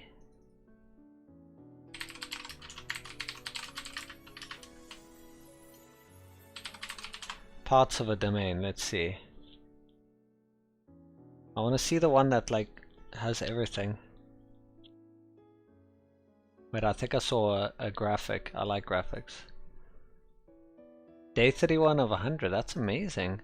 Look at you go, I reckon. Yeah, so subdomain, domain, top level domain. And they refer to that as the root domain.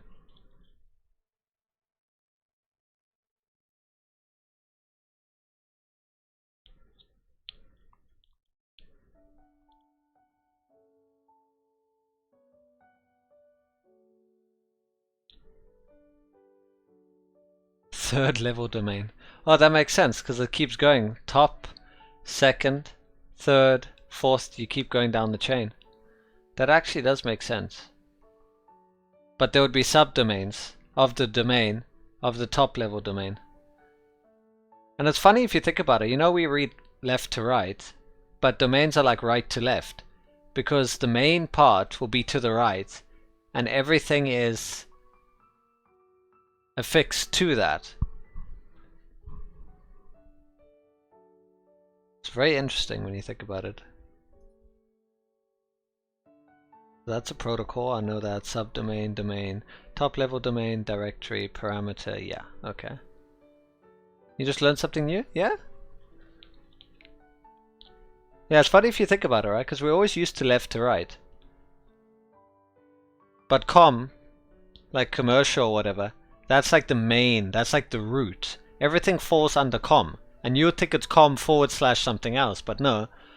Com is the root. Website belongs to com. www, which is a subdomain, by the way, if you didn't know that, that's a fun fact. I don't know where it started, but a lot of back in the day when you display a page, you would have your public folder, and in that your www folder, which is used to display content. And that kind of stuck. So now people think, you know, the www is part of a domain, but it's actually just a subdomain, as would API be, or like mail dot. www is just a subdomain. It could be anything. You can literally have your page on anything. It's not a requirement. So like, there's so many fun things. Subdomain, domain, top level domain. I just want to make sure, because I'm very OCD when it comes to this. Is it TLD hyphenated, or? I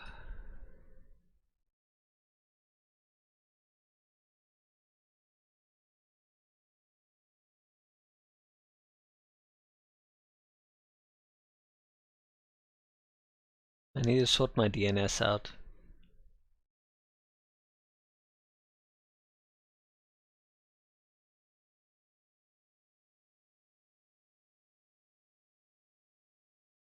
Oh. And yet another funny thing how the internet works. So I can't access anything right now, as you can see, because my DNS is messing up. I guess DNS, as you would know, it resolves things. It says, hey, this thing is at this place. Without it, you'd kind of be lost. It's kind of like your GPS for the internet. Now my DNS is down.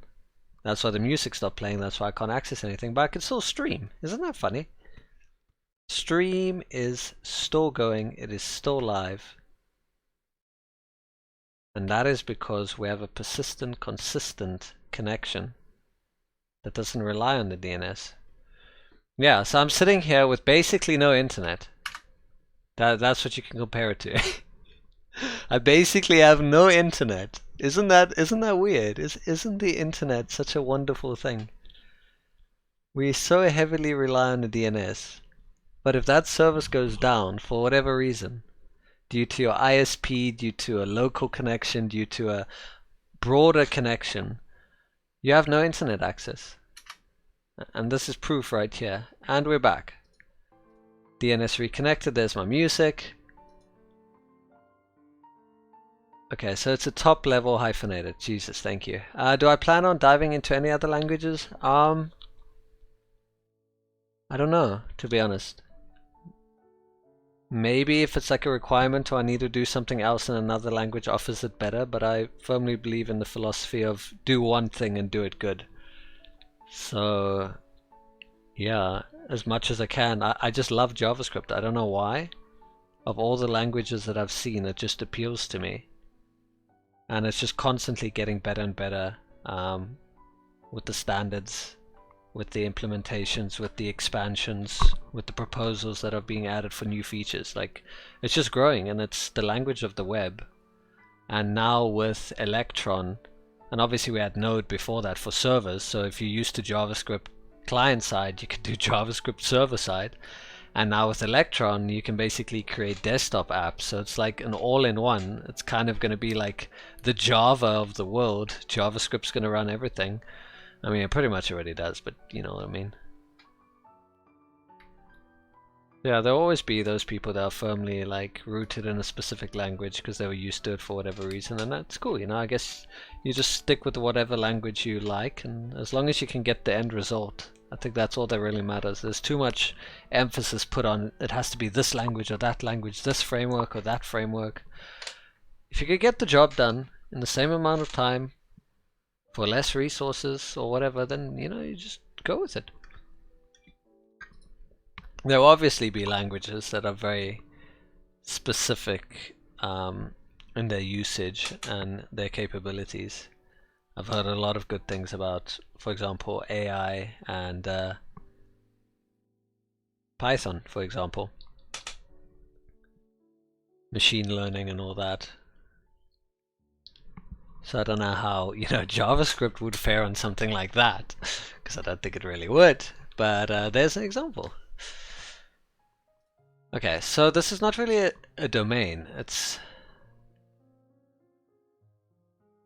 more like the FQDN. But in this case it would be the root domain, wouldn't it? But technically we can call it a domain. But it's not really a domain. Because you got the domain, you got the subdomain, and you got the top level domain. So what do you call that?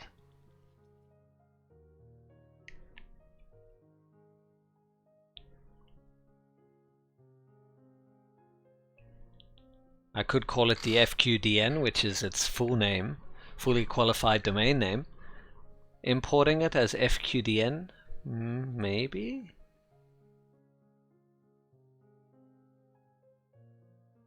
I just like the term domain.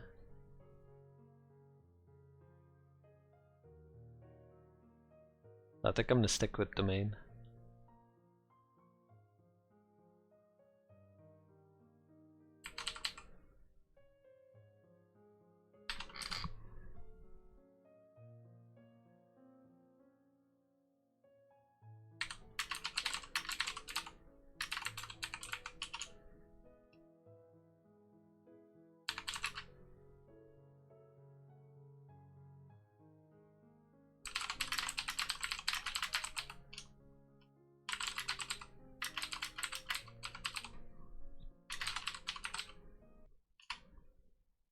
And there goes my DNS again. And there it comes back again. Urgh. Doesn't matter. It's fine, we don't need music. So what got you into programming? Modding. Being frustrated because something broke and the mod also wasn't around and they couldn't fix it. Not like immediately, but that's what I got into it. And then eventually I started creating my own mods. And then later on, like 2 years later, I was like, hey, this could be kind of cool if I learned about programming. And yeah, here we are, 118, 119, 117, between that number. That's what day we're on now. So this is domain. Let's call it domain.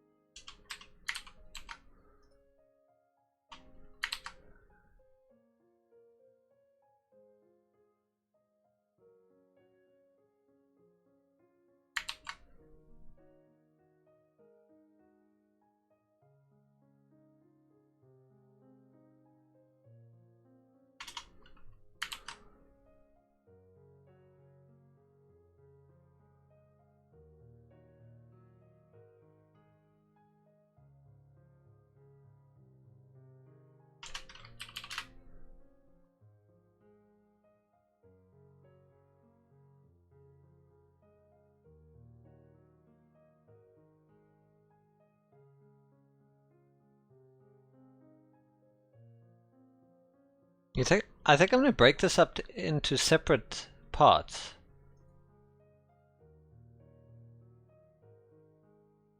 Because if I break it into separate parts, but then I think I have to turn it into a regex speed, don't I?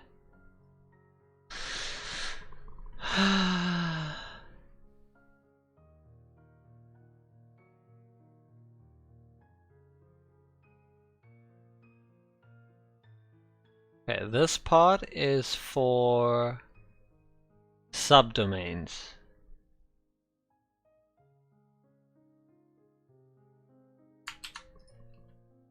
So let's do this. Sub domain equal to new regexp. Can I do that? Is it going to complain now? What's it complaining about now? Unnecessary escape character. For the dot? I mean... Hold on. hold on, before I even do this, I want to make a backup of this, just in case. I don't need a repeat of last time.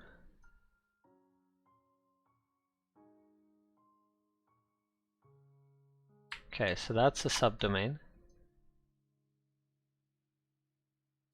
Right there. Subdomain equal to new regexp. What did it remove? No, unnecessary escape character. No, it's not unnecessary because I'm saying it's a literal any word or alphanumerical character.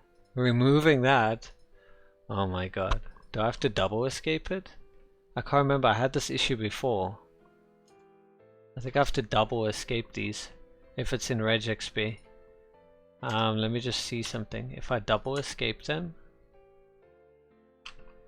maybe now it won't complain. And I need to test this somehow by module.exports. Let's export subdomain real quick, and then I can use it. And what has been your primary learning source? Free Code Camp. 100%. It's absolutely amazing. Actually, to get me into it and teach me the basics, but my, you say primary learning source would have to be doing things like this, just building projects, just doing something, anything, and learning from it.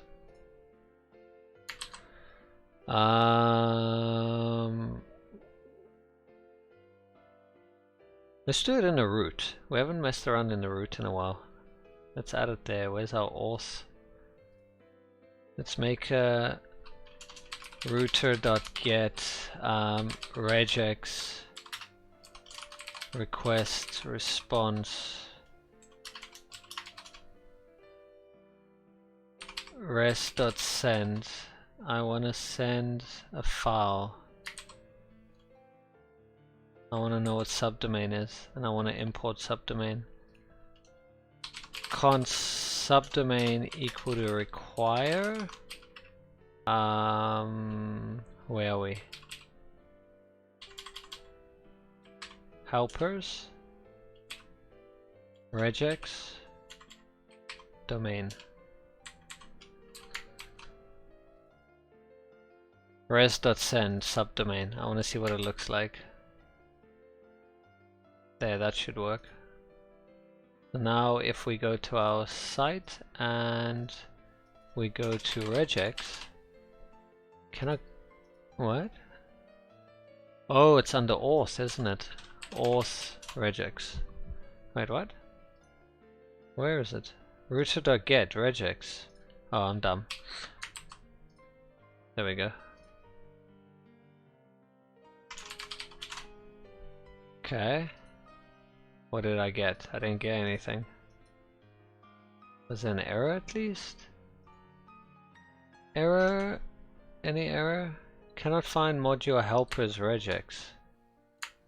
Cannot find... No? Helpers? Regex? Domain?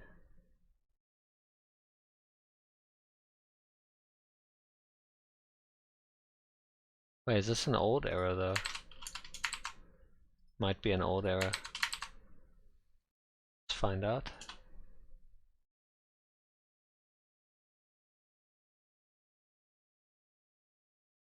Oh, god damn it.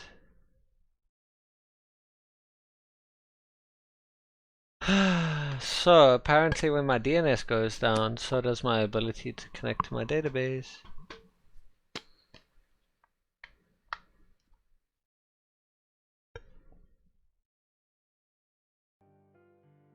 This is why you don't self-host.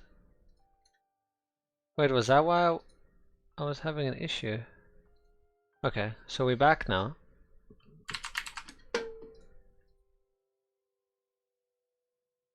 But we're not getting anything displayed.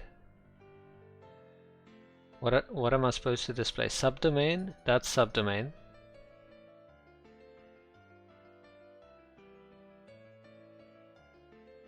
Okay, where's our root?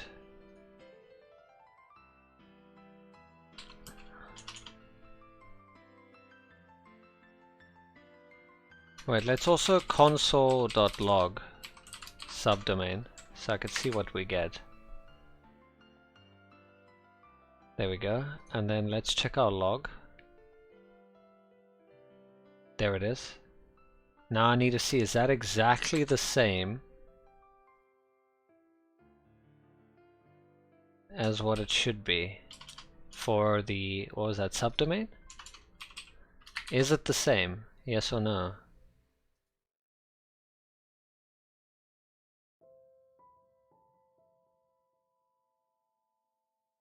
It looks like the same.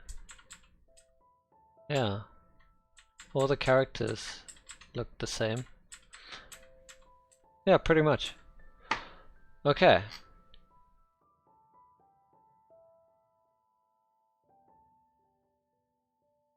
So now the only test that we have left is, can I combine them? Because I've never done that before. I want to make it easier than having one entire long massive one. So that's subdomain.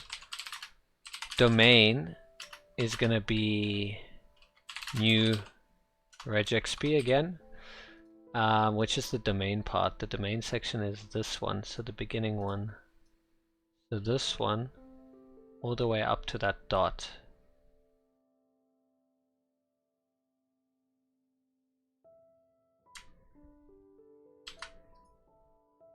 That's the domain. And let's double escape any characters.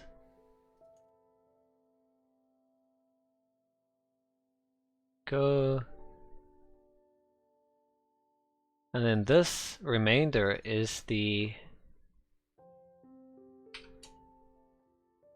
top level domain.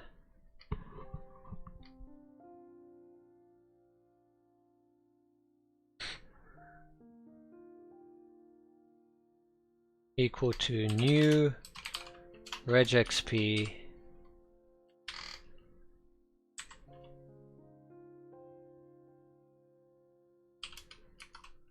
we don't need all of these things, and then just double escape these and we should be good.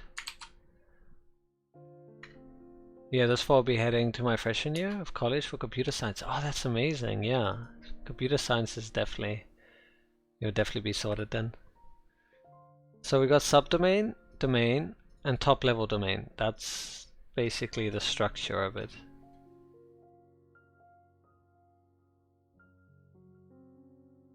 And I want to export.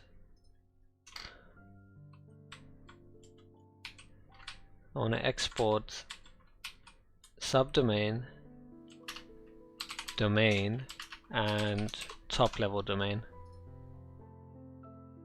Great. Because then we can combine them and see what happens when we combine them, if it will actually look the way I hope it will look. So when we go to our test file over here, we can get const subdomain, domain, and top level domain from domain. And then I should be able to do console.log subdomain, console.log subdomain plus domain, and then console.log subdomain plus domain plus top level domain. And then let's make a note. Subdomain, subdomain, and domain.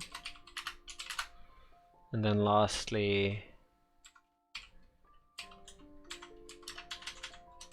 subdomain, domain, and top level domain. Long ass one, but whatevs. Cool. Now, what do we get? Load that, check our console, and ooh, ooh, yeah, no, it doesn't work. I was getting excited there for a moment. Wait, that's subdomain.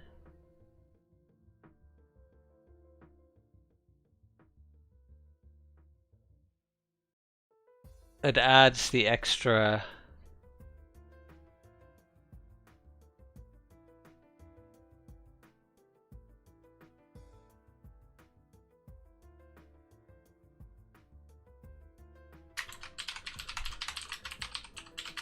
I'm sure there's a way.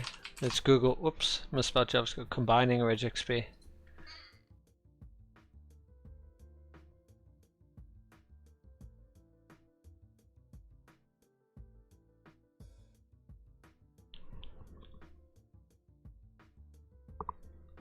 The answer is yes. You have to initialize a variable under the regexp class.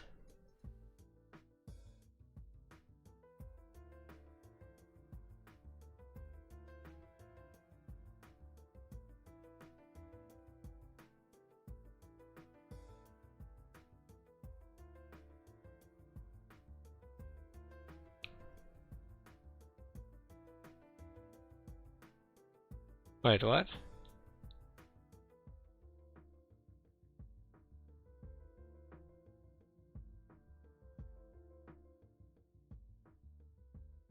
Why is it calling source? 1.source and 2.source.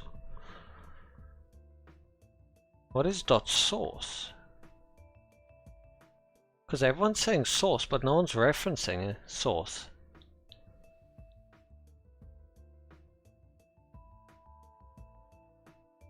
Cool. Thanks, Erican. I wish you all the best with your projects. Person is following the family.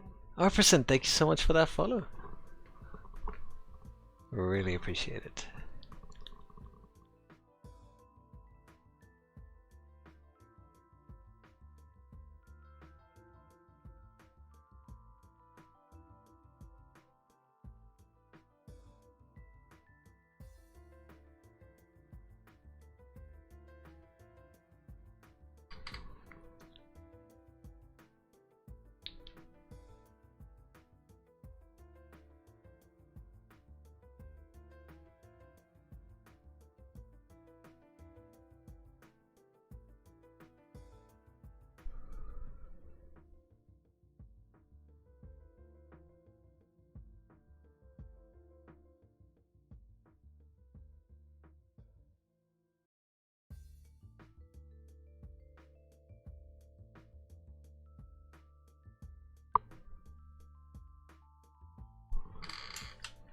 I see .source, but no one mentions it. What is .source? It's a property on a regex? Oh, so that's if you do it like that.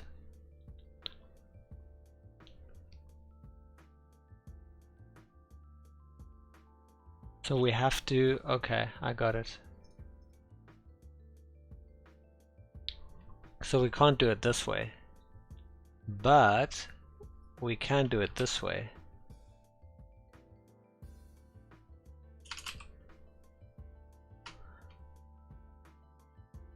And we have to remove the extra escaped characters now.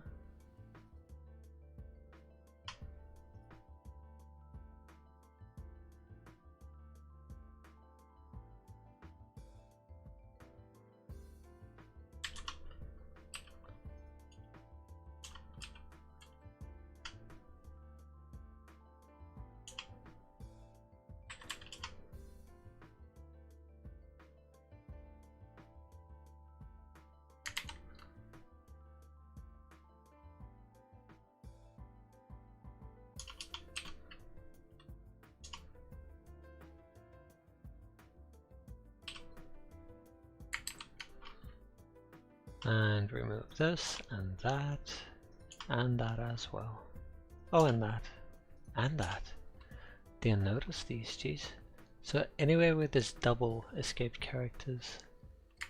Cool, that should be it. So all three are now regular expressions, and now I just use source to combine them.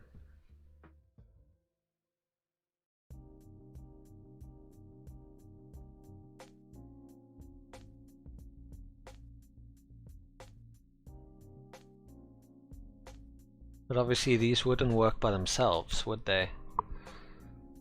Because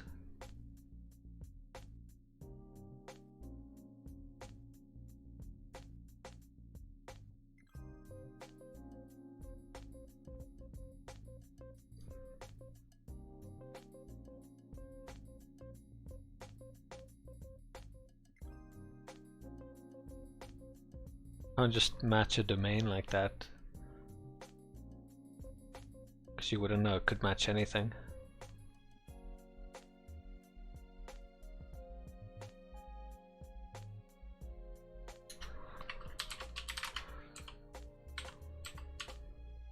So that, and it's too long to call it fully qualified domain name.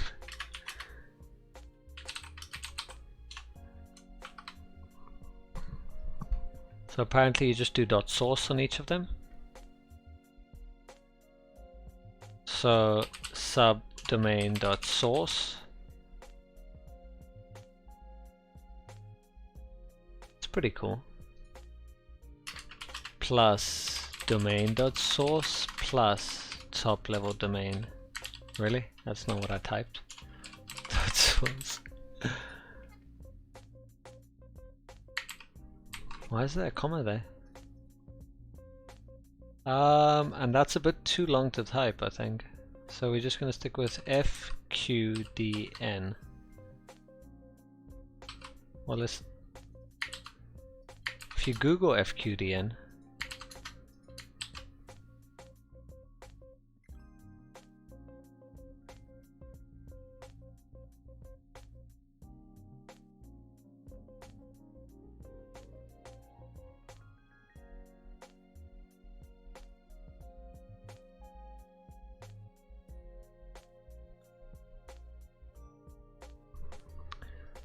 I wonder if FQDN is a bit too vague. Now we have an option, because the file name is going to be either fqdn.js or fully qualified domain name.js.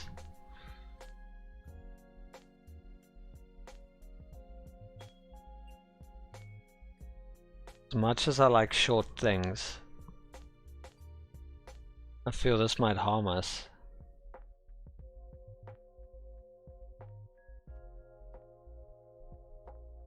Okay, well, fully qualified domain name it is.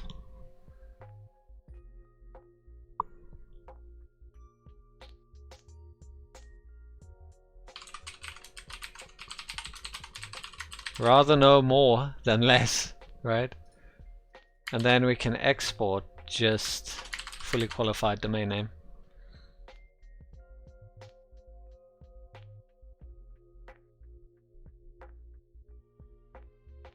Cool.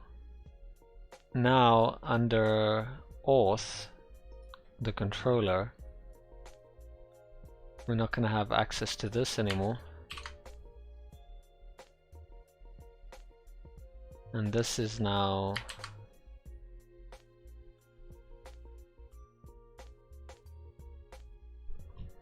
we can just call it domain, I guess.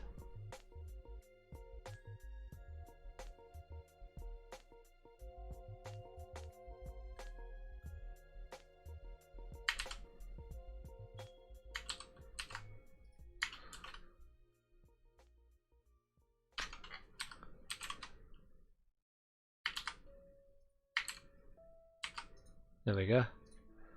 And now let's see what we get in our console. Fully qualified domain name, okay. Looks promising. Let's compare it to what we had before and see if it's identical. It pretty much looks identical. 1 for 1.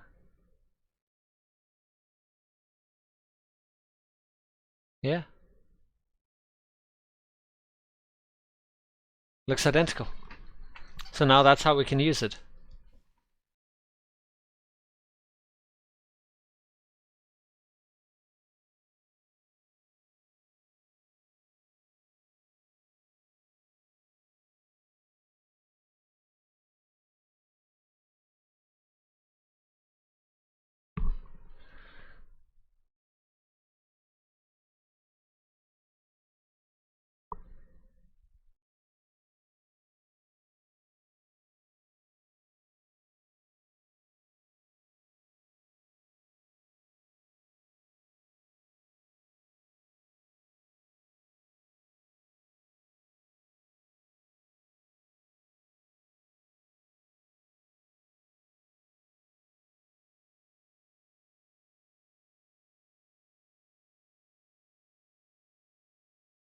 Now I'm just considering if I need to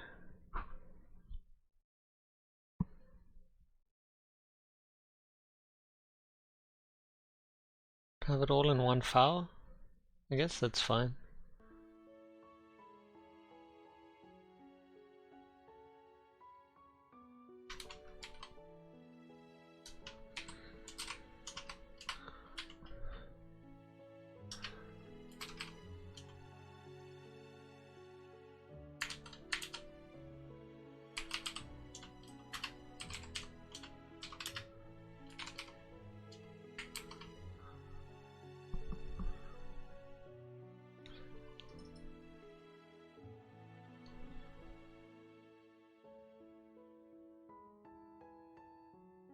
Because then for email,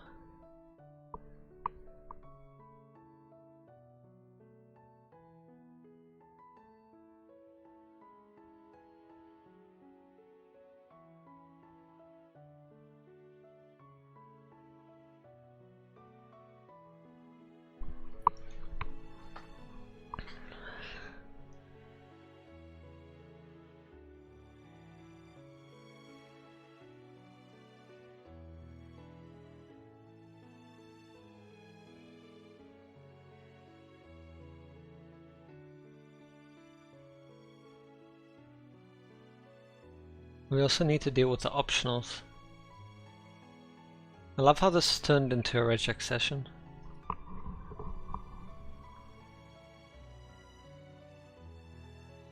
So this is the complete one. I don't know if I made a copy of this somewhere.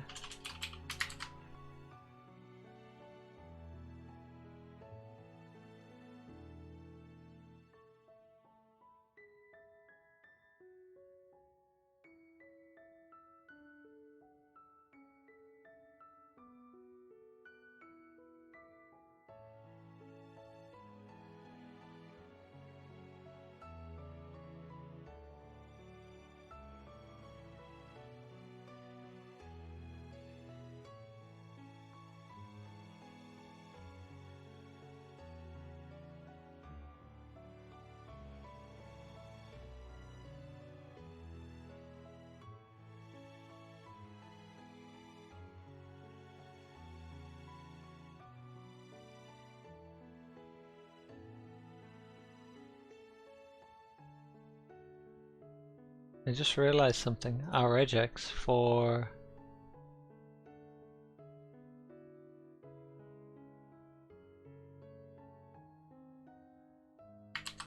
won't match IP addresses.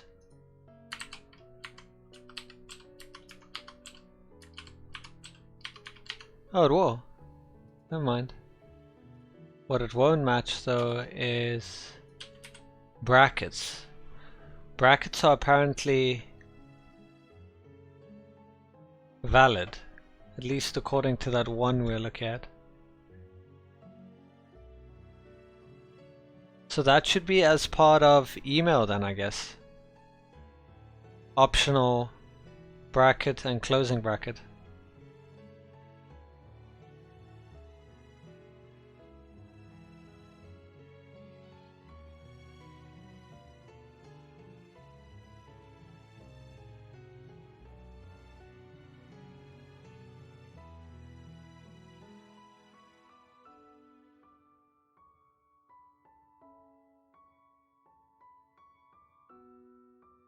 Why did I create two versions here?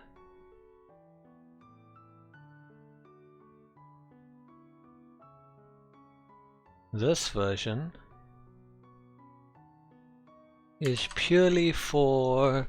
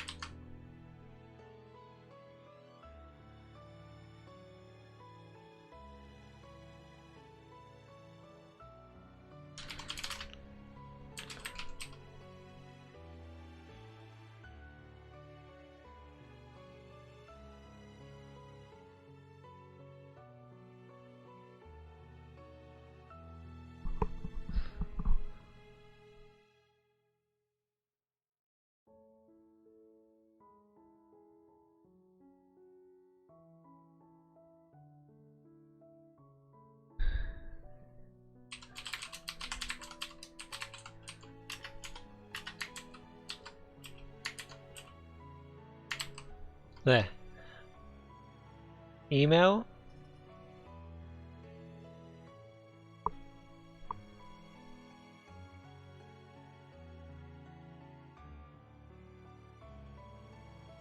Email, local domain email.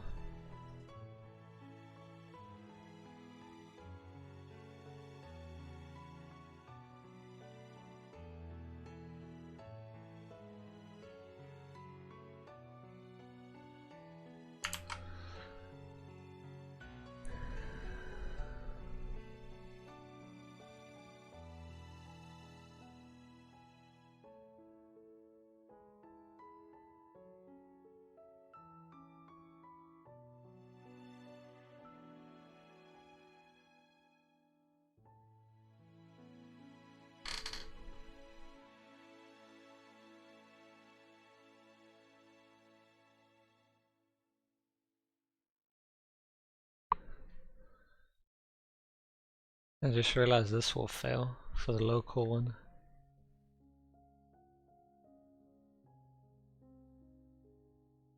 Where's the local one? Local.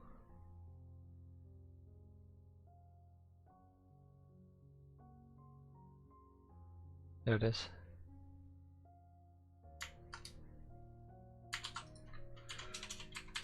So this one will fail if it has one of the other examples. For example, this will fail. Yeah, thought so.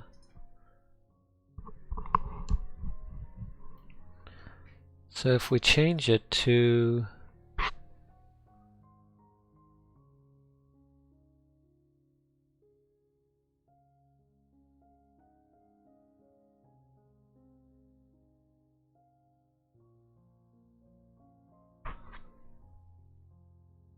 wait, it's an email, it's a local. The TLD is optional, that's why.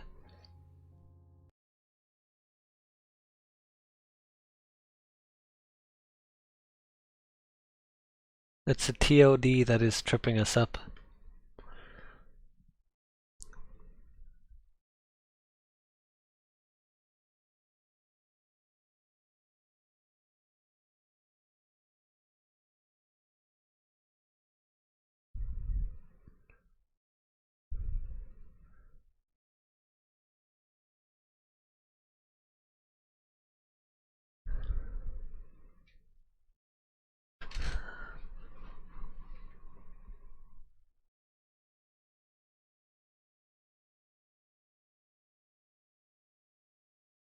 Is there such a thing as fully qualified email address?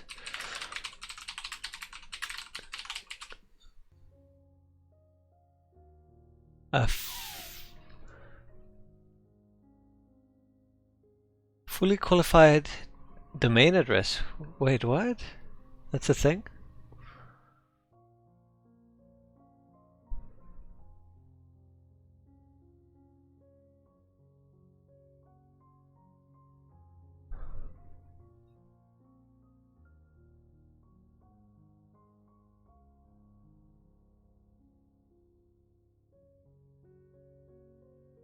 Wow, that's actually a thing.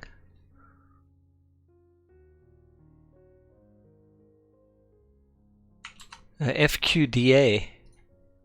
It's actually a thing.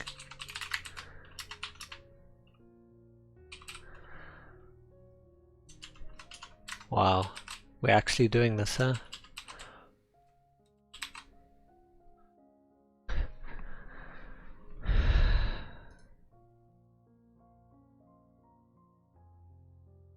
So our domain name basically needs to support optional stuff.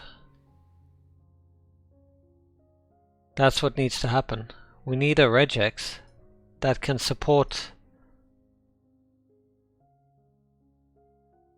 an optional top level domain.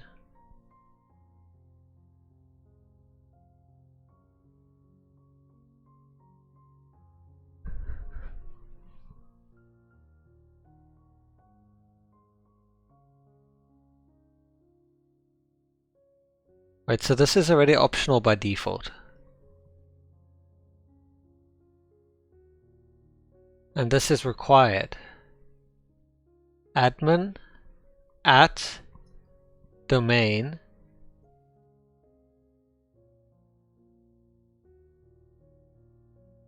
the dot there is the issue.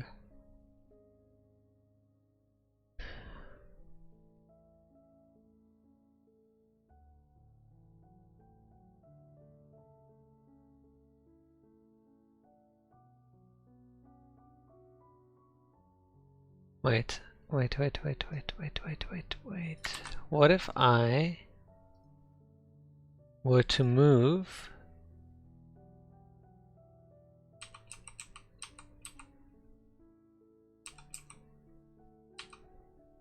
got an idea.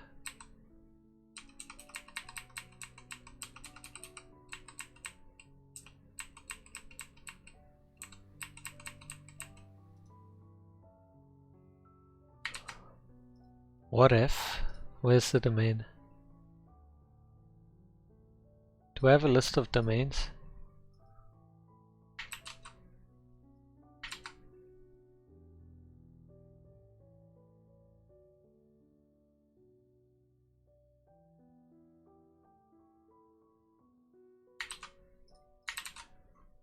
Okay, why aren't these? Oh, there you go, they're working now. What's Golang? Oh. So PHP does it differently, interesting.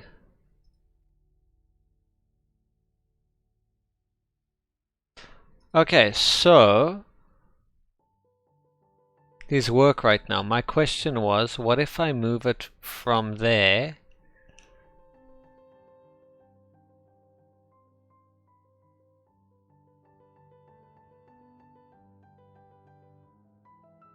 wait, which is the culprit? Domain is the culprit. So if I move that dot from there,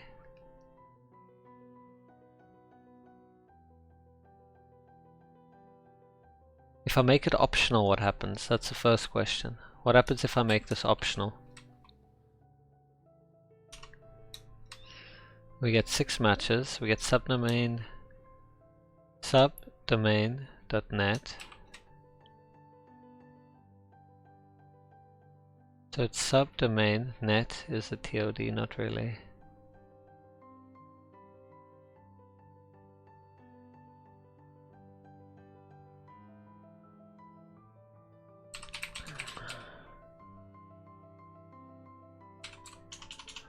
That's what happens if it's optional.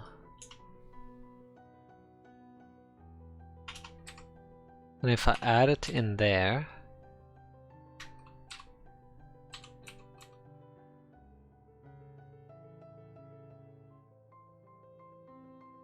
the issue was mail at localhost. That needs to be valid. But it's just one word that won't be because there's no dots. So it would have to be specifically, we'd have to make a custom one.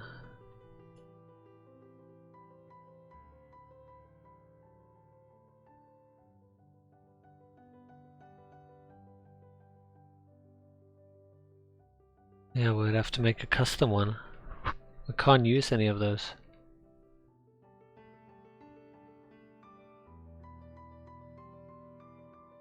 It would have to basically be email at something. So admin at localhost. We need to make sure that it supports basically the same stuff as before.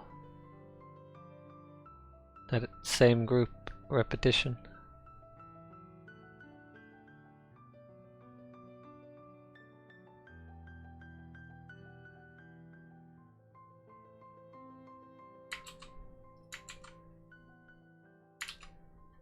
Okay, but why is it 0 or more? Isn't it supposed to be 1 or more?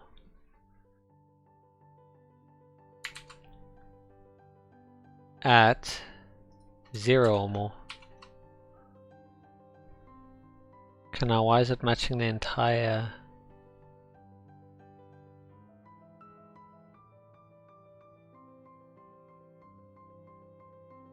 Why is it matching everything?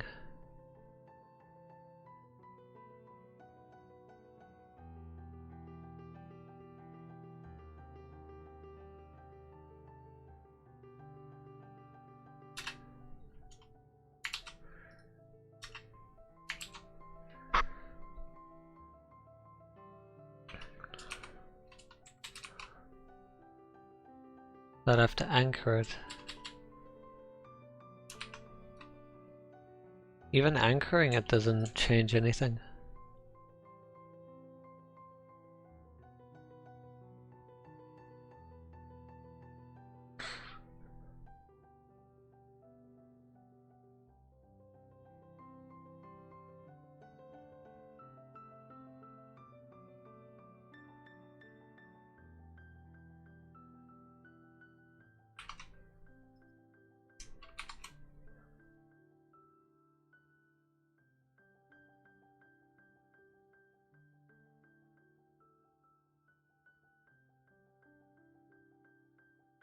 It's group 2 that has everything, why?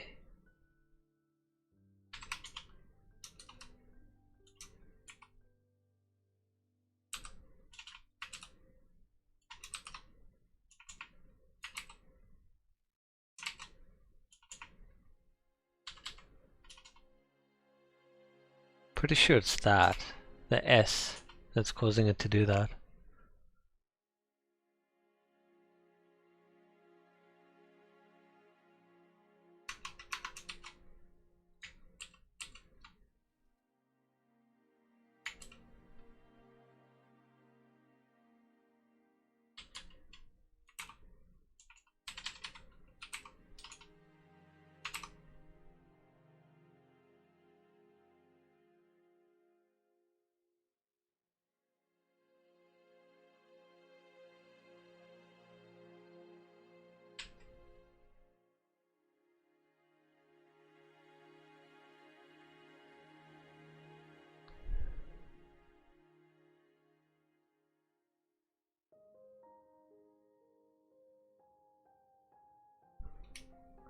I have to make sure it doesn't end.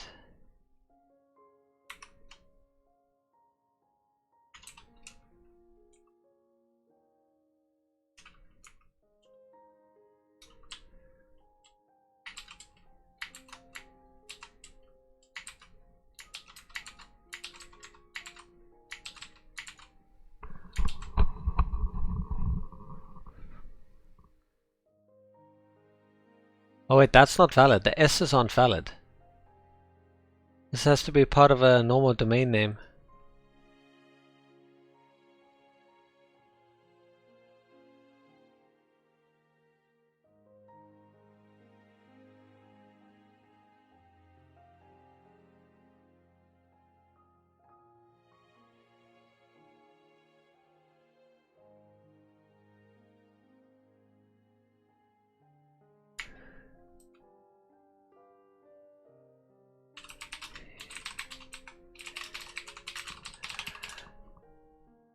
I want to see something.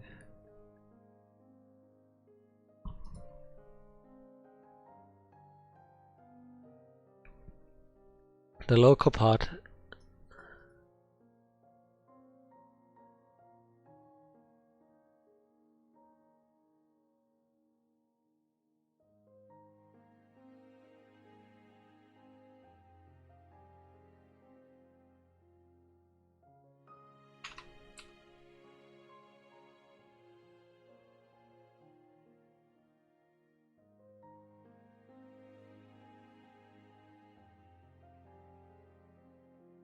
No, a literal dot.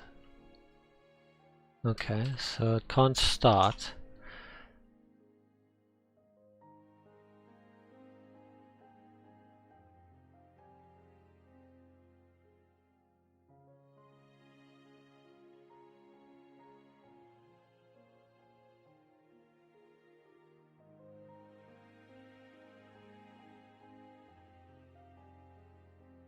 It's not allowed 2 or more consecutive. So you're not allowed 2 or more consecutive emails? Oh yeah, you are. I mean dots, full stops.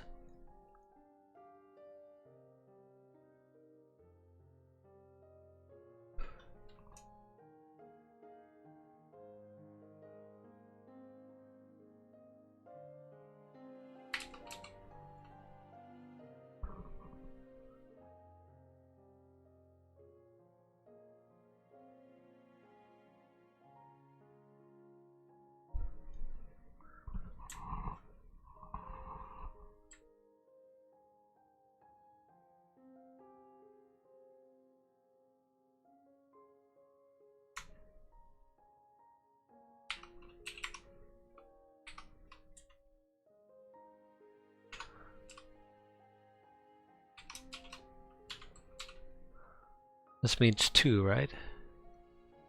So if I have 2,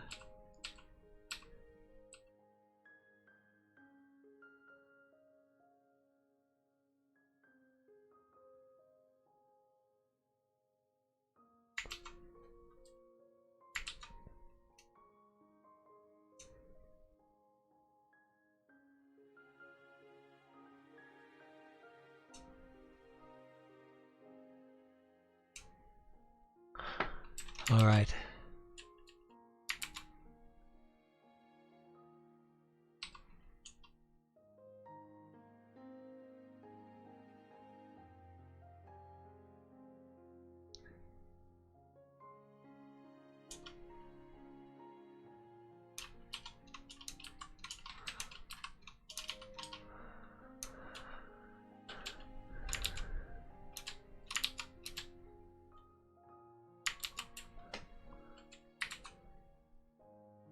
I thought they'll stop it from having more than 2. Clearly not.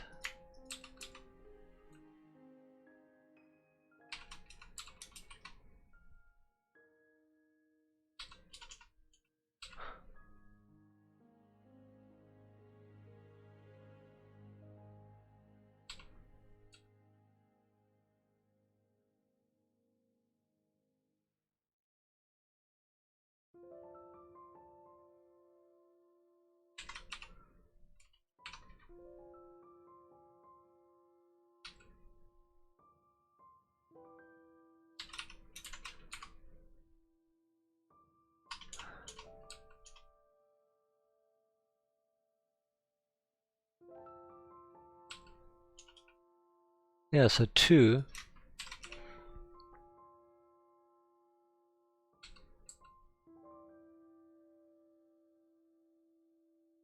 That should have worked.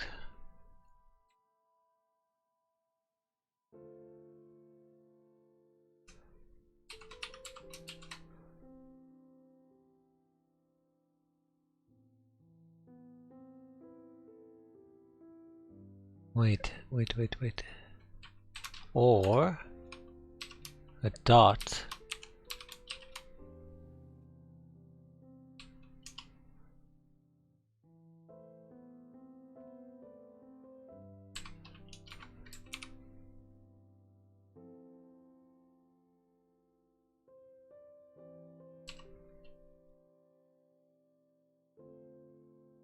Is this any character?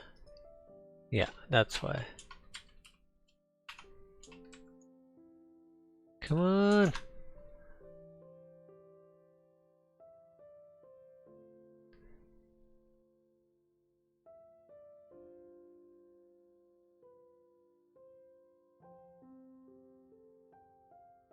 Okay, so I escaped it.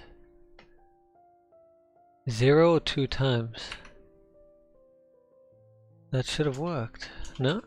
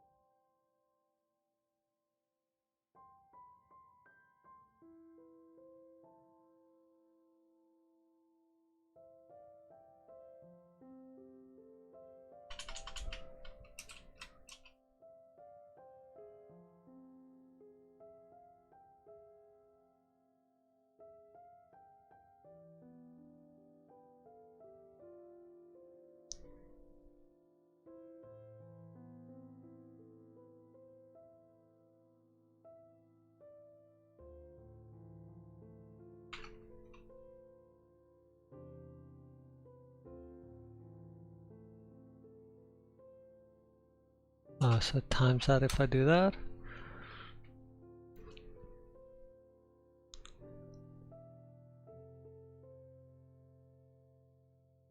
One and unlimited, or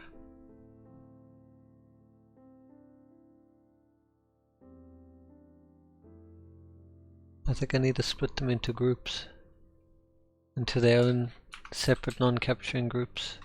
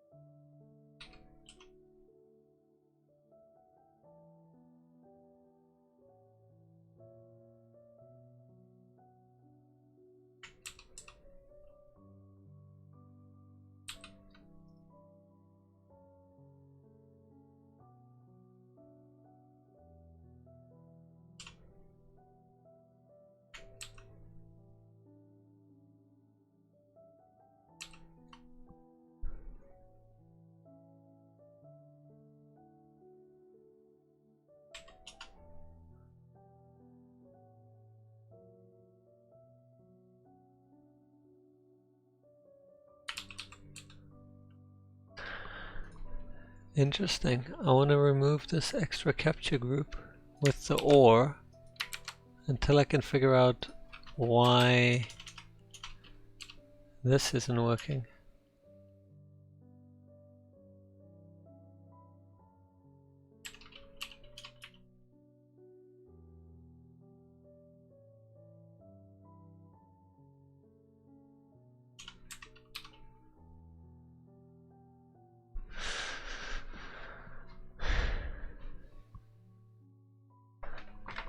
I think it's because of this pattern here.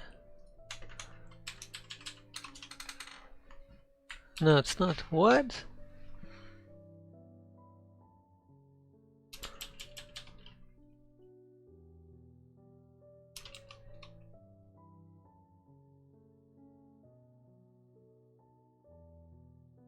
Why is it not matching the dots though?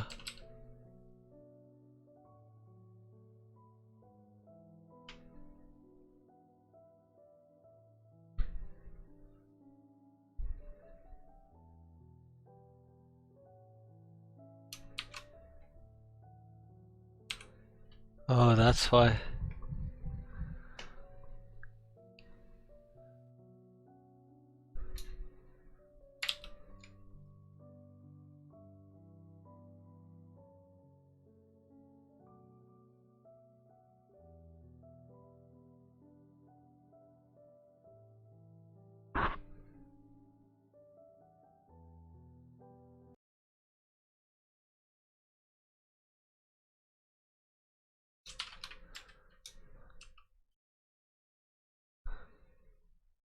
Then this group can have as many as needed. Then we can bring back the old group.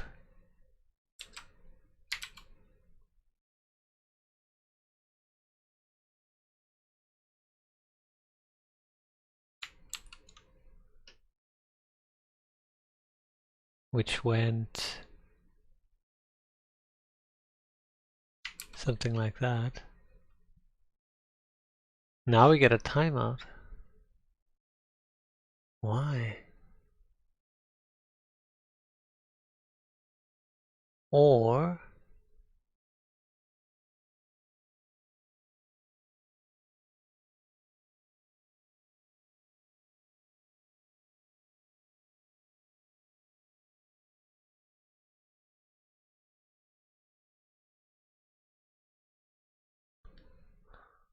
there's the capture group.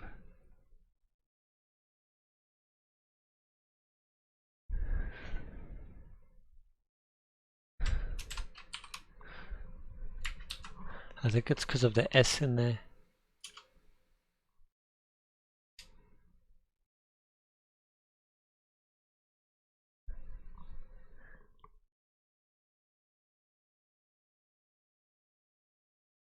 So it's any word or a dot.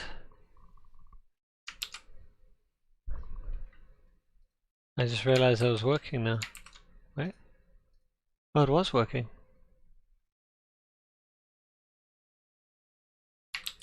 Now I've got to figure out what's breaking it.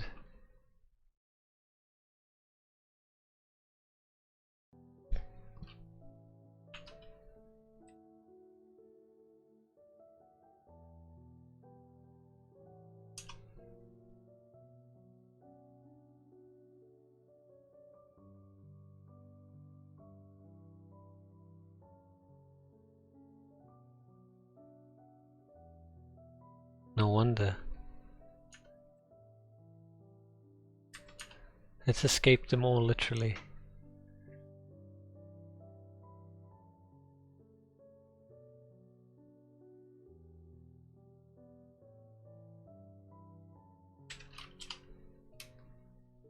Now we can use the quantifier.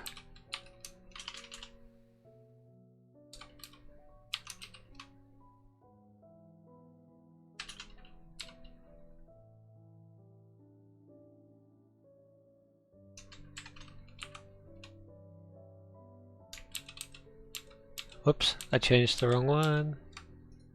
It's this one that needs to change.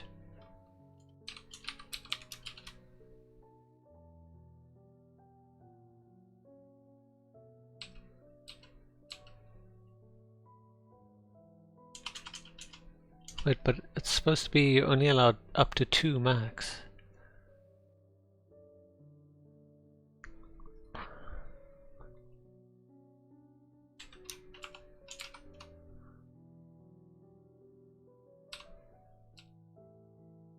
Why is it allowing it to match?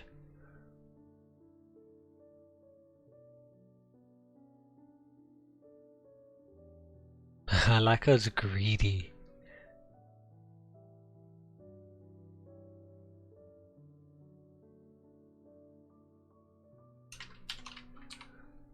So if I set it 0 to 0, it works fine. If it's 0 to 1, because it will just keep going unlimited amount of times, that's why.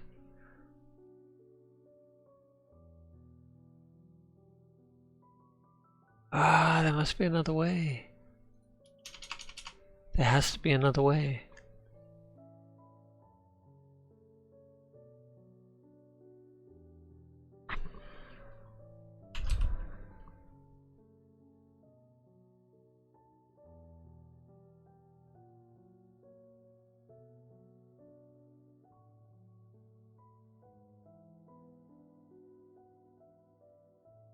We can do a look ahead here.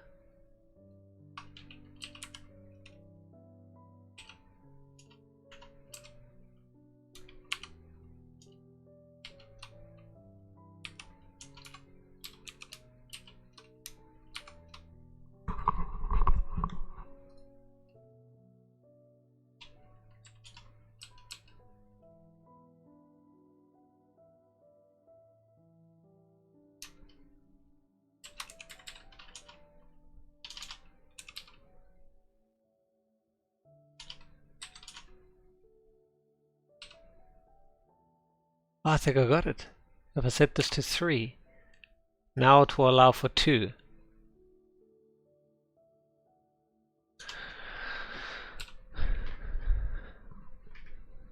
It's a bit slow.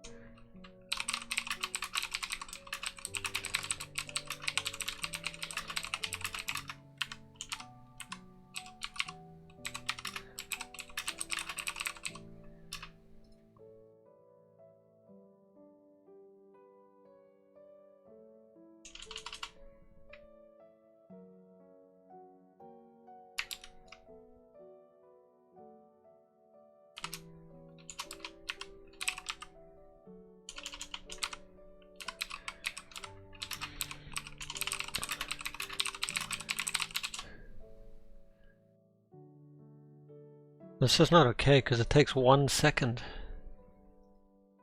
Jeez, why is it taking...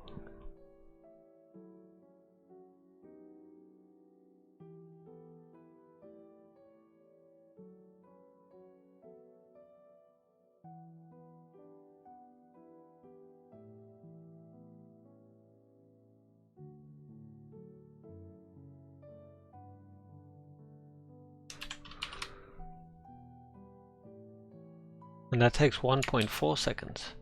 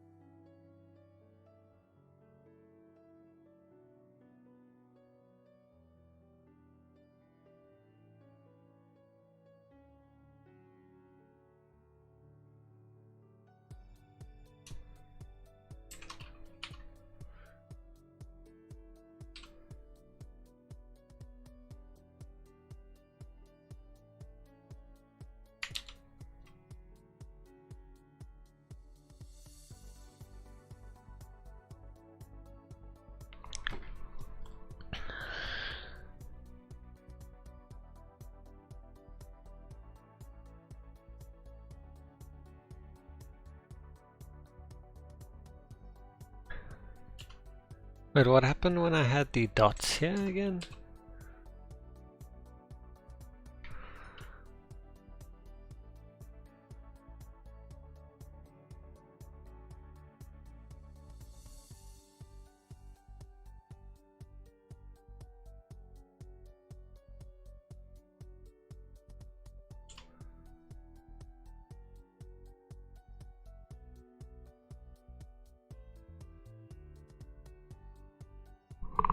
Oh, now it doesn't even work. What the hell? Any word.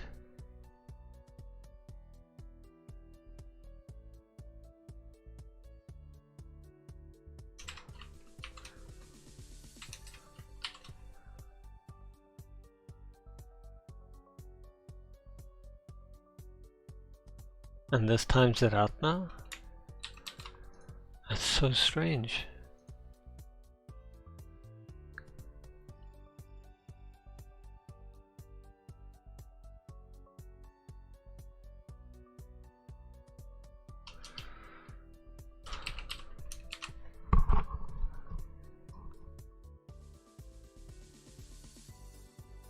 And it's not that group. Wow. Okay, let's take this original one and then let me go find the one that I had before I made all of these changes.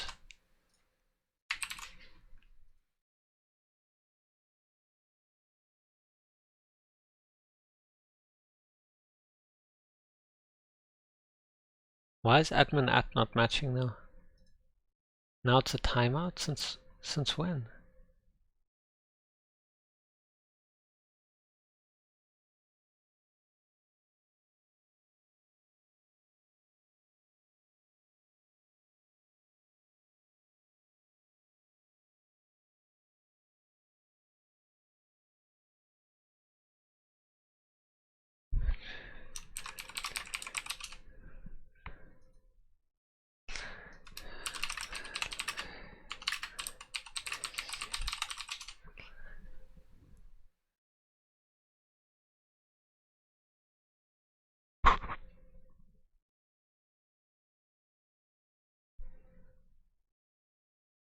Nice.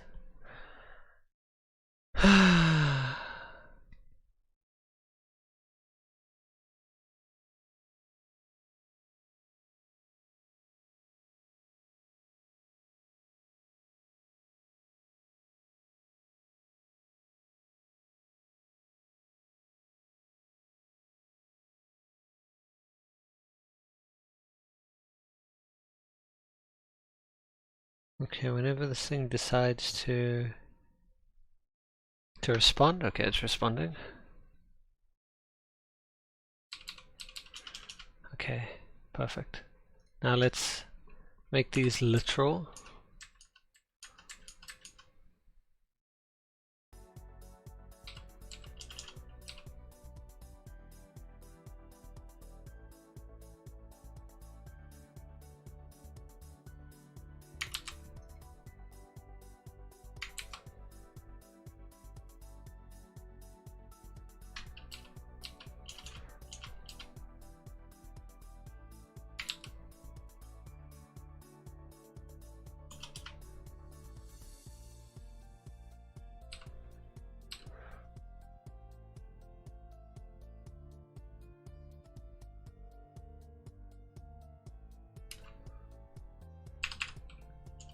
Or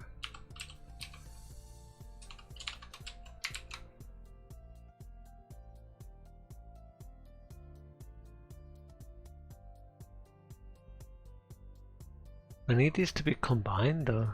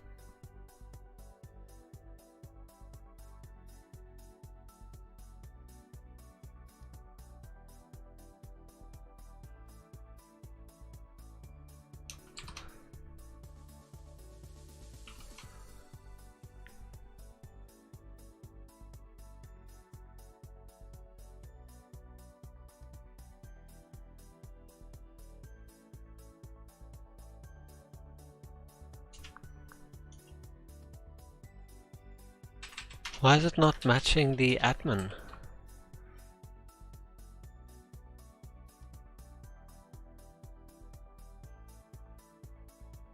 And I need to tell it I can't start with a dot.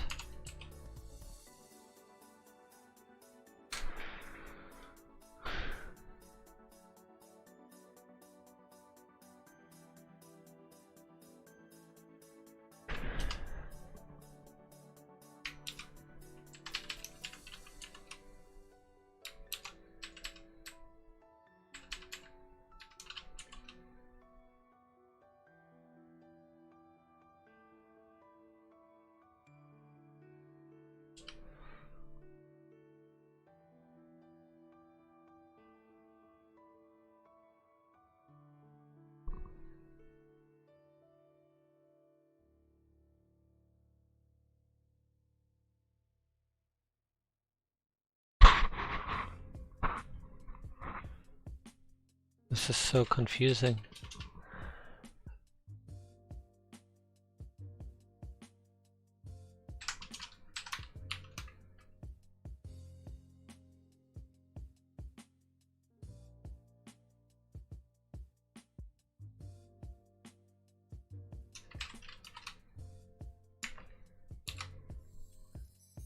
Or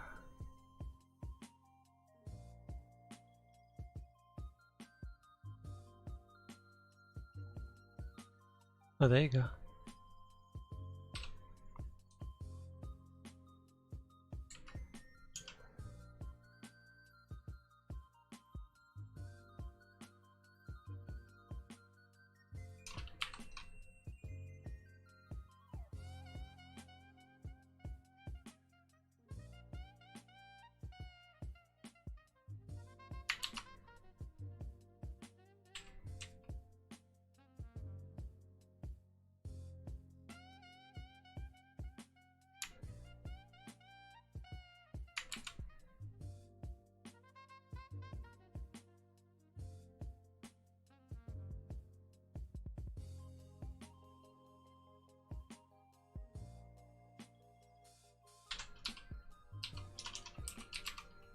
Oh no.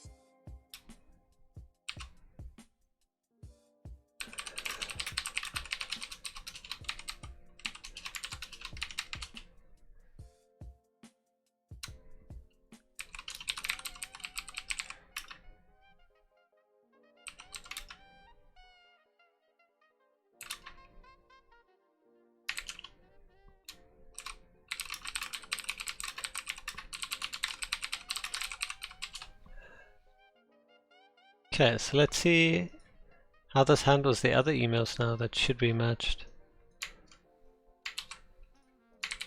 I'm scared now. And let's add these to the end and the beginning.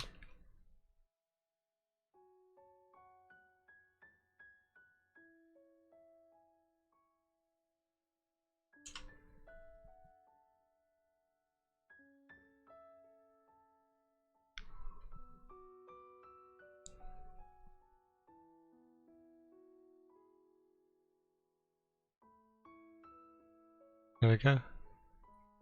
Try to add another, it'll break it.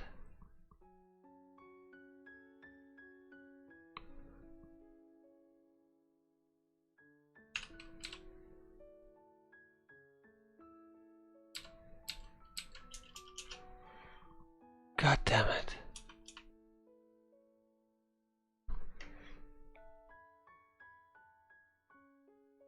It's always something. Now it's the freaking disposable.style.email.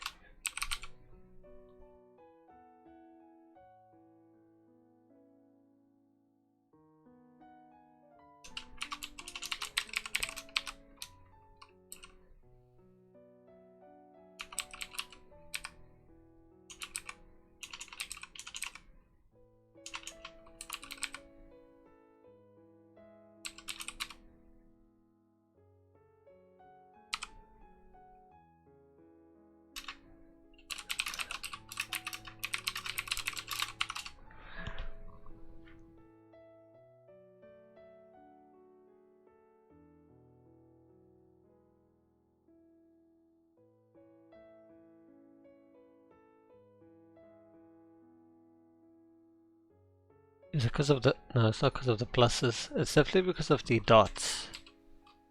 See, if I add the dots there, then it's fine, but now the problem is the one that should fail is this one. That one should fail.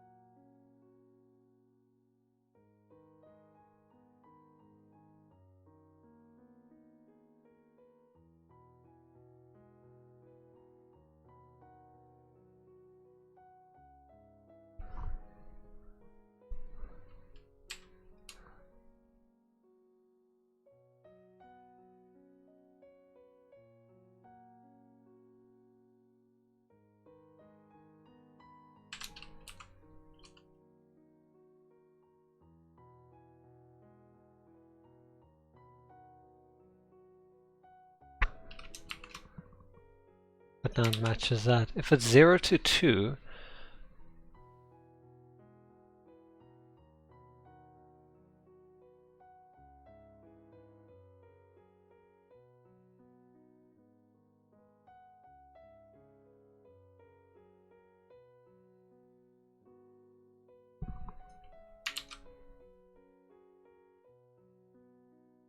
but if I have it in here as a negative,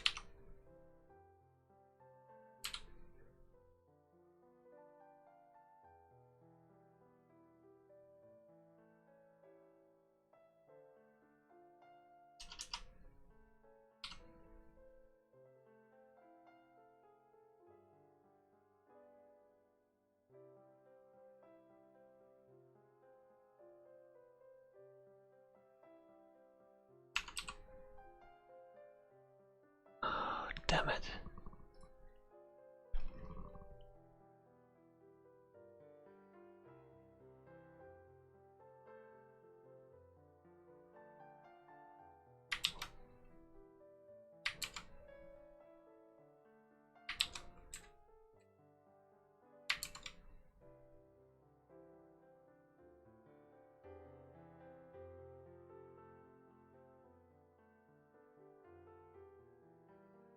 I think I did it. I did it.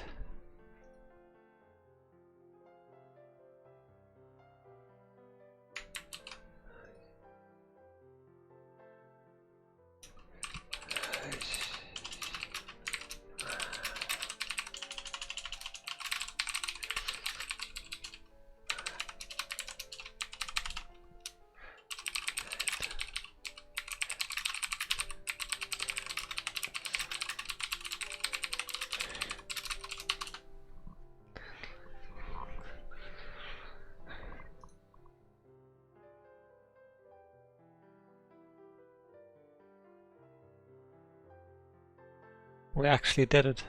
Holy shit.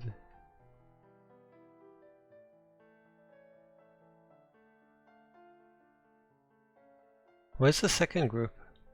Why do we have two groups?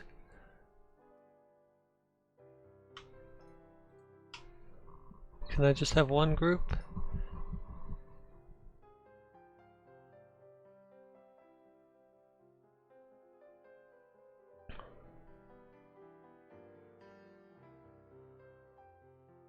There we go. This works. 100% it works.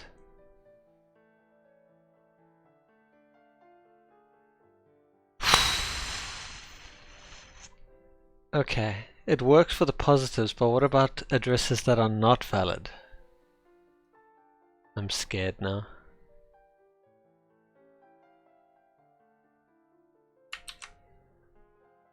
I'm scared. Scared to put it in and fail. Okay, none of these seem to match. Oh, hold on. Okay, some are passing, that's not good.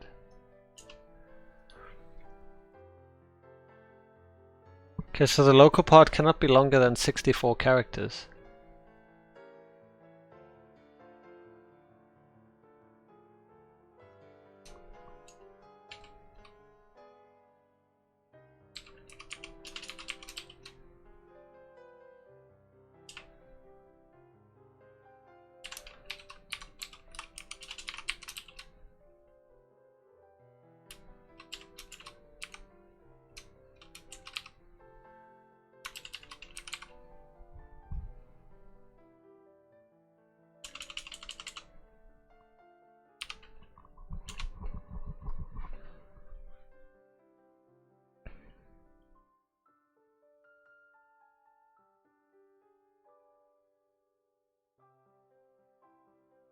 It's only allowed to be 64 characters though.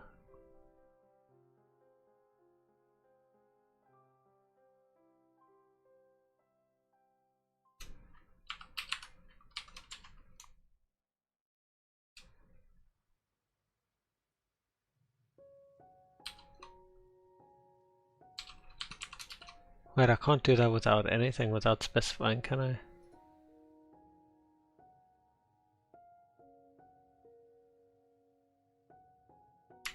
Can I do this?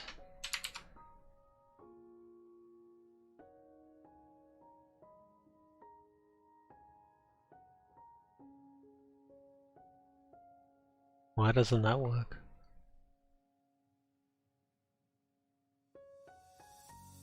Between 0 and 64 max.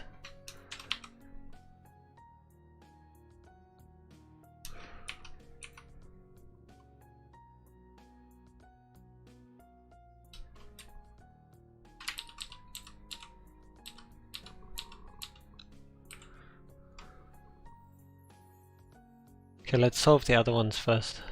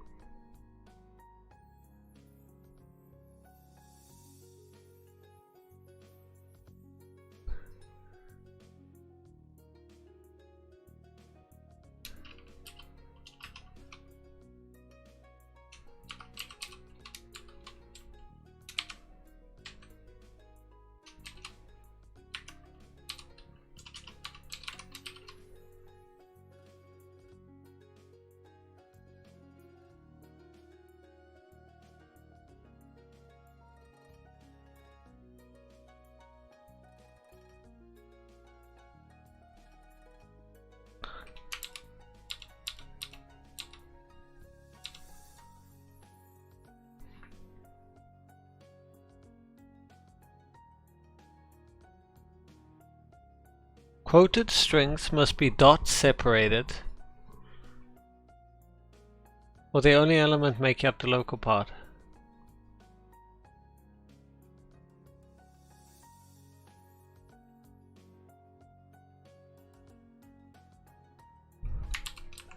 See if there's a regex for that, because my brain right now.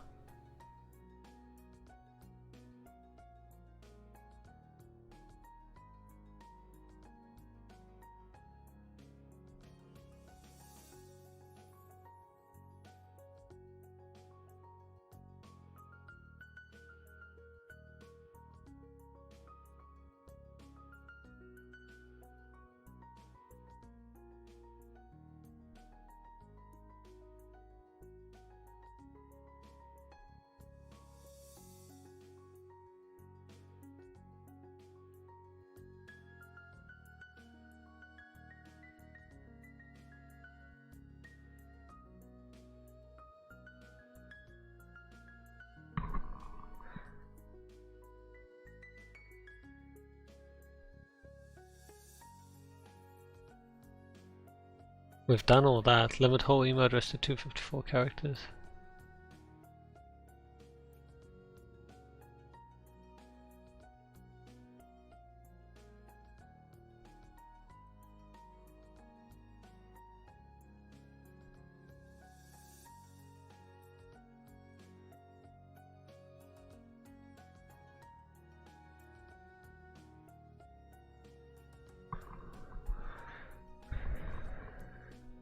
So these are the valid character sets. I'm curious what that brings up now.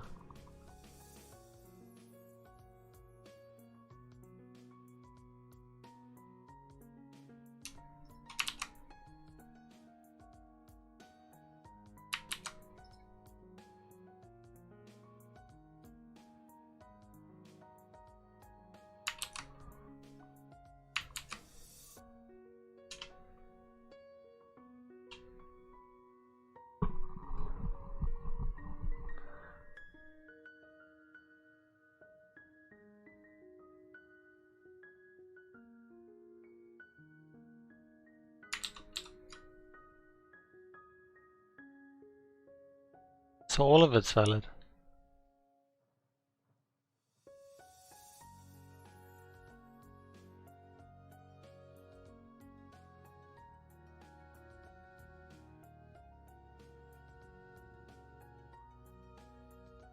So the character set.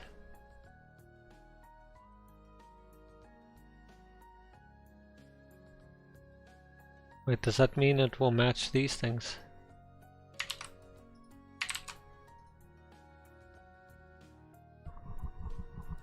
No, it doesn't match these.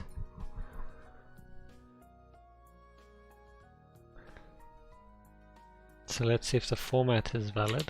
Apparently.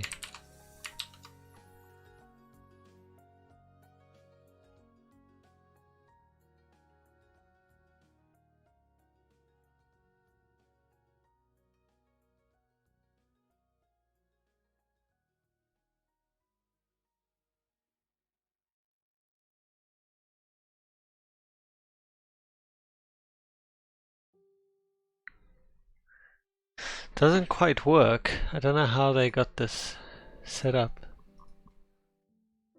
Because it's not really working.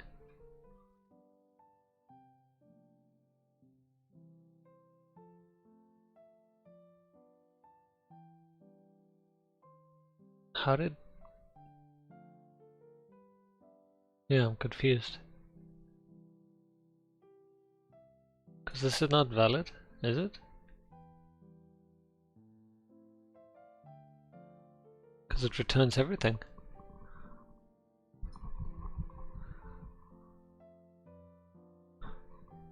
Now, how did they test this?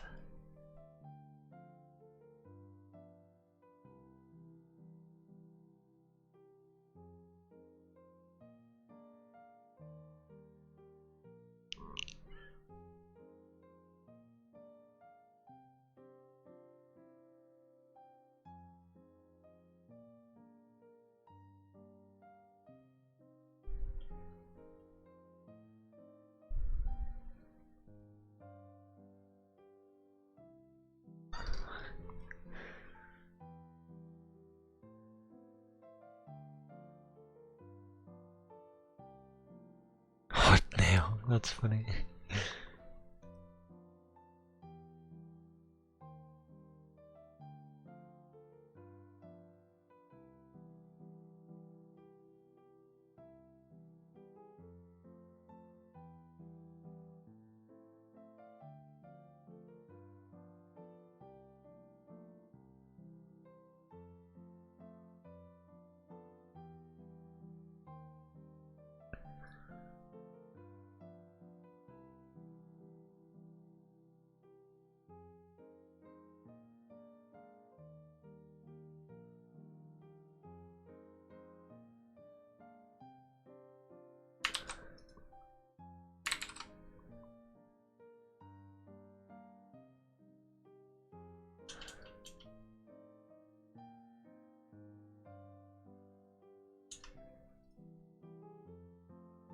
Why is this one not valid though? Oh, there you go.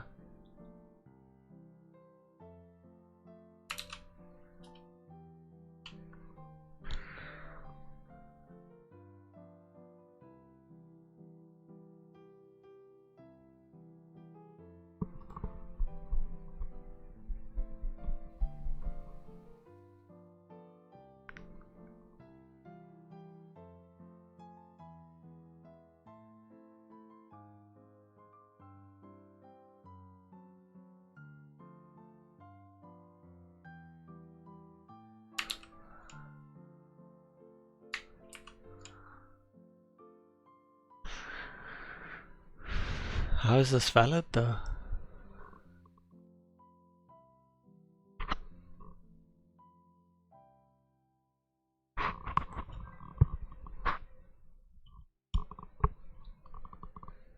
This isn't valid though. .email test, is it?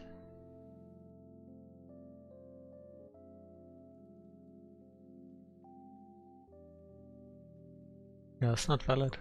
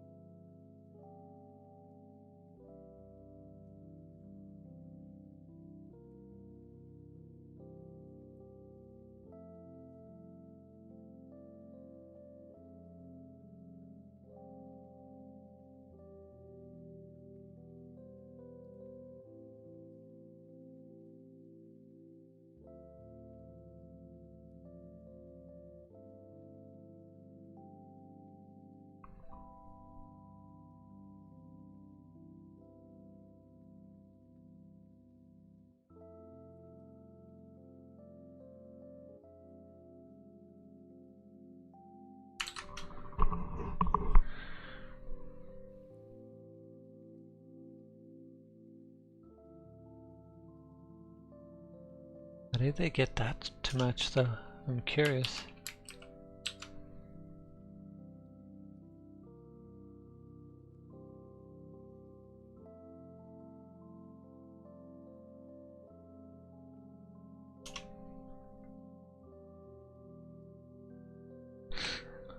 How did they get this to match? Because these don't match.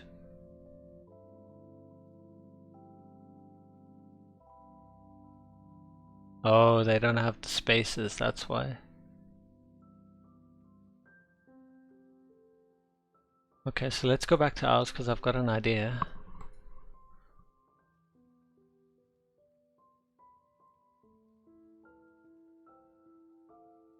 Spaces, quotes, and backslashes may only exist when within quote strings and preceded by a backslash.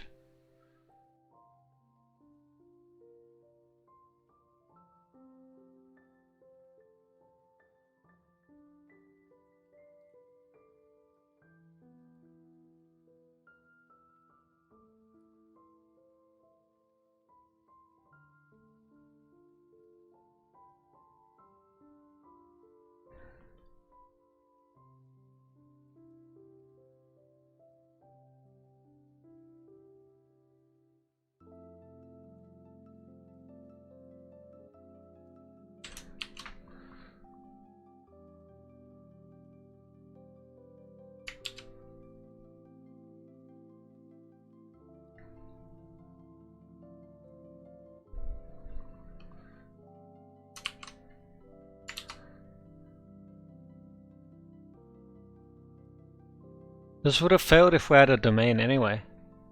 I'm pretty sure. If we go grab a domain now, and we go chuck that onto the end, that should technically fail.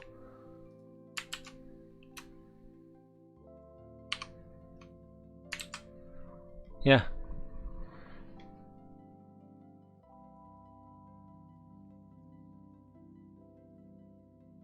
So we're actually only missing one, which is just not right. Quoted strings must be dot separated, or the only element making up the local parts.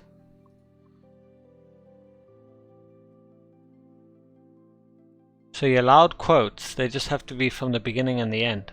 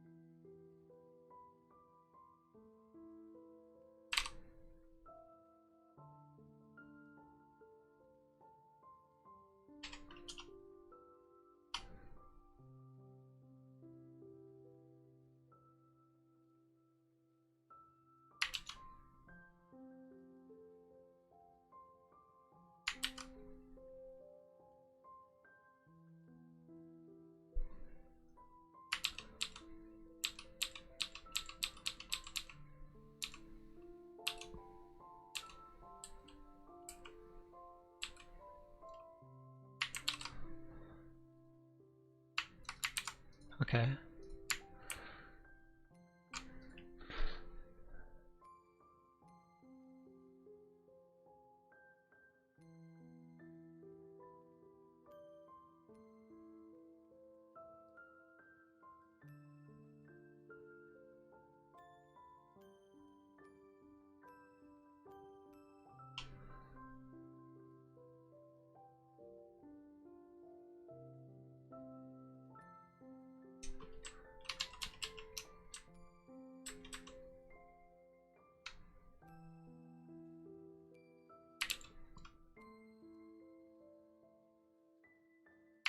Okay, can begin and end with it.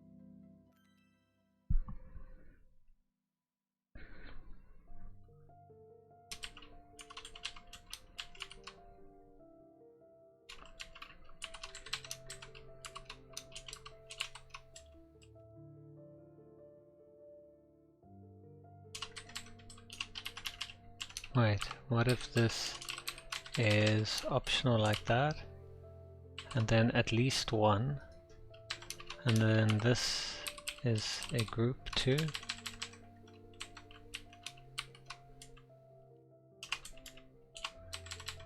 At least one.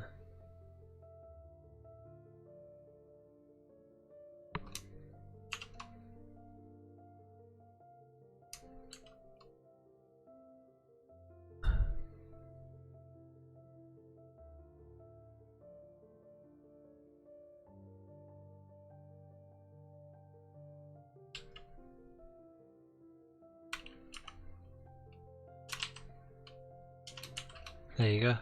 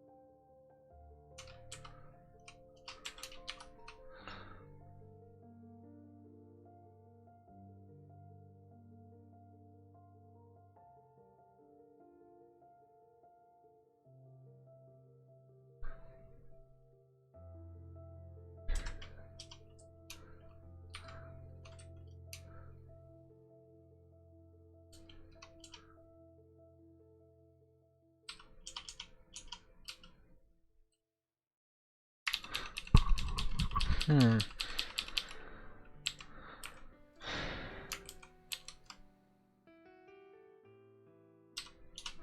need to figure out where to put this. So this is the beginning of the quotes.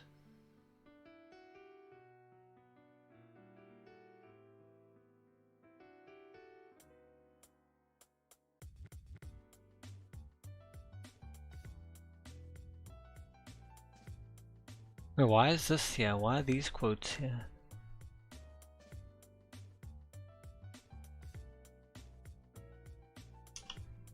There you go. Those weren't supposed to be there. I think that's what was causing the issue.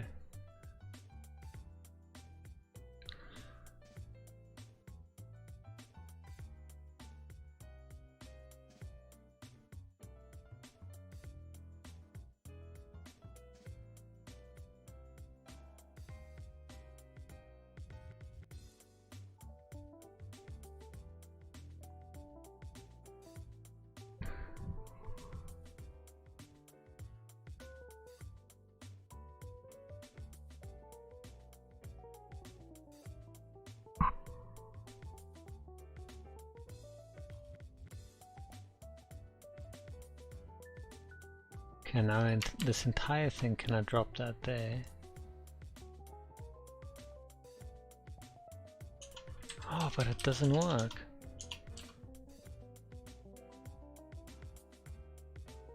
And I was getting excited.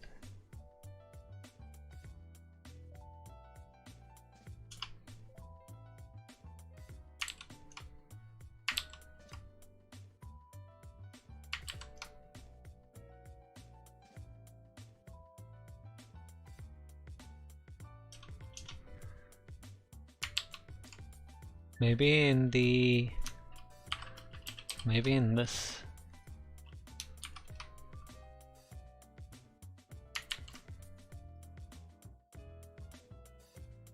There you go. I did it. Oh man, I did it. I think that's everything now. These are all the ones that it should match, and it's matching everything perfectly with quotes. And now if I go and add the domain to the end, these all work, except for that we'll get that working. The local server one we're working on anyway.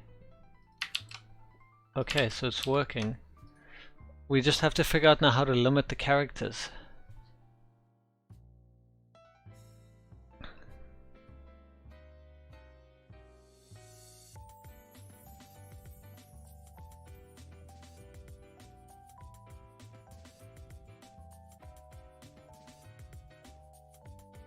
I can't just do something like 0 to 50, can I?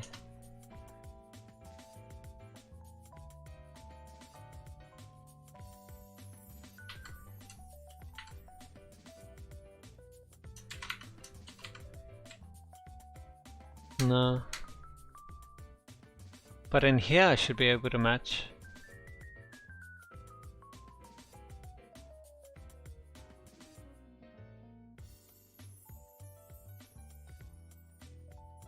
Instead of that, I do 0 to 64.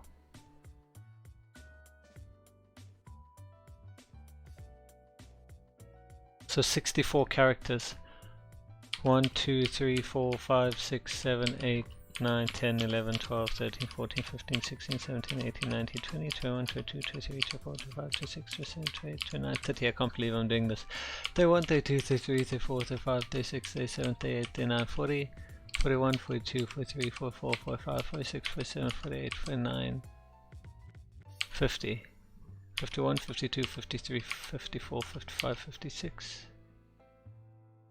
55, 56. Why is it getting cut off there? Did I like count incorrectly? Can I not count?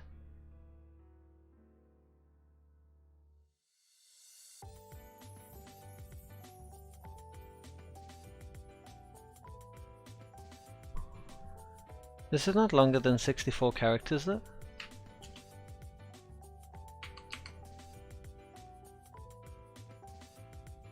How many characters is this?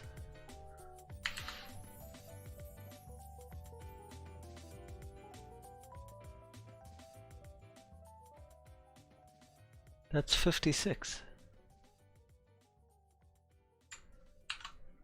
That's 56.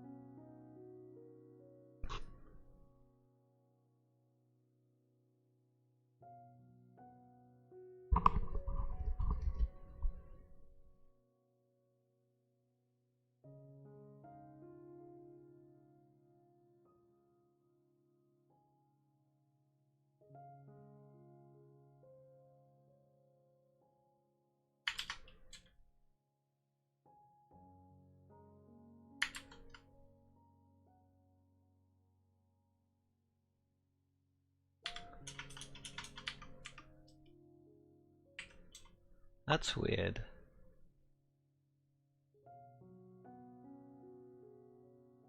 Oh, I just realized we don't have a dot at the end. Yeah, it stops right there. This is the max. How many characters is this? Word count. This is 64 characters. There we go.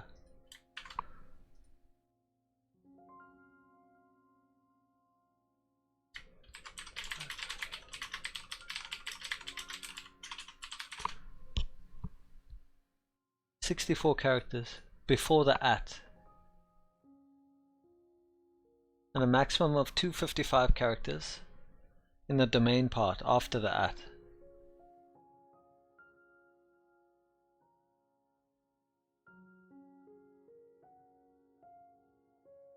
So it needs to be 254 in general.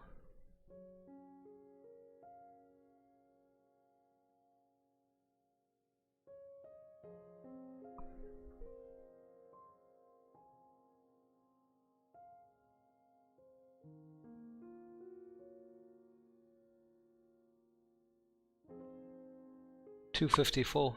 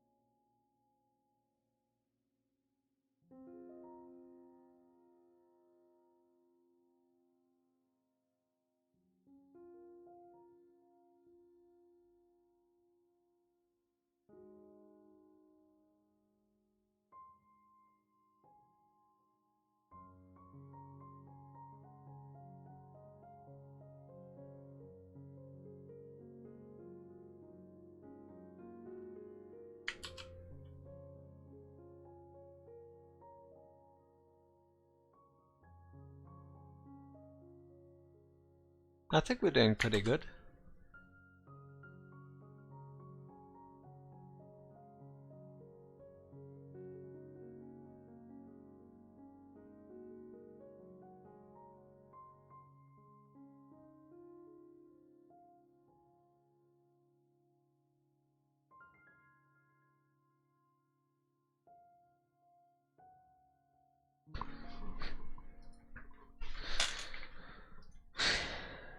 Let's see if we pass the test.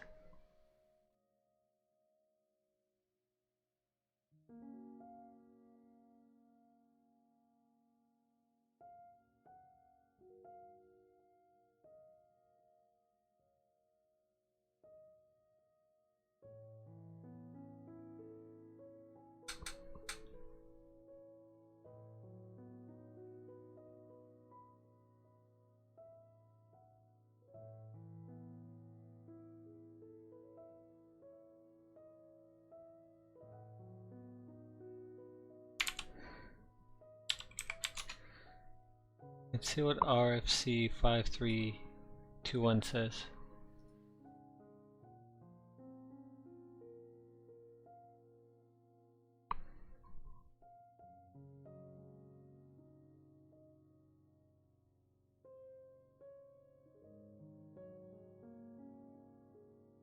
Jeez, they literally wrote an entire documentation.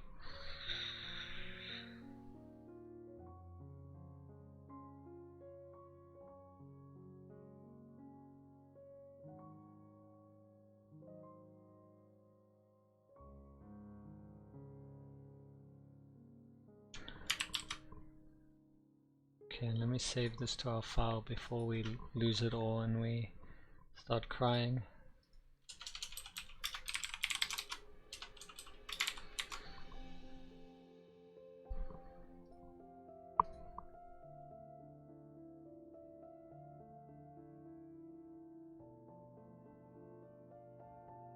Zero to 64, which is perfect. If I put it in quotes, it's gonna lose the limit. Wait, it's not? Oh, never mind. There's no limit. We need to set a limit of 0.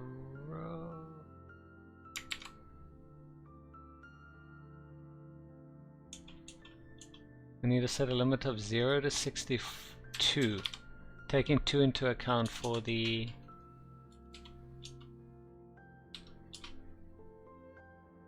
thingies, the commas.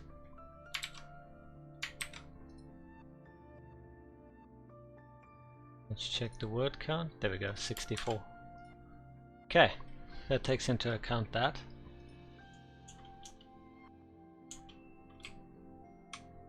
Sweet. Now if I could just find those tests. Isn't there...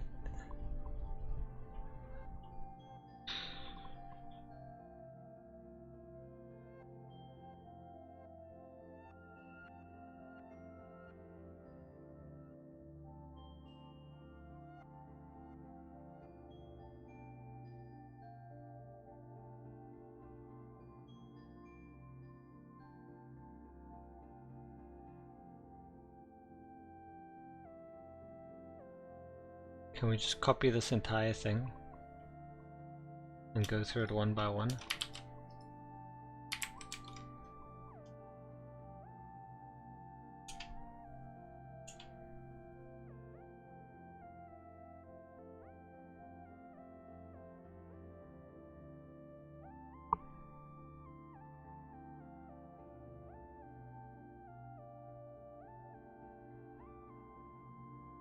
I forgot about the domain name.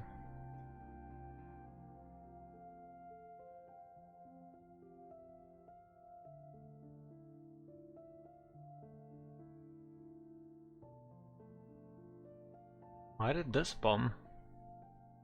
Oh, we had a timeout now.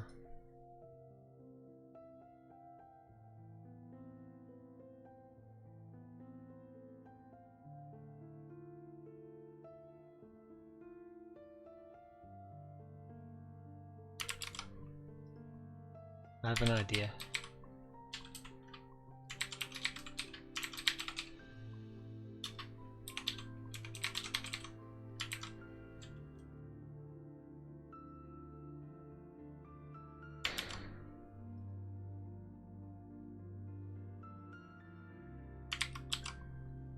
There, I extracted the email addresses.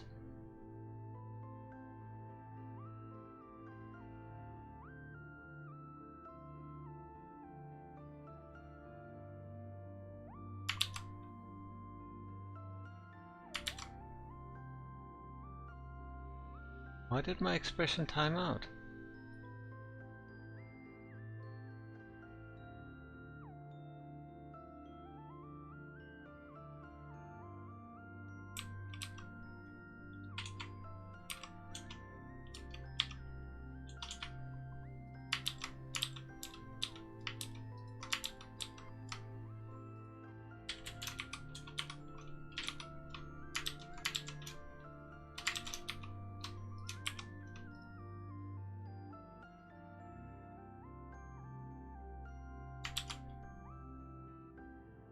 Okay, I don't know if these are supposed to pass or not. But we need to check that the entire length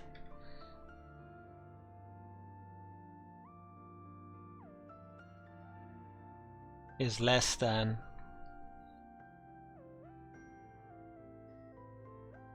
254.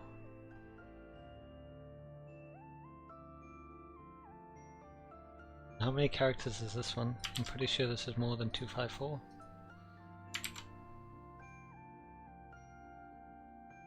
Oh no, it is 254.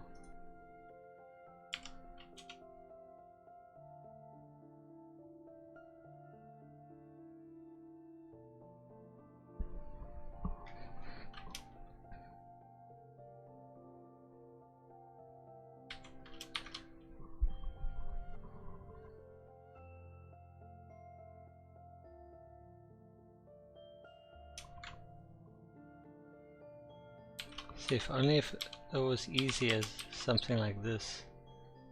Telling it can be 0 to 254. That will never work.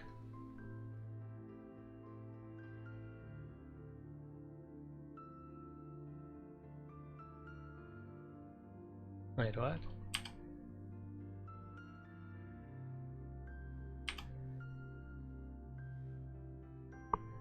Oh, it's a timeout.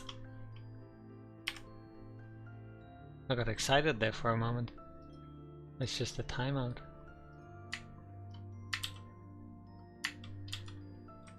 But you basically have to take into account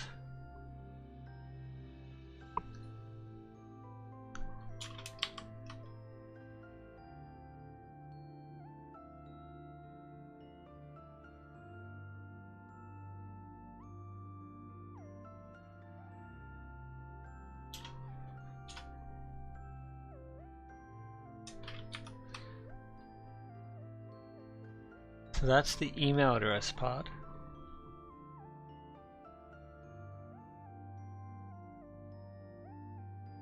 Orgy!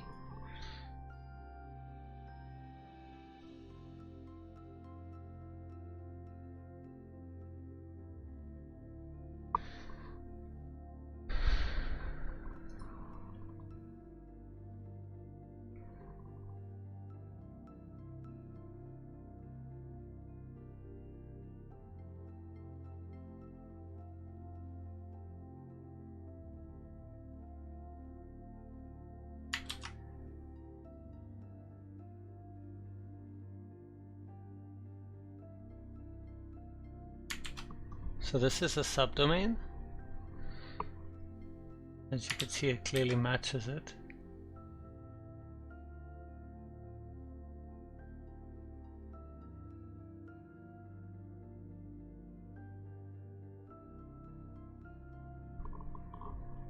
And it will add the first dot.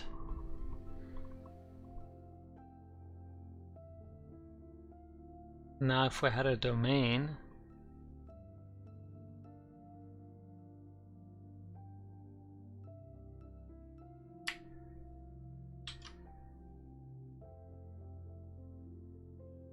Technically we just need the TOD now. So you would stick it in like that.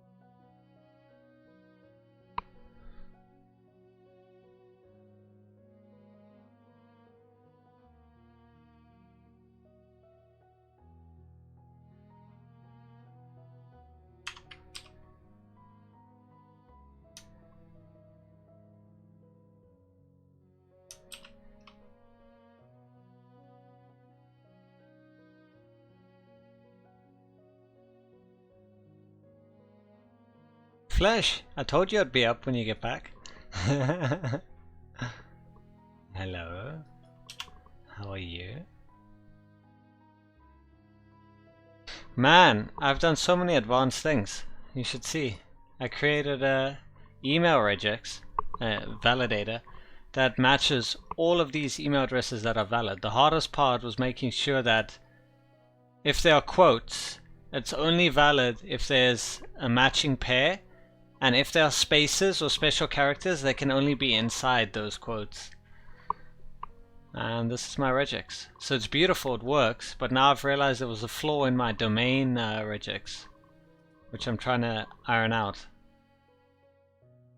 And I think I've gotten that now. I just wish there was a site. List of valid, what is it, RFC 5321 email addresses. I want to test.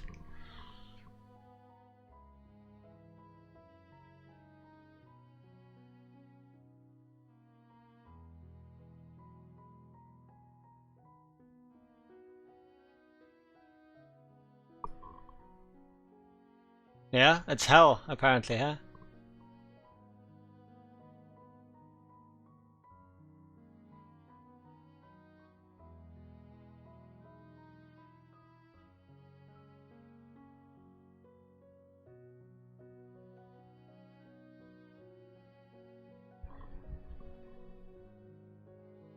I've already got the limit for 64 characters.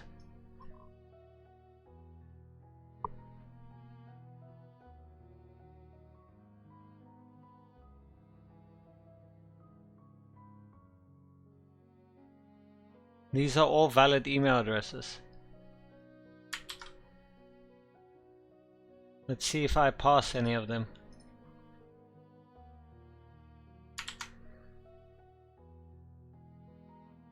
I pass that, don't pass that, don't pass that, pass that, don't pass that.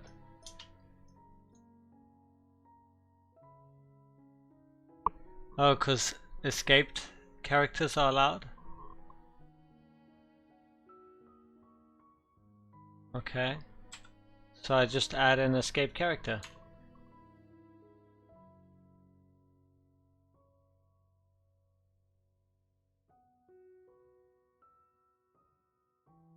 Okay, that fixed that problem. What's wrong with this one? This is valid? Oh, if it's escaped. Because I have a rule somewhere here that says you're not allowed 2 ands.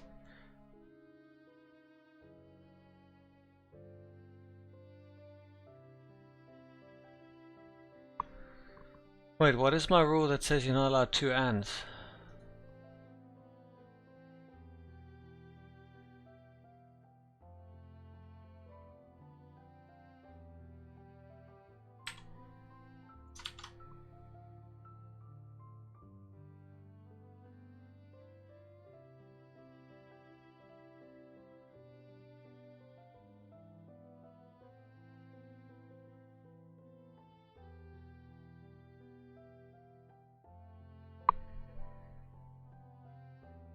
The worst part is you can write it, but it starts to get messy when you start trying to fix every use case, you know what I mean? That's why I split up my other one into 3 parts, and if I do this one, I'll have to do the same.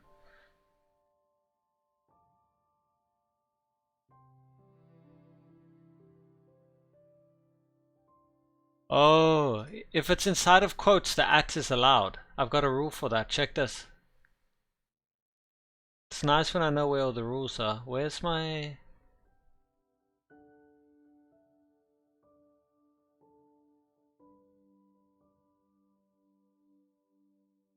Oh, let's remove the domain part now. We don't need the domain part right now. Was I fixing this? Yeah, let's remove the domain part. I just need to know that these things are supposed to work. Okay, so... Oh shit, hold on. Wait, this is not part of a domain, is it?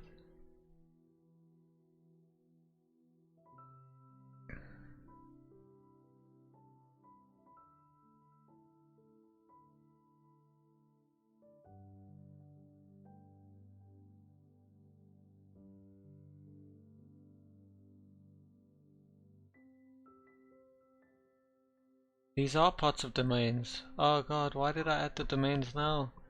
Anyway, it's fine. I've got a thing here. See... Wait, this isn't the right one. Where's the one that I was working on? Oh no! I lost it. Where's the email one I was working on? There's so many of them. Is it this one? With the quotes? I can't even read it anymore. It's not this one. There's one set of the quotes, but it's not this one. I had the quotes separated. What did I do? Good thing I saved it though. It's not impossible. We're gonna do it. It's gonna be our challenge, right? Give me the gist of it. Why it's apparently impossible.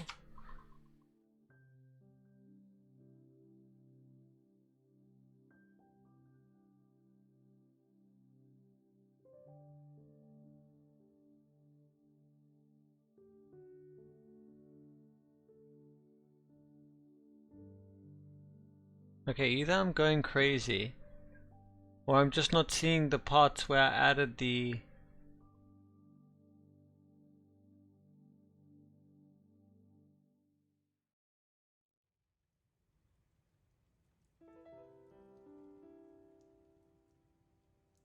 quotes.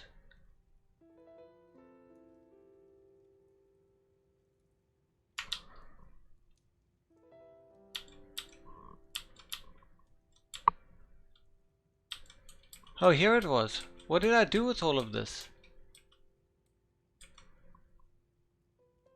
Did I wipe this at some point? Oh, there it was. See, there it is. This is the one. There it is, the optionals. See there? Optional and optional. Okay, now why doesn't that look like this one? Where are the optionals here? Yeah, it's not the same one, that's why. Okay, so let's stick this in here.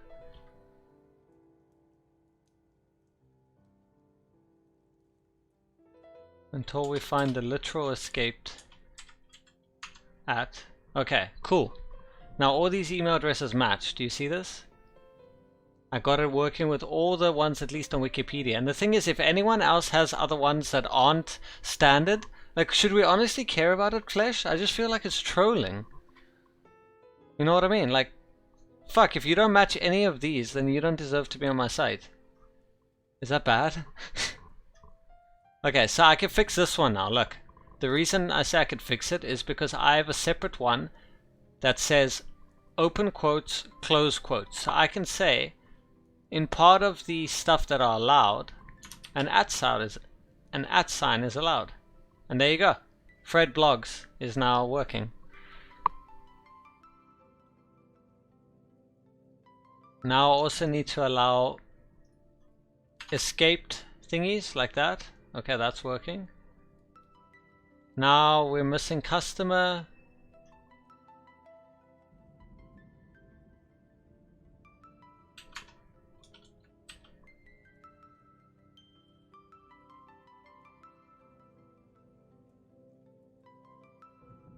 Okay, now how do I get this one? Customer.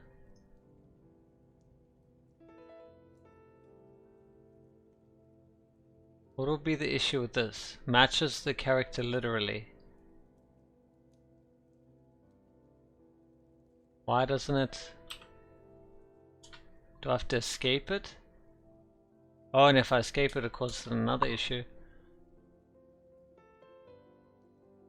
You can't prevent a user from registering just because his email address is weird. But where have you seen these email addresses? The ones that we're checking for? Wait, this is valid? Wow. These I get, but yeah. Wait, so are you allowed special characters in the email address? I thought you're not allowed special characters. You're not allowed a dot in the beginning, but you're allowed a... Like, what are you allowed? That's fine, we can fix them one by one when we know what the requirements are. What is that? It looks like exclamation.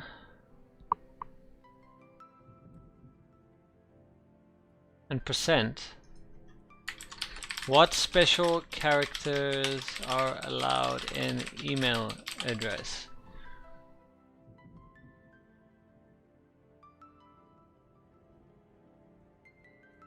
Okay, thank you.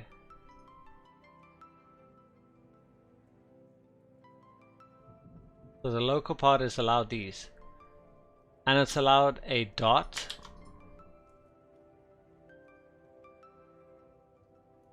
Provided that is not the first or last character unless quoted. And provided it doesn't appear consecutively twice in a row. Which it doesn't. We've added a check for that. Because we are smart like that. Check. Some name. 3 dots. Wait, what? Did I break this now?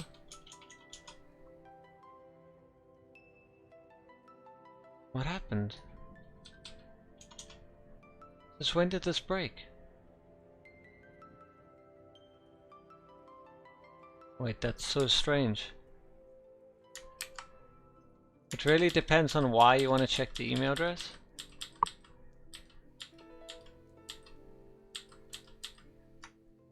True. I had this working. Since when did it now break? No, like, it was working.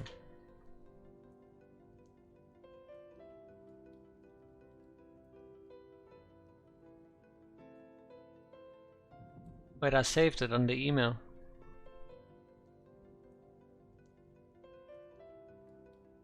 Yeah, latest. Let me revert back to latest.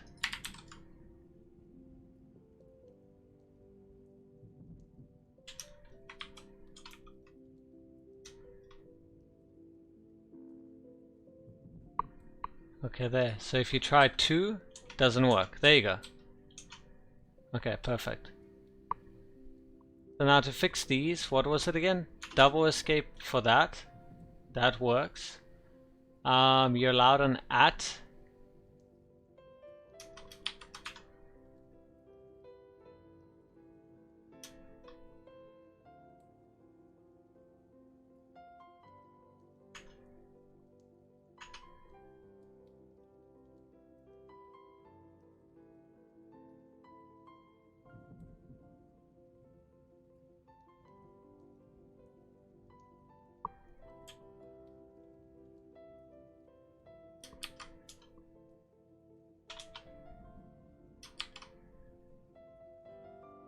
There we go, the at works, great.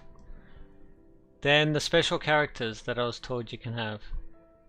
Printable characters, these are all allowed. Oh god.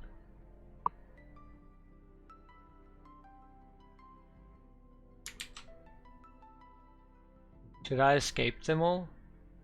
And what is duplicate? I already have that. And I have the plus and the minus.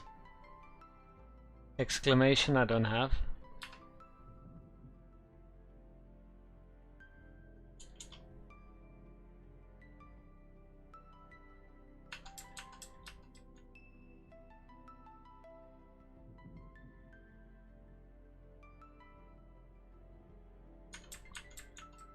So let's escape them all.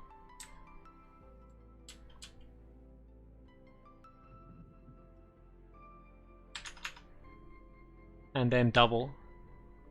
Okay, so that matches all of these. Including customer department. Hey, check! We're doing it, Flesh! Now the same... Now all of these that work need to now work with the quotes. Because remember, my rules are different for if they are quotes or not. And obviously it's not going to work now. So I have to just mirror it.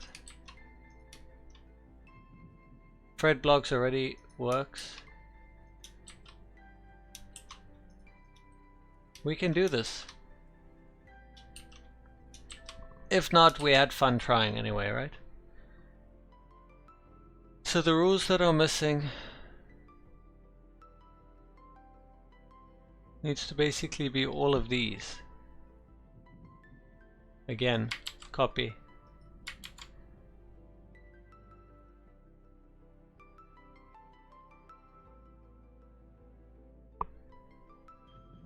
Oh, I missed quotes to start with.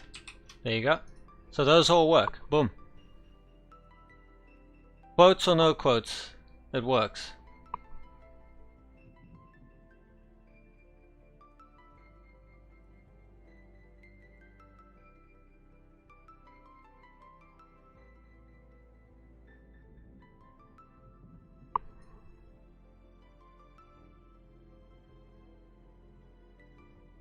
I'm going with... Oh, is that what you use?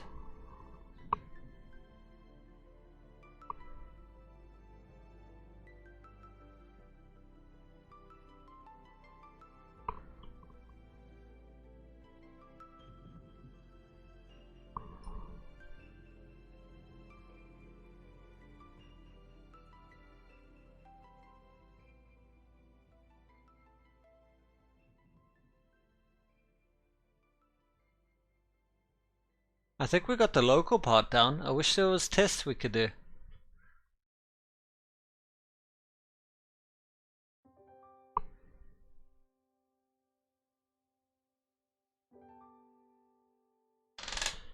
Space and special characters are allowed with restrictions. They are only allowed inside a quoted string. And in addition, a backslash or double quote must be preceded by a backslash.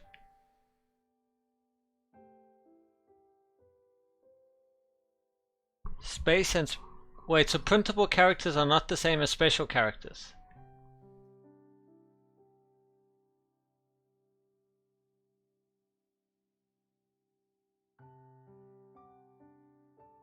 So space and special characters are allowed. They are only allowed inside a quoted string.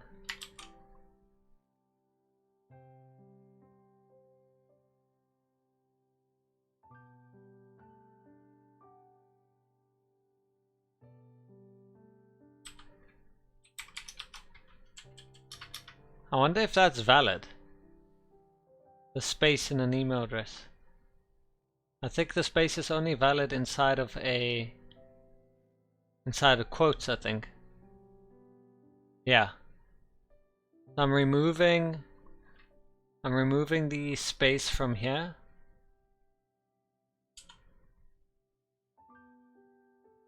Wait, but apparently that is valid. Oh, because you escaped it.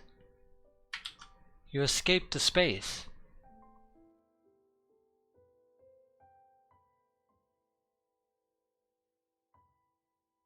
Is it because the escape is spaced? I mean, the space is... What am I saying?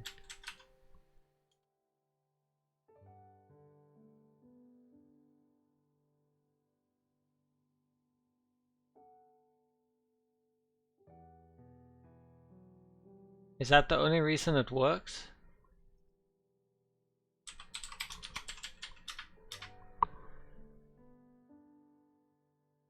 This is not the same thing as a space, you're right. What is a space?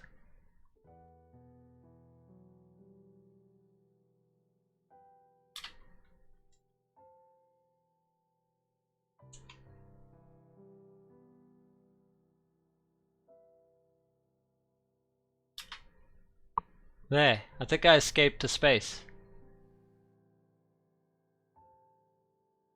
Yeah. So you're allowed to escape it like that. Jesus, dude. This is fun though, is it not? Like trying to solve every possible one.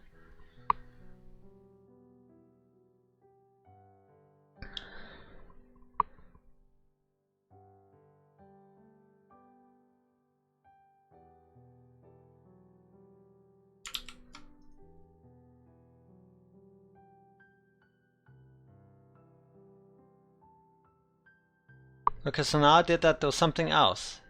Apparently, this, space, and special characters. But what are special characters? Are there more than special characters, or are those them? I'm gonna assume those are the only special characters. I shouldn't assume anything, but you know. Mind blowing to see what's allowed in an email address, right?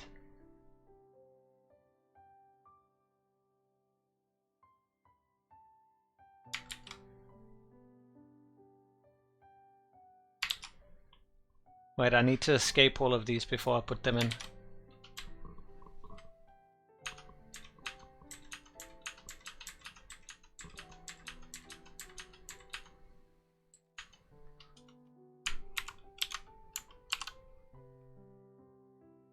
Yeah, let's hope Wikipedia.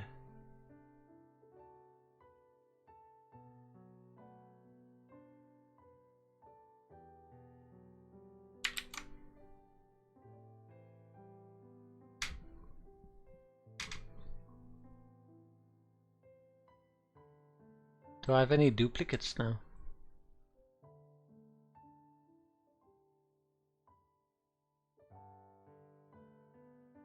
Oh, the at is duplicated.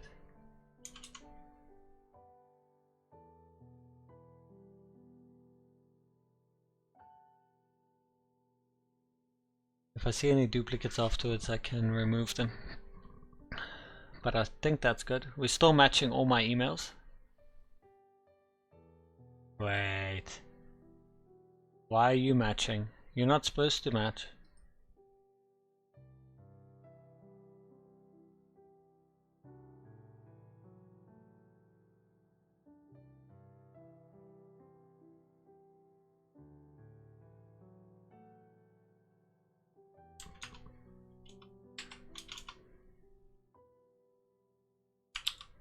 Bastard.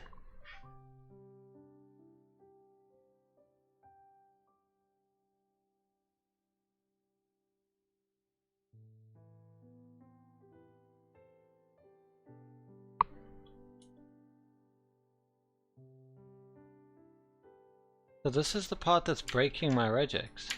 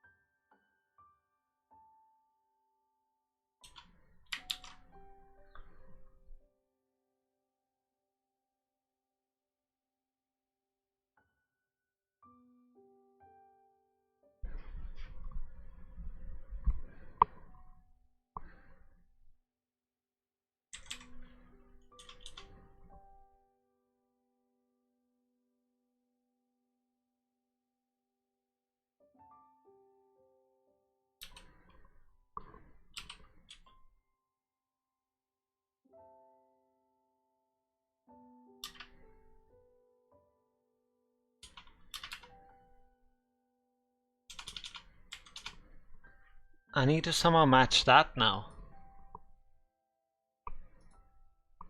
Escape space.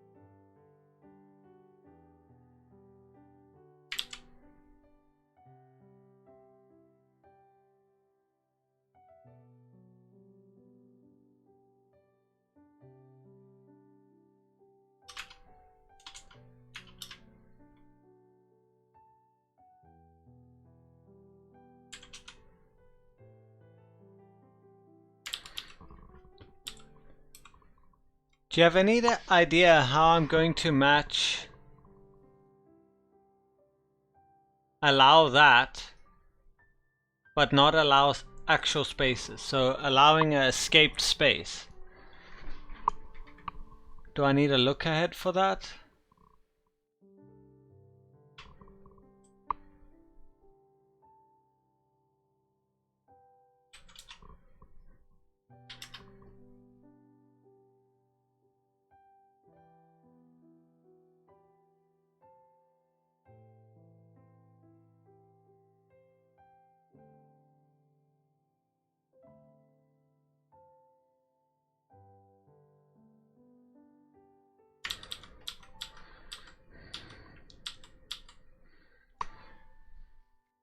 We went from 38 degrees to 18 degrees in 48 hours.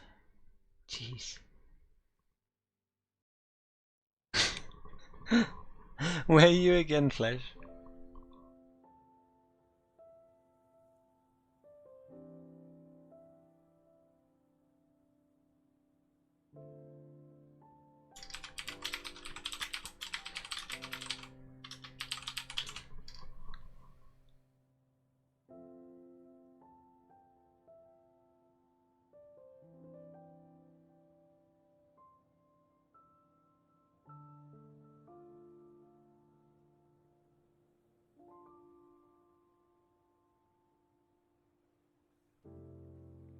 France, okay.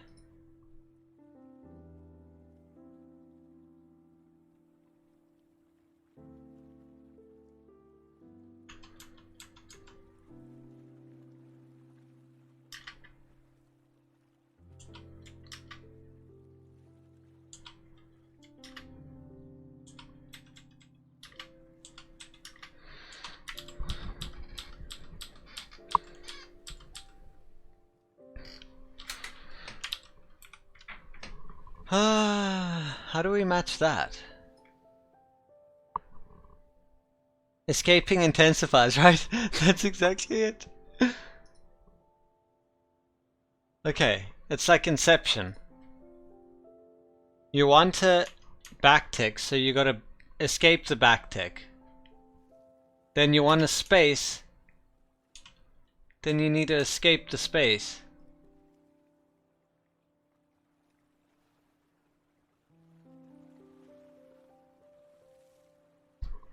But it's both. It's not either or.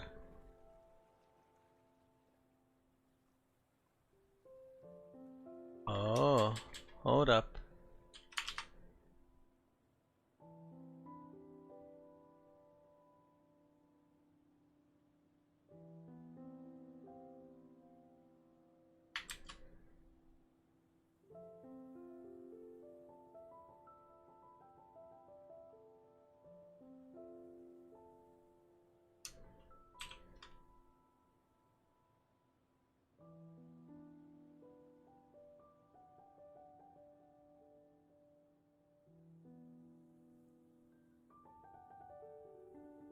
Can I not make this group optional?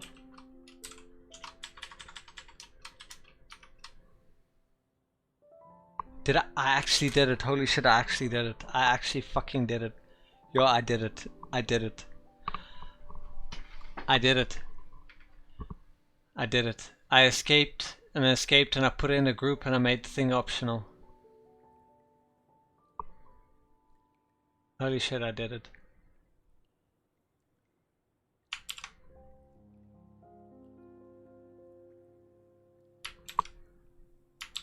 It's interesting though, it has to be there for it to work.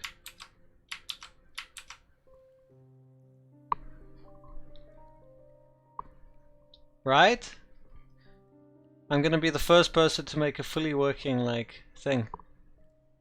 Were these working before? No. So what's wrong with these? They're in quotes, they should work. What happened to our shit now?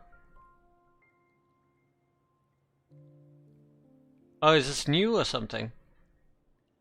Was I still trying to fix this?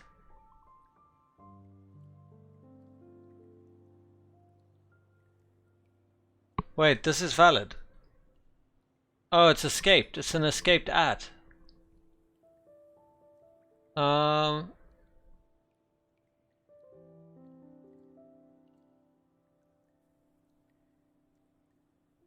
Wait, can I add in an optional thing like this?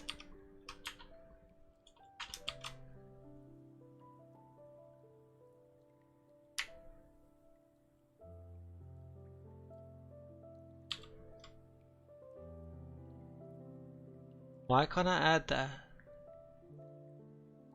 Why did it stop going past that? Oh, because it matches the at. It's not an at. It's a escaped at. But why can't I do that? Doesn't work, doesn't let me. There, I did it. Escaped at.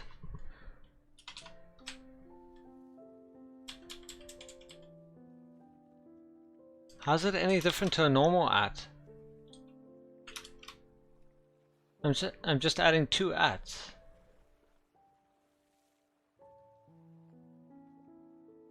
I'm so confused. Is this valid now? Yeah, I don't even know what's going on anymore.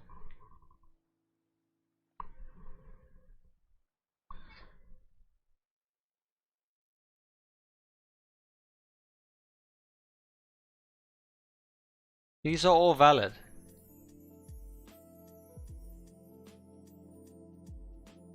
Dude, I trolled myself, I think. I added quotes to one of these. I trolled myself. As long as these are valid. I think I was the one that added double quotes.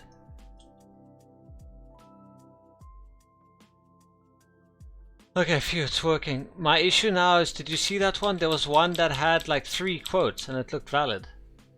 And that shouldn't be valid. I'm pretty sure. There.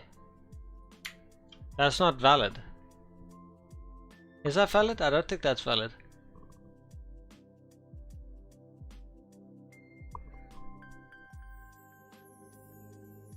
Can you imagine Gmail's SMTP service running regexes 24/7? Can you imagine the person who did the regexes, like a literal regex god or something?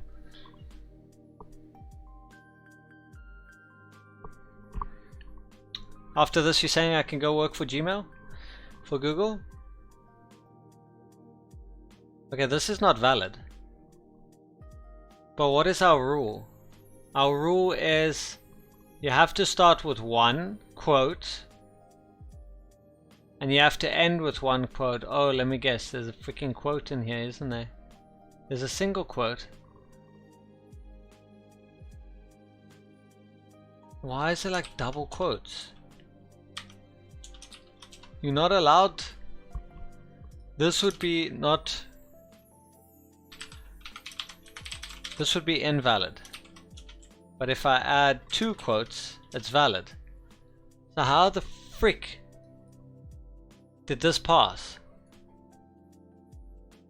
How did it pass? I need to know this. Is it because of this? I doubt it. I doubt it's that. Yeah, it's not that. My rule is that it needs to have one or more, that's why. It can't be one and more. It has to be exactly one. There. Nailed it. Fixed my regex bug. Where's the other side? That's why I was trying to do one or more. It has to be exactly one. There you go. That did it. Perfect. I'm so sad right now. I want a Gmail address with a space in it. I will allow you a space in yours. Come to my domain, okay? When I'm done with this, come sign up. Let me save this before I really cry.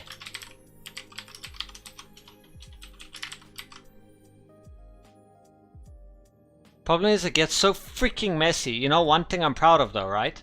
I limited to 64 characters. So right at the end, no matter what your output here is, you can only have 64 characters because that's the limit in the local. Same for the... Oh, I didn't do it for this one. The star needs to change to 64. That's what I didn't change. Watch. Let's get 64 characters. I'm gonna get something until it stops working. Okay, it stopped working. Let's keep going until it starts working. There. Now what is this? This is... should be 64 characters, I'll tell you now. It is 64 on the dot. Perfect. Now, if I add a question mark and a question mark, it's going to keep going. It's going to... Huh? Oh, inside of the quote, it's going to allow me to keep going. Okay. And that's because I did not finish adding... This is quantitative. 0 or more times. I want it to be 64 times. 0 to 64 times. There you go. So if I add too many characters, apparently it doesn't give a shit. Sorry, only letters A to Z, numbers 0 to 9 periods are allowed. So read the specification, Google, right? I think they just trying to set a standard. I can't blame them. Like, honestly, imagine trying to support all this shit. Okay, where's the 64? Can you count? Oh. I know where the 64 needs to go. The 64 needs to go here, where the plus is. This is where the 64 is. Okay, let's see when it starts working, so I know. There. It starts working just like this. So let's go count this entire string. It doesn't feel like it's 64 characters, but I'll count it. Review word count. It is 66. Right, we have to minus 2, by the way. Because remember, we're adding a mandatory 2 characters when you do quotes. So there you go. Review word count 64. Perfect. See, I'm a boss. Now what happens if you have one quote? Oh, get fucked because it's not valid. There's probably another reason. They don't have a regex card.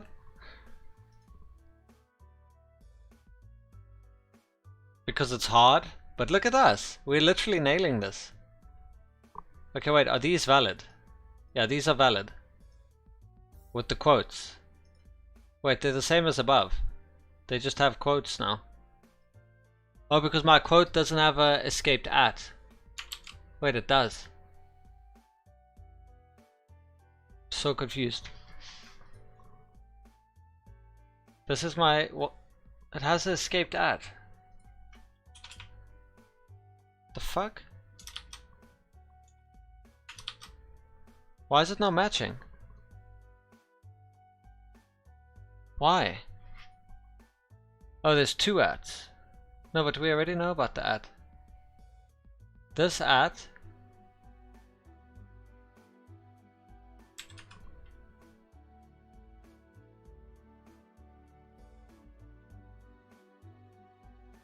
Oh, if I don't escape it.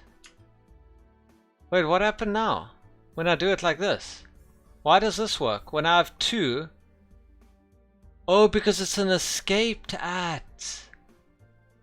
I'm dumb. It's an escaped... It's basically a backslash at. Wait, so then why did this one end up working? How does that work? What? Oh, it didn't end up working. It's just that somehow ended up working. We should double escape it. There we go, just to be safe. You should only accept firstname.lastname@gmail.com. I agree. It's done. How about first name plus last name?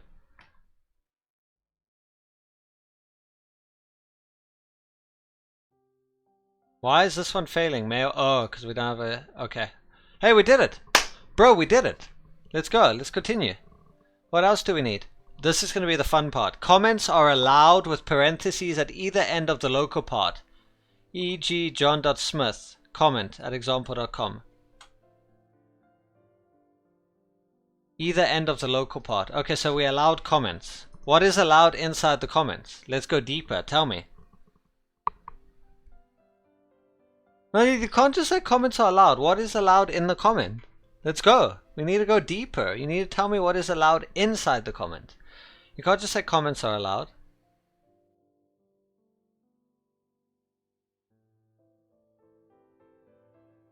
Well, fuck. They didn't say anything. I'm gonna assume just words. No special characters.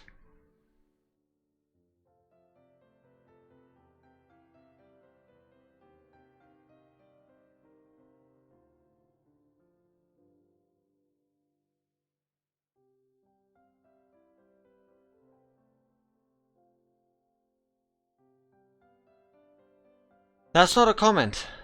Comments are in parentheses.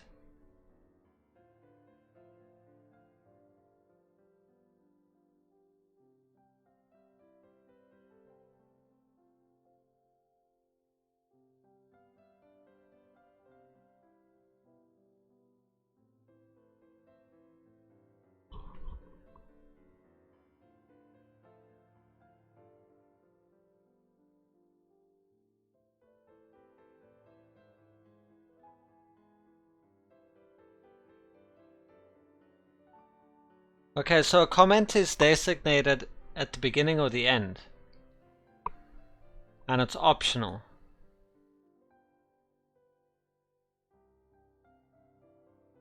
Meaning, your mother was a hamster.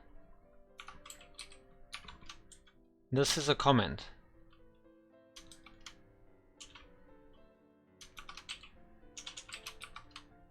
The fuck, I'm trying to escape it. Oh, right.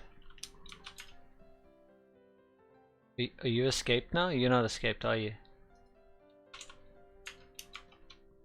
You're escaped now, aren't you? Yes.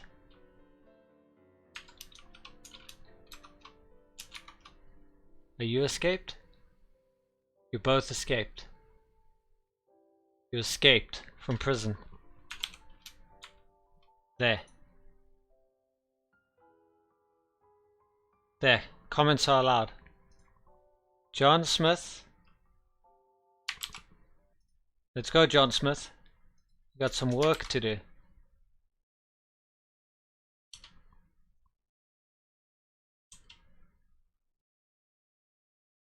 Comment, John.Smith. Hey! Let's add comments everywhere. Okay, what the fuck happened? Oh, because it has to be optional. There. I was like, why did I break everything? Now, can I add a comment to Fred? I can't. What the fuck, Fred? How about customer support? Yes, I can. How about you? Yes, I can. How about you? Yes, I can. And you? Yes. And you? Yes. But why are you a turd? Why don't you play nice? Comments are allowed. Wait, are comments allowed outside of... What if they quotes and then a comment? I think that's valid, right?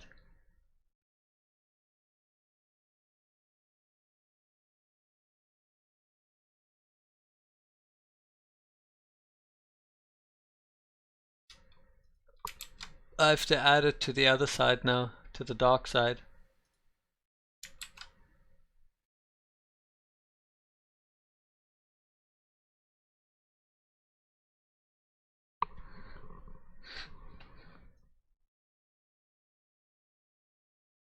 Oh, this is before the...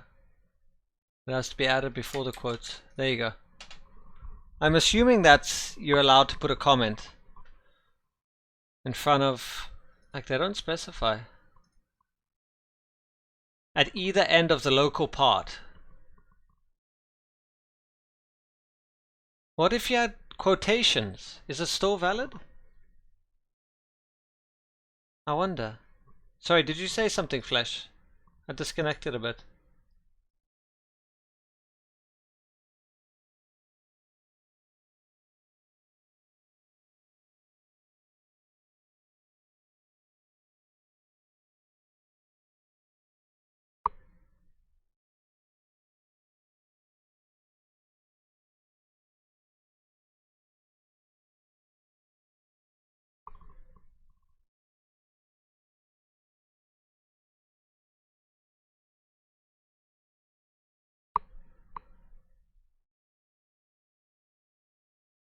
I love how many of us put example in our email addresses. So what's allowed in a comment? Anything? Oh, I don't know. Yeah, that's what I'm trying to check.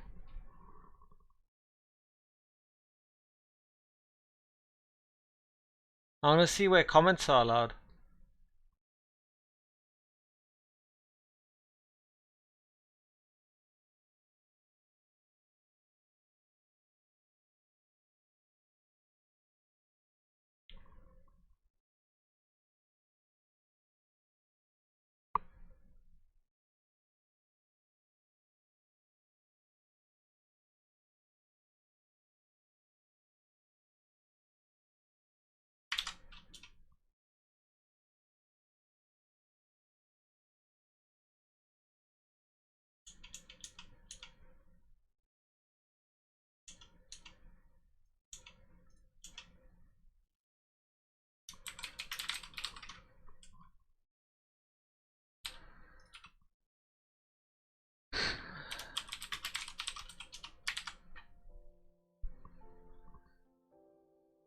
Apparently these shouldn't match.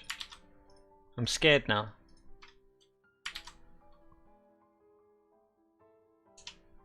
Uh-oh.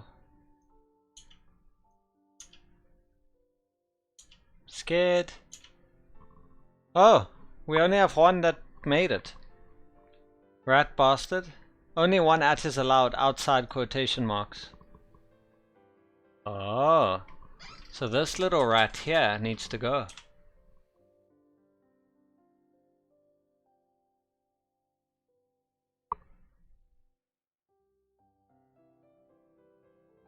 But now I broke something else, didn't I? Oh, I didn't. I thought I broke something. Why is this a at matching? It needs a domain.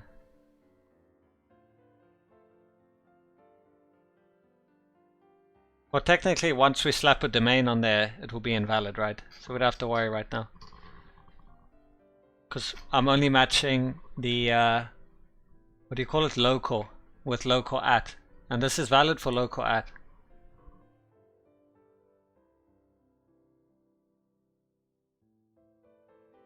I wonder if it would be faster to run multiple simple regexes. I'm probably going to split mine up, to be honest. I just need to get one massive motherfucker to be working. And then edit it from there. Okay, so John Smith comment at the end needs to be allowed too. So after our words, after we have words, comment right at the end. Boom. That works. Uh-oh. When did this one break? Oh god, I knew I broke something. Okay, so comment worked. Where's the other comment? Comment. Comment.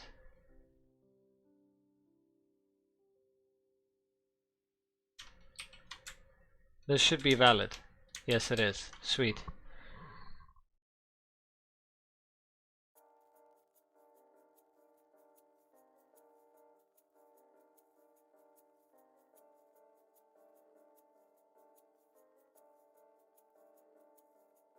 Someone needs to write a test case. If someone can give me a test case, then I'll put it in here and see if I pass. But I'll need one. I'll need to like put one together, and then anytime I ever make an update, make sure I pass all the tests. Because right now, I broke this. And that's because... Wait, actually, did I break it? Wait, is this valid? Oh, it's escaped, that's why. So an escaped one is okay. But I added it here, I'm pretty sure. Escaped at.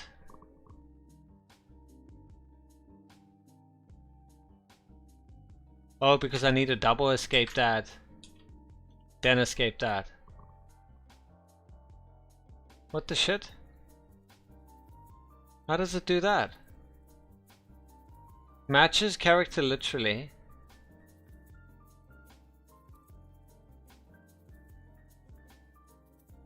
Oh, I see what's happening here. I see what's happening. I'm gonna have to create a thing. A new non-capturing group.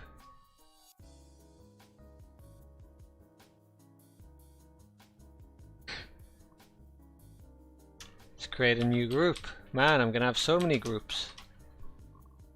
Uh-oh. Wait. And this is optional. There you go. There you go, you only get the one at now. And he matches. Beautiful. Doesn't matter where it was put though. What if I did escape at like that? That's not valid?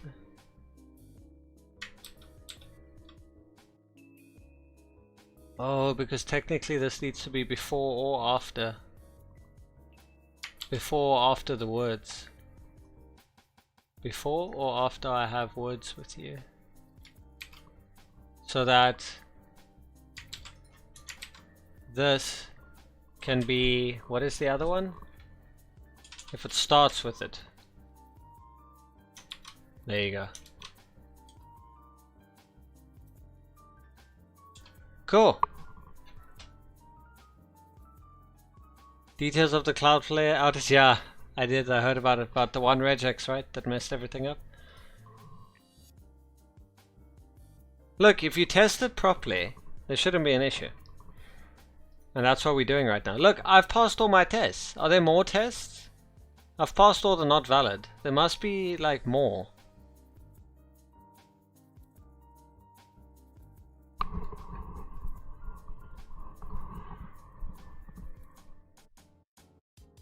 The domain one I'm gonna have to redo.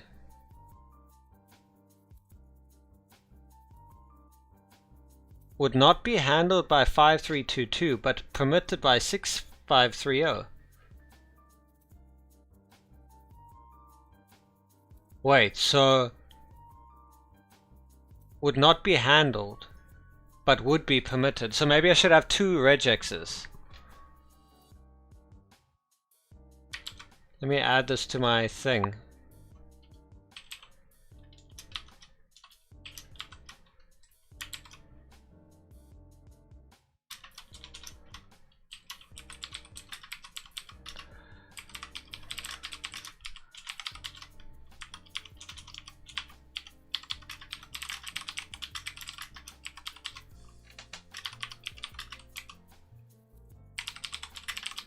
I'll make like an add-on regex that will add all the support of 6530.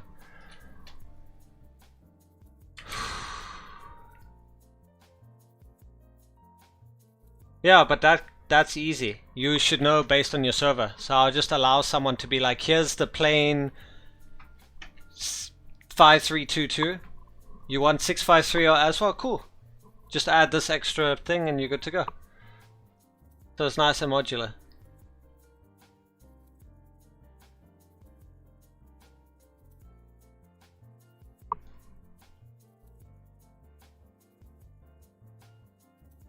And dude, don't get me started on don't get me started on emojis in the domain, which is valid by the way. At least there's not that many standards. Look at this. Not that many standards. Dude, I need more tests. I'm itching for more tests.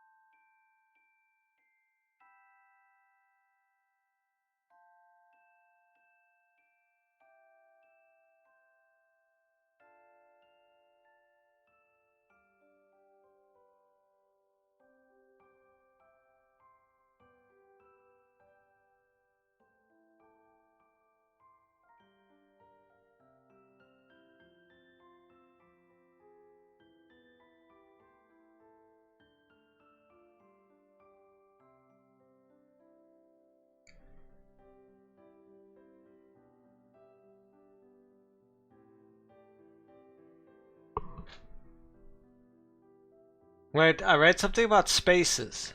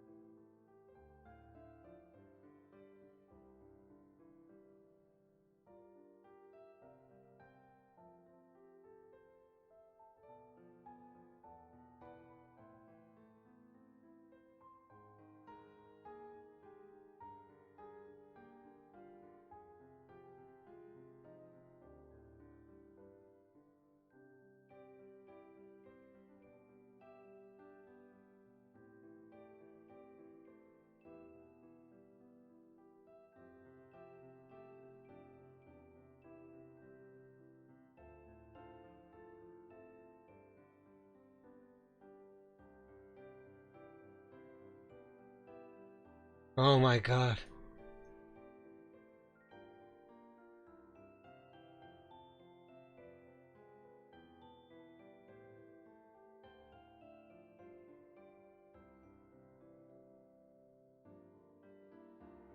A bang path, what the hell?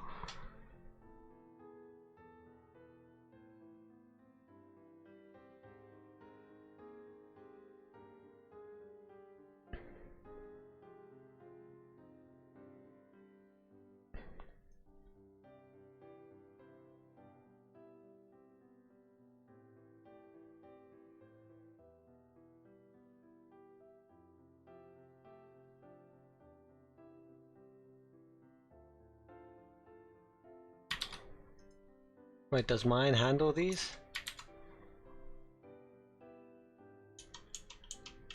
Is it valid to have a space in your name? I can't remember anymore.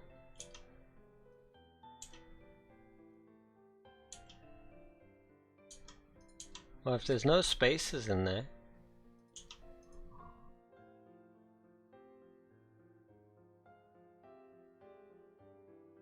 With quotes, yeah.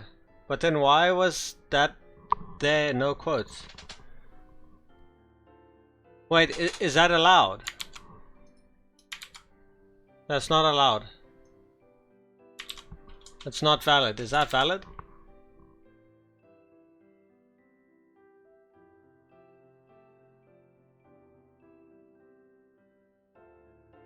It should be allowed.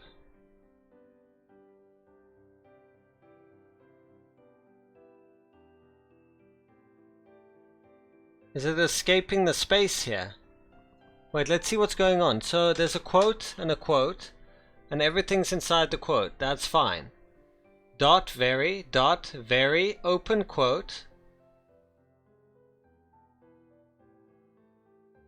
Very, at, escape the at, escape the space, I think. I don't think it... Oh, it is valid.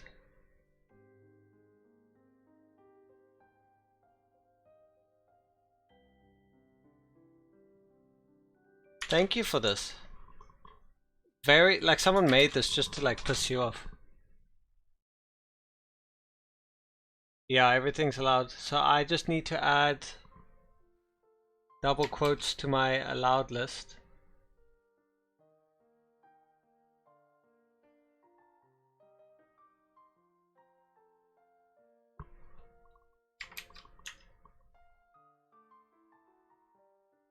That should be done for that. What else am I missing? Is it the space?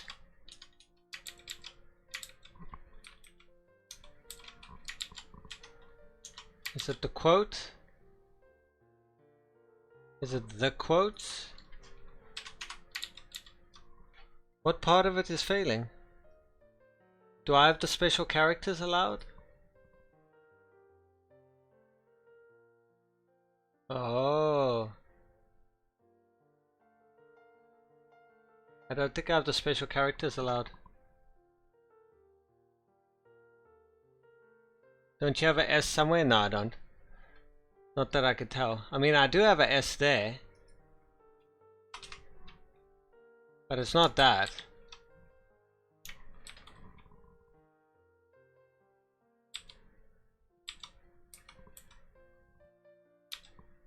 Oh, you think it is? Wait, why was that there? Oh damn, thanks, nice find.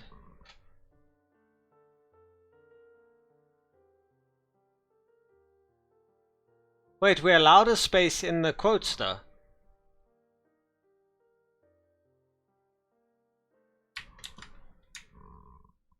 Oh, maybe it's not that. Maybe we need to escape a space. There. That fixed it. Instead of a S, I put a escape space. We're allowed to escape space. Yeah? That's better? So all our tests still pass.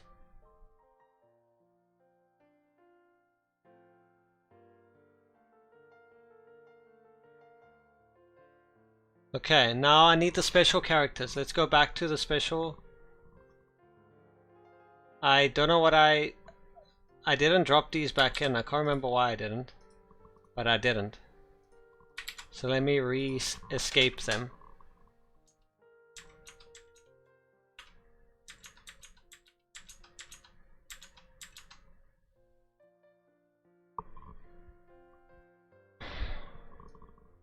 Okay, before I continue, this is gonna be like version freaking version 3. It's just growing, it's getting bigger and bigger. Okay, now that I've done that, we need to remove... Where's the beginning anymore? Jesus. I think this is the beginning. Okay, so single quotes, single or double quotes, which must be removed? Double quotes must be removed. Okay. Gone. What else? Left bracket must be removed. I think it is. There's no left bracket. Right bracket. Comma. I don't think I see a comma. Colon, semicolon? No. Left and right brackets? No. Ampersand. I mean, not ampersand, the at.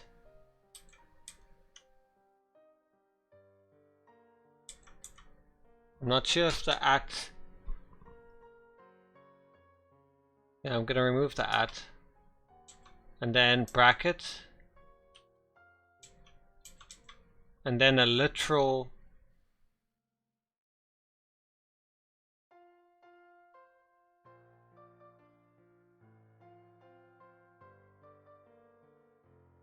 There, I should be good now. Can you run some benchmarks when you're done? Yeah, what kind of benchmarks do you want me to run? There. I added all the special characters. Literally, literally, literally, literally, literally, literally, literally, literally, literally, literally,